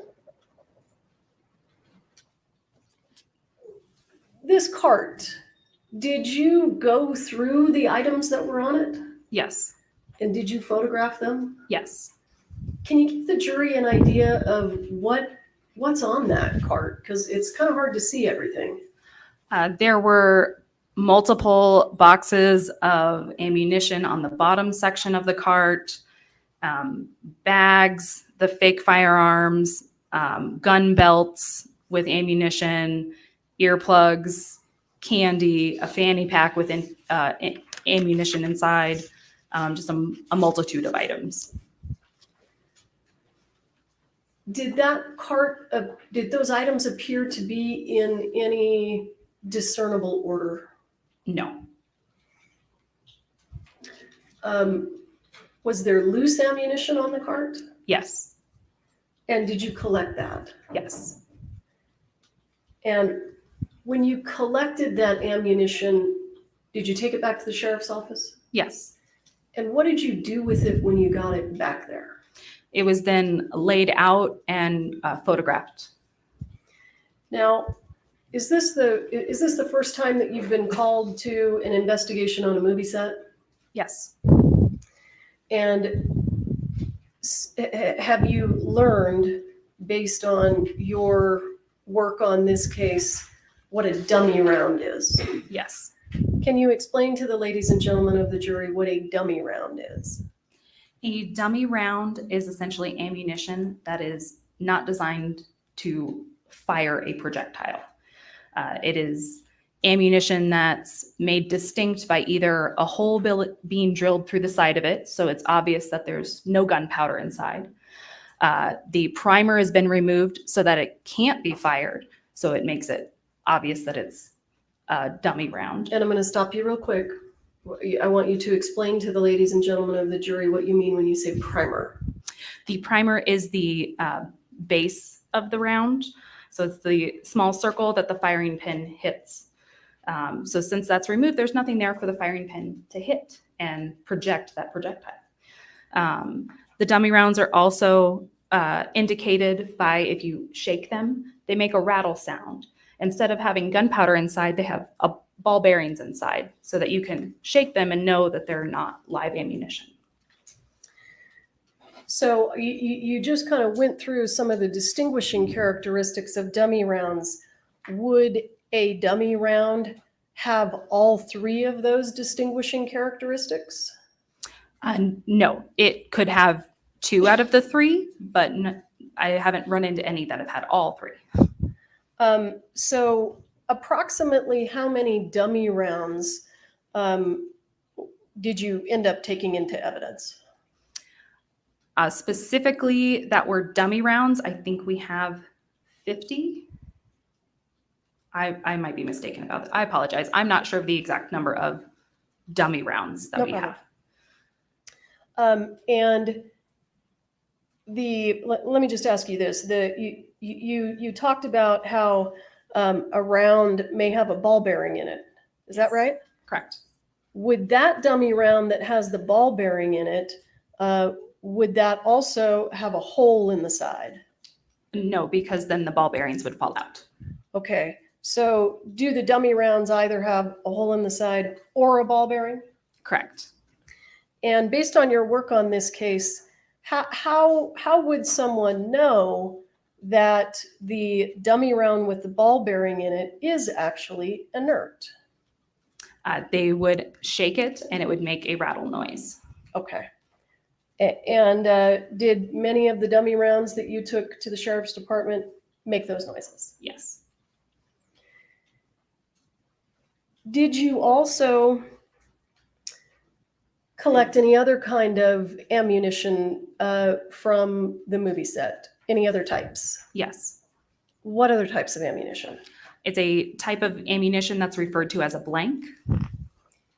And can you describe to the ladies and gentlemen of the jury generally what a blank is? So a blank is a round of ammunition that has gunpowder in it. However, it does not have a projectile head on the top.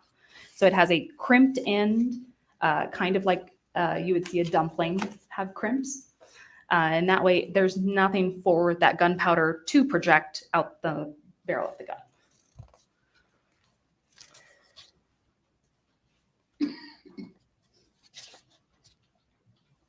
And when you collected all of this ammunition, you took it back to the sheriff's department? Yes. And at some point, did you examine closely all of the ammunition? Yes. And did you develop any suspicions? Yes. What suspicions did you develop? There were several rounds that when shaken did not make the rattle noise, and they all had a silver in color primer at the end instead of a brass colored primer. And did the primer appear to be intact? Yes. And did those have a hole in the side? No. You indicated that you had some suspicions about them. What was your suspicion? My suspicion was that they were live rounds. And what did you do with those live rounds, or suspected live rounds, rather? They were sent to the FBI for testing to see if they were live rounds or not. So you didn't take them apart there at the sheriff's department? No, I did not. Can you describe to the ladies and gentlemen of the jury what a casing is, or a spent casing? Once a live round is used in a firearm, the casing is what was encasing that round. So in a regular firearm, it was what would be ejected out of it, out the side. In a case of a revolver, it's what's left in the cylinder. So the projectile has come out of the firearm and the casing is what's left behind. Did you collect any spent casings from this scene? Yes. How many did you collect from the initial scene? 1. I'm going to show you what has been, I believe, previously admitted into evidence as State's Exhibit 10. Is that a photograph that you took? Yes. Let me make it, there we go. And can you tell us what we're looking at? Yes, this is a close-up image of the top of the cart. There was a spent casing on top of the cart, which is what we see up top here, where it has no projectile head on the end. And then there was another round next to it. Let me move this. As you sit here today, do you recall whether that round was the one that we're looking at that appears intact? Was that a dummy round or a live round? That was a dummy round. Okay. So in addition to collecting this ammunition, did you also collect other items of evidence? Yes. Did you collect any gun belts? Yes. And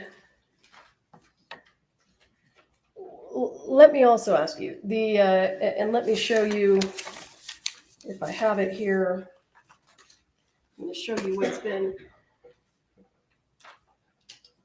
previously admitted into evidence as State's Exhibit 12. Do you recognize that? Yes. And what are we looking at there? These were 2 boxes of ammunition that were inside of Lieutenant Benavidez's unit. So let's talk about exactly what we see in the photograph. Do you see the white box that says 45 long Colt dummies with a very small JS in the middle? Yes. Did you open that box? Yes. And what was inside that box? There were rounds inside of the box and a foam insert. Some of them were marked as 45 LC. Some of them were 4440 rounds. And what's the difference between 45 LC and 4440? They are different caliber rounds. And were there any rounds inside that box that you suspected to be live rounds? Yes. How many? 1.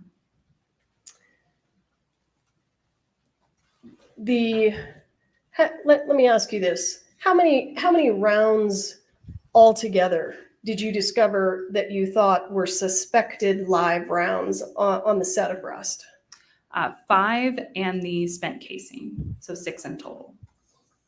And I want to talk a little bit about where those rounds were located. So we've got one that you suspected came out of this box. Is that right? Yes. And just so that we're clear, the box on the right in the photograph, what was inside that box? There were blank rounds inside that box. And were they all legitimately blank rounds? Yes. And give me just one moment to pull up some additional exhibits here.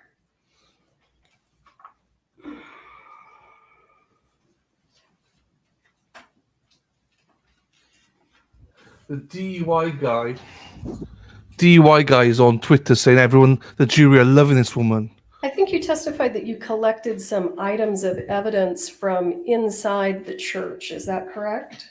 Yes, correct. Did you collect any gun belts from inside the church? Yes. How many, if you recall? There was a gun holster, just one inside the church. And did you take that back? Well, the holster, was there anything unique about it? Was it just a piece of leather or did it have additional parts to it? It appeared to be a shoulder holster. So the one that would not go around your waist, but one that would go over your shoulder. And it had a fake knife attachment to it. And were there the piece of leather? Did the holster hold anything? Yes, it was able to hold ammunition. Hey, And Dennis. when you collected that holster, did it have ammunition sitting inside of it? Yes. This woman, the prosecutor, little G. And the ammunition that was inside of that holster, did you closely examine it? Yes. And did any of that was in the holster cause you to suspect that there were any live rounds in the holster? Yes. How many rounds that were in that holster did you suspect were live? 1. And you sent that to the FBI? Yes. And based on your work on this case, do you know who was the actor who was assigned to that holster? Alec Baldwin. Can we go ahead and, I don't know exactly. Yeah, let's publish it. Oh, I'm sorry. Do you have any objection to the exhibits that I showed you previously? I certainly don't have to this picture. Okay, so I'm going to move for the admission of State's Exhibit 22 and ask for permission to publish. Hearing no objection, page 22 will be admitted to be published. Did you take this photograph? Yes. And what are we looking at here? This is the interior of the church, and it is a close-up of some of the benches or pews that were inside of the church. And what is, do you see something leather there? Yes, on the second row of benches, there's a jacket and a holster.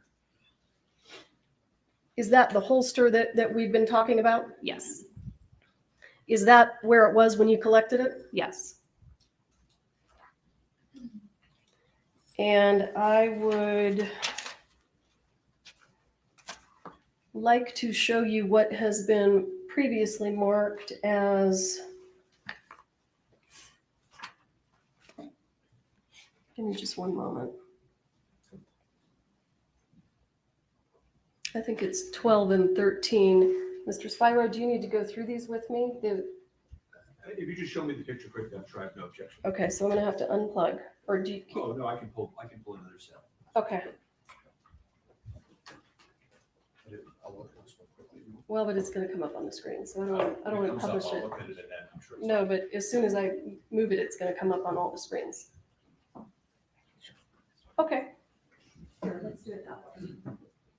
Yeah, so Larry Foreman, DUI guy, saying Exhibits 12 and 13.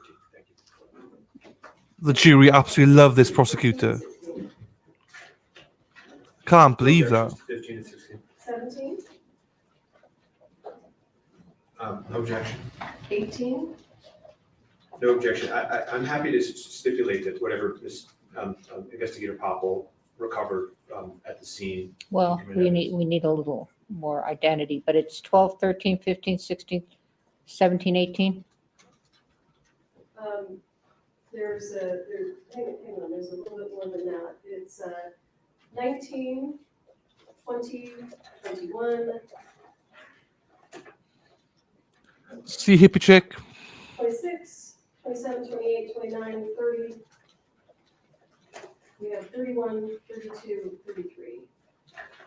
Okay, so what's missing is so you're not doing 22, 23, 24, 25, right? 22's on the screen. All right, what about 23, 24, 25? I didn't hear you name those. There's no issue. The only one. I just want to get the numbers. This becomes a problem later. 23 is already in evidence. What were the other ones you had? 24, 25. I don't think I'm, all right, I'll go ahead and do 24 or 25. Wait, No objection? okay, so 22 is in evidence. I don't have 23. You don't either, do you? What do you mean? Well, we've been 23. keeping track and we don't Right, have. so I think that, I think this is what we're moving into evidence. 23. Okay, I don't need to be, yeah. 22 23 is already in evidence. Or maybe it's, here, what number is this? Because I'm looking at the same picture that's up here. I think she's tested the church benches. Oh, that's not it. 22 is the church bench. Mhm.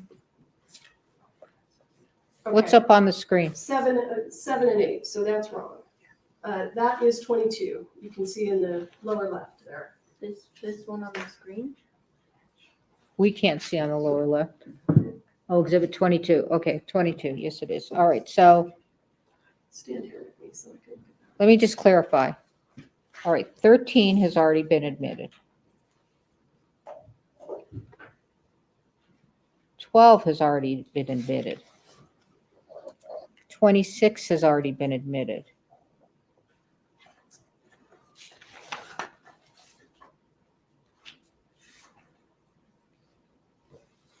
You're tracking me as well, right? Me? Mhm. Okay, so what we don't have, 14 has been admitted, so 15 through 21, 22 was just admitted. We don't have 23. That's fine. I'm not moving for the admission of 23. I think it's a duplicate. Okay, let me just. All right, we don't have 25. We do have 26. Right. So did Okay. you want, so you said, what We- about we- 25? Yes, I will be moving for the admission of 25. Okay, and then 27, 28, 29, 30, 31, 32, 33. Correct. Okay, so on the record, the court is going to admit 15, 16, 17, 18, 19, 20, 21, 23, 25, 27, 28, 29, 30, 31, 32, 33. Your Honor, there's objections, as I think the court might remember, to 31, 32, 33, they're not relevant. All right, I can well, come up and show you. let's not confuse me at the late Sure. day, so I'm just going to write down what's been admitted, and then we will go from there. Thank you. Okay. This gets to be a real mess later, so 15.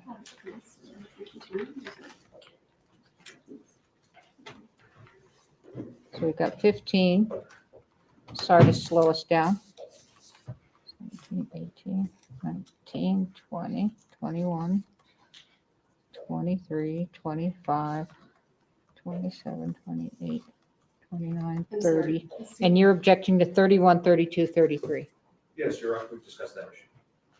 And I believe the court reserved ruling on it.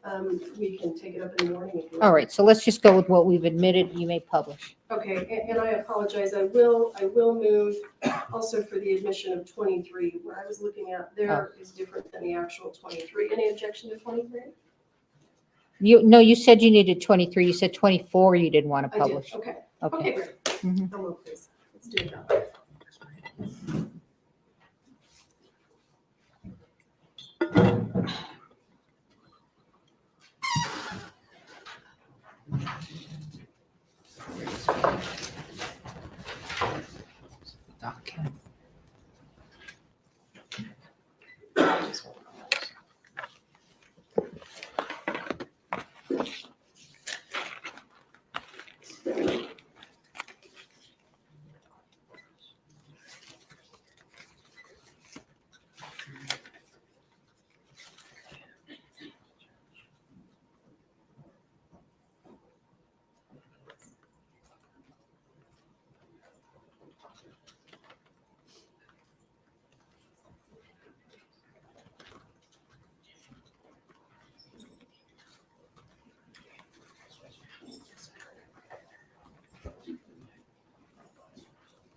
Okay.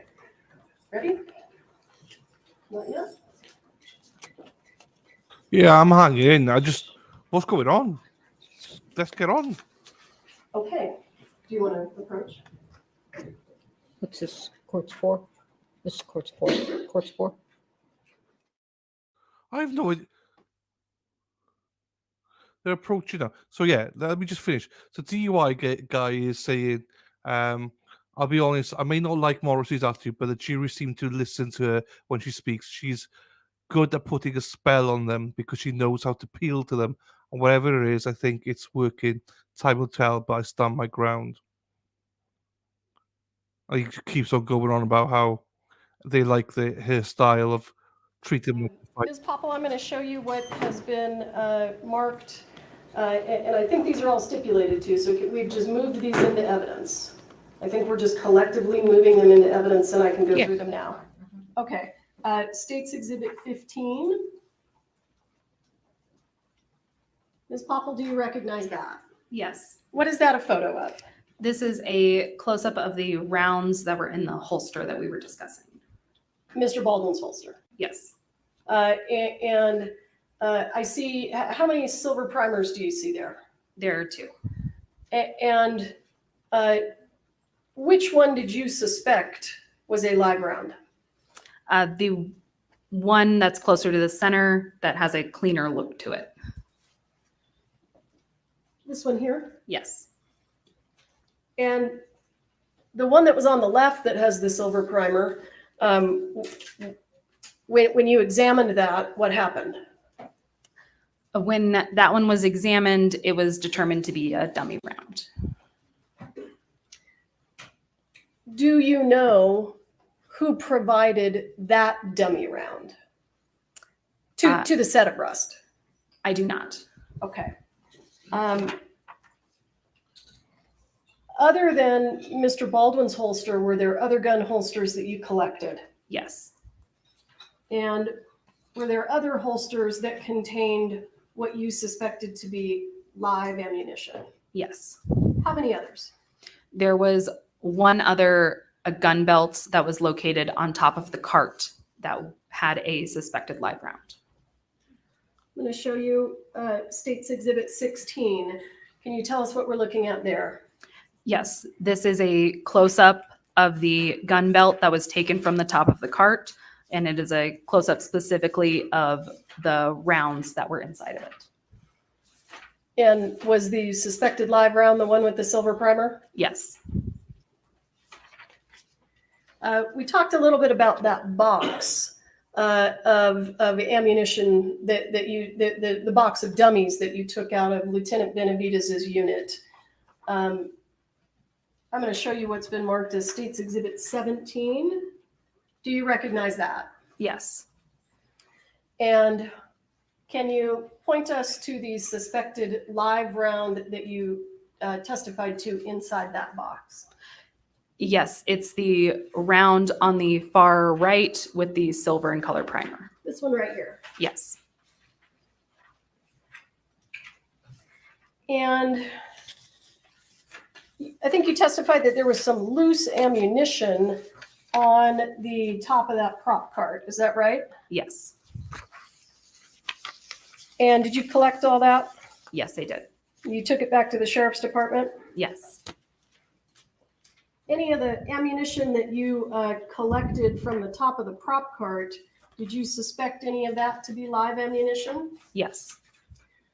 I'm going to show you State's Exhibit 26, which I believe was previously in evidence. Do you recognize that? Yes. And did you take that photo? Yes, I did. So what is this a photo of? This is an overall photo of all of the loose ammunition that was collected from the top of the cart. So these 6 items here at the top, what are those? Those are all blank rounds. They have the crimped end. So they're missing the projectile. Yes. Do they ignite? Do they make a sound? If you know. Yes, they do. Do they have gunpowder in them? Yes. What are they missing? Just the projectile? Correct. And these here on the left, these 2 rounds that look very much like each other, were you able to determine whether those were dummies or suspected live rounds? Those were dummy rounds. And the 2 rounds over here on the right, when you examined those, did you have any concerns? Yes. What were your concerns? My concern was that they were live rounds. And did you send those to the FBI? Yes. And then we see this round down here at the bottom. And I see a hole in the casing. Do you see that? Yes, I do. Is that what you were describing as a dummy round with a hole in the casing? Yes. So was that sent to the FBI? It was not. Okay. Now, I'm going to show you State's Exhibit 27. Do you see that? Yes. And those rounds that we're looking at right there Are they also in the previous photo? Yes, they are. Let's go back to 26. Are they these right here? Yes, they are. So they had silver primers, is that right? Correct. And did you collect and photograph that spent casing? Yes, I did. I'm going to show you what's been marked as State's Exhibit 28. Is that the spent casing? Yes, it is. I'm going to show you what's been marked as State's Exhibit 29. Do you recognize that? Yes, I do. And what is that? This is the bottom of that same spent casing. So when you talked about the primer being the area that the firing pin of the gun strikes, are you referring to this silver right here? Yes, I am. And do you know what that little dimple in the top is called? That is made from the firing pin. Okay, that's the mark that's left? Yes. All right.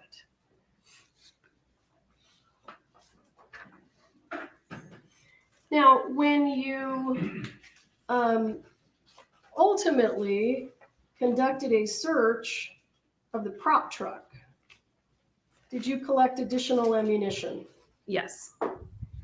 And was there any live ammunition found in the prop truck? No. Or any suspected live ammunition, rather? No? No.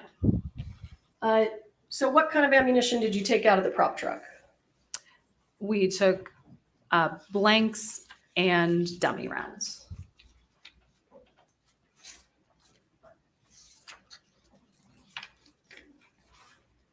Do you remember approximately how many?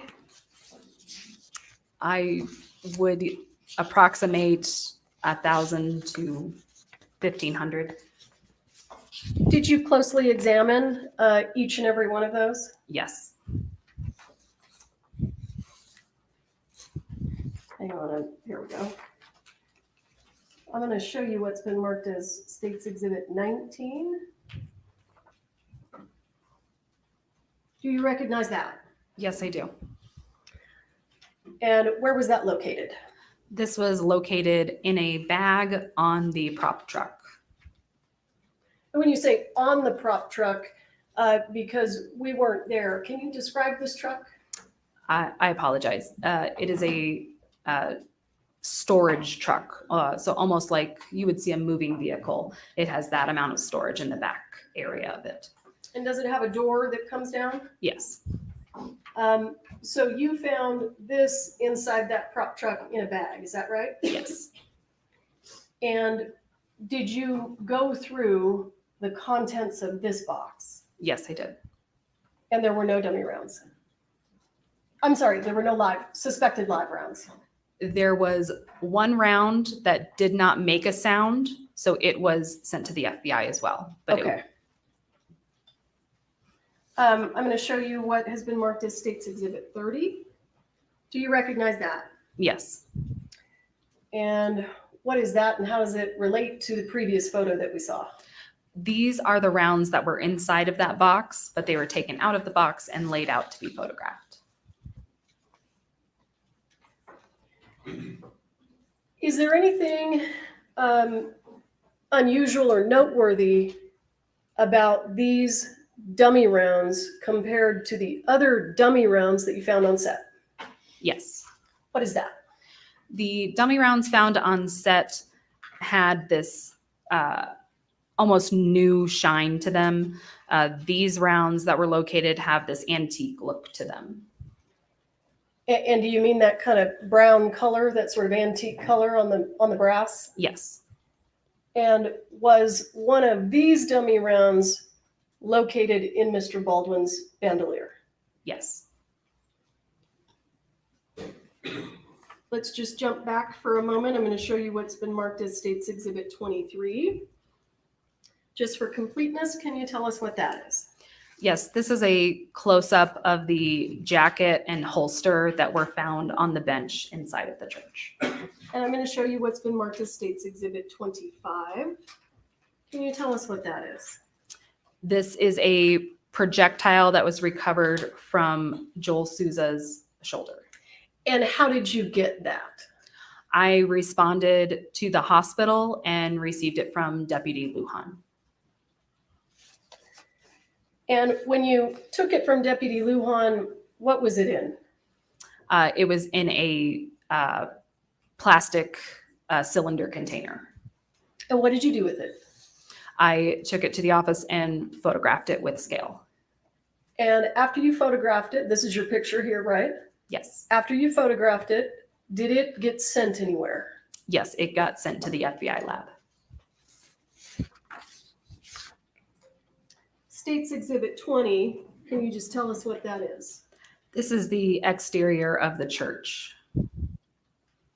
State's Exhibit 21, can you tell us what that is? This is the interior of the church. State's Exhibit 24, did you take that photo? Yes, I did. When did you take that photo? This was after the firearm was recovered from Lieutenant Benavidez's vehicle. Is this the condition the firearm was in when you recovered it from Lieutenant Benavidez's vehicle? Yes. Is this the condition it was in when it was sent to the FBI? Yes. All right, bear with me. Let me catch up with you here.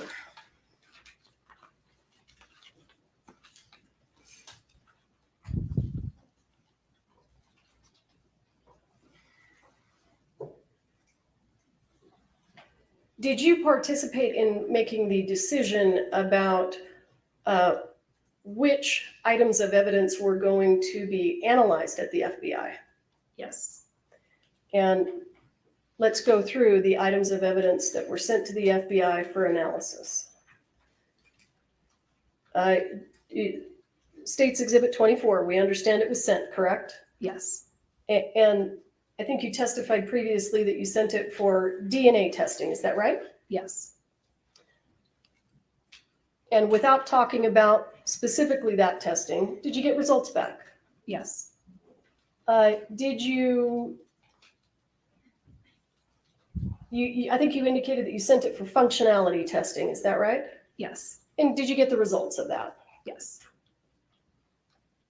And then at some point, did you participate in a discussion or a decision to have additional testing done on this gun? I believe I was part of that conversation, yes. Okay. And so was additional testing of this gun requested at the FBI? Yes. And do you recall generally what that requested testing was? I'm uncertain as to what they phrase it as, but I believe it was a drop test. Okay. Was requested. And what did you intend them to test for? That the firearm, whether or not it would be able to go off without the trigger being pulled, I believe.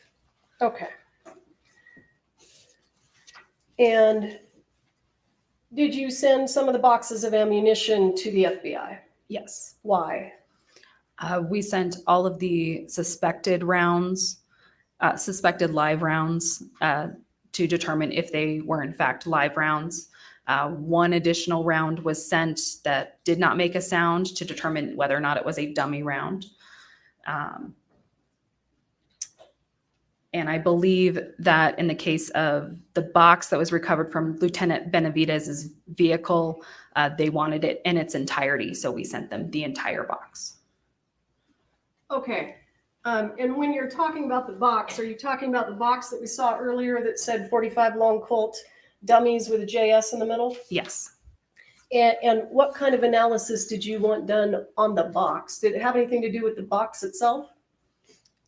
We wanted latent prints completed on the box itself. Okay. And is it customary, if you can explain to us how this works, is it customary that the sheriff's department swabs items of evidence for DNA?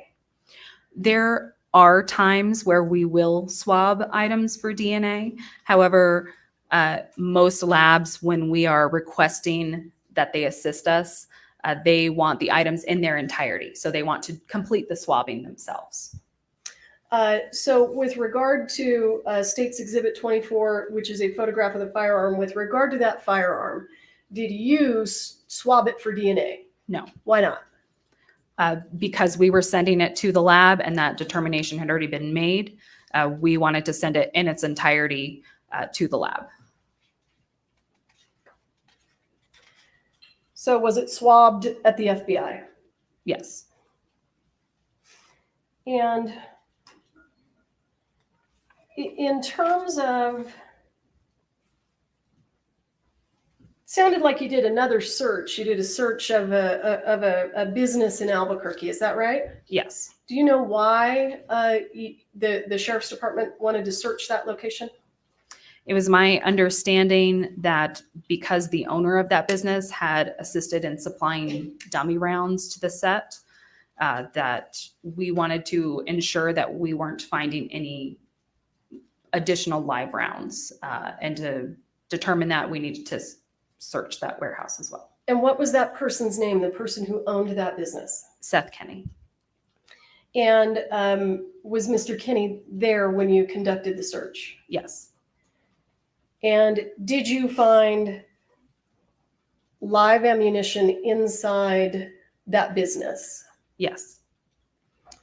Visibly, in terms of the details of the ammunition, did it appear to be identical to the live ammunition that you collected from the set of Rust?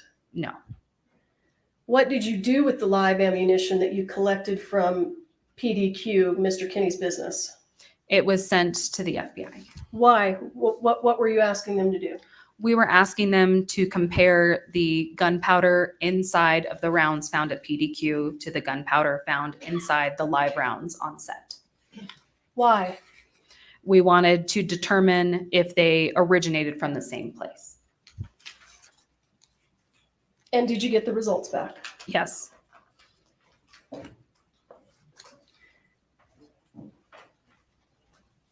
And if you would, I see that you've got a box with you. Yes, I do. Can you pull that box out for us?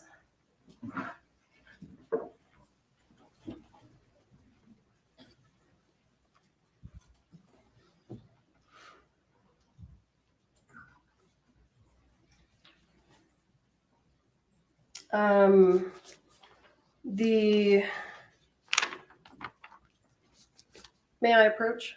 Yes. Let's have a look at what's in your box.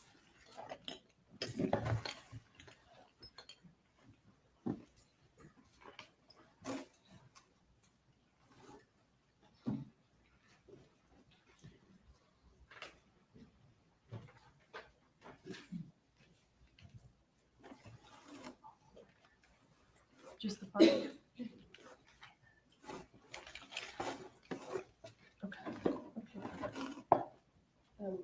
Can you give them to me? Yeah.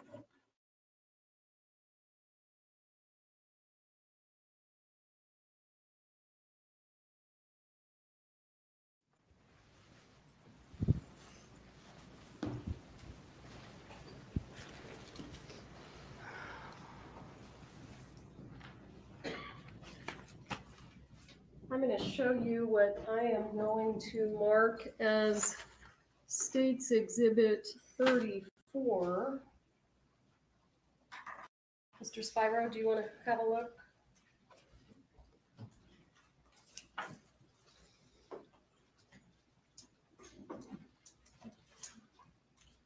I think because it's in the box, I don't have a. Do you want to come up here and have a look? Sure.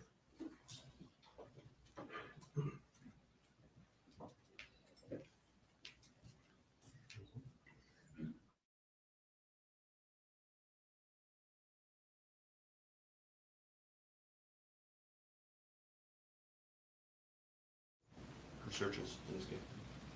No objection to 34. Okay, I'm going to show you what I've marked as State's Exhibit 34, and I would ask you to tell us what we're looking at here. So this this is the live round that was taken from the box located in Lieutenant Benavidez's vehicle. It's been deconstructed by the FBI. Therefore, we have the casing, the projectile, and the gunpowder that was inside all separated. And is the gunpowder in this container here? Yes. For all of the 5 live rounds, suspected live rounds that were sent to the FBI, were they all disassembled by the FBI? Yes. And were they all returned to you in this condition? Yes.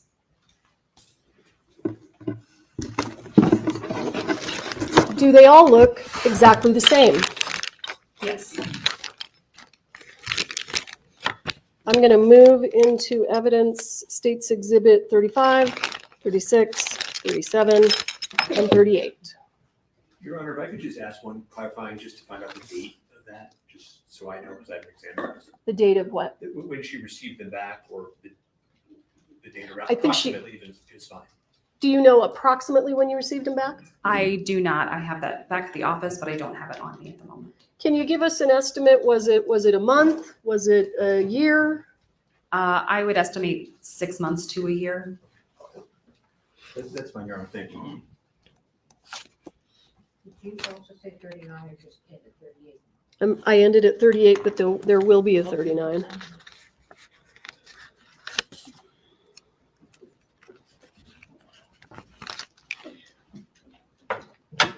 You said they all look the same, right? Yes.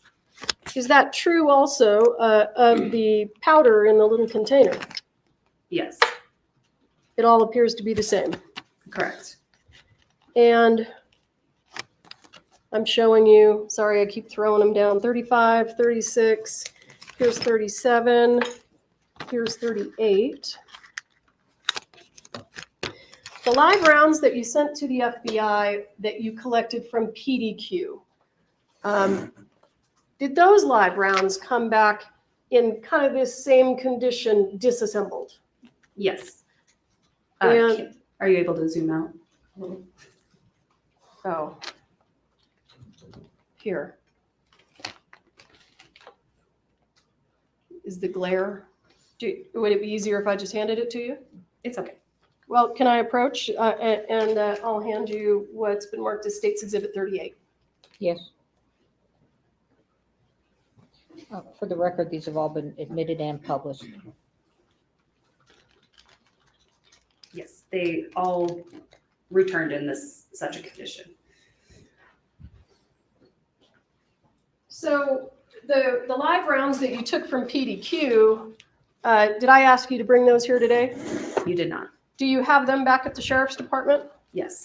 And when they were returned to you from the FBI, they were deconstructed like this, right? Yes. So you had a casing, a projectile, and a container of powder. Yes.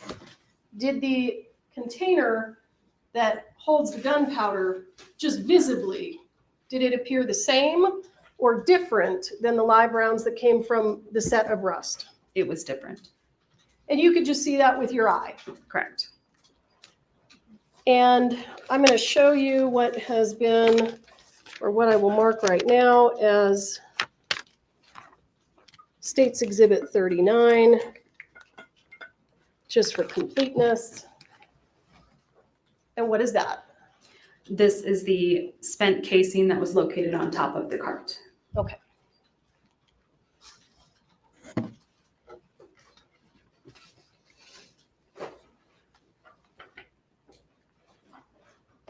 Is there anything else that you did in this case, generally?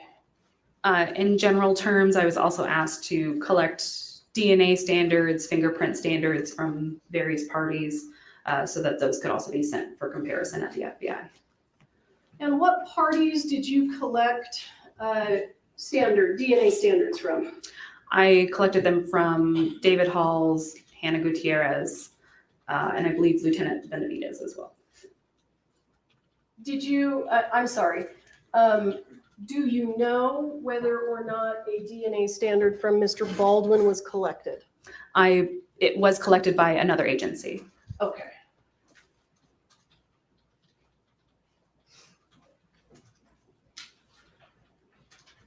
Bear with me.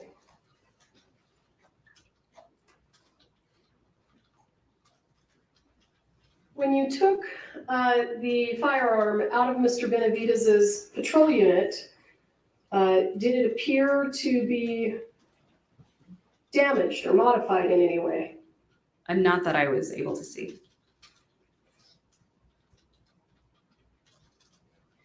And let me go back to State's Exhibit 21.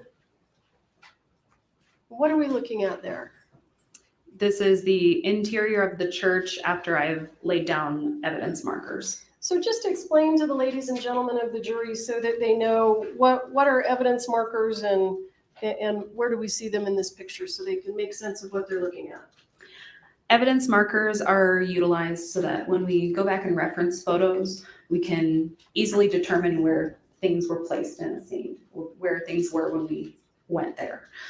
So in this photo specifically, any numbered areas were physical items of evidence or possible evidence that was collected by myself.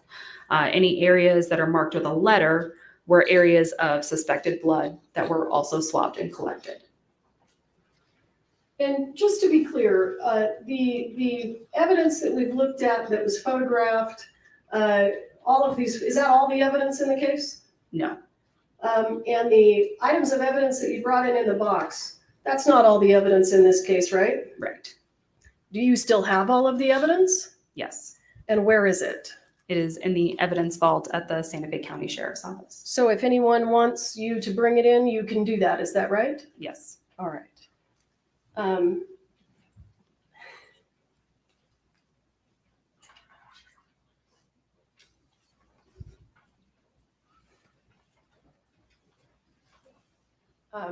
Thank you. I will pass the witness. I think we're gonna end for the day so that you all can get your exhibits together for Faith. Okay, David. Sorry, I thought I looked and said the right name. Okay, thank you. Jury, please don't talk among yourselves or anyone else about the evidence received here in court. Don't be looking at anything about the trial, anything about the subject matter, either on TV, Googling, research, whatever, news accounts, what the caution I've told you, okay? At 8:30, according to Steve Bing, have a good evening. Thank you. All rise to the jury.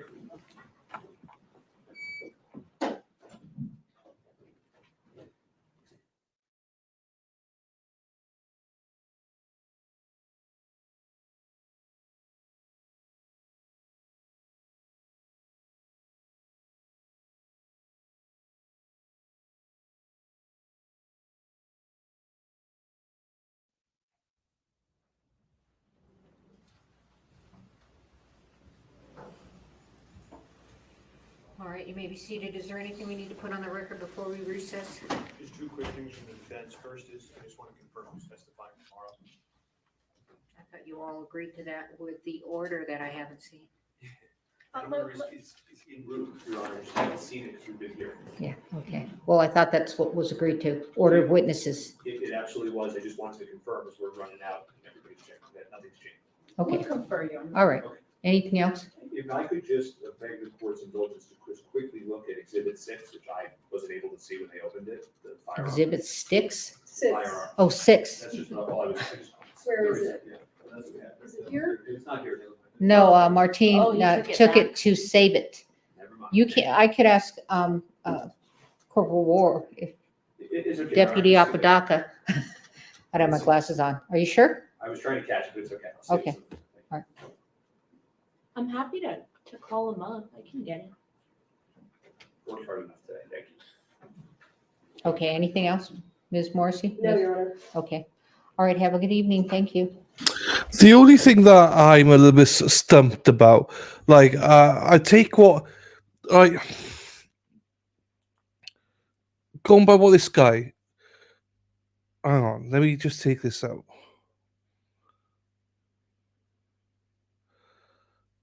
I mean, I'm not sure if this DUI guy's full of shit or not, because he's like basically saying, "Oh, the prosecution nailed it already."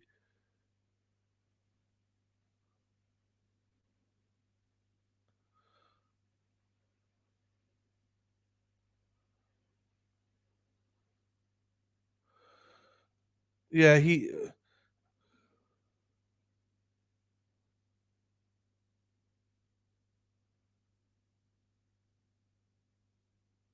Oh, anyway, it doesn't matter.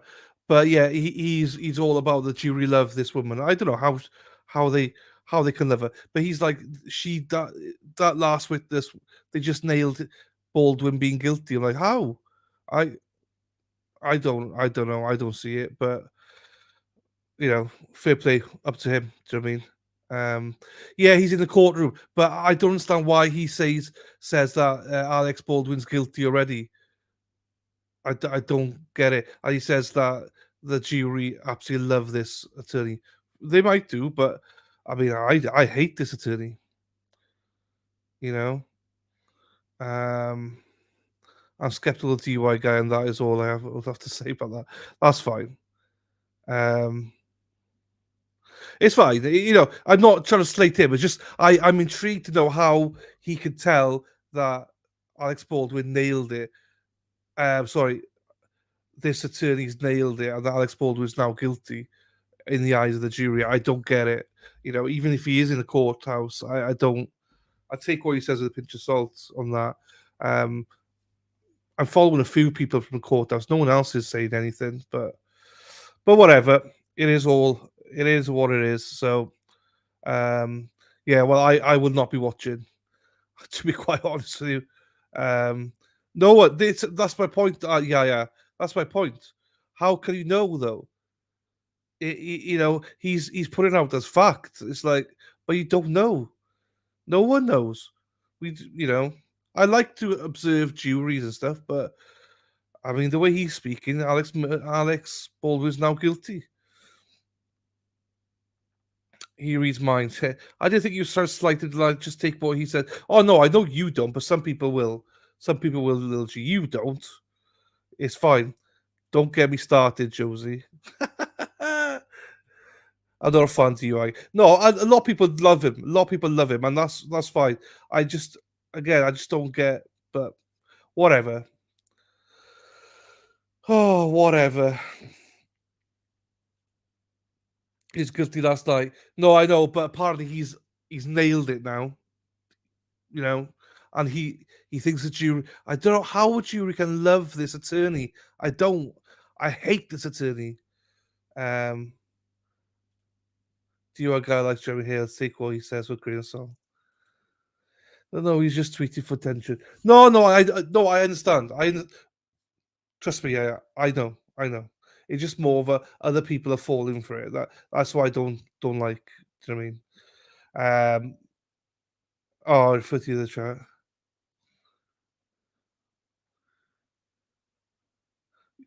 Yeah, okay, but yeah, I am. Yeah. All right, okay, everyone. I'm gonna start tomorrow at. They're back at 10:30, I think. 10:30 Eastern, 8:30 Mountain Time, 10:30 East. So I'm gonna come on at 9:45. Because I haven't got much to say.